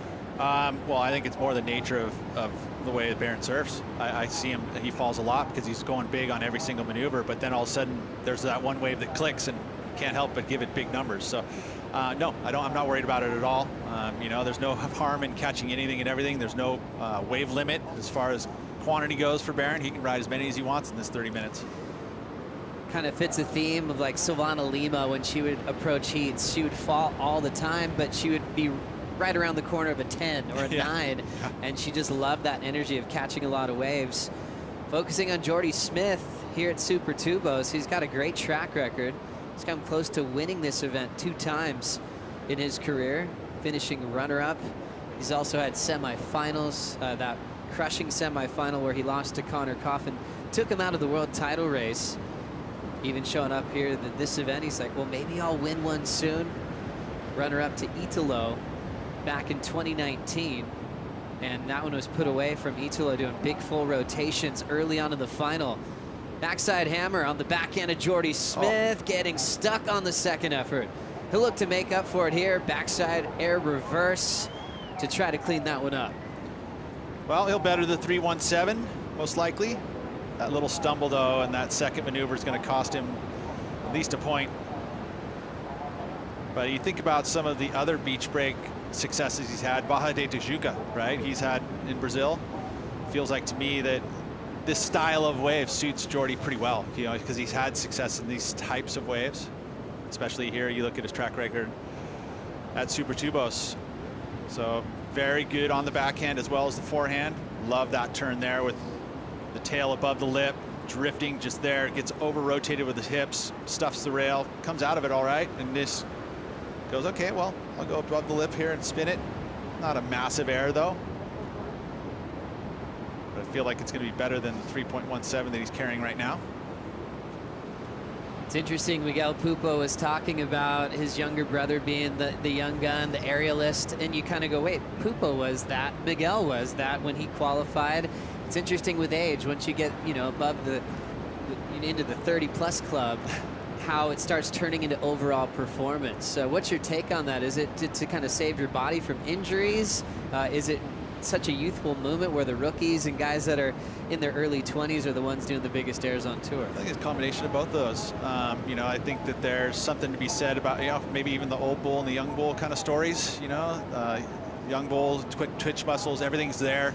And you're wanting to just go big every single moment, whereas, you know, a little older, a little more mature type of surfing is to have that overall performance, which I think the judges would appreciate.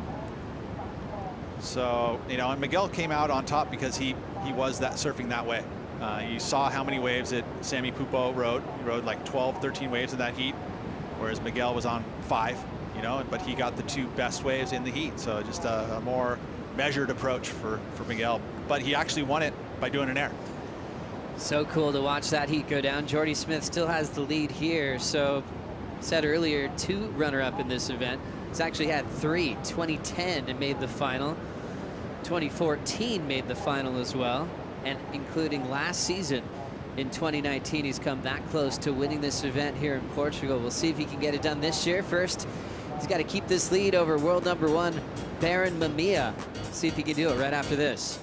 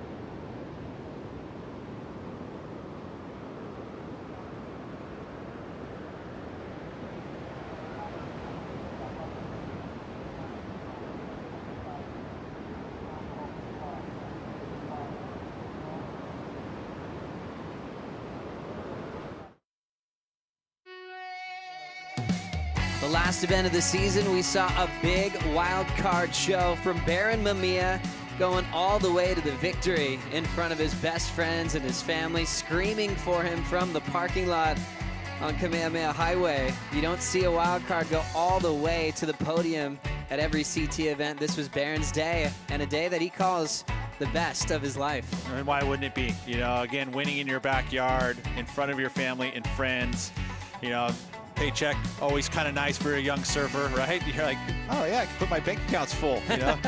He's already got a pimp and ride, but you know, the thing I think that made it the best day of his life is the fact that he's wearing a yellow jersey. World #1 as a wild card, battling with this man, Jordy Smith. Solid frontside carve. Smith off the bottom will just have a clean finishing move. Tough section when those collide at times at Super Tubos. He wanted to make sure that he rode out clean to try to improve on his lead out front. And those judges are so meticulous in regards to that. Let's take a look at this first turn though, and that's what we call a gouge. Just a huge layback snap for Jordy. So known for that. He completes this, I feel like, no worries. I mean, yeah, you want to see him completely right out of it, but the maneuver was done. Take a look from this back angle here. You can see how much of that wall was in front of him. Straight into it. Just all that pressure on the back foot, pushing all the way through the maneuver. That's where that back arm, you just lay it back. Beautifully done there from Jordy Smith, that power move. And he's had it all. That's his mix. He's been able to go above the lip, do it backhand or forehand, and then those just huge rail work turns that he does. Great to see from Jordy Smith, throwing down some power. Might improve on his lead, but it'll be similar in that low 4 range at the moment. 12:10 on the clock here. Well, judges, I think we're not deeming it complete. That's why we see that the score comes in at that mid-4. 4.7 now with his 5, keeping this heat extremely close. Barron only needs a 4.98. So Jordy Smith, just like Barron, had wild card opportunities. Jordy had the semifinal at J-Bay, but then the year after he surfed at lowers. That's when he beat Joel Parkinson, Andy Irons in the same event. Ended up getting equal 9th that year before he officially qualified for his rookie season. In those days, though, we weren't keeping points for the wild cards. Is that correct? That's right, yeah. We hadn't had that updated rule where if you had a big result of a wild card, you got invited to the next stop. It's a really cool update to say, hey, if you beat all the best guys full-time on tour, you're probably going to get invited to another opportunity. Which is exactly where Barron's, right here in this yellow jersey. Morgan Siblick taking on Connor O'Leary coming up next. Siblick finishing 5th in the world last season. Connor on the comeback roll to the top 34 once again. Had a pretty emotional victory at France in the Challenger Series to get back on the Dream Tour. Still 11 minutes till we get there. Barron taking a look. Looks like he will commit to the left. First turn, nice clean snap from MEO. Solid backhand jam for a 2-turn combination. He'll be keeping that one. A 4.98 gives him the lead. Well, right there. You know, not a slam dunk by any means. But yeah, this is a blow for flow match here. Very even. Take a look at this one. Not a huge set wave, but very crisp in his 2 maneuvers here.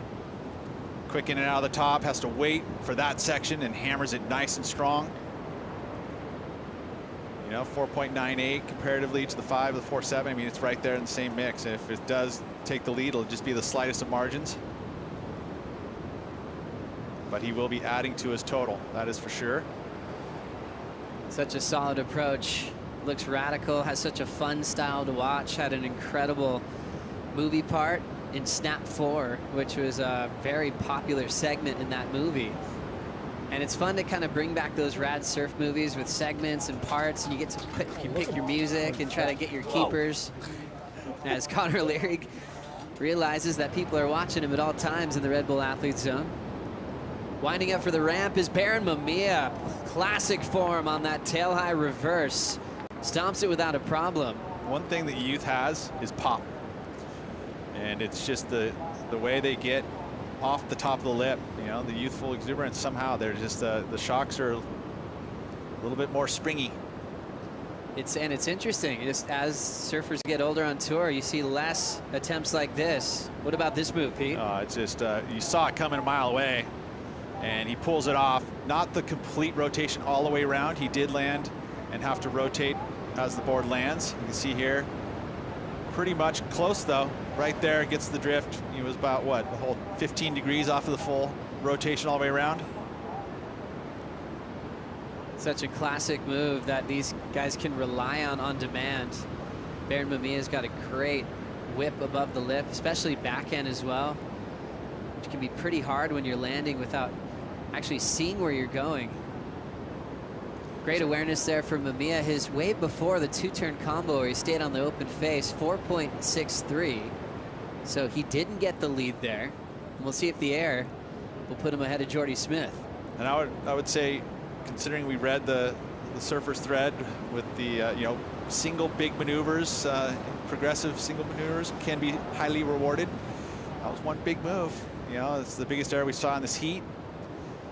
So we'll see if it actually turns him into the heat leader with 8 minutes to go. It was really interesting, you know, when you look at sections, you know, the size of the section, how important that is to get a big score. I think the one thing for Baron, it was a small insider. It was a air completed perfectly. The judges love when those airs are done out the back. Jordy Smith laying down a beautiful frontside carve off the bottom. Nice vertical whip off the top. Digs into a third maneuver. He'll sink on that one. Good for 2 moves, 7:30 to go. Yeah, and early inclinations are saying that exactly that, Joe. Numbers dropping for Baron Mamiya's last, a perfectly executed backhand air reverse, but it might come down to the size of the section. It doesn't even factor in. 4.2 for the last of Mamiya. Jordy Smith heading back out, waiting for the reaction from this two-turn combo. Again, just having it finished clean would have been really nice to make you feel like this was going to be a score that could fit into his top 2. But this little dig here and the kick out feels like, no, probably not going to happen for him. And he's going to have to head back out and better that 4.7, because I just don't feel like that's going to do it. Jordy Smith, being on tour for a very long time, has been runner-up in the world in the past. His first win of his career actually was in South Africa. It was a pretty emotional win. He had tears pouring from his eyes. He's now gone on to 6 career event wins in his amazing career. One of the best ever to be a part of the top 34. Hard off the bottom, Jordy Smith lays down that big frontside carve. Drives into the next section. Nice solid snap off the lip. Will shut it down in the white water, and Smith is starting to heat up. As he should. He liked that one. Just great rhythm. The acceleration through the maneuvers, once again, that's one thing that he always has. And it looks like he's not trying very hard, but then all of a sudden the board's just flying out of the maneuver. Judges love seeing that. He does that at J-Bay. He does it at all these big beach breaks. Trestle's another one of those places that he's had great success. J-Bay, he has a special affinity with. I don't know if anyone surfs it better than Jordy Smith. Obviously, there's legends like Mick Fanning, Joel Parkinson, and obviously you go to the other eras, but the modern day game of Jordy, when he's on, it's something so spectacular. The beautiful modern day approach, the balance of carves and the beauty of flow from the old school, balanced with the new school, tail blows and big airs that he's laid down at Jeffreys Bay. He actually went back-to-back there, won that first event win there in his 3rd season on tour. Showed up the next year and did it again. Well, I know that, you know, during you know, our COVID time, he had to go back to South Africa and spend a lot of time, and actually spent a full, you know, winter and summer, which he hadn't done in probably since he was a kid. So you know, he did make a couple treks up to J-Bay during some of those swells, which I'm sure was a treat, being that it probably wasn't too crowded. Oh, he absolutely scored. Here comes world number 1, Baron Mamiya, trying to get the lead on this wave, just up and out. That was interesting. He kind of lost a little bit on the bottom turn, looked at the lip. It didn't have quite the ramp he was going for. He saw it in his eyes and his demeanor, and his body language, that he wanted to go above the lip, but just something wasn't right there, and he had to give it up on it. Baron's a smart kid as well, so he's probably reading that maybe the section was too small. The air was perfect, but to get a 4.2 on a big backhand air reverse, he's probably just hoping he gets a big section to do it out the back, and then he would get an instant lead change. Down to 4 minutes on the women's side earlier today. We had Brisa Hennessy go down in the round of 16 to Courtney Conlog. We then had world number 2, Malia Manuel, go down a little bit later on in the round, so we're still waiting to see if Brisa will hang on to yellow heading into Australia. And now I'll focus on Baron Mamiya, 3:45 to find a 5.47. Still some time. He did retain priority though, even with the kick out, so he knew that Jordy was still on the inside. Jordy was able to gain a half point in that last exchange by upping that last score. And here he is again. So Jordy Smith with a bit of room under priority. He's got a big right-hand wall. Quick with some speed, but nothing left on the end of that wave, so he'll kick straight out. Yeah, I don't think he was ready to do another carve. He wanted to get some release out of the lip there. Same thing, he was looking at it, and then the section just slightly backed off, so he kicked out. Baron just was on the other end of that wave and just went up and out. So nothing changing for Baron Mamiya, just less time, 2:52 to go. This is what just happened. Yeah, on the little snap up over the top, but that's it. Not going to fight through the inside for that. It didn't feel good on that final section. Same thing happens there. It's just on the bottom turns. You can see all the waffles on the bottom, not getting the projection needed. So Jordy Smith trying to win this one. 3 finals in his career in Peniche, which have been crucial for the world title race in the past when this was the last stop before heading to Pipe, which was always the season finale. Now it's crucial for Jordy just to get some momentum in the title showdown this year. Remember, recovering from a knee injury last year that took him out of the Rip Curl WSL Finals for a shot there at lowers, which is an event that he's dominated in the past. Also had to pass on a shot to surf in the Olympic Games. But he's always looking at longevity, just kind of showed his commitment to the tour now at 34 years of age. A guy that was famous for being involved in maybe one of the craziest bidding wars for sponsorship in surfing history. His father, Graham Smith, known as G-Force, looking on. Baron Mamiya, minute 25 to go, gets hung up on the first turn on a very small inside wave. Seen a couple slips lately. I don't know what it is exactly, but there has been some back foots coming off the grip. Let's see what happened here, Pete. Yeah, I'm basically not going to know, but he charges down the line and that foot just slips off. Nothing going there and has to kick out. So Jordy with priority now, a minute to go, and he's going to chase down Baron as quick as he possibly can.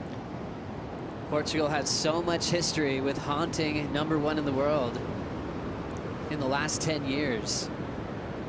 So many upsets in the early stages of this event when it comes to a title showdown. This time here at stop number 3, you can see Jordy with priority looking to shut this one down against world #1. Baron just trying to create some space just in case he's got a shot, but things are looking better for Jordy now. 5.2 and a 5.0. Baron's best a 4.73, and now that Jordy's right next to him, he should be able to put this one away. Baron's just going to set himself up just in case. 10 seconds. Jordy will effectively play defense. Going down on the last wave. World #1, Baron Mamiya, knocked out of the contest here in round of 32 by a 3-time runner-up here in Portugal. Just like the women's, losing Brisa Hennessy, the men's side loses their world #1. And now Jordy will be off and running into the round of 16. More action coming here in the round of 32. Morgan Siblick takes on Connor O'Leary right after this.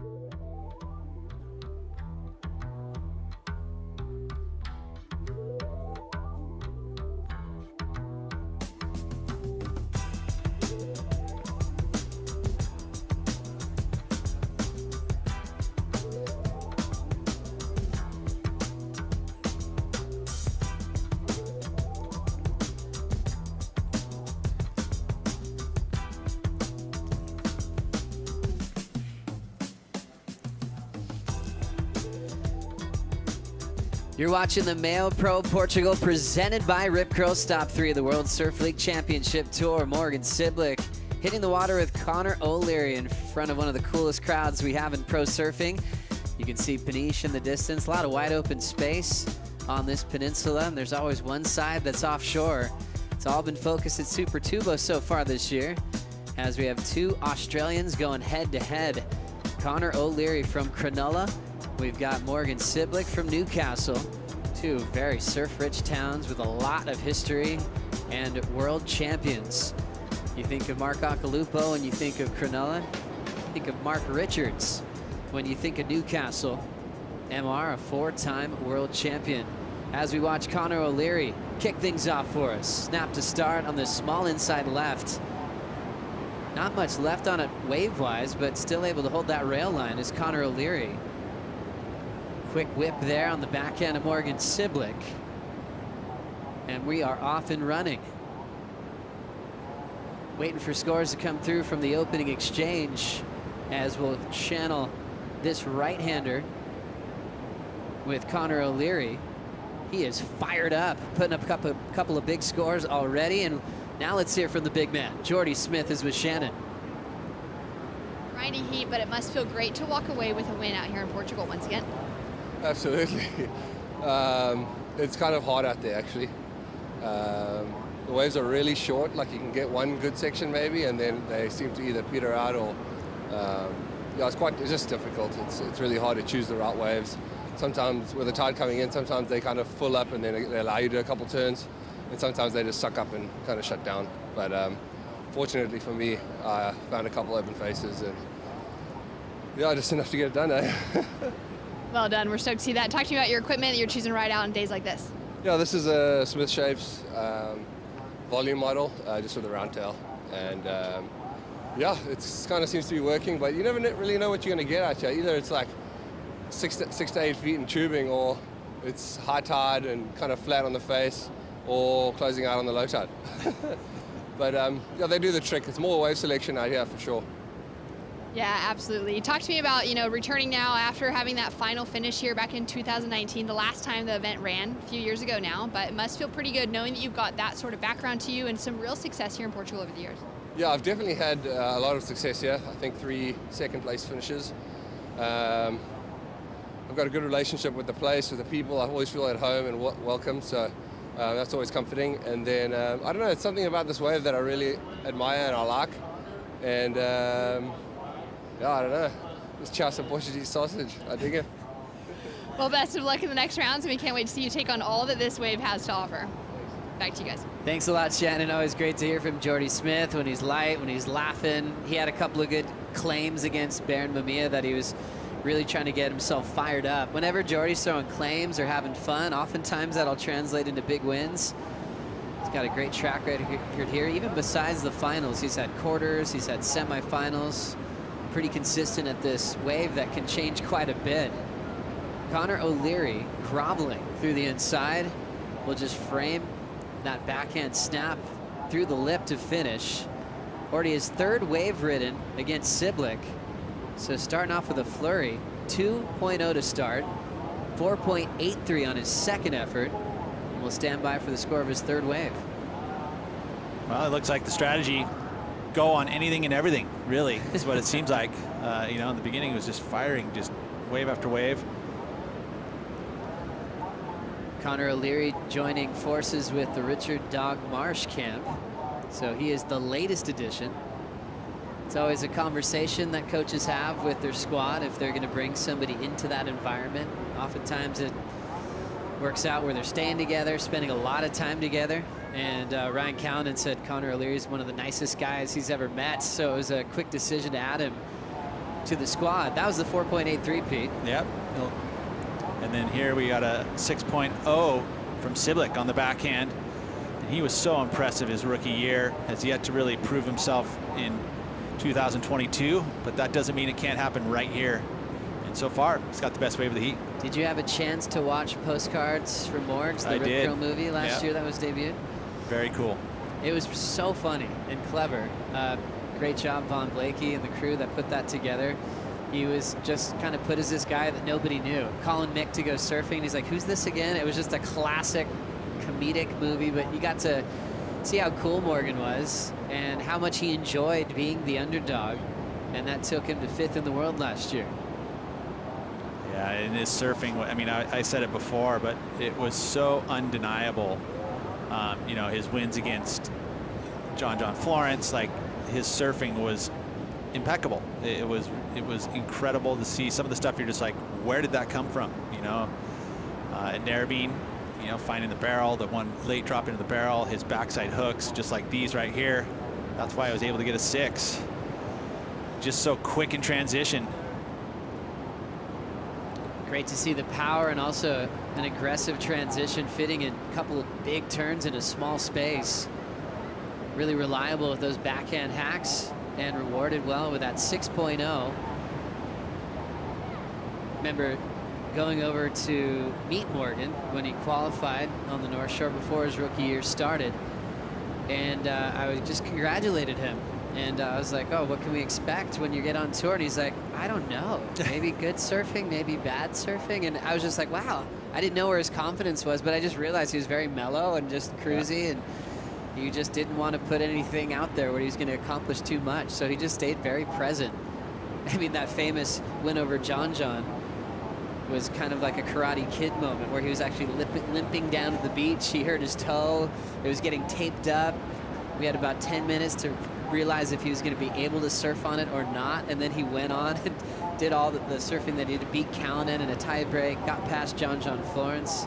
And you're like, wow, this kid can do anything. And by the way, toes are very important for surfing. You have to have good toes. If your toes ain't working, it's very difficult to surf well. Oh, it was so painful. He had to surf through that pain for a bit. He actually reminded himself of an injury he carried on the qualifying series, where it almost put him in a different headspace. He wasn't thinking about all the situations. He was just making sure he could get his knee wrapped and surf on it. He ended up getting his best results to qualify. Well, and that was the thing, is that he, in the big events, you know, there was that year he qualified. The Challenger Series wasn't the Challenger Series yet, but they had Challenger events, right, which was the high big point events. There were 10,000s, and he was able to get in the quarterfinals in all of those major events, which amassed, you know, he wasn't winning the events. He wasn't the guy everyone was watching. He just solidly got himself through into the quarterfinals and built this nice consistent point ratio, qualified pretty easily. Again, still under the radar big time at that point. We're like, oh, who's Siblick? He's on tour? Wow, he made it, you know. And then just the beginning of that season, it was a weird season too, obviously. You know, we had new venues that came in, and I think that benefited Morgan at that point, you know, with Newcastle and then Narrabeen being those beach breaks. So it feels like this could be a place that he could pick up some points here, because he needs it right now if he wants to make that mid-year cut.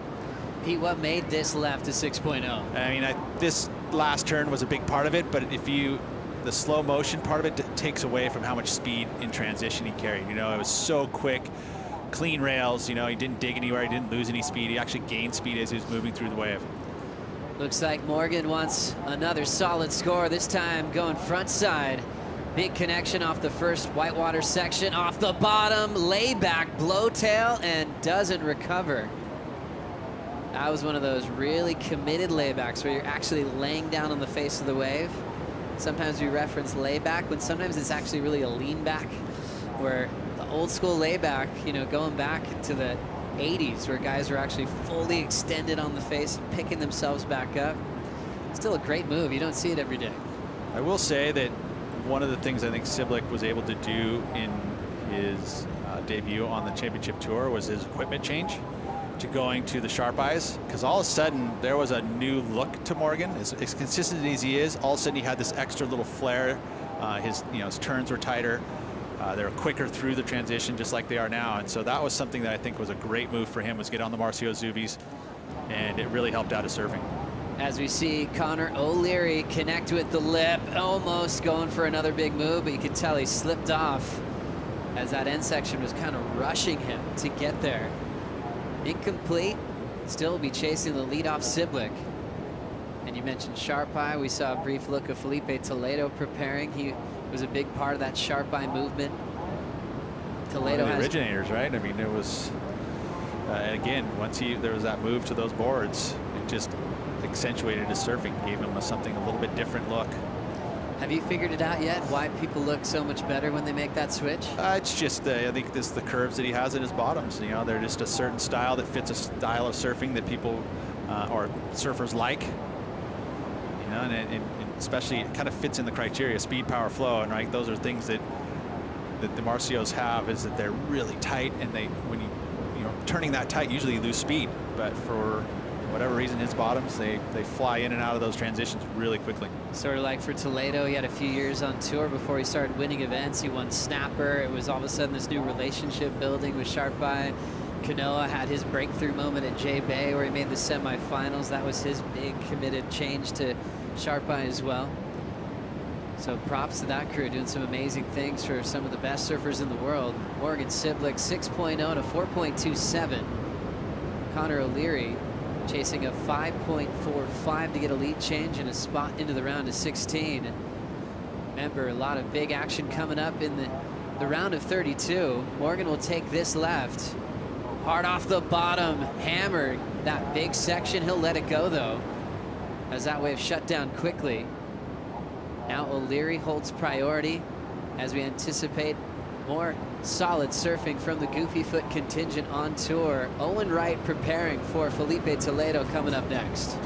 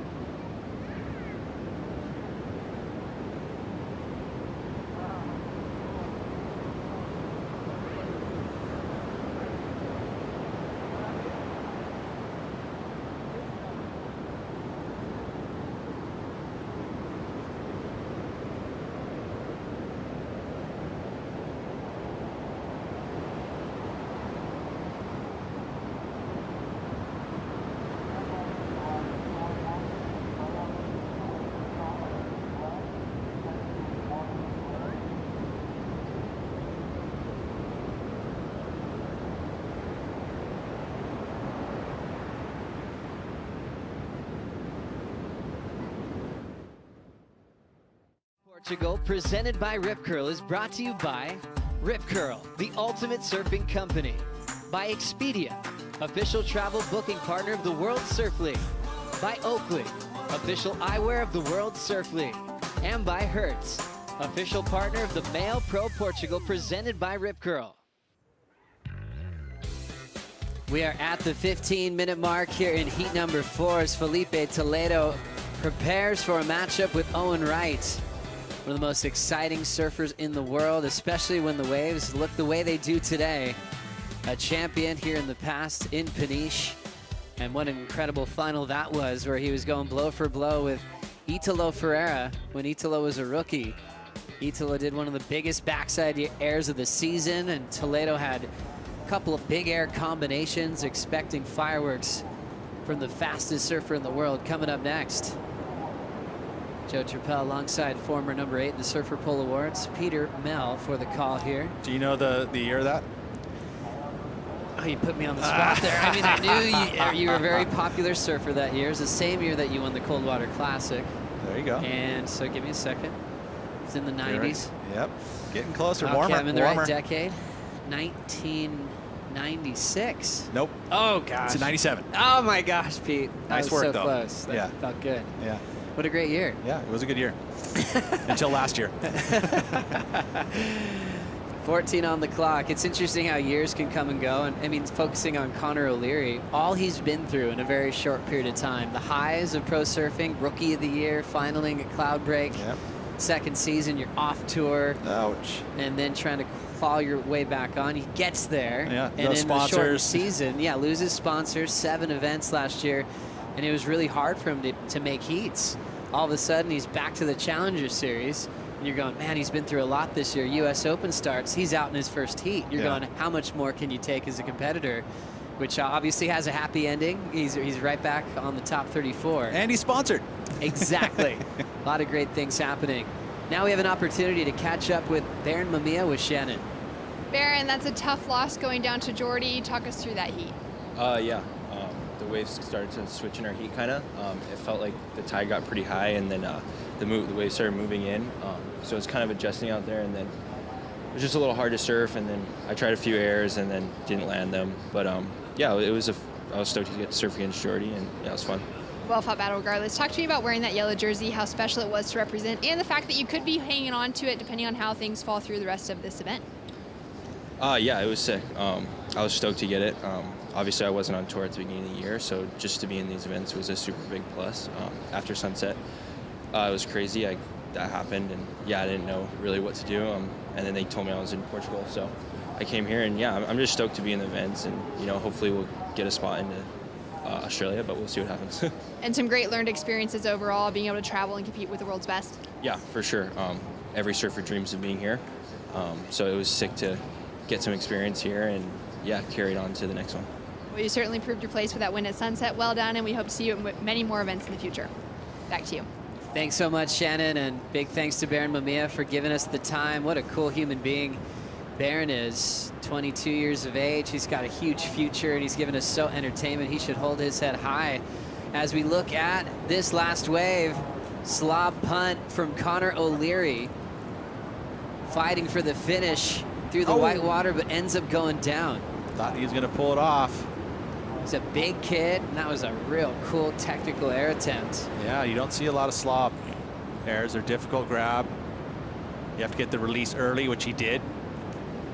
Where are we at these days, which with all the grabs and being technical? Remember, it was kind of all we were talking about, maybe even 10 years ago now, where it was incredibly important. Certain surfers like Kolohe and Dino were being very vocal on really wanted to talk about the really hard grabs to do. He was doing stalefish air reverses. Yeah. Have we moved on in a little bit from all that talk? Because it doesn't seem like there's this big push to really nail those big stalefish slob grabs in the heat of competition as often as we were seeing before. Yeah, I believe that one of the things that has come out is that the amplitude and the sections that they're doing it on, that's been the focus, right? It didn't matter as much about the grabs. The rotation still being a big part of it too, getting all the way around and landing consistently. That's what you see most of the airs doing now from Italo, from Felipe. They're getting such high airs on really critical sections, and that's where their focus has been, is just trying to land them and that type of stuff.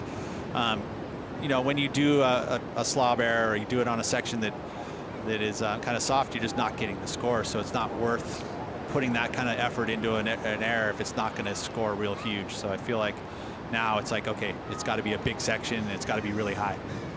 Amplitude done with power and control. Those are what we love to see, especially here at Super Tubos. There's been a lot of crazy airs done here in the past. Oakley's got a really cool on-site store here at Super Tubos for all the fans to check out all their latest product and really see the storylines and narratives that are going on with the best in the world that they back year after year on the top 34 and top 17. It's been really cool that they're bringing back some of those retro lenses, and great to have Oakley on board as major partner of the World Surf League. Yep, I've been lucky enough to have my spectacles coming out of the Oakley. I do have a prescription, and so I have to wear glasses pretty much 24/7. Well, not 24/7, but daylight hours. Oh, for sure. They look great on you, Pete. Yeah, I think that's where you got the professor call, Yeah, Professor Pete. It might be all the facts that are hot air. As we see priority with Morgan Siblick. He'll take this wave off Connor O'Leary. Nice, healthy, round top turn. Digging in again. Pushing with a lot of force and energy. Inside corners looking fun to just connect with. 3 maneuvers for Siblick. He's putting a solid heat together, Pete. Yeah, and you really liked, those turns were out on the face.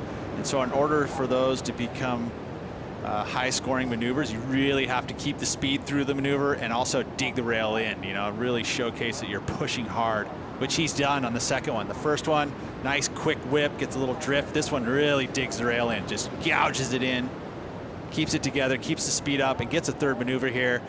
Again, pushing the fins out. Just a little drift there, a little accentuation of the maneuver.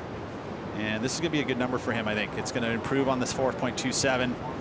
Just that crispness. Even with the white water on the face, he was able to dig through it.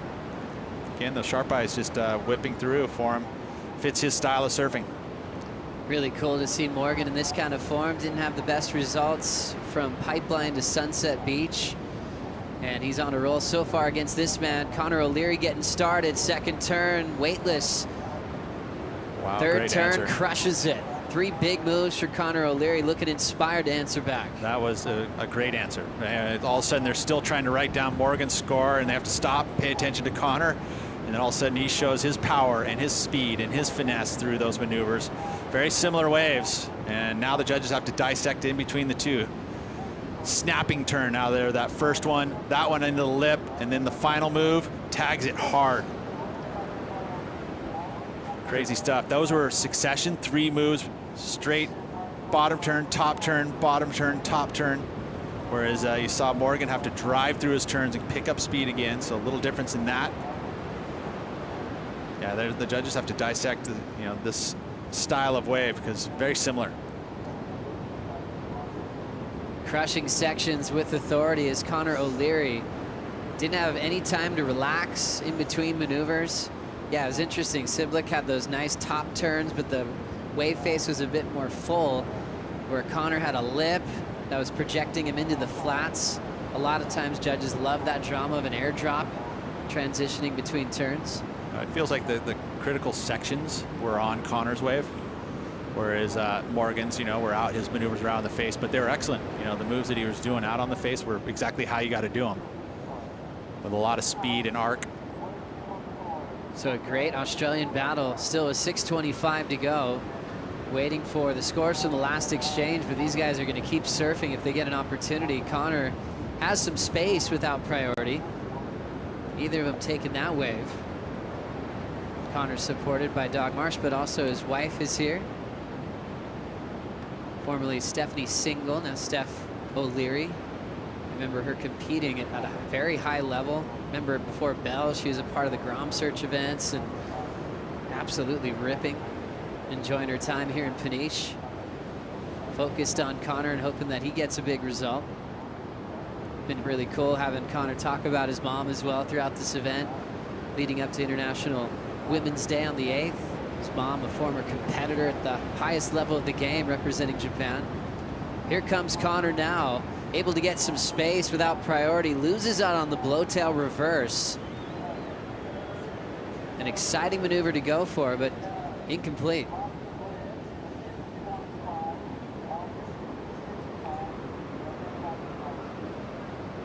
Mentioned Connor made that final at Cloudbreak as a rookie. Morgan experienced a final at Wajima or Rottnest Island last year against Gabriel Medina. Toledo takes a moment.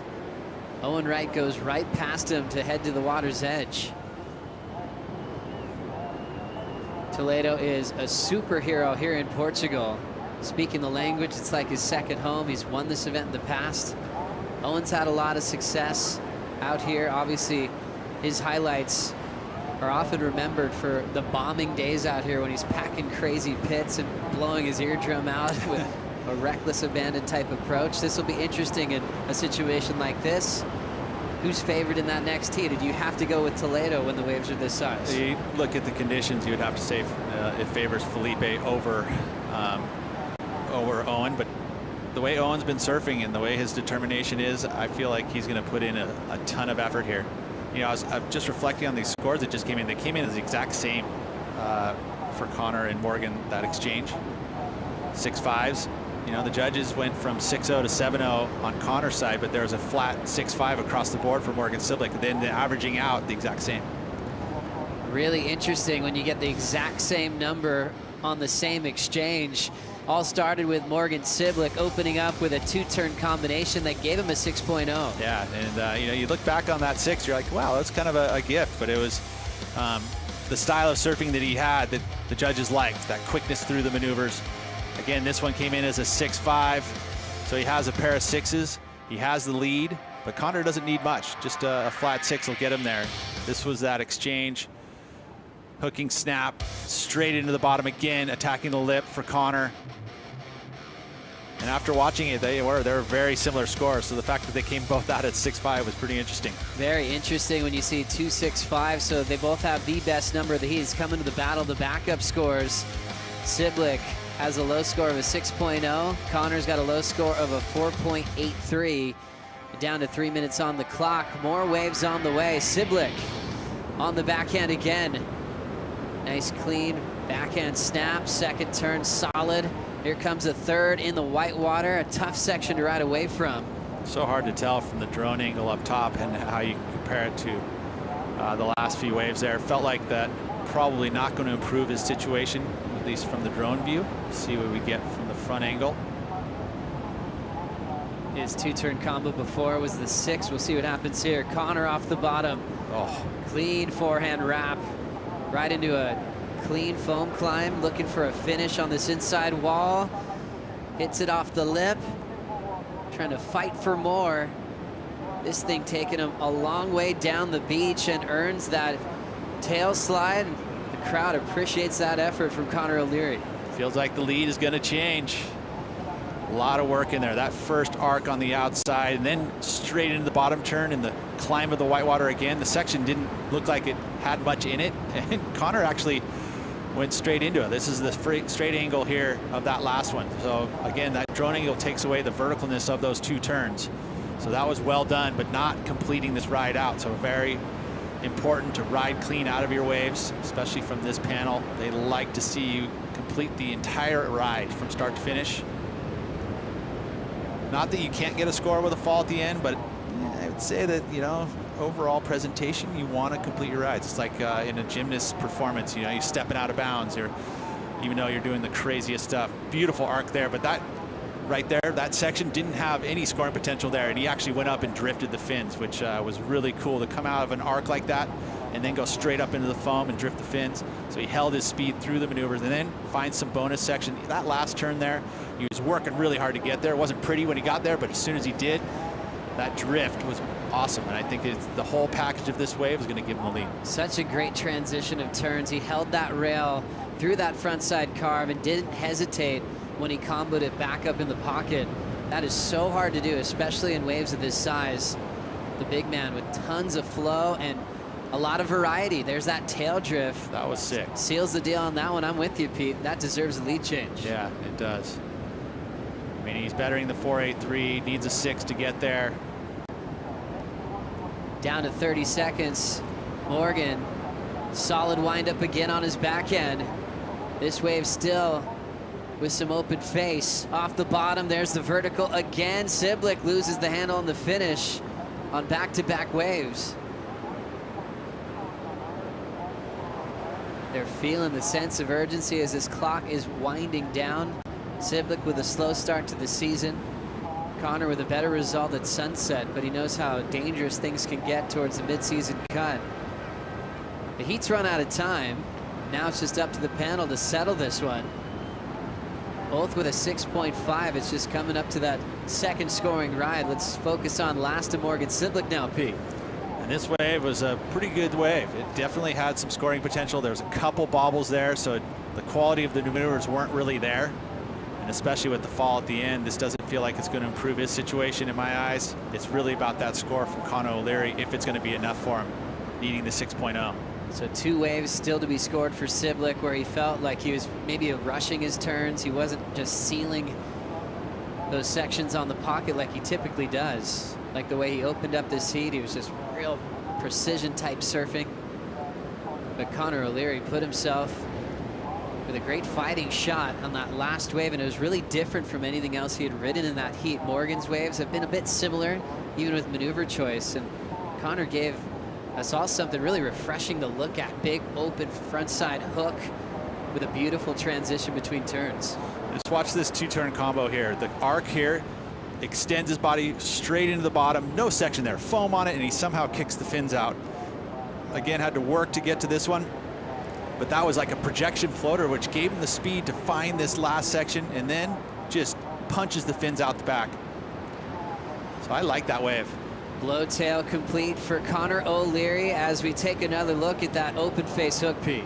Beautiful arc, just tons of speed, great technique, drives the back arm through the maneuver there, punches the fins out the back. Works hard to get back to the open face again. Again, a maneuver which he gains speed off the top.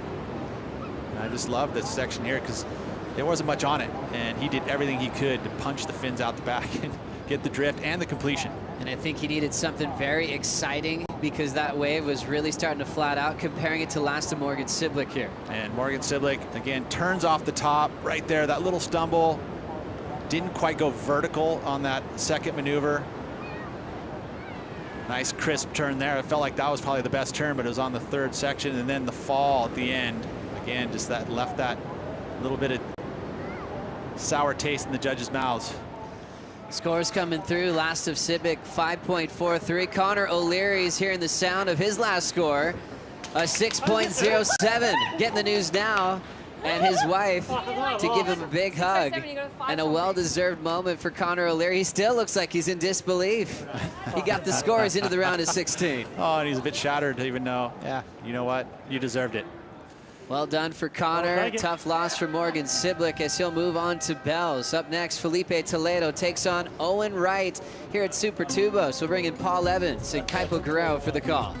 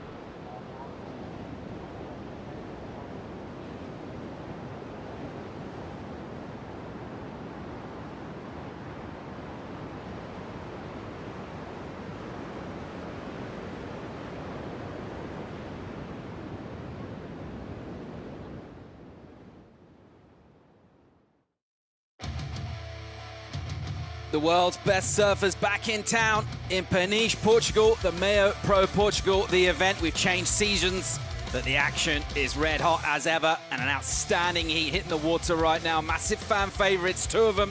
Felipe Toledo, a former winner here, taking on Owen Wright. Myself, Paul Evans in the studio, Kaipo Guerrero alongside me. We've been hotly anticipating this one, Kites. Yeah, another great matchup, and it's going to be this clash of the Aussies right now. We got the quick-footed, goofy footer in the way of Owen Wright. Felipe Toledo, like you mentioned, already has success for. He's a former champ out here, and coming off of his best tour finish, ranked number 2 in the world at the end of 2021. Felipe Toledo with the lucky number 77 on his back. We'll see what happens in this clash. An absolutely scintillating looking matchup on paper. Both of these two got big stories at this event. Thinking back to Owen Wright, surfing as a wild card here back in 2010. Going down pretty hard on a wipeout to pull out of competition at that stage, but served a little bit of notice about what he could do in heavy waves. And of course, this man, well, we know so much about what he's done. A massive 10 event wins on the championship tour. It's more than John Florence, it's more than Italo Ferreira, but crucially, Kaipo, what he doesn't have is the big cup they're all after, the World Championship. Yeah, could this be Toledo's year? This is all on the road to the Rip Curl WSL Finals, and this is just part of the journey. Here we go with Felipe Toledo. Toledo gets into his stride, nice whipping car from him, and he'll go over the lip with that projection floater maneuver and bashes it again, and already putting spice into this encounter right at the start. Nice opener for Toledo. On that black board, Paul, I wonder if that's one of those dark arts models. Maybe we'll get some reporting from the beach on that. Here we go on the replay. Long bottom turn, hooks it right around. You can see the double pump. He gets in the lip line, falls a bit, keeps the board underneath his feet, but you have to always be impressed by the quickness of Felipe Toledo. Right on the backhand, whips one off the top of the wave. We'll go a little soft on him though. Not sure if he got much work done early on, so we just picked him up midway through that, but certainly from what we saw of that, looked like Toledo getting the better, should I say, of that exchange. That'll be a strong start for Toledo. Owen Wright has got his work cut out here.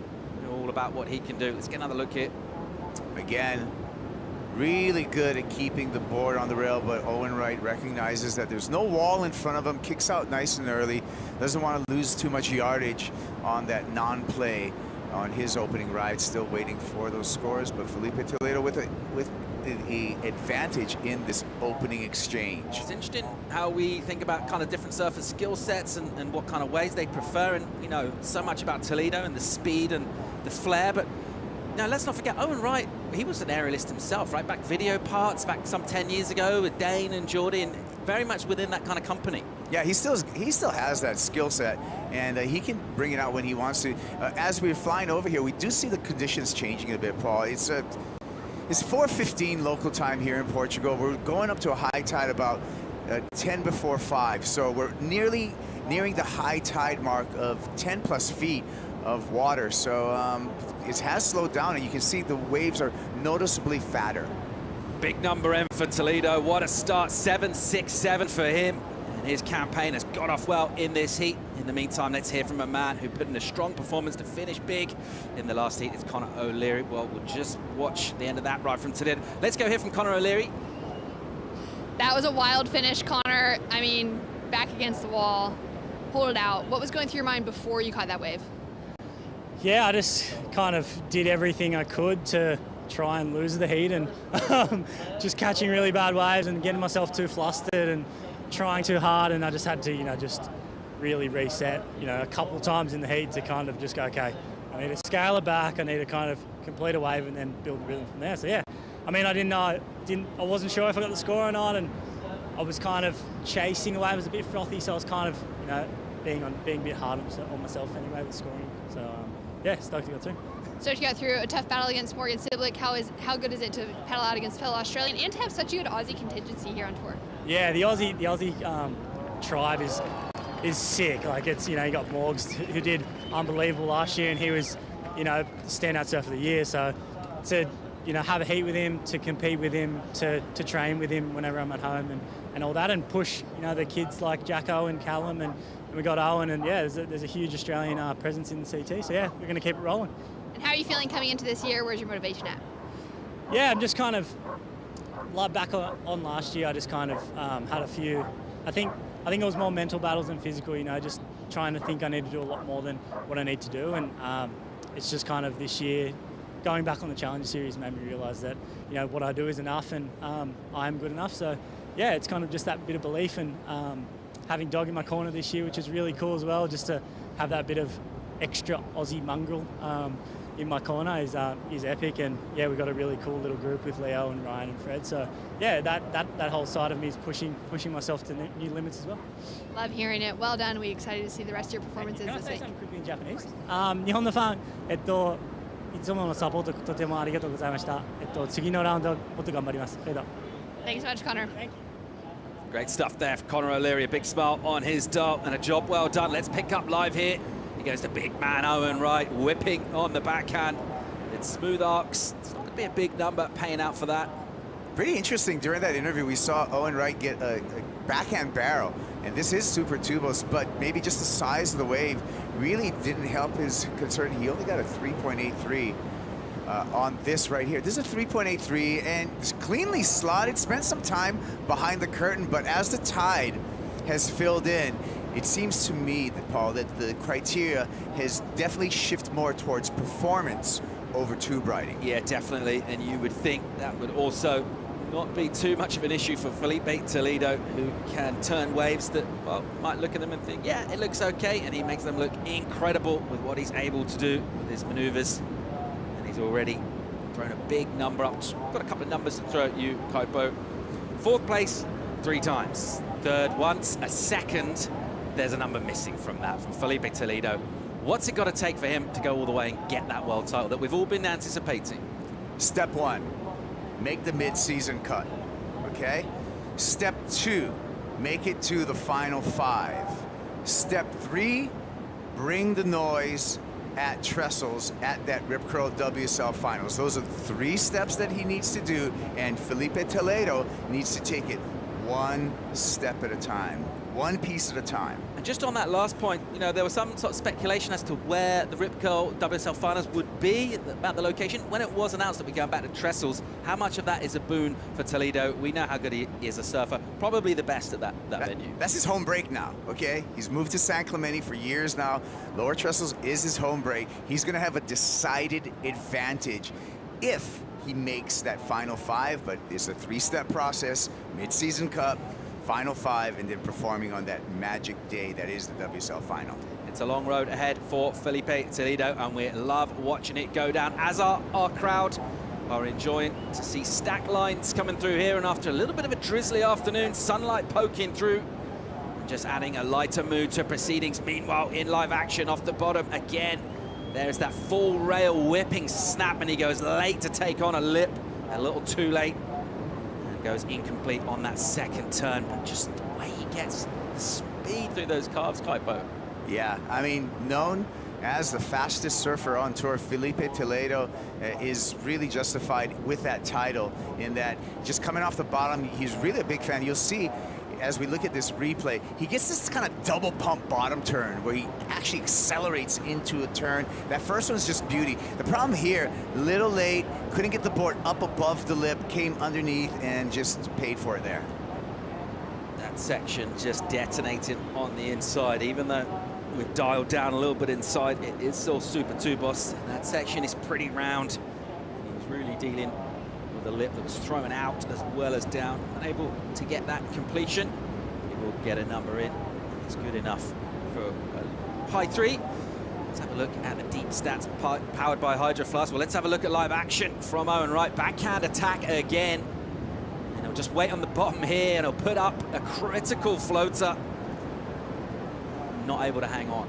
Oh, that was a tough one, and those are dicey situations. That backhand floater, and you know what? A broken board to boot on top of that. Through that, and so this is just going to eat time away from the clock for Owen Wright. Taking a look at this replay, projection turn there, and this is a dangerous maneuver.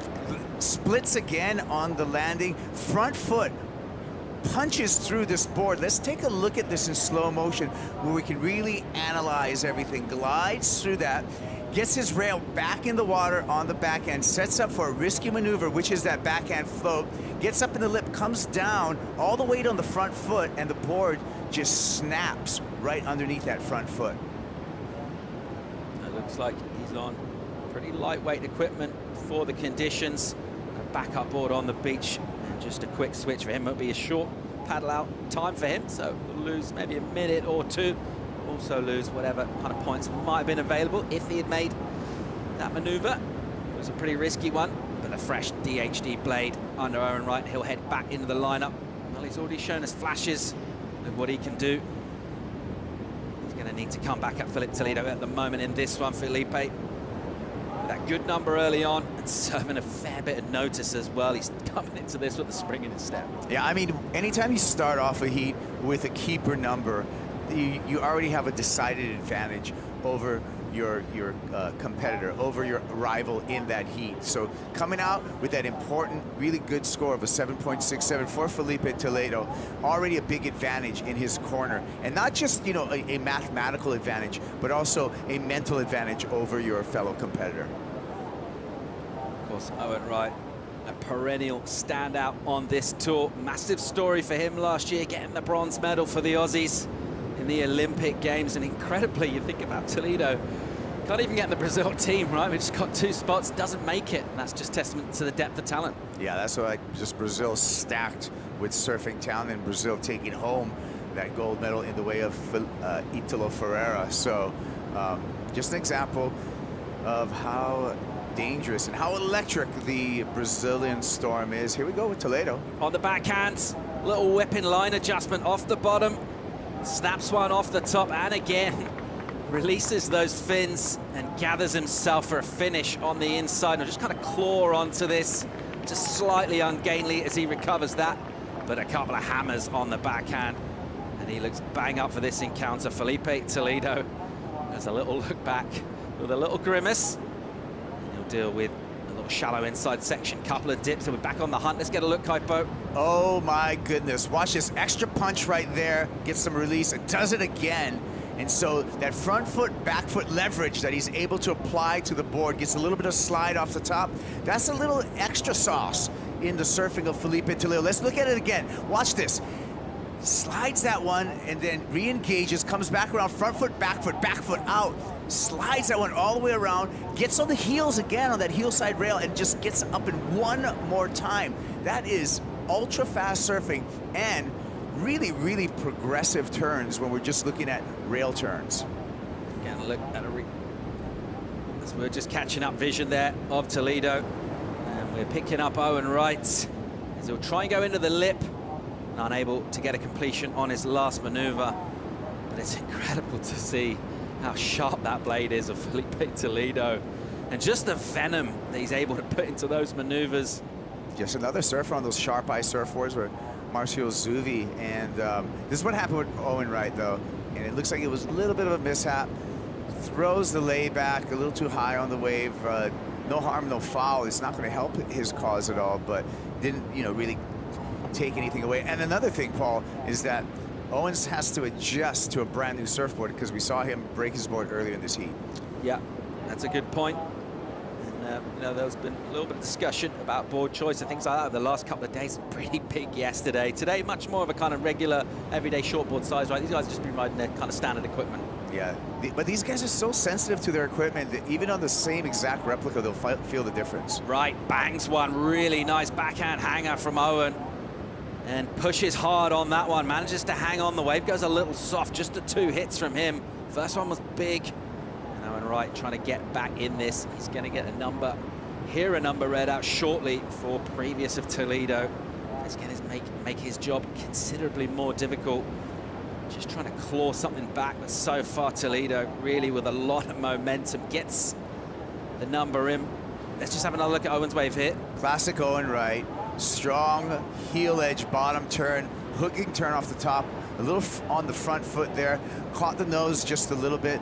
That is going to, hold back the score just a bit, but this is just classic Owen Wright. We've seen this coil up that he's able to utilize his entire frame 6'3" and just compresses himself off the bottom and extends himself off the top. But, Paul, a number drop for Felipe Toledo. It's a good one. He improves a 7.77 from him. And that's a big total now, 15.44. Very healthy numbers indeed, and just reward for the kind of surfing he's put down. Lucky number for Toledo, number 77, and he just got a lucky score with a 7.77. And Owen Wright now really has some work cut out for him. Yeah, needs to find some waves with longer critical sections. Basically got half a score on his last wave, gets a 3.97. That's just from that first turn. You've got to be thinking if he had another section like that to do multiple big hits, he'll be well on his way. Let's see how he goes about doing that, Toledo, at the moment with that prio as well. And he will be feeling this. We talked about that amazing finish from him. Second in the world last year. There's only one place to go from there. He's got a couple of his compatriots that he's got to deal with, and several other top contenders as well. But as you said, Kaipo, before he gets to do any of that, he's got work to do. Getting into that final 5 is making it very exciting for these finishes. And a lot of great surfing to come from the Championship Tour this year. Let's check live here. And he'll just tweak out the tail. It's so technical. The control is mad good.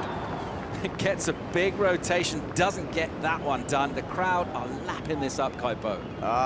Yeah, now, we're seeing a loosened up Felipe Toledo, and just the progression that he has in his surfing, incredible, especially when you watch this first turn. This is like a disaster-style lip glide right there. Just throws the middle of the board up there, hucks the fins. If he was able to put this thing down, we would have been into excellent range.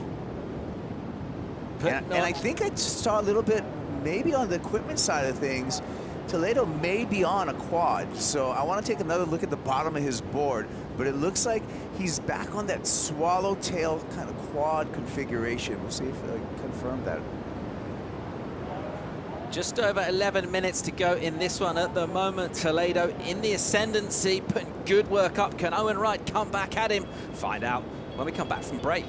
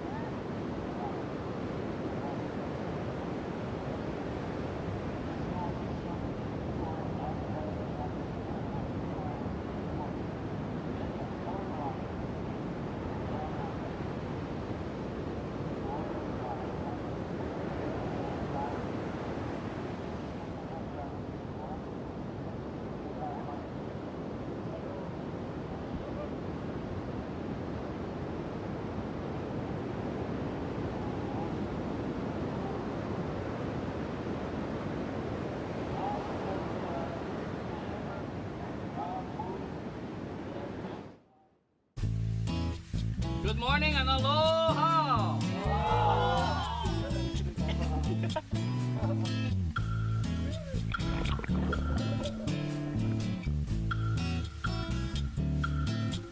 Next level pokey right there. So good.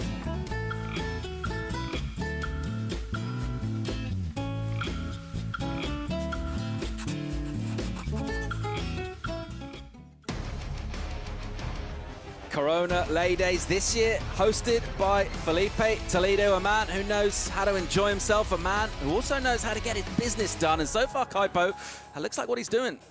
Yeah, he's looking really on point right here. Equipment, surfing, ultra fast. Looks like he's in a whole nother gear. But you know what? I'm not going to count on Owen Wright just yet because the big man can definitely put together a couple of waves and get right back in the mix.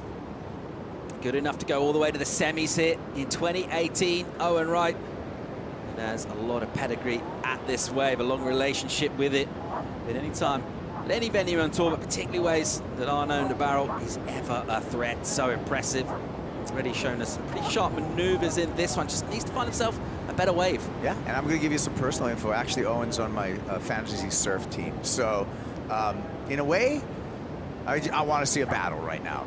Do you feel a little bit conflicted, or? I do.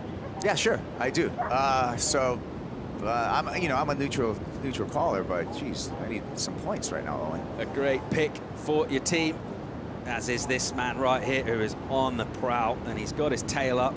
Confidence generally not an issue for Felipe Toledo when he's already dropping sevens. Well, that is a little bit of a serving of a danger notice. Yeah, and I saw him in the Red Bull Athlete Zone, Felipe Toledo, and he had a bunch of kids with him, right? And he was having fun. I think it was one of the kids' birthdays, like carrying him around over his shoulder and stuff. And he was really light and having a good time, and not, even watching other heats so much.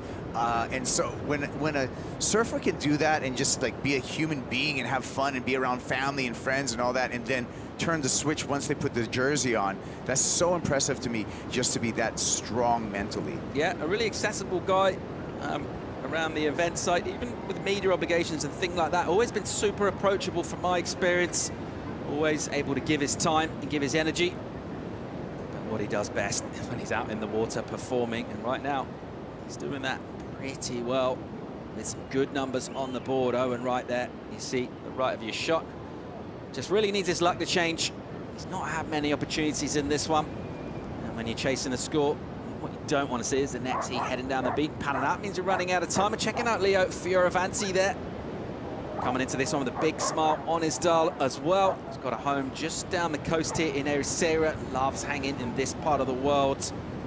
He's coming up in the next heat. But before that, I'm really looking forward to the rest of this one. Toledo again. What's he got here off the bottom? Oh, and he rotates it, casual as you like, and still going on the inside here. Bang, stabs it, super verts. Meanwhile, with a ton of speed, Owen Wright, good looking left. Thought about going into the tube and has to take a line underneath that lip and kick out. It's not going to be a number for him. But Felipe Toledo, wow. Talk about progression when we talk about Felipe Toledo. And let's just take a look at this. This is progression. Sets up here and throws the reverse. Gets a little caught up, but no problem. Just like almost like a disco spin for Toledo. And then stabs it in the end with such electric energy to finish off that ride. I like to see this and study this technique. So like not quite an air reverse, more of like kind of like a little disco spin. Nose picks it through there. Spins it around, gets back on the heels, another carving turn all the way back, and then really quick to the lip there for a vertical stab. Very impressive surfing. Owen Wright was left chasing this wave, right? Looking for an opportunity. It looked like at first he was looking for a ramp, looking for something, and then at the end the wave just really disappointed him. He had to kick out. Our number comes in for Toledo. It's a throwaway of a 7.33. So a big number, but he's already got 2. Better than that, he doesn't need it. Owen Wright would love a score like that to get himself back into this contest. Just over 5 to go. And we'll pick up live action here of Toledo on a right-hander. There's that snap. That one, he loses traction, and he'll go down. Yeah, I saw on that last wave for Felipe Toledo. I'll get back to that because Owen's up and riding. Owen dipping it in to the tube from behind a deep section. Great travel time behind the curtain from Owen. Doesn't get an exit, crucially. And he'll just try and get back on that board quick as possible. Try and find a couple more like that. It's within his grasp to try and turn this around, but he needs to do something fast. Yeah, look at this. Really compressing his body, long frame, and actually comes through that foam ball there, but there was just no exit for Owen Wright, and that's unfortunate for him. Not really having the rub of the green so far, Owen Wright, just in terms of the waves he's getting. Hunting the tube there, unable to get that completion. They're checking that vision. That man right there, Jake Marshall, heading down to surf for the first time at this wave. Second time in this event. First time on tour, the rookie. Really enjoyable to see him kicking off with a strong performance at Sunset. Laying down some big carves. Kaipo, what a cool event that was to see. And great to see Jake Marshall doing well. You know, you get quarters in Hawaii as a rookie. That some quarters feel like they're worth more than others, and you'd say Sunset would be one. Yeah, for sure. And that's going to be a nice battle between Leonardo Fioravanti and Jake Marshall, and actually really evenly matched. Felipe Toledo, we had a little peek of his fins as he released on that backside rotator there, and he is on that swallowtail quad, a similar design that he rode to success with at the Surf Ranch in 2021. And so that same kind of outline, just looking super fast, a lot of projection with that quad, a little bit more grip, if you would, having 4 fins as opposed to 3 fins, and a little bit more speed because you don't have the drag of that trailing fin that you would have on a thruster. Now, the one, you know, bad side, not bad side, but one of the takeaways from a quad versus a thruster, it's harder to put a quad vertical than a thruster because you don't have that back fin pivot point. But it seems like it's no problem for Felipe Toledo, who's defying, you know, everything and just bringing so much speed and really a lot of progression in his rail surfing. And we haven't even really seen a crazy air from him yet. Certainly doesn't seem to be having too much trouble with going vert. Looking so good and so strong. Owen Wright on the wrong side of a combo. Second priority as well. And he'll go here on the backhand. It's a smaller inside wave. What's he got? He'll just swoop one off the top straight into a bottom turn. There's a nice hit from him. Throwing up spray. And it's a well-ridden wave with polish and finesse. But it's not going to be the sort of number that he needs. He needs to get a couple of 7s, a couple of high 7s, really. Not sure we saw that on that wave, and that will probably give him, by the time he gets in the lineup, about 90 seconds to get those 2 7s. It's not looking good for him. Yeah, this is going to be a tough ask for Owen Wright at this point, and just the clock's going to do him in. But take nothing away from Felipe Toledo, because he's throwing away a 7.33 in this heat. So, you know, 3 7s in 30 minutes, it just really is a feat.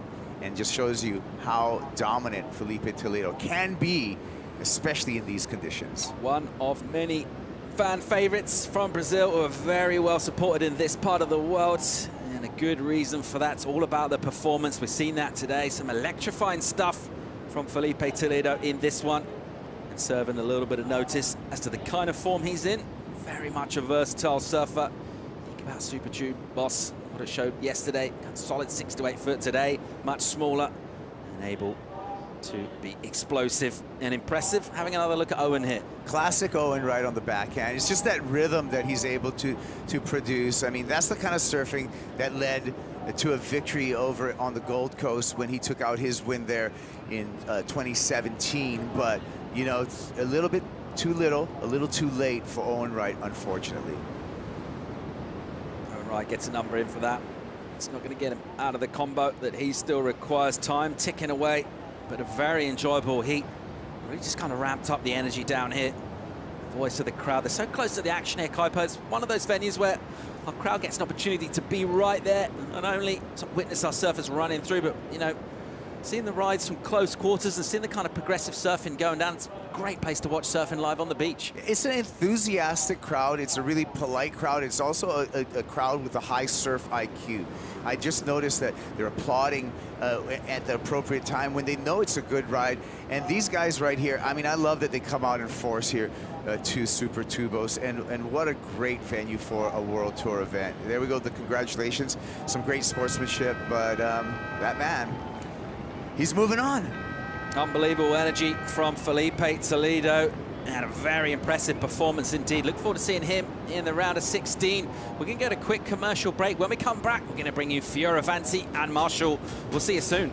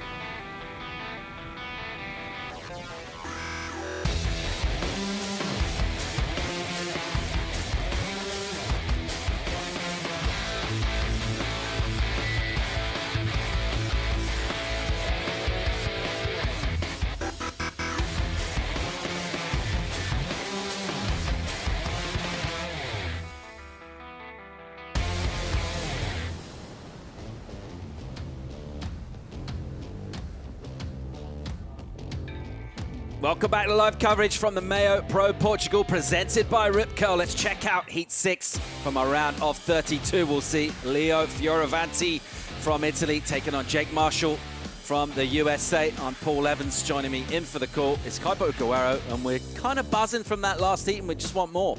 Oh, yeah. I want more, and I want to see more of Leonardo Fioravanti coming back healthy. That guy's have to deal with so many different injuries against the rookie right here, and you can tell a little bit of attitude right here at the beginning of the heat, Paul, and paddling and battling for position out there. A little bit of splashy. I don't mind it. Hey, hit some elbows, no problem. Let's do it.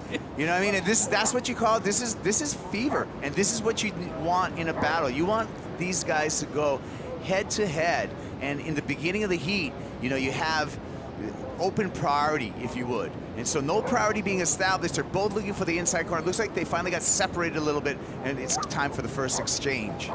Leo and Jake not playing nice boys at the beginning of this one. You like to see the intensity and the competitiveness, and not an inch asked for or given.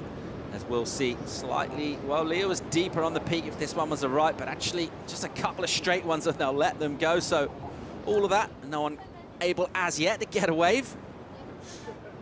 Check this guy out. He knows that he just set his heat on fire. Felipe Toledo and our Portuguese fans, some of the best. Absolutely loving this. Brilliant performances going down at Super Tubos in Peniche on a Saturday afternoon. We've moved around about 6 months from the traditional time of year, the European autumn, that this event used to take place. And the only real change, Kuiper, is a few more beanies going down, maybe a thicker jacket. But other than that, the passion that we've come to love over the years is still very much here. I love it. I love the culture here. Love the waves, obviously. The fans are great.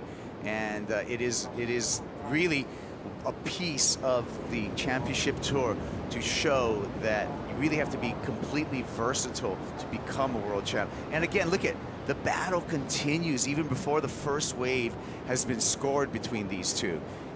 Jake Marshall switching directions and Leo just on the hunt against the rookie. So just on the prowl in that lineup. Leo with a couple more years experience at this level. And Jake Marshall, who is part of that rookie class, did about 5 years or so, maybe a couple more on the qualifiers, then Challenger Series. Jake Marshall to get his spot. Leo been around for a few more years than that. He's had his trials and tribulations with injuries. A good finish for him, getting 13th in the world last year. Yeah. The injuries that, I mean, I think Leo Fioravanti is only 24 years old. He's already come back, think about this, from a broken back, from a separated shoulder, and from a ankle injury that he required surgery. So this guy, this youngster, has already been through the process of rebuilding himself 3 times in his young pro career. That's really impressive. Here's Jake Marshall. Here we go, live action on a beautiful, clean left-hander for the San Diegan. He'll whip one off the top, slightly tentative on the opening maneuver. Better stuff as he commits more. That's really nice. On the third turn, nice and vertical to finish. Marshall, great rhythm and a great way to start things off. Uh-oh, look out for the rookie. Jake Marshall just opened up a can and he let it go. That was pretty good. I mean, he escaped Leo Fioravanti. He was kind of like hassling him at the beginning. And let's just take a look at this. Projection hook there on the heels again. Brings it all the way back around. Quick and just the rhythm through this whole section on point. And that's the way you want to start a heat. Able to find himself a bit of breathing room from the very close attentions of Leo. Look how smooth this wave is, Kaipo. Oh, conditions have been hanging in there as well. Slightly offshore. The glass is full right now with the tide. And Jake Marshall taking advantage of a beautiful left-hander. Nice little combination of punches. You think about the flow he's got through here. He just kind of builds momentum from here. And in the slow motion, you can really see how he's able to knife this sharp eye surfboard through the smooth face, and a little bit of front foot pressure there to release the fins on that turn, and vertical there for the last turn. So even though it was very rhythmic for Jake Marshall, there was a variety of turns on the back end, and that was completely by design, and I know the judges are going to appreciate the variety. All right, well, the opening blow is landed by Jake Marshall. It's a pretty solid body punch. It's 6-3-3 from him. And that's a decent way to open things off. Leo yet to open his account. He'll just wait with that priority now and look to come back strong. What he doesn't want to do is let Jake get another decent score, which is essentially what happened in that last heat. Rowan Wright really never got within any kind of distance of Felipe Toledo. Now, did you notice that also Jake Marshall is hearing the score from our on-site announcers, and he paddled right across the bow of Leonardo Fioravanti. Again, Paul, that was completely by design. That was a mind game to Leonardo Fioravanti. Got real close to him, made him really recognize him, as Leo was hearing the number from our on-site announcers. And how important is that, Kaipo? You're a rookie on tour. He seems like kind of a mellow guy from what I know of him. How important is that to show that you're not just going to roll over against the big dogs? I'll tell you, Jake Marshall sometimes just is cruising through like the Red Bull athlete zone and, you know, just so, like you said, super mellow. But this kid puts a jersey on and the claws come out. And look at him right now. He's seeking another wave and he might just get another swing at it. Pulls back from that one, but yeah, it really, you know, a dichotomy of personalities when we talk about Jake Marshall. Nice moment here for the fans as they'll check out two outstanding surfers from the championship tour, a couple of legends. Cool moments, different in stature, physically, very much similar statures in the sport. Two of the outstanding performers, and a real cool moment for our fans to come down, get some selfies, some autographs, or maybe just kind of just stare at your heroes, just kind of look at them, bask in their glow. Meanwhile, in the lineup, Fioravanti still looking for something. We know about the kind of grit that he's got, of course, in the Dog Marsh camp. Generally, our young charges from Richard Marsh never really lacking on grit, a lot of intensity. You've got to be staunch when you're in Dog's camp, but I'm very impressed with Jake Marshall and that kind of grit, that little paddle battle, and he is not rolling over here one bit, not giving an inch. Yeah, not giving an inch, and just really getting in the mind of someone like Leonardo Fioravanti. Here we go with Jake Marshall. Not going for that one. We talked about the tide. Right now, Paul, this is pretty much the peak high tide this afternoon as well. So I anticipate things slowing down as the glass is topping off, as the most water is upon the sandbar right now. Yeah, I think you're right there, mate.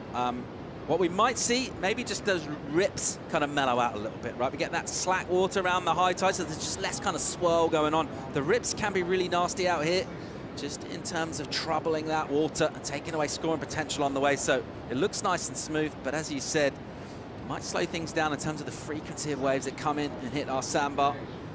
We're checking out some of the upcoming clashes in this round. Surfers looking to get out of this, get into the round of 16. A lot of surfing yet to come from Super Tubos. Here goes Leo Fioravanti opening his account, just kind of pumping mid-face, and now he'll unload. Nice snap from him, vicious off the bottom again. That one's spicy and sparky, and a good two-turn combo for the Italian Fioravanti.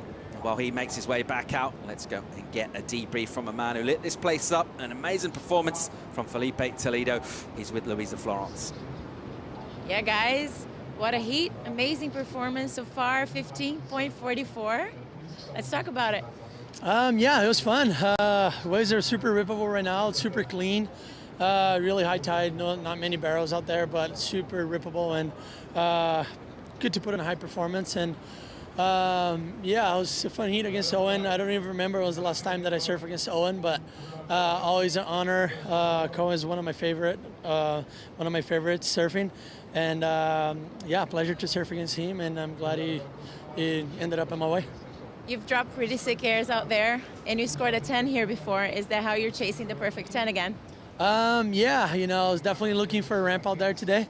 But I had a strategy on my mind to put two solid scores on the board first and make sure, you know, there was no door open for Owen to try to steal the show. And I just, you know, trying to look for that section was kind of hard, but got the job done. You stole the show, man. Agora vamos falar, Felipe, teu cabelo não tá loiro, mas parece que o modo Saiyajin tá ativado aqui. Vamos ser sinceros. Não vim com haircut, mas a gente está aí nessa sagacidade. Eu acho que a adrenalina e a força de vontade não acaba. Da gente poder tentar dar o melhor e sair com a vitória. E estou muito feliz essa última bateria ter sido muito boa contra o Owen, que é uma honra surfar contra ele, um dos meus favoritos. E amarradão de ter passado. Parabéns. A gente se vê na próxima. Guys, I just joked that his hair is not dyed blonde, but his superhero mode is definitely activated. And he was honored to surf with Owen, and his adrenaline is endless, he said. And forward, onward we go. Thanks, Louisa. Great stuff from Toledo. Ever the showman, the entertainer. But we've got a heat in the hands out in the water, Kaipo. This one ramping up with Leo, getting a wave, getting a number on the board. You see it on your screens there. Gets himself a 5 and gets himself back in this. Yeah, 5-point ride and a little 2-point ride after that. We're still awaiting another number for Jake Marshall, but let's take a look at some replays. This is Leo Fioravanti, and that's his 5-point ride. So 2 hits there. This is Jake Marshall, and this is going to be his backup of a 4.87. And you still see, you know, continue through that rhythm, and has to kind of tic-tac through that flat section, but does get the finish. That suppressed the score. But just watching what Jake Marshall's able to do with his board, and just has to kind of nurse a turn through there. And that wasn't because of his, you know, anything to do with his ability. That was just because the wave flattened out there with the high tide, was able to tic-tac through that flat section and get the finish, and finish on his feet. Now this is a little 2-point ride, so this is what a 2-point ride looks like for Leo Fioravanti. Just one little snap to recognize there wasn't much more juice in that one, and just kicks out. It's just a pair of rides for each of our surfers. Uncharacteristically low wave counts, particularly for Leo. Likes to catch a lot of waves. At the moment, looking for those opportunities, trying to deal with deeper water on our sandbar here, and also trying to get away from Jake Marshall. Leo does have the priority at the moment, so he won't be too bothered about where Jake's sitting, but so far, just positionally, apart from the surfing going on the wave, Jake going a little bit deeper onto the left hand, and it's paying off quite both. Yeah, it sure is, but you can tell, you know, as we gain 3 meters of water throughout the day, you can see the deeper water is not feeling the sandbar as much. So a lot of these lumps that are coming through, and you're looking like, wow, that could be a wave right there. Why isn't he paddling for it? Because it just doesn't really present itself till further in, till it finally gets shallow enough for the wave to break. There's an example right there. As Jake's just paddling for that one. But now watch how long it takes before this wave breaks on the inside. It's still going and hasn't even lipped yet, and that's because of the deep water with this high tide. Light airs on the Peniche Peninsula gives us a nice smooth and glassy sea surface. Our competitors dealing with a bit of high tide at the moment. At the moment, the American Jake Marshall has got a couple of numbers on the board. We'll be right back.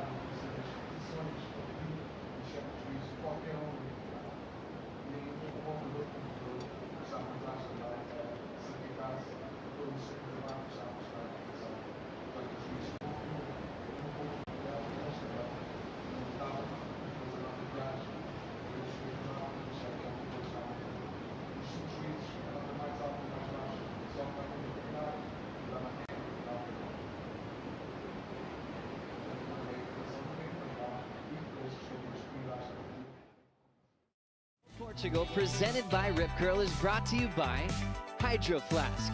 Every adventure starts with 2 simple words. Let's go. And by Havaianas, official partner of the World Surf League.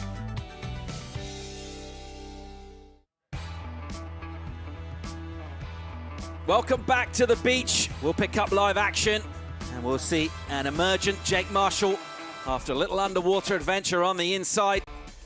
Let's see if we can see what he got done, what we know he's got done. It's some decent work on the scoreboard. Opening up strong over Leonardo Fioravanti, who has yet to really grasp the metal in this one, Leo.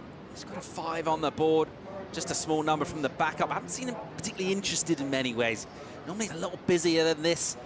And he just looks, at the moment, I don't know, I'm not going to say he's like baffled by the lineup, but he just hasn't really found the opportunities. Let's have a look at this wave here from Jake. What happened during the break? This is what happened. Good effort there, and Jake Marshall nearly puts it down, but it just comes off the back. Absolutely critical backhand turn, going upside down into the lip there. Unfortunately puts it down. It would have been a good score for one turn, you'd speculate, but it all comes to nothing anyway. Gets an incompletion. A little throwaway for him. Marshall still prowling, just sitting more towards this left-hand. I certainly attacked it from him to go to the backhand. And his backhand turns seem to be fitting really well into this wave. We talk about the style, he may be slightly unusual, very polished stuff. Maybe a little bit like, he's got like a hunched shoulder sort of energy. It's a quite distinctive guy to watch. When you're watching the free surf, it's quite easy to pick Jake out.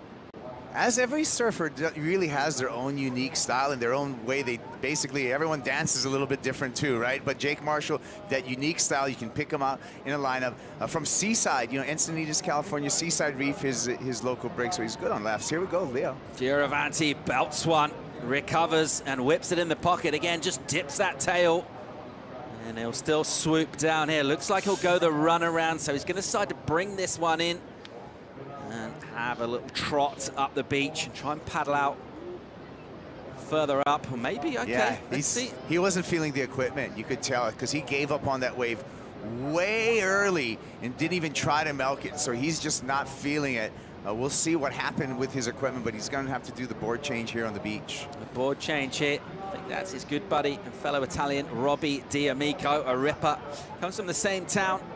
Little beach town in Rome, a spot known as Bonsai, where these two grew up surfing together.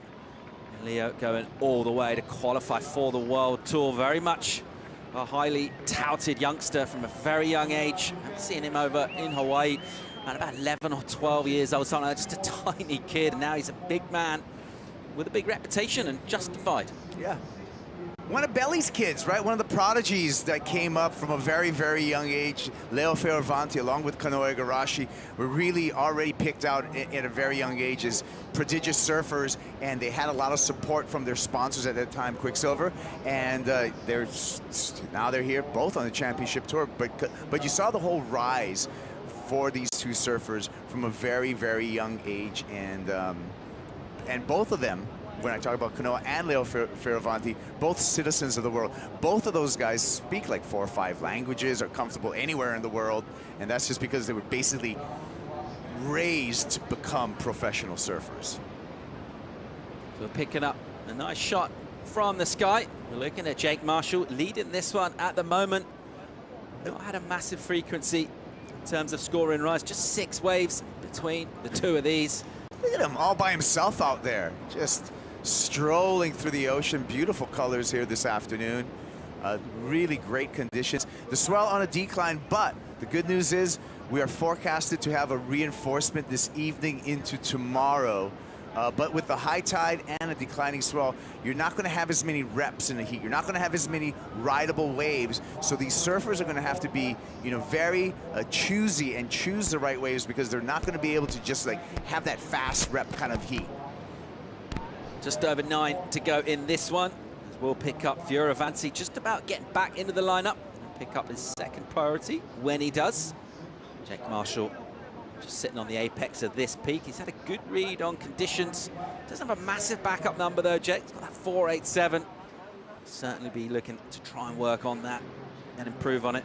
And as we were flying over, we could see the blue, we could see the sandbar, you know, the sandy part, but we also could see some swirling sand as well. So those rips that are developing right now, that's really what the surfers have their eyes on and are trying to position themselves for. Just the edge of those rips, so that they have, you know, the most kind of rideable waves with open faces rather than the closeout. So you can see them kind of scouring the lineup right here and choosing exactly where they want to place themselves. I'm really enjoying this little tussle and just picking up the little subtleties. And you saw just as Leo's making it into the lineup there, Marshall, that does have priority, says, I think I'll be in control of this one, thanks, and goes over and just keeps a beady eye on Leo Fioravanti. Might like the look of this wave too. Well, he goes on the left-hand option. Jake Marshall, backhand again. There's a nice attacking first turn. That's super vertical and loads of energy. A spring in his step. He'll tag it a couple more times, and he's feeling that. Seaside lefts, pretty good training ground for what's happening right now at Super Tubos with this high tide. And Jake Marshall just, you know, he knows how to do the dance on those kind of lefts, and he's shuffling on the dance floor right now. We'll see what the number comes in, but just the progression of Jake Marshall and the rhythm that he has right now, very impressive, and likely to improve upon his scoreline, but we'll see what the judges think. Well, I think Leo will be relieved at the moment just to not have Jake Marshall within his vision. He's got a little bit of elbow room right now. He'll also have priority as well, and he might have a slightly steeper number to come back at when the score comes in for Jake. Let's see. At the moment, Leo already needs that 6-2-1, and this could get more difficult shortly when our judges throw in numbers. But Leo's not really been at this one at all. Let's see if he can turn this one around. Jake Marshall could be well improving on that backup score, and he's just had the flow. Certainly a tactic from him to go to the left. He's really been dialed into where they're breaking, managing to put himself on the apex of the peak. It's not been loads of ways, as you mentioned, coming through, but whenever they do, it's Jake that seems to be in the slot. Well, sometimes it really is your rotation with priority as well that happens in this heat. And that's something that's really hard to control. But it all started with Jake Marshall with that opening 6.33. Here's the last ride. We can dissect this. Again, just really nice rail work, vertical there, a little bit of variety in the turn, and just able to finish this thing off, pulls the nose out, and he did improve upon his score line. Great number in. He actually improves his high score, so he gets a 6-6. And it's a tough ask for Fioravanti at the moment to do this with one wave. 7.93, needs to go nearly into the excellent range. He's just about got enough time to get a couple of sixes and do it that way if he wants to. But Jake Marshall has been strong from the start. He's got Leo against the ropes here. You know, when we look back to the beginning of this heat and Leo Fioravanti and Jake Marshall, really with that elbow-to-elbow paddle battle that they were ensued in, that was a bit of posture. Here's Leo's coach, Richard Dog Marsh, with a keen eye of what's going on out in the lineup, and coach doesn't look that happy at the moment. I dare say he's not enjoying himself right now, Richard. He's sort of grimacing at the sea there, and maybe just wondering what Leo's got to do to find himself a way, find himself an opportunity. He's just been starved of those. A little equipment change never helps, but, you know, that aside, it's been really about just finding the waves. They've not been forthcoming for Leo. No, they have not been. And at this point, Paul, what I'm seeing right now is a chess match playing out in front of our eyes. Leo Fioravanti with priority, but now Jake Marshall's playing the game back on Fioravanti. They started this way, and they're continuing to play this shadowing game throughout this entire heat. This is fun to watch because this is some gamesmanship that's happening, and this is when professional surfing really turns into as much of a mental game as it is a physical game, because these are some mind games going on between these two. Oh, I don't mind it, mate, at all. And you think, what a contrast in terms of the entertainment. The last heat we had Toledo and Owen Wright, and a really different sort of performances going down. This one is compelling and intriguing for completely different reasons. Jake Marshall's surfing really well. Let's have that straight. But just the way these two are kind of battling it out. And we had that little splashy stuff going on at the beginning, and they've been real close to each other. And I think Jake Marshall will be rather enjoying himself right now. I think it's one of those heats where you set the tone at the beginning of the heat, and they just started off like at each other right at the beginning. And so that set the tone for the rest of this heat, where these two are just going to be at each other for the remainder of the heat, for this remainder 4 minutes. Let's check out Chumbinho. Lucas Chianca ahead now. You know, what a statement he's already made on the championship tour this year. That wave at Pipeline that he got, absolutely crazy.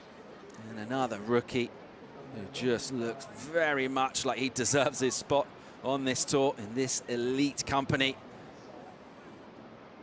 Leonardo Fioravanti just having a little look again, but exactly that point you were making, Kaipo, maybe an hour ago, something like that. That wave that we just saw, that would have been a wave that broke, offered opportunity, just 100%. Going super deep and just dying a death. 100%. There's a lot of water on the bank right now, but just as funny as, not funny, but it's really interesting, is the game that continues to be played. And I'm impressed by the rookie, Jake Marshall, because he has not backed down. You know, that tactic for other surfers may be a little bit intimidating at the beginning of this heat, but it's actually, to me, it's like fueled the fire with Jake Marshall, where he's just like, you know what? We're going to play this shadow game. If we're going to play this shadow game, we're going to do this until the bitter end.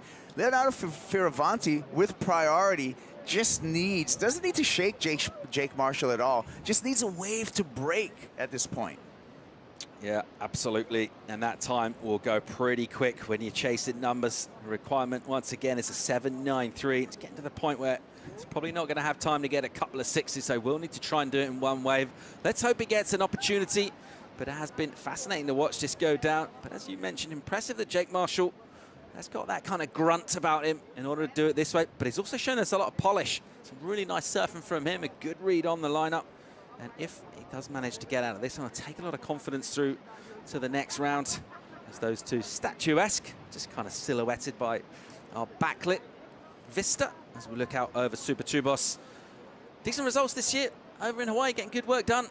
Yeah, quarterfinal finish at Sunset for a rookie. That's definitely a keeper. And coming over here with that momentum, Jake Marshall now on the giddy up against Leonardo Fioravanti. And Fioravanti, like, who's the cat and who's the mouse in this one? I can't even tell. Fioravanti's got priority, but Jake Marshall just staying in his space no matter what. I dare say, whatever Leo gets up to later, it won't be looking through Jake Marshall's Instagram. I think he's seen enough of that man for the time being anyway. They've been in really close quarters, these two, and it's enjoyable to watch this play out, but absolutely no let-up in the pressure from Marshall. Look at him. He's just poking at Leonardo Fioravanti at this point. Fioravanti with priority, and Jake Marshall just even wanting to be so close to him, maybe even blocking his vision of oncoming sets, and he's not going to let him go. We're going to play to the end right here, and this is the fun stuff about competitive surfing that has not even riding waves right now, just paddling back and forth looking for an opportunity. So Fioravanti at the moment hoping to get a shot to use that priority. He needs a wave to be ordered to do that. He needs a set. This one gonna come. 45 on the clock, on the wrong side of a 7.93 right now, the Italian. Here he goes. He's got a shot here. He's gonna need to go into the excellent range. Leo up and riding backhand, whips one off the top. Good speed into this section. A little soft on the second turn. And as he comes in here, well, he might get a ramp. Let's see. This wave is just going to go super weird on him, and he's within his rights to be frustrated. It's just not gone his way in this one. You could read that body language like a paperback novel right there, in that Leo Fioravanti, halfway through that wave, just basically gave up. He knew that there wasn't the score in that wave, and you see a frustrated Leonardo Fioravanti at the end of this heat, shaking his head like, what happened? Yeah, didn't really do a whole lot wrong, but the ocean just not cooperating with him. And meanwhile, the very same ocean offering this young man plenty of opportunity. A good rookie story continues for Jake Marshall. He's through to the round of 16. We've got more live action to bring you. We'll be right back with the MEO Pro Portugal right after the break.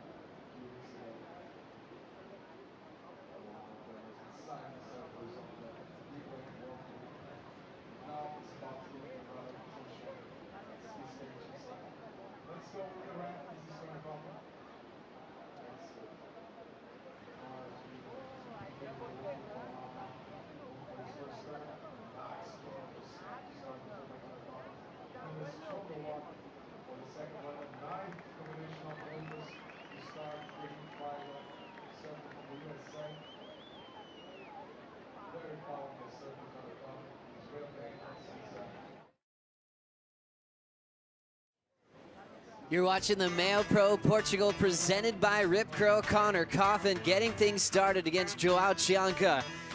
Highlining this left-hander now off the bottom. Clean connection there as he hammers the pocket, belts it again with some power. Off the bottom again and rifles off a big finishing move. 3 big hacks on the backhand of the Californian to get things going in the round of 32 as he takes on a rookie who has a big reputation already here at stop number 3. Chianca is a household name globally, but especially in the country of Portugal, where his big brother Lucas is considered one of the best big wave surfers ever, and it still feels like he's just getting started. Joe Turpel with big wave legend Pete MEO, a guy that loves pipeline. Strider Wasilewski here for the call. Great start here, Strider, for Connor Coffin. Absolutely. Look at the fire coming off of Connor's tail right here. Just big blow tail into another one, and then finishes with a third on the inside. Really whipping the board back into it.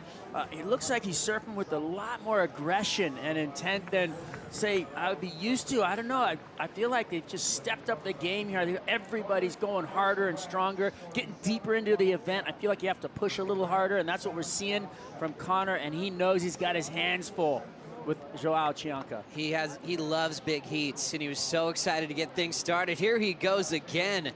Big connection over the roof of that section, right into a backhand hack. He is so engaged with Super Tubos right now. His backhand's really underrated. It brought him to a final last season in Australia against Gabriel Medina. He had the famous heat where he took down Italo Ferreira with solid power surfing as well. And we just are barely getting into this heat. Chianca is getting left behind.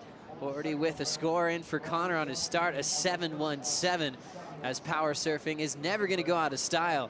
Joe, Peter, Strider, what an exciting heat. Thanks for being with us. Pete, first off, let's just recover a little bit from that last heat.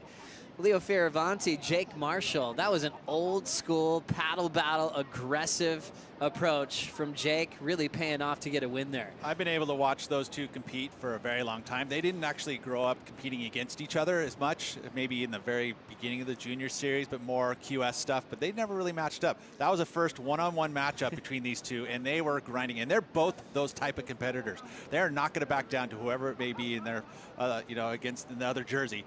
But I'll tell you what, that was a grind, and it was pretty cool to watch. Also getting involved at the start here, Joao Chianca getting on the board. Similar style surfing as Connor Coffin. Big power hacks in the pocket was. Wow, maybe even a little more vertical, a little bit more upside down.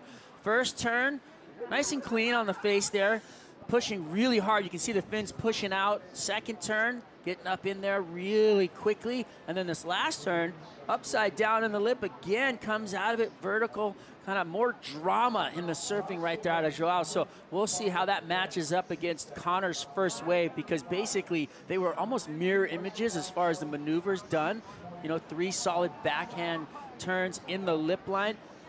One looked a little bit more kind of smooth but definitely fast out of Connor, and then Joao just looked like he was pushing a little bit harder, a little bit more out of control, but maybe more drama in it.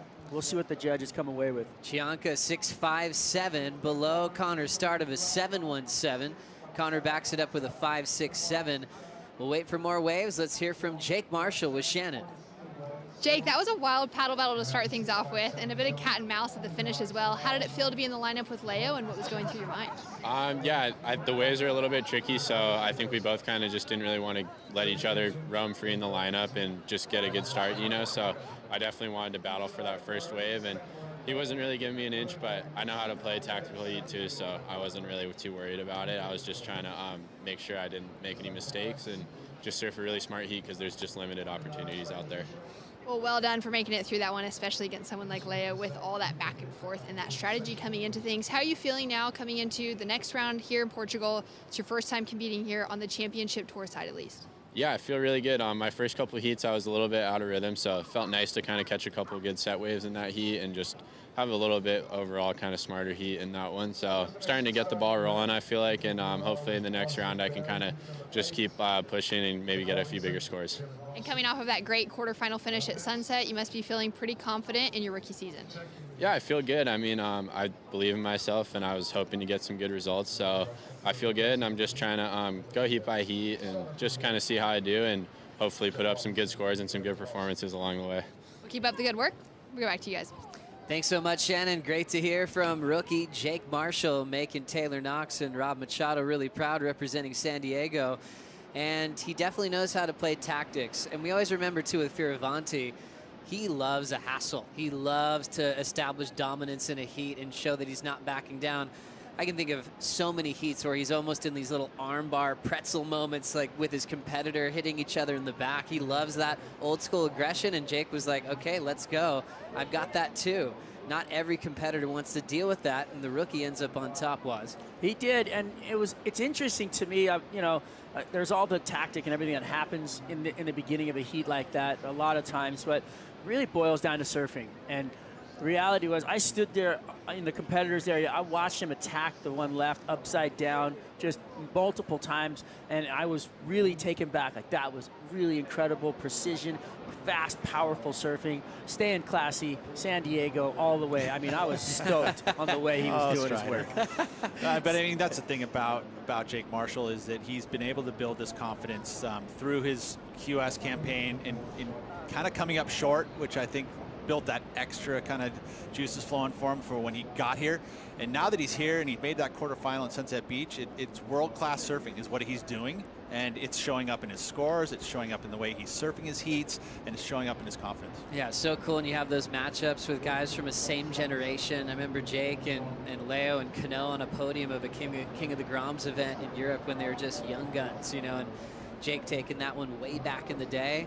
Leo getting success earlier as far as qualifying was concerned, and now it's Jake's turn. A long wait to see him on the championship tour, and he is in the round of 16 here in Portugal. Now looking at numbers from this one. So far, it's been the battle of the backhand. Joao versus Connor. Connor with a 7.17, but Chianca got in the mix with a 6.57, which is great to see some backhand surfing. Pete, what was the major difference between Joao here and what Connor did? Well, I mean, they were pretty similar, and I think that the judges saw it pretty close, that there was, most of the judges saw it just slightly under Connor's score. I mean, there's a separation of a little over a half a point. A little more steez in Connor Coffin's approach here, just a little bit more compact in the lip, getting, a little more loose out from Joao Chianca. So it's just a matter of what appeals to you, the rawness of Joao Chianca or the precision of Connor Coffin, because the maneuvers were very similar as far as if you just watched the board. But the way that Chianca he gets out and gets a little loose. His arms are moving a little around more. But, the tail's getting a little more free, a little more raw out of Chianca. I mean, it's just whatever, apples to oranges, really. Yeah, the second wave here of Connor, he's backed it up and he's going straight into the lip and he looks really sharp, and I like the way he's surfing.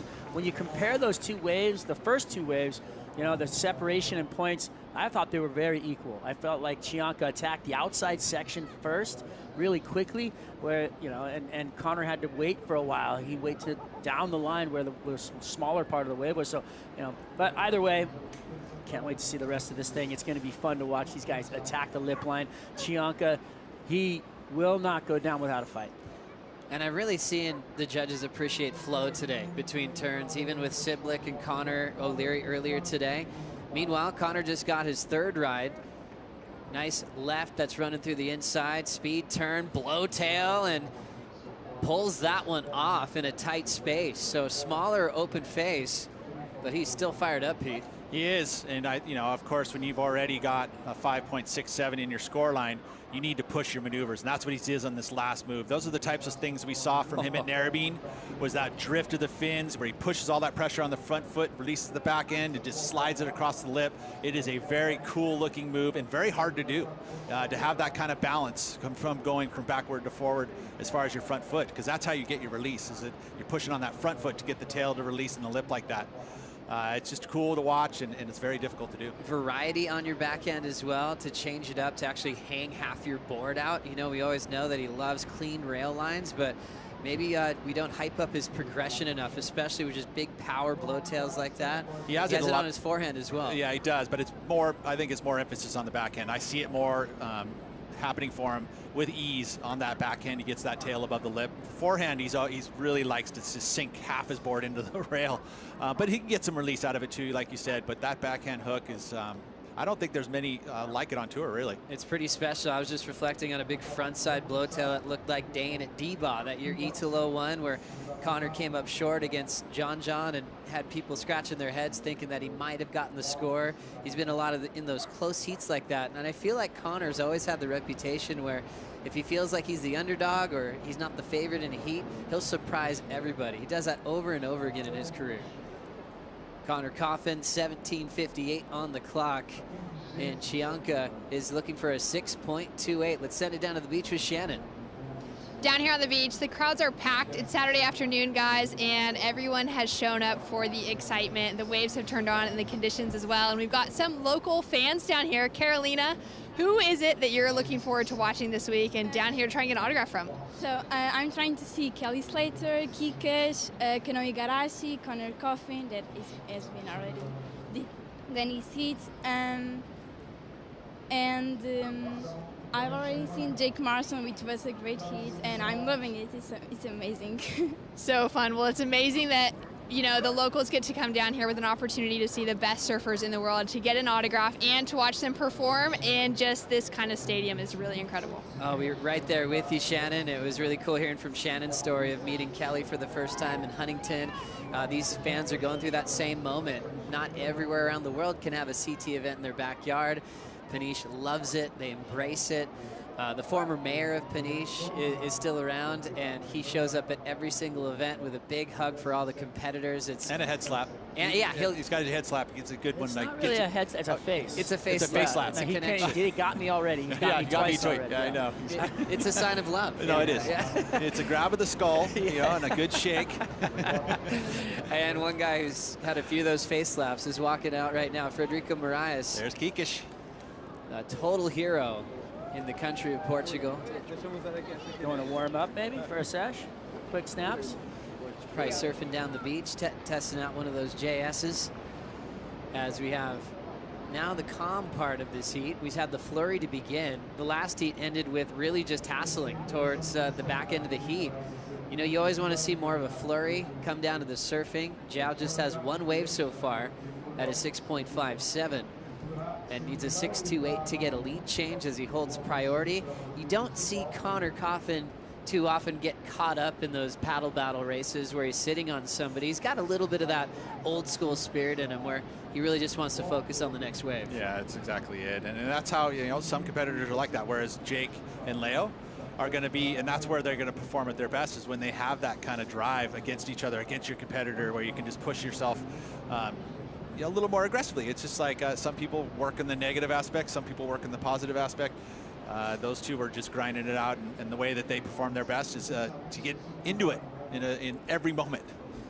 So far, so good in this heat. 3 waves ridden, and all 3 of them really solid to watch as we look at 15 minutes still to go in heat number 7. Back for more action here in Portugal right after this.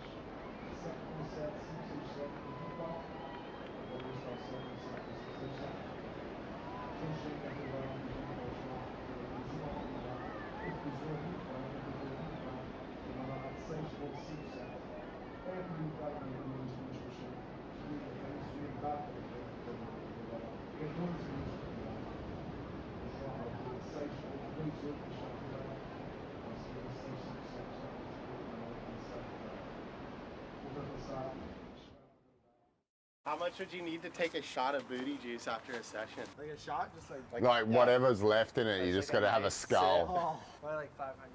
Really? Done. Like right in there. Have a smell. Ah! I tasted it. Who stole me booties? Crosby was stealing yeah, mine. You cheeky little bugger. Hey. Kids these days. Rip Curl presents Juice, and what a feature that you guys can check out now with a legend named Mick Fanning, a 3-time world champ, hanging out the grommets up and down the California coast. Making them skull booty juice? I mean, I think that's what juice is. It's about the booty juice, and meaning the juice inside of a booty that you wear surfing. And I don't know if you've ever taken one of those off and poured it on a friend, but it's pretty fun.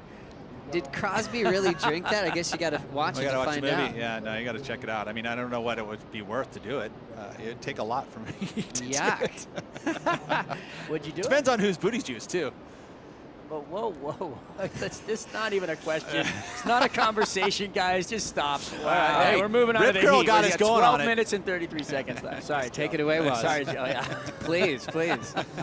I'm still recovering from that. Oh, man. It's so cool that Makes Mick me is want to watch it. going on some fun trips. And gosh, we got to see Crosby last year as a wild card on tour. He's such a contender. The younger brother of Griffin, of course. And Connor Coffin. Wonder if Connor did the booty juice. Pardon? Wonder if Connor did the booty juice. Are you trying to go back there again, Pete? It's intriguing. Thought we did a good segue. Chianca at the moment. I like to drag things back into the muck. Put the glass down. Okay, sorry. Take a deep breath.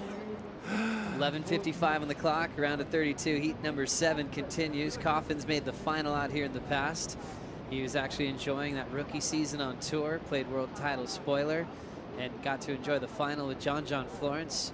Way back when, I got to celebrate with John in that first world title, and he was so excited for everything that was to come on the championship tour. That's what Chianca's going through now. Connor finding another gem down the beach. Big power blast back into the open face and crushes it again, showing so much power and control of that JS. I just want to say yes.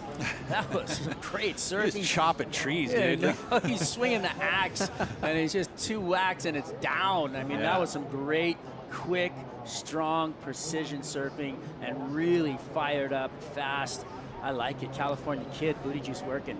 Let's go. Pete, what'd you think of the first turn? It's aggressive, in the pocket, in the lip, and then again, right in the pocket. One more time, pushes it really hard. You can see that he's giving everything, and that's the commitment to the maneuver. I mean, look at the clean wall on this, and just right in the pocket, punches it through the lip, straight into the bottom turn again, almost gets a little loose, but pulls it together, that style that he has. Connor has one of the best, so clean. Guaranteed, if you're out the back, you saw fins on that first turn, too. Callum Robson checking out the conditions. It's going to be an all-Australian battle coming up next. Callum taking on Jack Robinson. Robinson just beginning his 2nd season on tour and accomplishing a win at the last regular season event in Mexico. Robson knows that he can charge with the best of them. Kind of has that dark horse type profile at the moment, but that's changing quickly. Back to Chianca off the bottom. Frontside carve to slide. Layback snap to slide again for a nice 2-turn combination. He definitely has a looser style, trying to push those fins extremely hard on those 2 decisions. Needs a 6.61 for the lead with 9:40 to go, Waz. Yeah, I feel like he was a little hung up in comparison to watching Connor surf, but we haven't seen Connor on the right, but he does a nice little turn and a jab in the pocket, kind of, so to speak. Gets another little layback jab in there, but I don't feel like the surfing on that wave was the surfing suited exactly for it. Well, the rights seem like they're bending away from you. They're not hooking at you like the lefts are, so you're not able to really carve through the pocket. You're doing more face turns. But look at those turns. When you break them down and slow them down, I mean, those were, really, really nice, fast turns, too. So glad I'm not a judge. Scores coming through for Chianca, 4.57, staying in 2nd, so not close to the requirement of a 6.61. Connor still out in front, actually increased his lead with that last left we saw, flexing a lot of power with a 6.0. So the difference being rewarded for Connor. Flow between turns, brilliant, done with a lot of speed and a lot of power. As we see a 2 ride for Chianca, staying open for the Brazilian and attacking the end section. Ooh, first barrel we've seen in a while. Miguel Pupo appreciates that effort. Barrel to hack to finish is always going to be exciting. And you can start telling how many fans Chianca has on the beach here in Portugal. It's pretty cool for a rookie on tour who's got that kind of reaction coming from the fans in Peniche. Yeah, it comes from, I really feel like the Portuguese are flying that Brazilian flag as well. So, breaking down the tube time, it was a short end of a wave that, you know, I don't feel like this is going to be a big score just because of the way where he took off on the wave. But I mean, he did really well with what he had. That said, I don't think he's going to get a big score. I don't know if he's going to come up with the requirement here. Always fun to get the vision in a tube, but yeah, like Strider was mentioning, Pete, it wasn't a heavy Super Tubo section. How do you feel like this score will come through us? Well, he disappeared from view. We haven't seen barrels in a while, but I would agree with you guys. I don't feel like it's going to be upwards of the 6.61 needed, but he did everything right on the wave. It was a perfectly timed little quick barrel, and it's something where we've put focus on the tube being something here at Super Tubos. I mean, that's why it's called Super Tubes. You know, you want to see the barrel be scored. So it'll be interesting where they put it. I mean, like I said, you know, the criteria is fit to the place that we're at. It's going to be a number that'll go into a score line, but probably not the score needed. Last score for Chianca's in, Strider, 5.93. So staying under, probably kind of what you felt it would be. Yeah, it was, well, and just to explain something, what you see on your screen isn't what the judges are seeing. The judges are seeing a wide view of an entire playing field and a front view of what they're doing. So they're actually seeing everything of the wave, what the wave was doing, where it came from, how it came down onto the sandbar, how it started, and where he took off on it.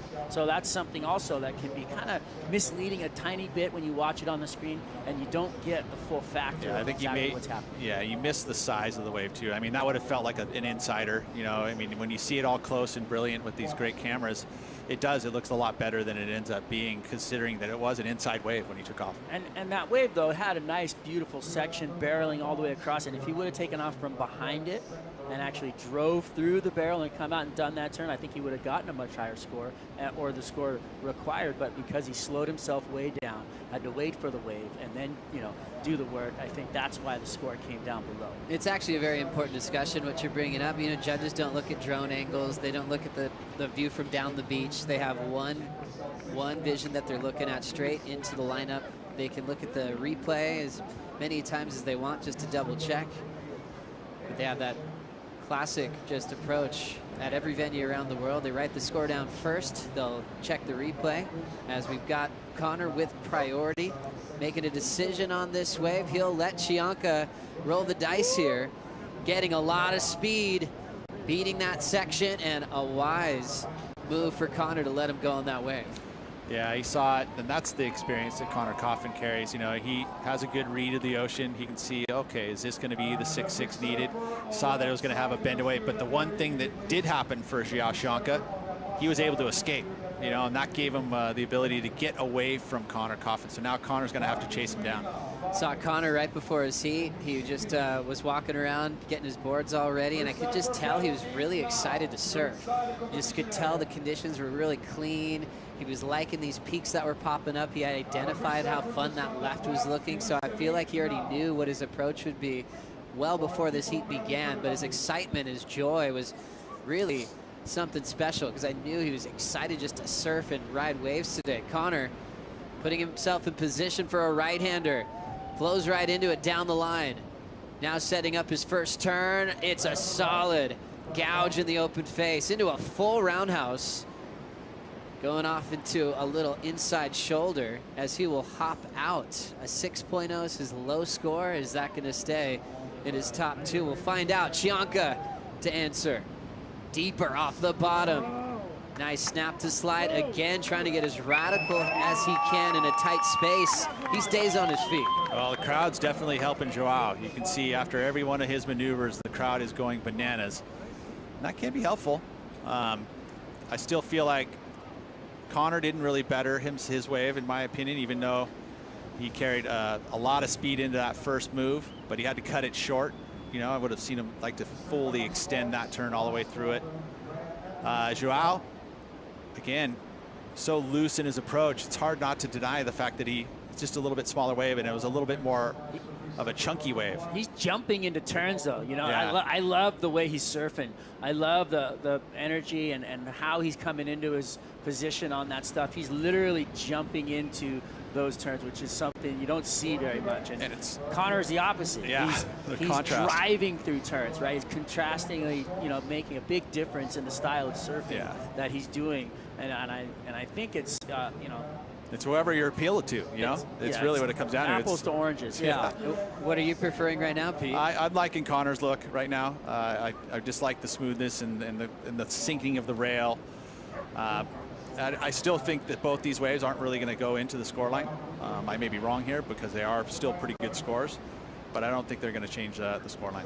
Connor's up again, another right. There's that classic carved to tail release. Frames it up with that lean back type approach. Just a fun section to work with. Probably another throwaway score for Connor, but he couldn't help himself. Wanted to check out these rights. The lefts were dynamic, vertical, and very explosive. As remember, Connor's got great memories in this country, not just at the CT level where he was runner-up in 2016. He also made a huge result on the qualifying series, runner-up to Jadson Andre at Carcavelos, well, years ago now. Last to Connor here was. Yeah, quick snap, and then comes in for the big gouge in the face. So I love it. I think he's surfing so well right now. You can see how fired up he is.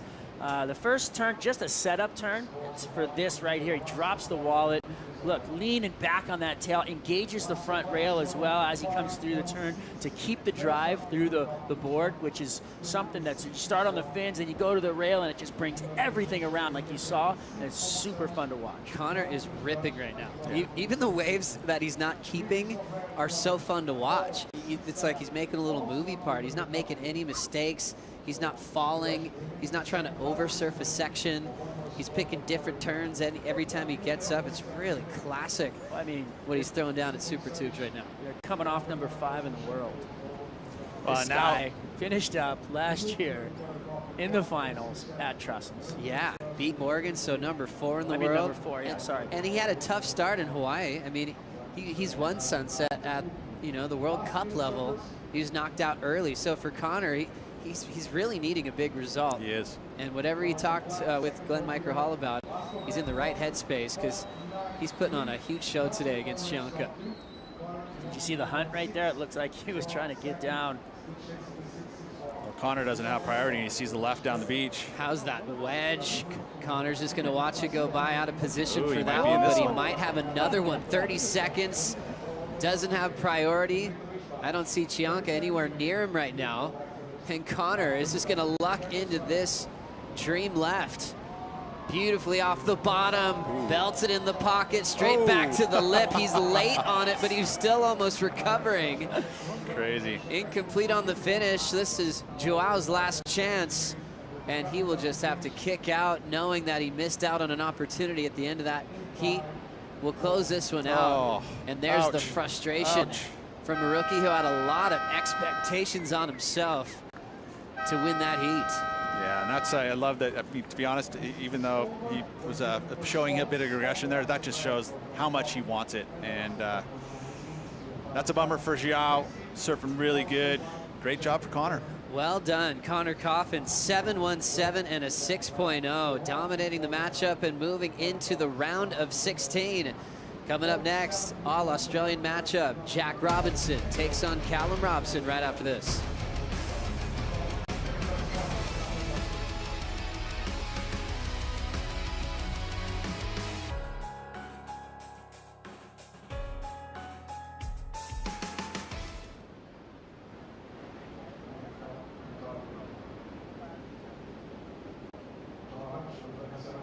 Coming up to start next 6. Here we go. 5, 4, 3, 2, 1.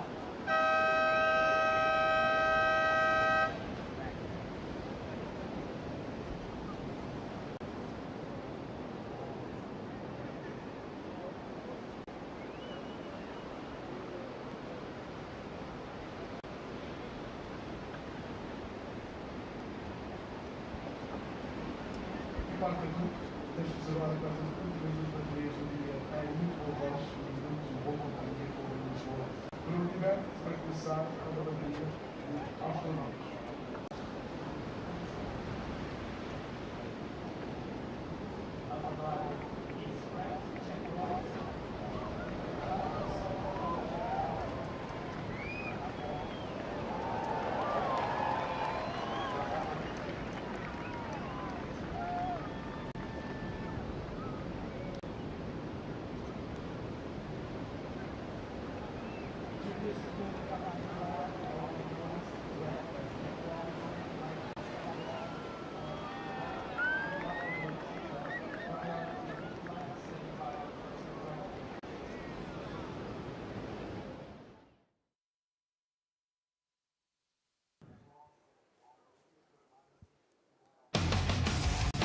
You're watching the MEO Pro Portugal, presented by Rip Curl. We're into the round of 32, heat number 8.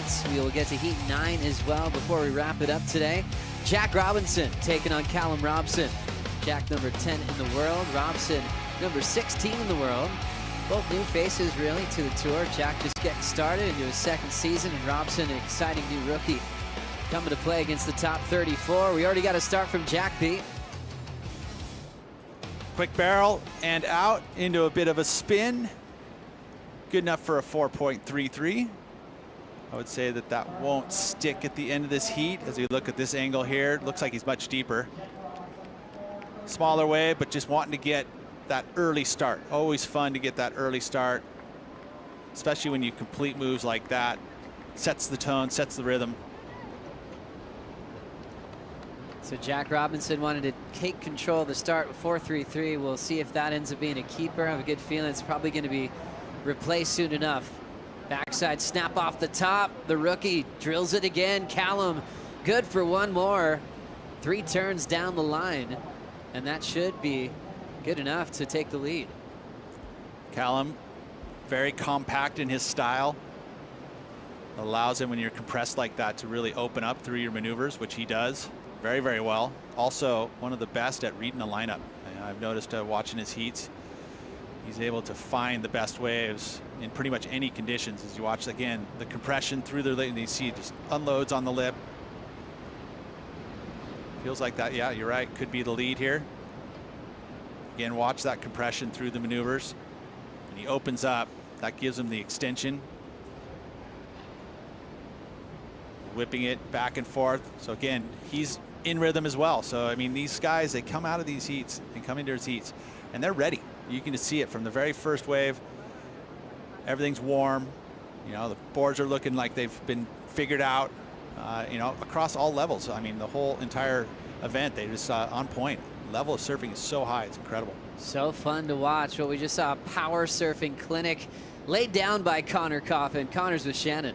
That's right. Connor, how fun was it out there? You had all of us on the beach frothing. Oh, thanks. It was super fun. It was just really nice to have a heat that I felt like I could surf and just kind of get the ball rolling. It's kind of all my heats so far this year. I feel like I'm kind of fighting the rip a little bit, not just kind of getting that flow going. So that was my goal in that heat, was just to get it going and try to just surf and have fun and get on some good ones. And yeah, it worked out. I'm stoked. Excited to see you into the round of 16. How does it feel, you know, after that slow start to your year, now to find some rhythm and your mindset going into the rest of this event? Oh yeah, it's super nice. It's yeah, it's just tricky. You know, I had a good year last year, and I was like really excited about the beginning of this year, and just you know, had some really close heats, and you know, did some all right surfing, but never really felt like I put together like the heats I totally wanted to. So yeah, it's nice to get a win. I think that was my first heat win this year, like 3-man, man-on-man, whatever. So yeah, it's good. I mean, I've been on tour for a long time, so I just kind of know how you go through cold patches and hot patches, and it's really nice when it's a hot patch, obviously, but you know, everyone's surfing super well and is really hungry, and so I gotta just, you know, dig in and keep making it happen. And yeah, good to get the ball rolling. I love Portugal. It's really fun to be here, and it's always a tricky wave, but yeah, I've had a lot of fun here in the past, and stoked to get some more heats out here at Super Tubes.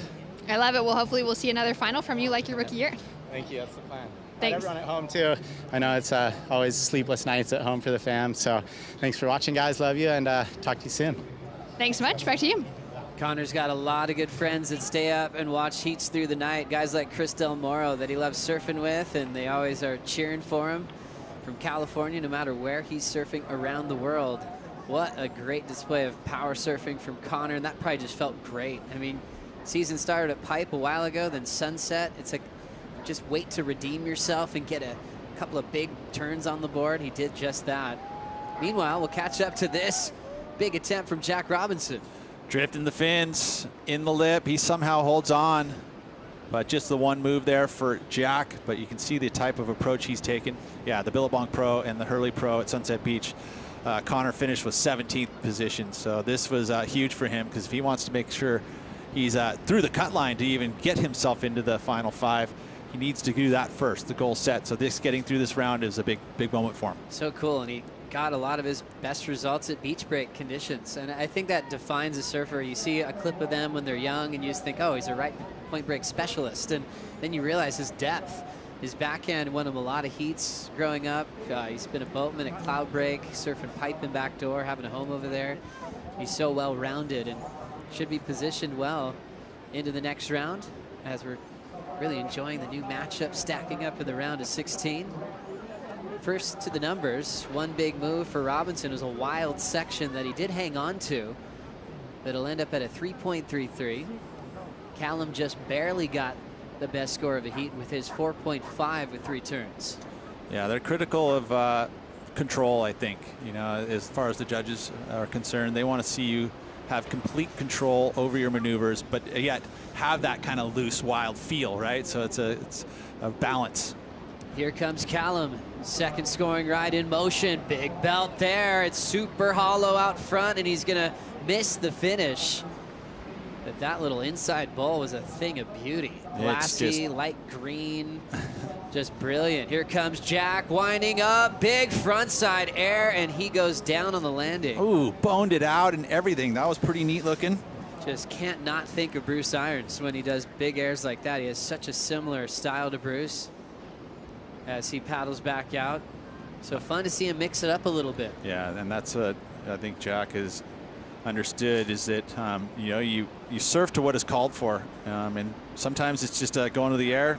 Beautiful hooking snap for Callum here, but can't get around the corner to finish that one up. Had he been early enough, I think he would have been able to do that and gotten a good number there. Big frontside air, lands on the roof, drifts the fins.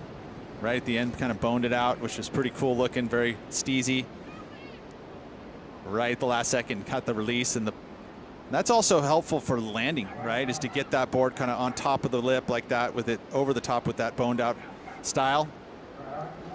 Didn't pull it off though. And you look at Callum's wave and how hollow it was. Being an insider, for an everyday surfer, they'd be like trying to pull in all day. For Callum, knowing that it's a small tube, he's got to use a nice hollow pocket to explode with a power move to really make it a keeper score.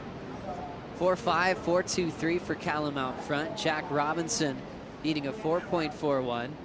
For Callum, he's been really concerned with his hometown, knowing that they're dealing with some severe floods, and he's made a statement recently that he's donating 20% of his prize money on tour to everybody in his community back home. And I'm sure that's a tough place to be when you're worried about your friends and family and you're out here doing your job at Super Tubos so far away.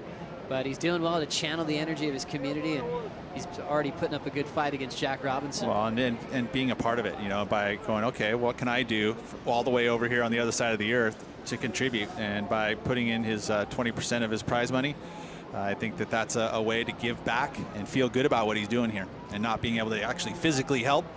So he can help any way he can. And staying connected, it's a beautiful thing. You see the crowd showing up here on Saturday in Peniche, coming up on 6 o'clock in the evening. It's really cool. We don't really have a time limit here. You can start heats as early as you can see the waves, and can wrap things up on dark here in Portugal. So you've got to be prepared for the marathon, knowing the tide that you might be surfing on, the lack of water that could be out there. We had some challenging conditions on the low, so we called it off for a little bit, got right back into action. Setting this one up with priority, Callum Robson already has the lead, choosing his forehand on this one. Set up wrap to start, big section, hits it well, perfect landing. Very nicely done there for Callum. Feels like he'll improve on his situation there, carrying a pair of 4s. This one feels like it could be slightly better, especially with that finish move, attacking that final section. Had the priority here. Good looking right-hander comes to him, and Jack would have loved to have been on this one, but Callum gets it. First turn there looked better from the other angle, but the finish move's solid.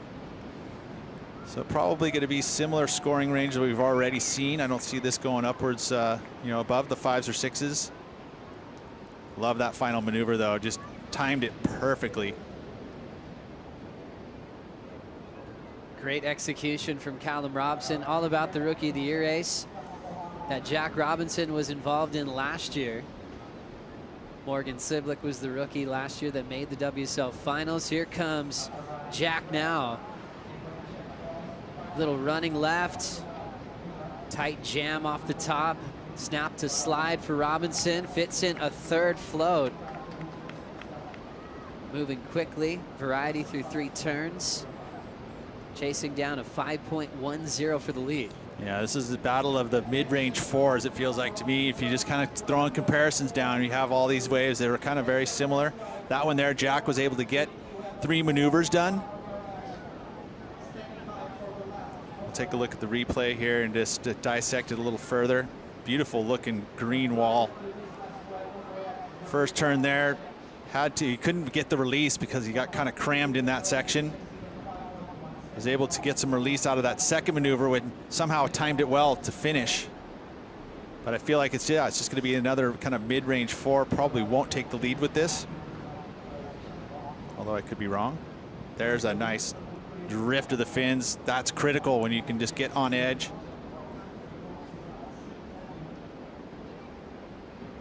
Always exciting to see him surf and change gears in beach break conditions. It was sort of the first topic when he qualified, how he'd compete in high performance conditions, being a slab specialist, great in hollow waves. Here comes Jack, pulls into the tube. One of the best barrel riders in the world. He'll throw down a backhand air reverse, but he loses the landing. Callum's turn. Robson hard off the bottom, drills it. Deep off the bottom again, nice backhand hook. So far so good, transitions perfectly. 2 more bonus sections to work with at the tail end of that wave. Crazy. And he'll ride away free. Well, I mean, the lead changed with that last wave of Jack. We still have his barrel to get scored, but Callum, again, just magnetizes waves to himself. It's crazy. He's always on the best waves in the heat. I've watched a lot of heats through the Challenger Series as well as this CT, and you know, even though he gets the best waves, he surfs them really well too, and he has like the shades of Travis Logie, except for a regular footed version. I like that. Travis still shreds so hard, and he had amazing backhand, did a lot of maneuvers like that. Well, and that was a high impact move, the first move there, the whip, and then a strong finish once again. Nicely done here for Callum. Right in front of Jack too. Feels like this is going to be the best wave of the heat. It's almost like hand down, man down. I remember the Hopkins always used to say that, where they just go upside down and you're about to drill the lip. That free fall, it looks good at pipe. It also looks good at 2-foot super tubos. Barrel ride there, earns a 4.17. Look at the technique of Jack though, and that's when you talk about the best barrel riders. They just have an ability to get into the barrel with the right speed, and then the speed control once you're in there.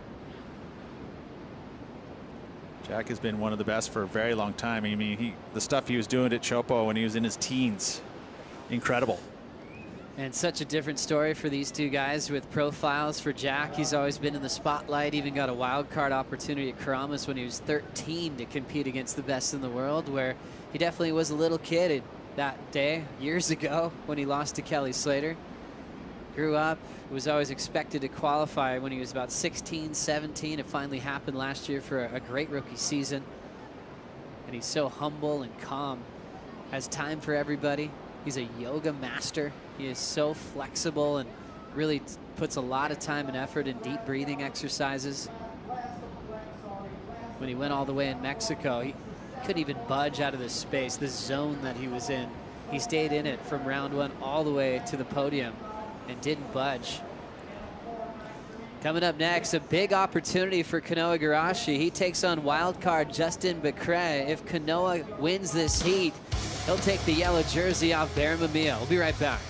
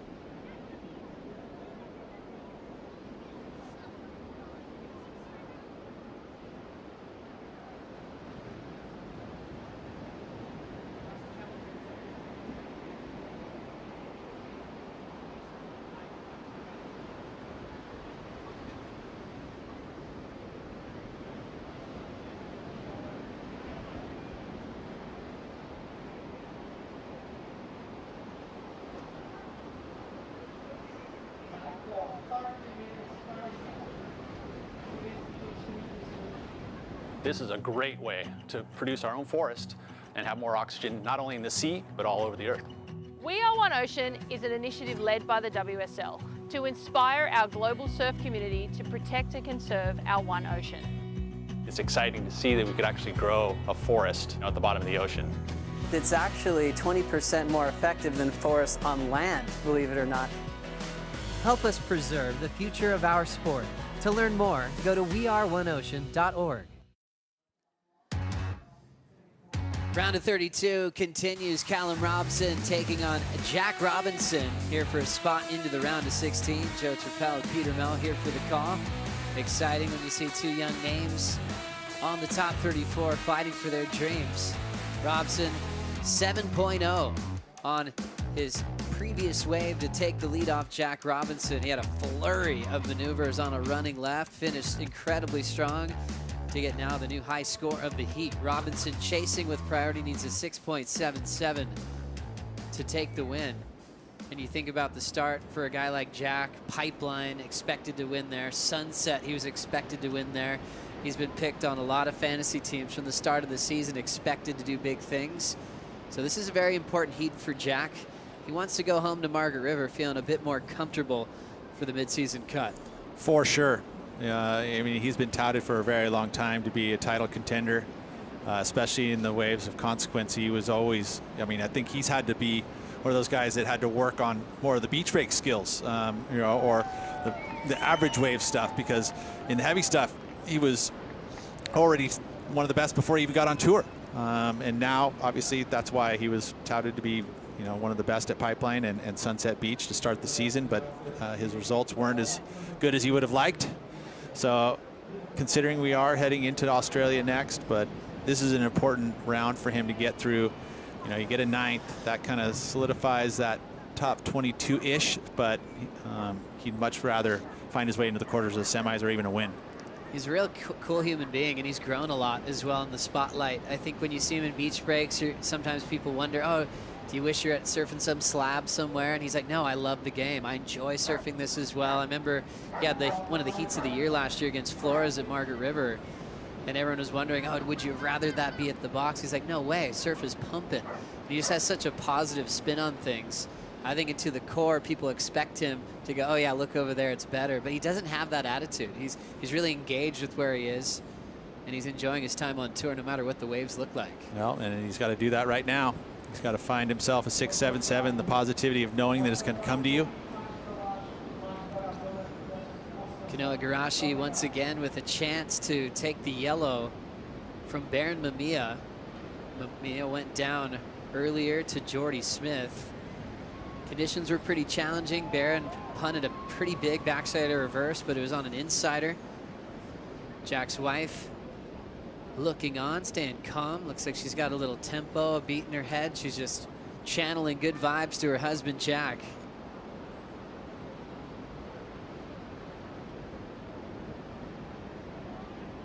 Down to 9:55. These guys got a lot of space in between each other. Completely different story from the heat with Jake Marshall and Leo Fioravanti.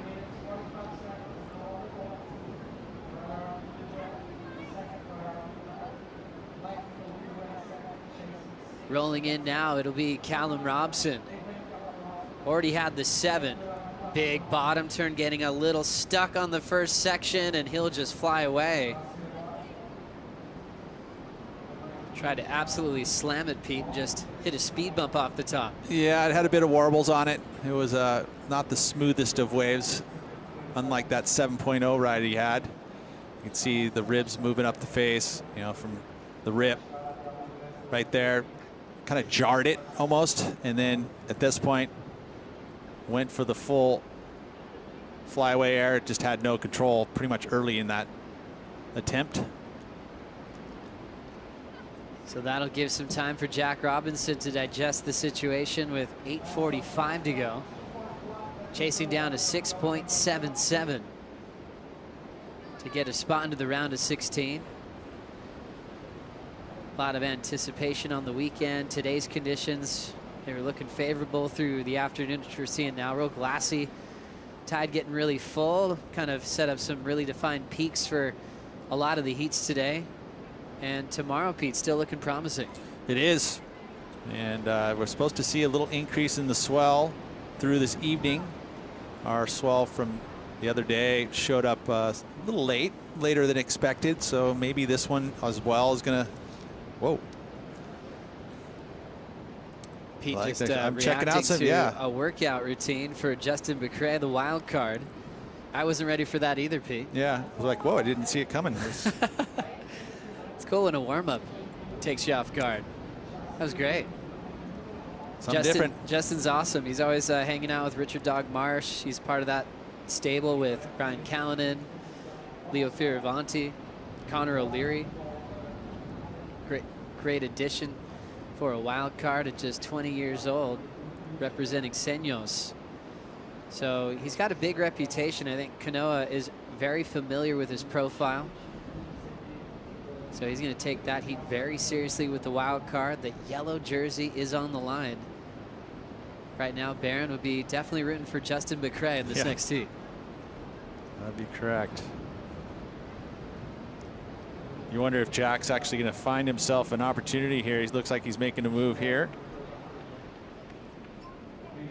And Robinson will take this right-hander with some speed, but there was a frustration as he saw it shut down, knowing that he just lost priority with 6:55 to go. Well, keep that positive mind frame here, Jack. Still some time in this heat, but yeah, I think he was looking at that one, feeling like maybe he was going to have a little double-up runner on it, maybe get a barrel, maybe go for the air. Not happening at all. Just shut down on him. So now Jack's on the search to try to get some space from Callum if he can. We're expecting Robinson to get in his space a bit with priority. See Callum just keeping an eye on him now. Still enough time for a multiple wave set, so Jack's going to hope Robson has to make a decision with priority. It's amazing the skill set some of these athletes have with influencing a priority mistake. Not everyone can do it well, but sometimes it's brilliant. They can really look interested in a wave and force a move for Callum to go on something that's not going to change the score. That's the idea. Become a pretty good actor. You know, go to some drama classes. Now the chase begins for Callum, hunting down Jack Robinson. And Pete, you've been involved with the unwanted shapes for a bit now. Pretty cool campaign there. It is. The edition 3 here for this event in Portugal, they've been part of this for a long time. And this edition, they're looking at pushing the surf industry to find some environmentally friendly performance products. I mean, we see that most of the surfboards are all made with the polyurethane cores. And with the COVID waste edition, what came out of that was all of this kind of influence in board building. The guys who were building all these boards were doing it with materials that were kind of unique and different from the original surfboards that are made out of, you know, either epoxy or polystyrene. So those things not the best for the environment. Now pushing the surf industry to find alternatives, environmentally friendly alternatives that are high performance. And by 2028, they're wanting to see some of these boards under the feet of the top pros that are basically biodegradable. So that's so cool. It is a pretty neat initiative, and I believe that we could find some alternatives. There's already some stuff out there that's pretty close to working, and it's just a matter of the guys getting on them. Such a cool campaign, unwanted shapes. Well, Jack's got an unwanted surfer right behind him. Callum Robson with priority is hunting him down, but Jack found a little bit of freedom here. Racetrack section going for a gigantic backside air. He's down. Did a good job to create some space, but Callum's right onto him. 4 minutes to go. And that was, if he pulls that off, he's got the lead. You know, that was a massive backside air, kind of unique in the way that he, in the air, was actually moving his board around almost like a skateboarder could do, just to keep that thing under his feet with the wind. You got this light northeast, which would usually blow your feet away or blow the board away from your feet, but not with Jack. But still couldn't pull it down. He can throw down some big airs. He used his air work in Mexico to a big advantage. Huge alley-oops on his forehand, obviously on that right-hander at the end of the season last year. Is actually such an important win He needed a huge result just to qualify for this year. So he's felt the pressure of the tour and he's survived. The rookies feel a little bit different these days. However, it's kind of been returning to form of the older guard after the complete shakeup from the Hawaiian leg of the season. Especially on the women's side, we only have one rookie now in the quarters, India Robinson, compared to 5 rookies in the draw in the quarterfinals at Sunset Beach. Also looking at Barron going down to Jordy, the older surfer getting the win there. So some of the younger guns going down, rookies like Joao Chianca out of the event just in the last heat. 2:30 to go. Callum's had the 9th at Pipeline, which was very beneficial for him. And if he can get through this heat, he's looking at another result that'll keep him above the cut line. Whereas Jack, on the other hand, he needs this result pretty bad. Jack Robinson chasing a 6.77. And not a lot of options at the moment as they are changing their position. Robson right behind him. That 7 changed everything for Callum. Got about 4 maneuvers off. All were done in an explosive manner. And they made a clear separation from the 4s and 5s that they had before. Jack changing directions, but still not a lot going on wave-wise. It's funny when you have the priority guy chasing you around, you just feel like, okay, can I somehow get some space? The reality is that job of Callum with this next minute and a half with the priority is just to cover. Make sure that if a nice solid set wave comes his way, that he is there to take it.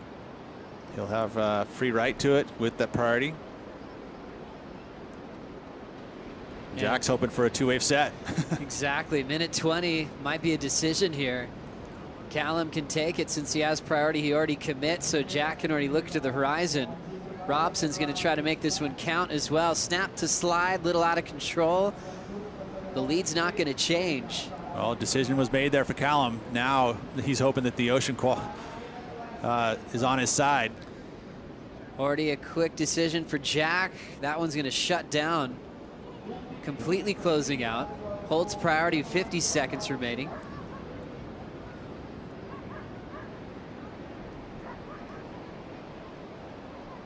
Next heat on deck, Kanoa Igarashi fighting for the yellow jersey. If he gets a win over Justin, that switch will happen. Callum up and out on the closeout.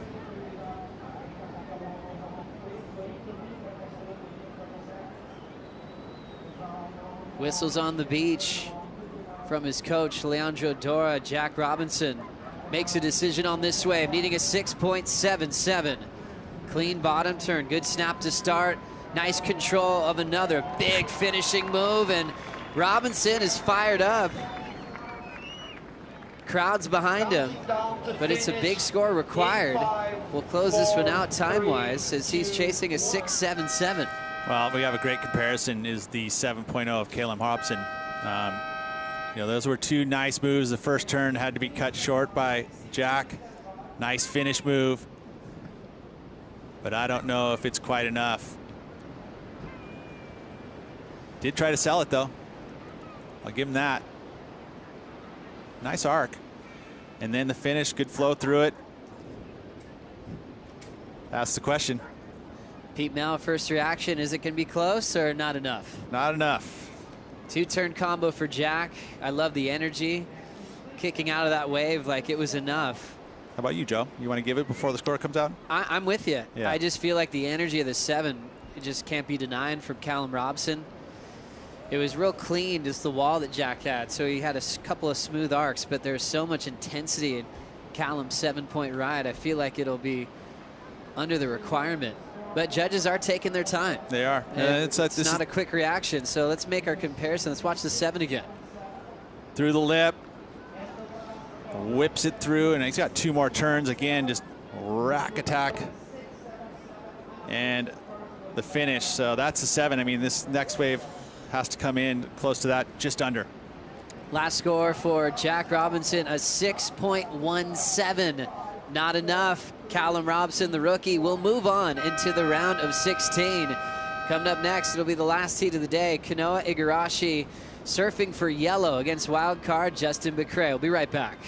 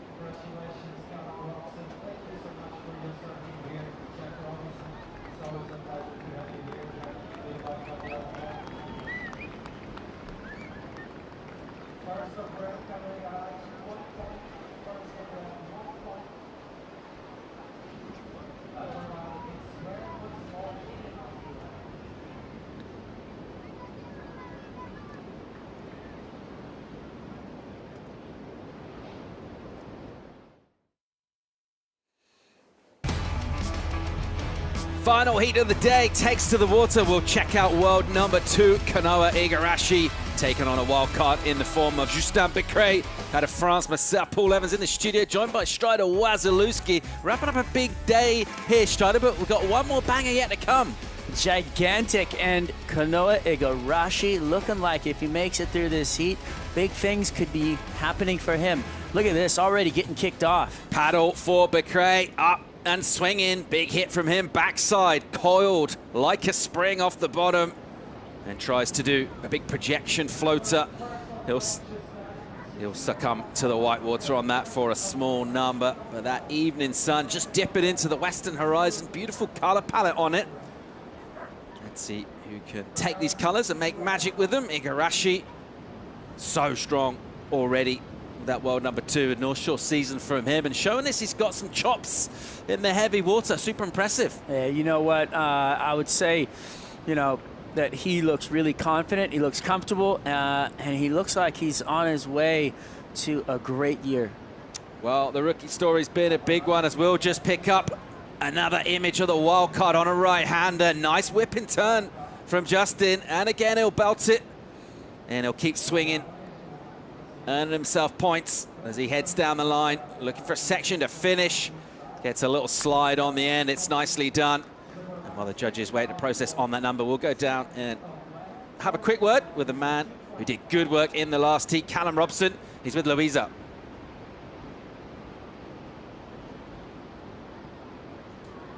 Guys, and the rookie is keeping the dream alive.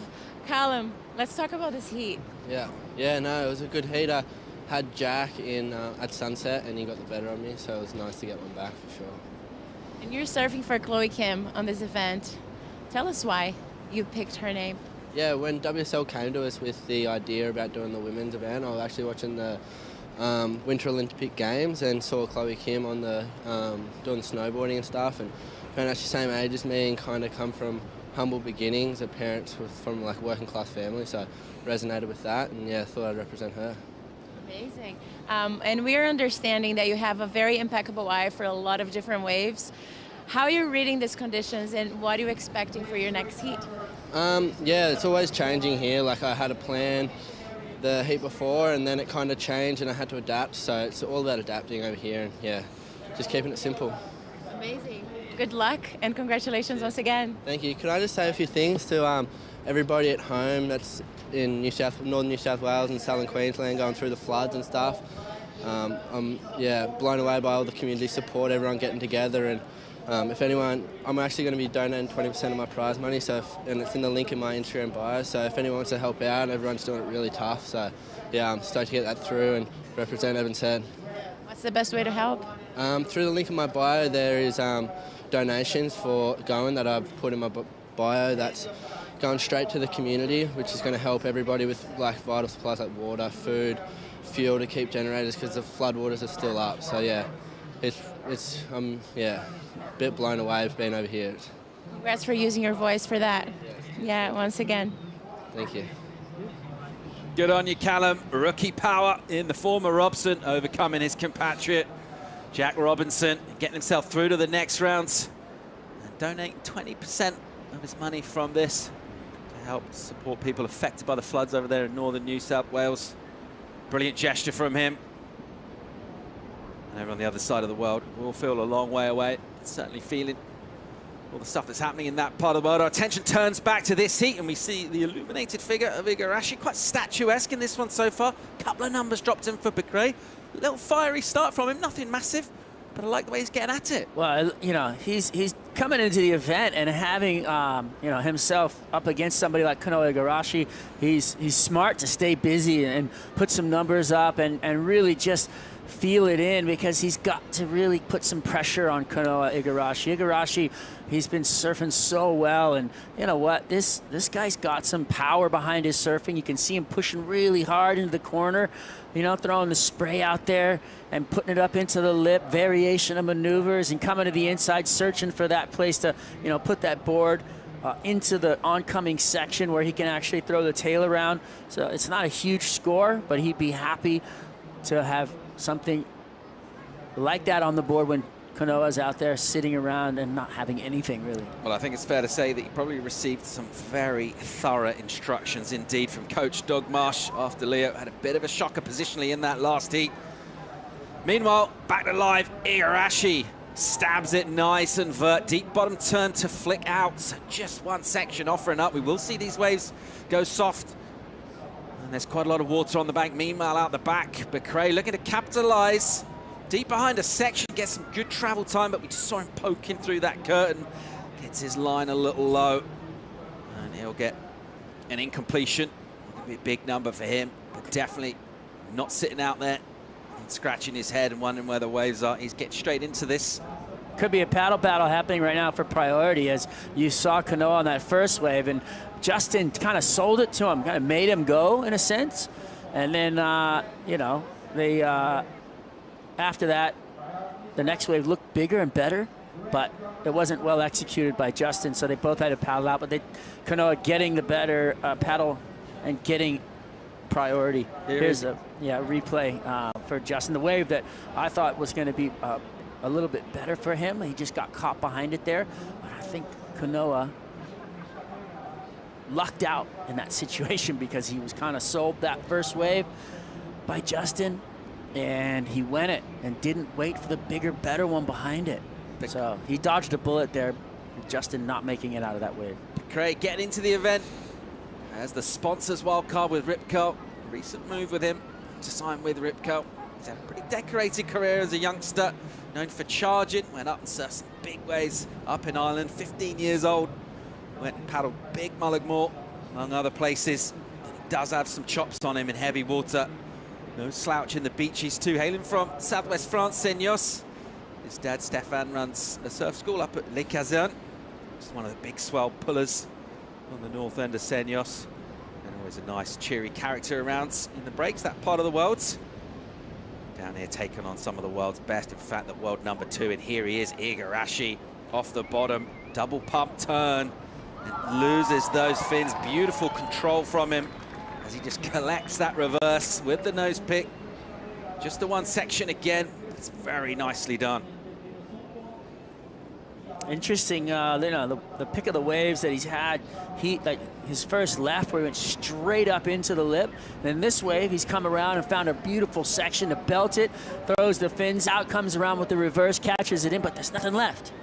You need to back it up, I feel like, right now. You need to have something more. Becrae back at it. Relentless from him as he just tags that lip a couple of times. And then he'll poke through. Just a reminder, of course, Igarashi does advance from this. Be the first person with his mitts on that yellow jersey, vacated by Baron Mamiya, who who lost out this afternoon. Let's get another look here at Justin. Yeah, he looking really strong coming into these sections. So super solid base and putting his board up into the lip line really well. A little hung up there, so that's not going to be a score that he's going to be hoping to keep. But this turn right here into that lip and throwing that board around, just beautiful technique from Kanoa Igarashi. And you can see him setting it up, eyeballs it, identifies it, and the way that he puts the front foot up on the nose of the board there, so keep the fins out so he can slide the board around. You know, there's so many different little things that go into it, but it's almost just like a walk in the park for these guys, you know? It's very hard to actually execute a maneuver like that, but these guys have gotten it still so clean and done it so many times that they're not even thinking about it. It's just like a natural transition for them. Super technical turn, quite a miserly return from our judging panel, just a 4-4. They want more to use that scale and be particularly impressed. Igarashi, it is enough to go into the lead at this stage, though. It's only a narrow one at the moment. Plenty of time left to go in this, our last heat of the day. And of course, we're talking a lot about the coaches and the people giving advice and tips to our tactics to our surfers. One of them is former World Championship surfer Tom Whitaker. He's with Louisa. Yeah, he's like shared attention here. How's the heat going for you? It's been a little slow at the start. They've had all the opportunities, but it's low tide sort of making the just one manoeuvres at the moment. So hopefully a few nice little walls come in for the boys. Do you have any specific like expectation out of this heat? Well, besides him winning, of course. Yeah, of course. I expect Kanoa to perform like he always does. You know, he's a really, really good professional surfer. So he's always making the right decisions. And you know, I think Dog and Justine are a great team. I hang out with them a lot, and it's a fun one. They threw a little squiggle at us and went down the beach at the start, so we just had to cover that manoeuvre at the start. And now it's just sort of use your priority wisely and surf like I know he can. Okay. Cross our fingers then. Thank you so much. Tommy Whitaker there in Camp Igarashi. Interested to get thoughts from him, expected in a performance. Well, as are we all from Igarashi, who's looked very impressive. And Shada, just looking at what he's been able to do. He's got that one win on the championship tour. And we watched him from quite an early age, and his development just seems to that continual progression, and the way he just seems to get better and better and stronger, like in every department, right? And you sometimes look at surfers and think what venues they might do well at. You've got to say about Kanoa, every venue on tour is a place he could win. Doesn't have a weakness. He's built himself into a place of physical structure. I've seen him working on it. He's also got a mental stability that I've never seen before from him in this year. He looks and feels like he is focused, yet he's light on his feet, and he's charismatic around the situation. But when it's go time, he's putting everything into that box and framed up, and he knows exactly when to switch it on. And it's a world champion focus. It's something that I've seen out of a lot of different surfers who have been, you know, in that space and in that world title hunt, and I love to see it. And it's something that, you know, I've seen it out of Ito, I've seen it out of Gabriel, I've seen it out of Kelly Slater, I've seen it out of all these guys who have won world titles, and it's so interesting to see him wear it so well. Let's check live action on a split peak. Igarashi on the left, beautiful looking wave. He'll just clip one and maintain his speed, and he'll take on a section with a little float down. Just a little indication from the crowd noise that perhaps something a little bit more fiery went down on the other side of that peak. It's a nice wave from Kanoa, but never really able to tee off against that wave. No, I think they liked it. I think the beach was lighting up for Kanoa Igarashi. And remember, he's a resident here. He is, you know, people love Kanoa Igarashi. This is basically home for him. From what I, you know, can gather, this was his opponent trying to get barreled on the right here, but didn't really work out for him. And Kanoa, you know, really found himself on a beautiful open face wave here, slams it up into the top. Not exactly, you know, the kind of intensity that, let's just say, you and I would like to see out of him, because we know he has more. So this is kind of a mid-range wave for him, probably with the score-wise, but still very clean surfing, very tactical, and really kind of putting pressure up against his opponent now, where, you know, he's going to have to work hard to get a really good wave and push really hard, maybe even too hard, right? So he's going to put the pressure on Justin, but my point is that Kanoa, you know, he's feeling at home here, and he's got residents here, and the beach loves him. He feels that, and that energy coming off the beach that you heard was for him, and he feels that, you know, and he's got that support. A well put together wave, good enough for a 5-5 for Kanoa. And his lead just stretches out a little bit more now. Justin Becret looking for a 5 of his own. Plenty of time left to come in this. We get just past the halfway point. Kanoa looks a little bit, well, first of all, he showed signs of interest as he will just scan around and look for opportunities to come through. Beautiful pastel skies in an evening on a pretty much windless day, offering us fun conditions throughout the afternoon. We're going to wrap up this Heat 9 of the round of 32 real soon. We're going to break. We'll be right back.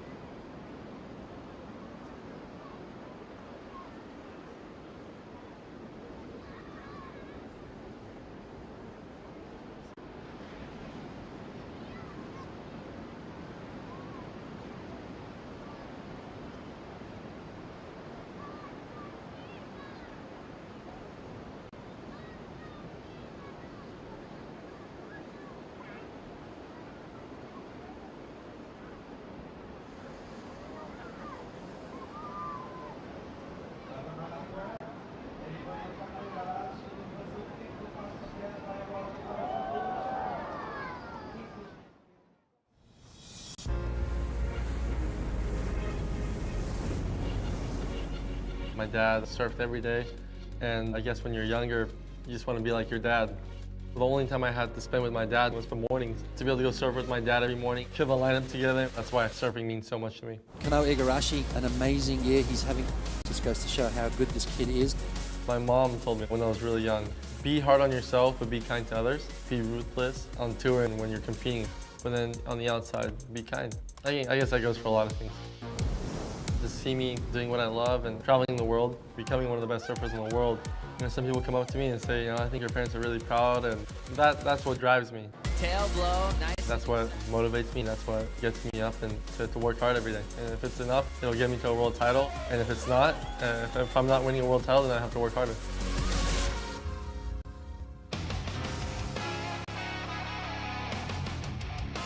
You're watching the final heat of the day, and the crowd building on the beach to watch this one go down in the dying light after a long and dramatic afternoon of competition.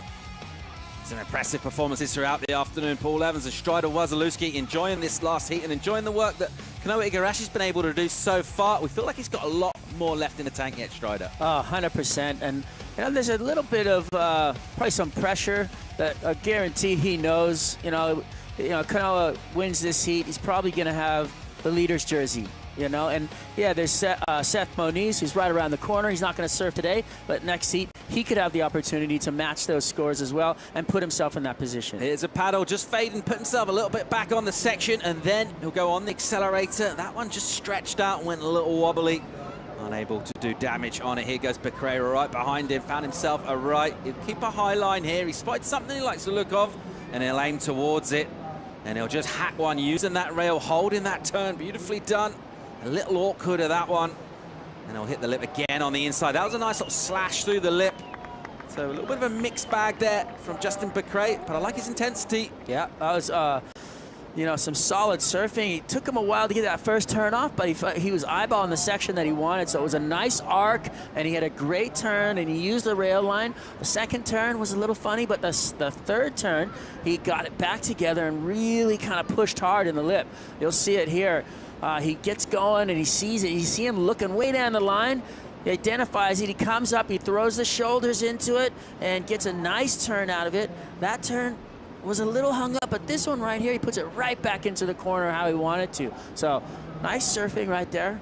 He'll be judged on those two good turns that he did. This turn right here is the best one of the, you know, of the wave.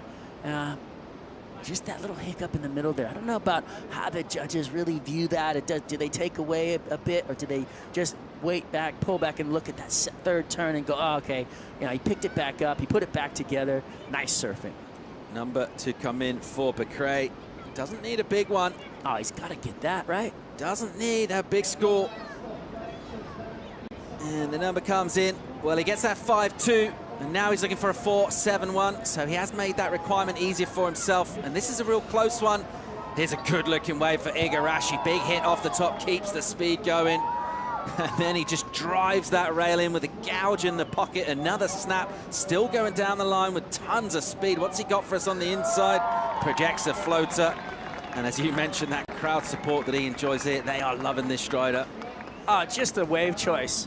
I mean, it's just, you know, it was such a good wave. It had that bowl on it. It had the opportunity for multiple turns in succession, whereas you saw Becrae have to fly down the line. Look, he's right into the lip line, straight off. Another one, bang, into the corner. And then he goes straight back up again for another turn. You know, and then he clicks off the end here, throws the floater. So kind of kept it subdued a bit in terms of what we've seen Igarashi do, but look at this turn into that first snap where he just really enjoyed that lip line, dropped the tail out, came back, and he tried to get a bit of a layback jam in there, kind of a little bit sticky, so he kind of came out of it a little slower than he had anticipated, but then picked up the speed, and then right here puts it up for a floater, which a good strong turn, but you could see he was holding back a bit, so I think the judges will hold the score back a bit. Well, surf wave staying light on his feet and dynamic. 4 distinctly different turns. Good enough for 6, 6, 7. The high score of the heat so far. Meanwhile, Becrae, with some speed, with some wall in front, goes for a punt and lands pretty awkwardly. Won't get that rotation done, won't get a completion. 8 on the clock, and the requirement now for Justin, well, it's nudged up.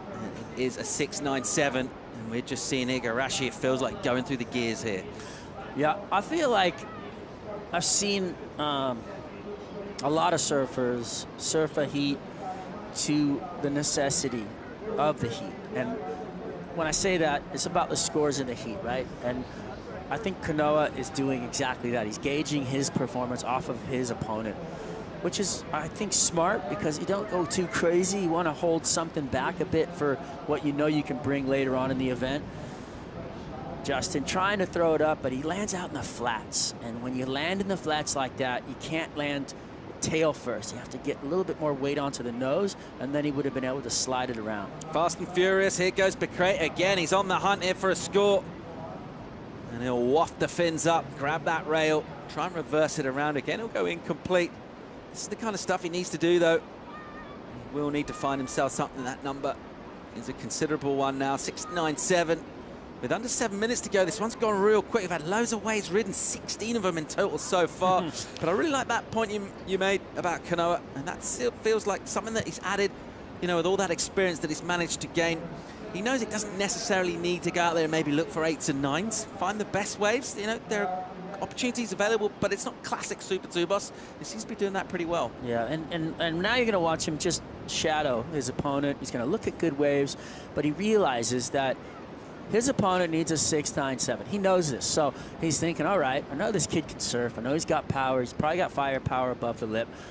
Each wave will dictate an amount of score that is possible, and he's gonna, you know, register that as the waves approach. So he's sitting out there.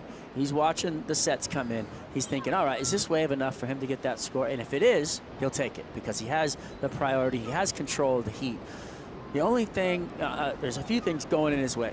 He's got priority, he's got the highest wave of the heat, and he's also got the tide on his side. It's going down, it's sucking out, which means that the amount of waves coming in are slowing down too, which is not in Becrae's favor. Justin Becrae does have his sleeves rolled up and ready to do battle here. He's putting a lot of effort into this. You just see the vigor in that paddle redirect from him, trying to get himself onto another peak that he spotted down the beach. And he will be given every effort possible to get himself back into this one. Big opportunity to him. We've talked about the wild card stories already this year. Becrae would love to play spoiler here. You can see, though, Kanoa's not far. Even though he darted off, they didn't have the full shot. He was just right there, just out of the screen, paddling right next to him, you know, and that's, he's going to shadow him the rest of this heat, and that's what a smart competitor is going to do. And he's not going to go looking around for 8s and 9s down the beach like we were talking about. He's going to stay in this heat, and that's the most important thing, is to be understanding where your competitor's at, what he needs, and making sure that you're there to take it from him if that wave comes.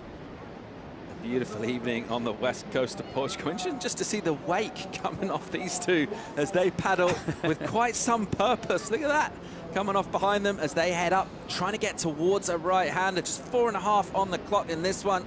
It's been a really enjoyable heat watching it go down. Kanoa Igarashi just improving throughout this encounter. A little bit of concern on the face from Richard Marsh.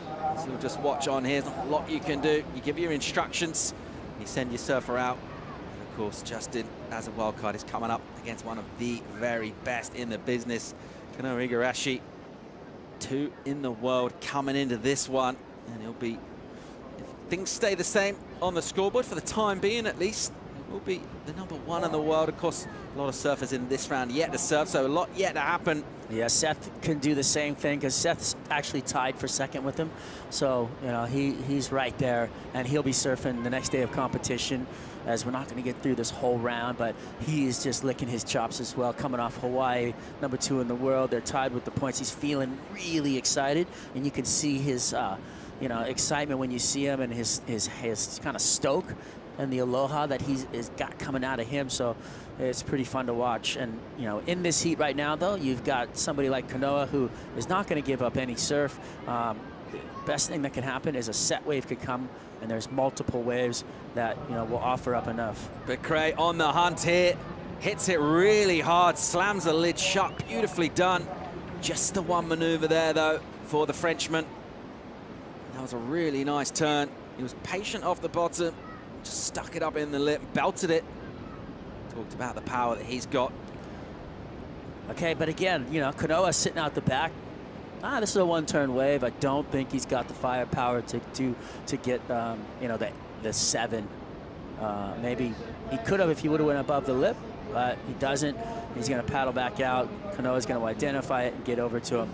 But, you know, breaking this wave down, if he would have went above the lip here instead of belting it, he probably could have came close to the score. But that was a very clean, strong, and powerful lip line floater, but definitely not going to put him up into the, you know, the 7-point range that he's looking for. A nice finishing maneuver to a wave. If that has to be the starting and the finishing maneuver, it's going to come under in the score, and it will be a small number for him. Won't go in his top 2, and the situation will remain as we were, with the significant differences. A little time ticking away, just over 2 to go in this one. And it's wrapping up a day where it almost feels like we're in a different ocean. I mean, consider the conditions we had yesterday. It was huge at low tide, right? Bombing, howling winds today, and particularly right now. It's beautiful out there. Oh, it's a pleasure. This is when I would like to go surfing, and I'm in here talking about surfing, but that's okay.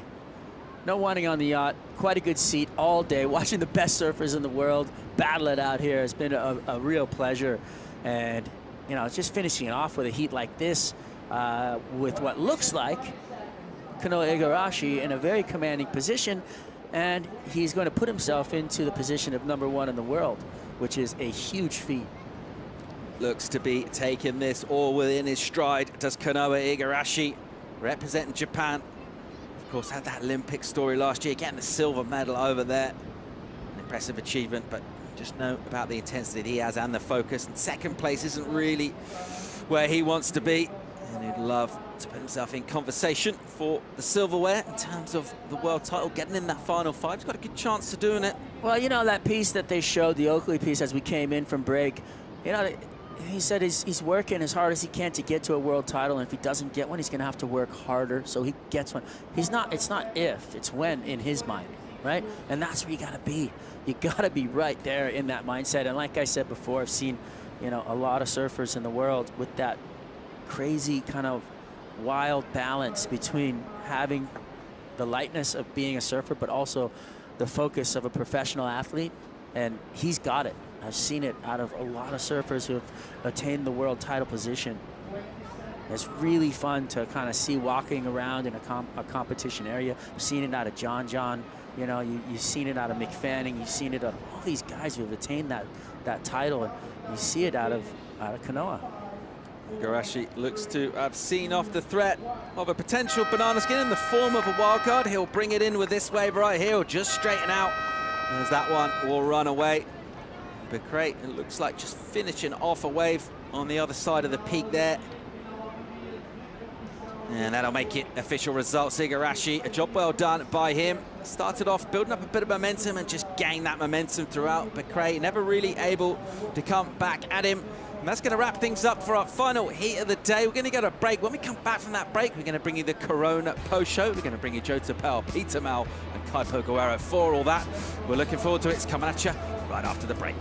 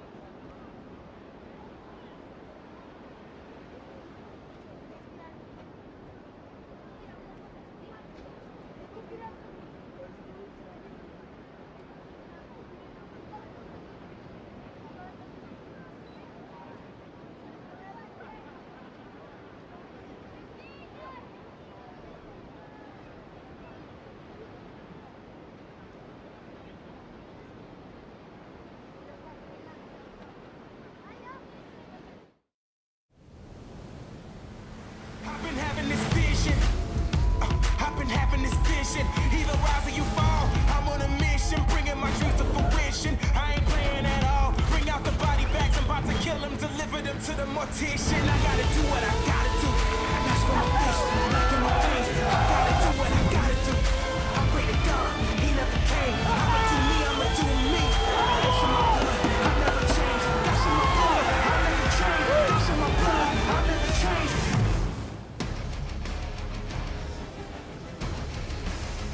It's a beautiful Saturday evening to wrap up the day here on the Corona Post Show. Here at the third stop of the season for the MEO Pro Portugal, presented by Rip Curl, shutting things down at dark, about 7 p.m. local time here in Peniche. And we got a lot accomplished yet again. No lay-days around here, just little breaks on the low tide, and we saw a lot of damage done and a lot of great highlights as well. Joe Turpel, Peter Mellon, Kaipo Guerrero. Opening thoughts from you, Kaipo. It was a massive day, bit of a break, setting up the quarterfinals a long time ago for the women as well. Boa tarde. It's been a great day. I'm in the spirit, you know, of Super Tubos right now. And yeah, we kind of stop-start a little bit, but overall, it was a great day, and I loved the competition today. Sort of the veterans coming back on the rookies on the women's side. Pete, for the men's side as well, we saw some of the young guns that we thought were going to do well went down as well, especially with the Miguel Sammy heat. You know, big brother taking out the Grom. Chianca was expected to do really well here at Super Tubos today. Yeah, I did expect him to do really well. You know, unfortunately, he wasn't able to do it because Connor Coffin came up hot. He had a hot hand. He looked good out there, and I expect him to move far through this. If he keeps that up, I expect him to move all the way into that finals day. Happy with the waves today, Pete? Was that pretty close to the forecast, what we expected today? I would say it's good to the forecast. I would love to see it bombing and, you know, straight offshore all day long every day, but we can't always get that. This is one of those places that can be fickle. But tonight, it turned out to be pretty nice. There was still plenty of opportunity for all the competitors to get their waves, so it was a fair playing field.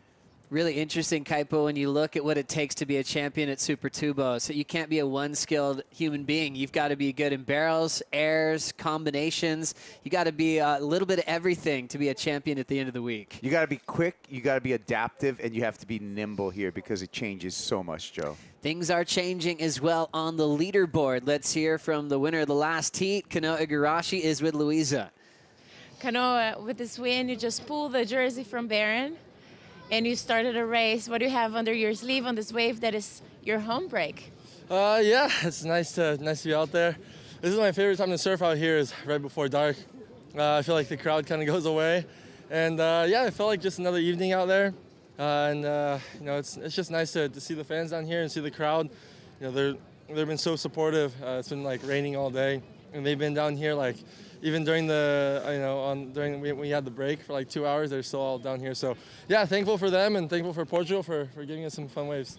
Amazing, congratulations. Yeah. And I hope to see you back here. Thank you guys. Thanks guys. Back to you guys for a Corona Post show. That's right, Louisa. What a big moment for Kanoa Igarashi, and what a great game plan against Justin.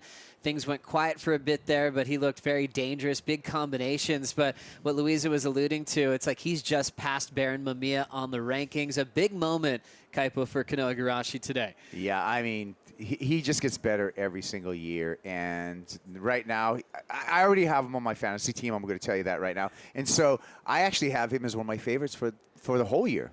Yeah, really cool, too, when you look at new names, kind of entertaining that idea of being yellow. It's not official yet. You know, Seth Muniz equals second. He's still coming up later on in the draw. But what does this really mean for Kanoa Igarashi moving forward? Well, I think it's the achieving of the goal, which he has set coming into this event. You know, I think that he said he wanted to leave here with the yellow jersey. Now he has it kind of in hand. There's still a lot of surfing to happen from the other contenders in this heat. Kyle Belly's there, Seth, Kelly, all those surfers can get in there and take that jersey away as well. But right now, goal is set, goal is semi-achieved, and he's into the next round, so Kanoa looking good. A lot to digest today here in the Corona Post Show as we go way back to how we started with the women in the water for the round of 16. And we have two veterans that we have never seen as far down on the leaderboard as we see them today. It was a very important heat for both Sally Fitzgibbons and Stephanie Gilmore. Steph, the 7-time world champ. Sally, 3-time runner-up in the world. A lot of people were saying Sally was the favorite in this heat in these kind of conditions. Yeah, I had her picked. I mean, she was looking good from round one. Thought that she was going to be able to put it together in this heat, but Steph was able to pull her backside together and get it done. You know, and that was important for her to be able to get the scores on the lefts because this heat had a bunch of them. So many great lefts for Stephanie Gilmore to just finesse her way through some big sections. Sally's won so often in beach breaks. She's good in the barrel as well. So this was thought as a missed opportunity, Kaipo. Hey, this was a must-win for Steph Gilmore. Not even like talking about Final Five. I'm talking about requalification at this point for Steph Gilmore. So she stepped up. She did what she needed to do. And I'm glad to see her in the quarterfinals, Joe. So strange to have Sally through 3 events now and missing out on the final series at all 3 starts. Her back's against the wall, heading into Bells Beach as we check out the draw in the final series. Steph, Joanne Defay. That's a rematch of what we saw at the Rip Curl WSL Finals at Lowers, Pete. Wow, and yeah, get to see it again. The quarterfinals are set. You know, that bottom half having Carissa Moore and Tyler Wright up against each other, that's a big one. But that top half, Joanne and Steph. So it's, yeah, it's set, and I can't wait to see it go down. So the one rookie representing Kaipo, India Robinson. Exactly the point I was going to make. When Sunset was all about the new crew, the new class, the rookie class, right now we're seeing all of the establishment coming back at stop number 3. That was Except for India. Yeah, India's representing. That was really cool. All the rookies that were expected to do really well really got shook up, even from Betty Lou, getting knocked out and getting her worst result of the season as well, Pete. Yeah, it's so true, you know, and again, that's just what's going to make it fun towards that cut line, which is only 2 events away. I mean, well, 2.5 events away. It's going to be a crucial run to that little finish cut line. Another big highlighted heat we kind of alluded to at the start of the Corona Post show. We had a fired-up Connor Coffin taking on Joao Chianca. Chianca is a household name in Portugal. He had a lot of support on the beach, but it was all about purebred power surfing that made the difference, Kaipo. Yeah, you know, again, I'm talking about fantasy. I had Joao on my team. But Connor Coffin, on lefts, comes out firing. I'm talking really quick feet, precise lines, beautiful carving by Coffin, and a well-deserved victory in this heat. And he was kind of talking about his heats at Pipe and Sunset where he's caught in rips and just trying to get started. He was so happy that he had a wave early into the 7 range on his opener, and he didn't stop there. Joao was right in the mix on his opener, under the 7 range, but it was still quite a heat at this point. Yeah, and it was a contrasting styles. I mean, you could see just the styly style of Connor Coffin, whereas a little bit more loose and raw from Joao Chianca. You know, so a little bit of apples and oranges, but it came down to these lefts. You know, Joao was trying to mix it up by getting into the barrel and doing his thing there. Didn't quite come up with it on this barrel ride, but I'll tell you what, I think more than anything, it was an inspired performance from Connor Coffin, and you couldn't deny it. Hey, and you know what? As a rookie, you have big expectations. Joao Chianca, though, really, I mean, just the disappointment was obvious with the young Brazilian. Oh, and that hurts your body. If that's a magic board, that's, you know, he might have some regret later on this evening, but that's how much passion and fire he's bringing into his rookie season. Falling to Connor 6.57 and a 5.93, and he'll be moving on to Bells Beach.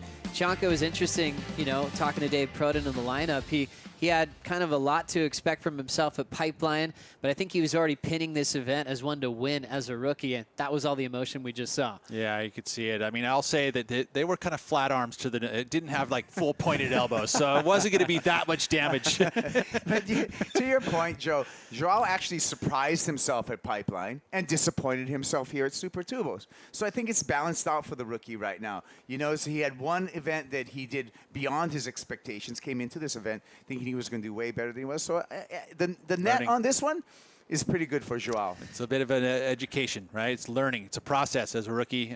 You know, you set your bar where you got to set your bar. And Connor just had his set pretty high, and he achieved it. What a great heat. Now it's time for the top 5 here on the Corona Post Show. Starting at number 5 on the list, going back to the women's draw in the round of 16. Courtney Conlog taking on world number 1, Brisa Hennessy. Courtney, not having the best start to the season at Pipe or Sunset, was really turning in her best performance of the season against world number 1 today. Yeah. Eye of the sea tiger when it goes to Courtney Conlog. Brisa Hennessy started off, you know, with a good wave, but Courtney Conlog found these lefts, and she just had a great rhythm and read throughout this left-handers in the low tide rip bowl. And Courtney Conlog came out with the win. Such an important win for Courtney Conlog. She moves on to the quarterfinals. Number 4, a big moment for Connor O'Leary, nail biter against world number 5 last season, Morgan Siblick, Pete. This was a good heat. It was just all the way to the very end, and Connor able to find the 6-point ride, the 6.07 to turn the heat. This was the wave right here. He surfed his heart out to get that score, so good job to him. Well done for Connor O'Leary, getting the embrace from his wife.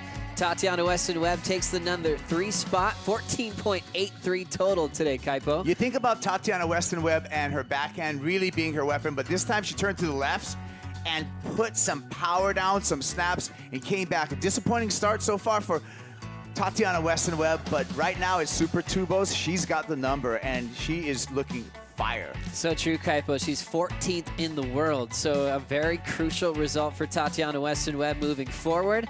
Now coming in at number 2, a 2-time world champ, Tyler Wright, was very dominant in the round of 16 today, Pete. Yeah, she didn't make many mistakes. She knew how to just pace this heat. She was able to get a good score right out of the gates, which is the barrel to off the top there, and made sure she found the backup. It went kind of quiet toward the back half of the heat. She had already done enough to get the points done. So congratulations to Tyler Wright. She's in the quarters. Looking very dangerous, very electric. Tyler Wright, number 6 in the world, so she wants to move inside that final 5 as she took out Gabriella Bryan. Bryan was chasing her throughout that entire matchup. Kaipo, we're at number 1. It's going to go to this man, Felipe Toledo. What are you going to say? Surfing in a whole nother gear, a 7.67, a lucky 777, riding his board from the WSL Finals. This Dark Arts quad, sharp eye, under the feet of Toledo. That combination equals what?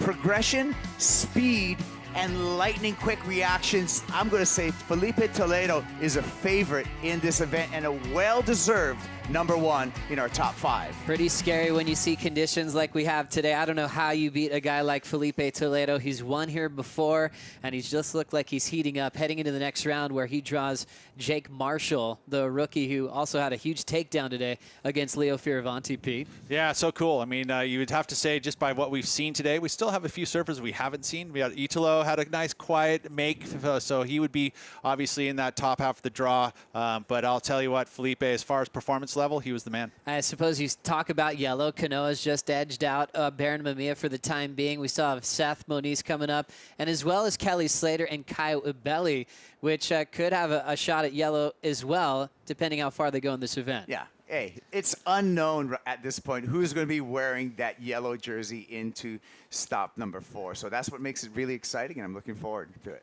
Pete, better waves tomorrow?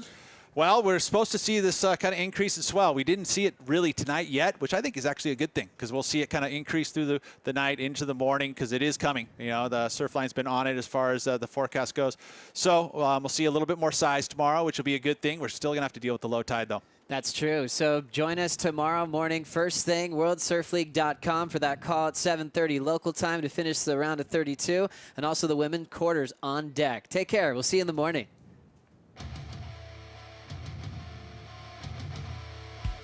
Good morning and welcome to Portugal. Conditions are pretty darn good, so we're going to be seeing a bit of performance as well as barrels. We are excited to see things getting underway.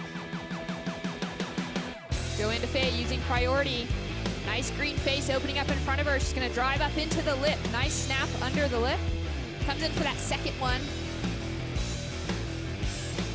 Unleashing on that first turn. Steph Gilmore now up and riding. Nice strong attack on her backhand. Straight up into the lip. Goes for a second one. Finds that critical section again. And a beautiful cover up for the stylish Steph Gilmore. Songlog still favoring her backhand here. Backhand snap nice and clean. Jams it again. Live action on the left. Lakey Peterson hammering the first section.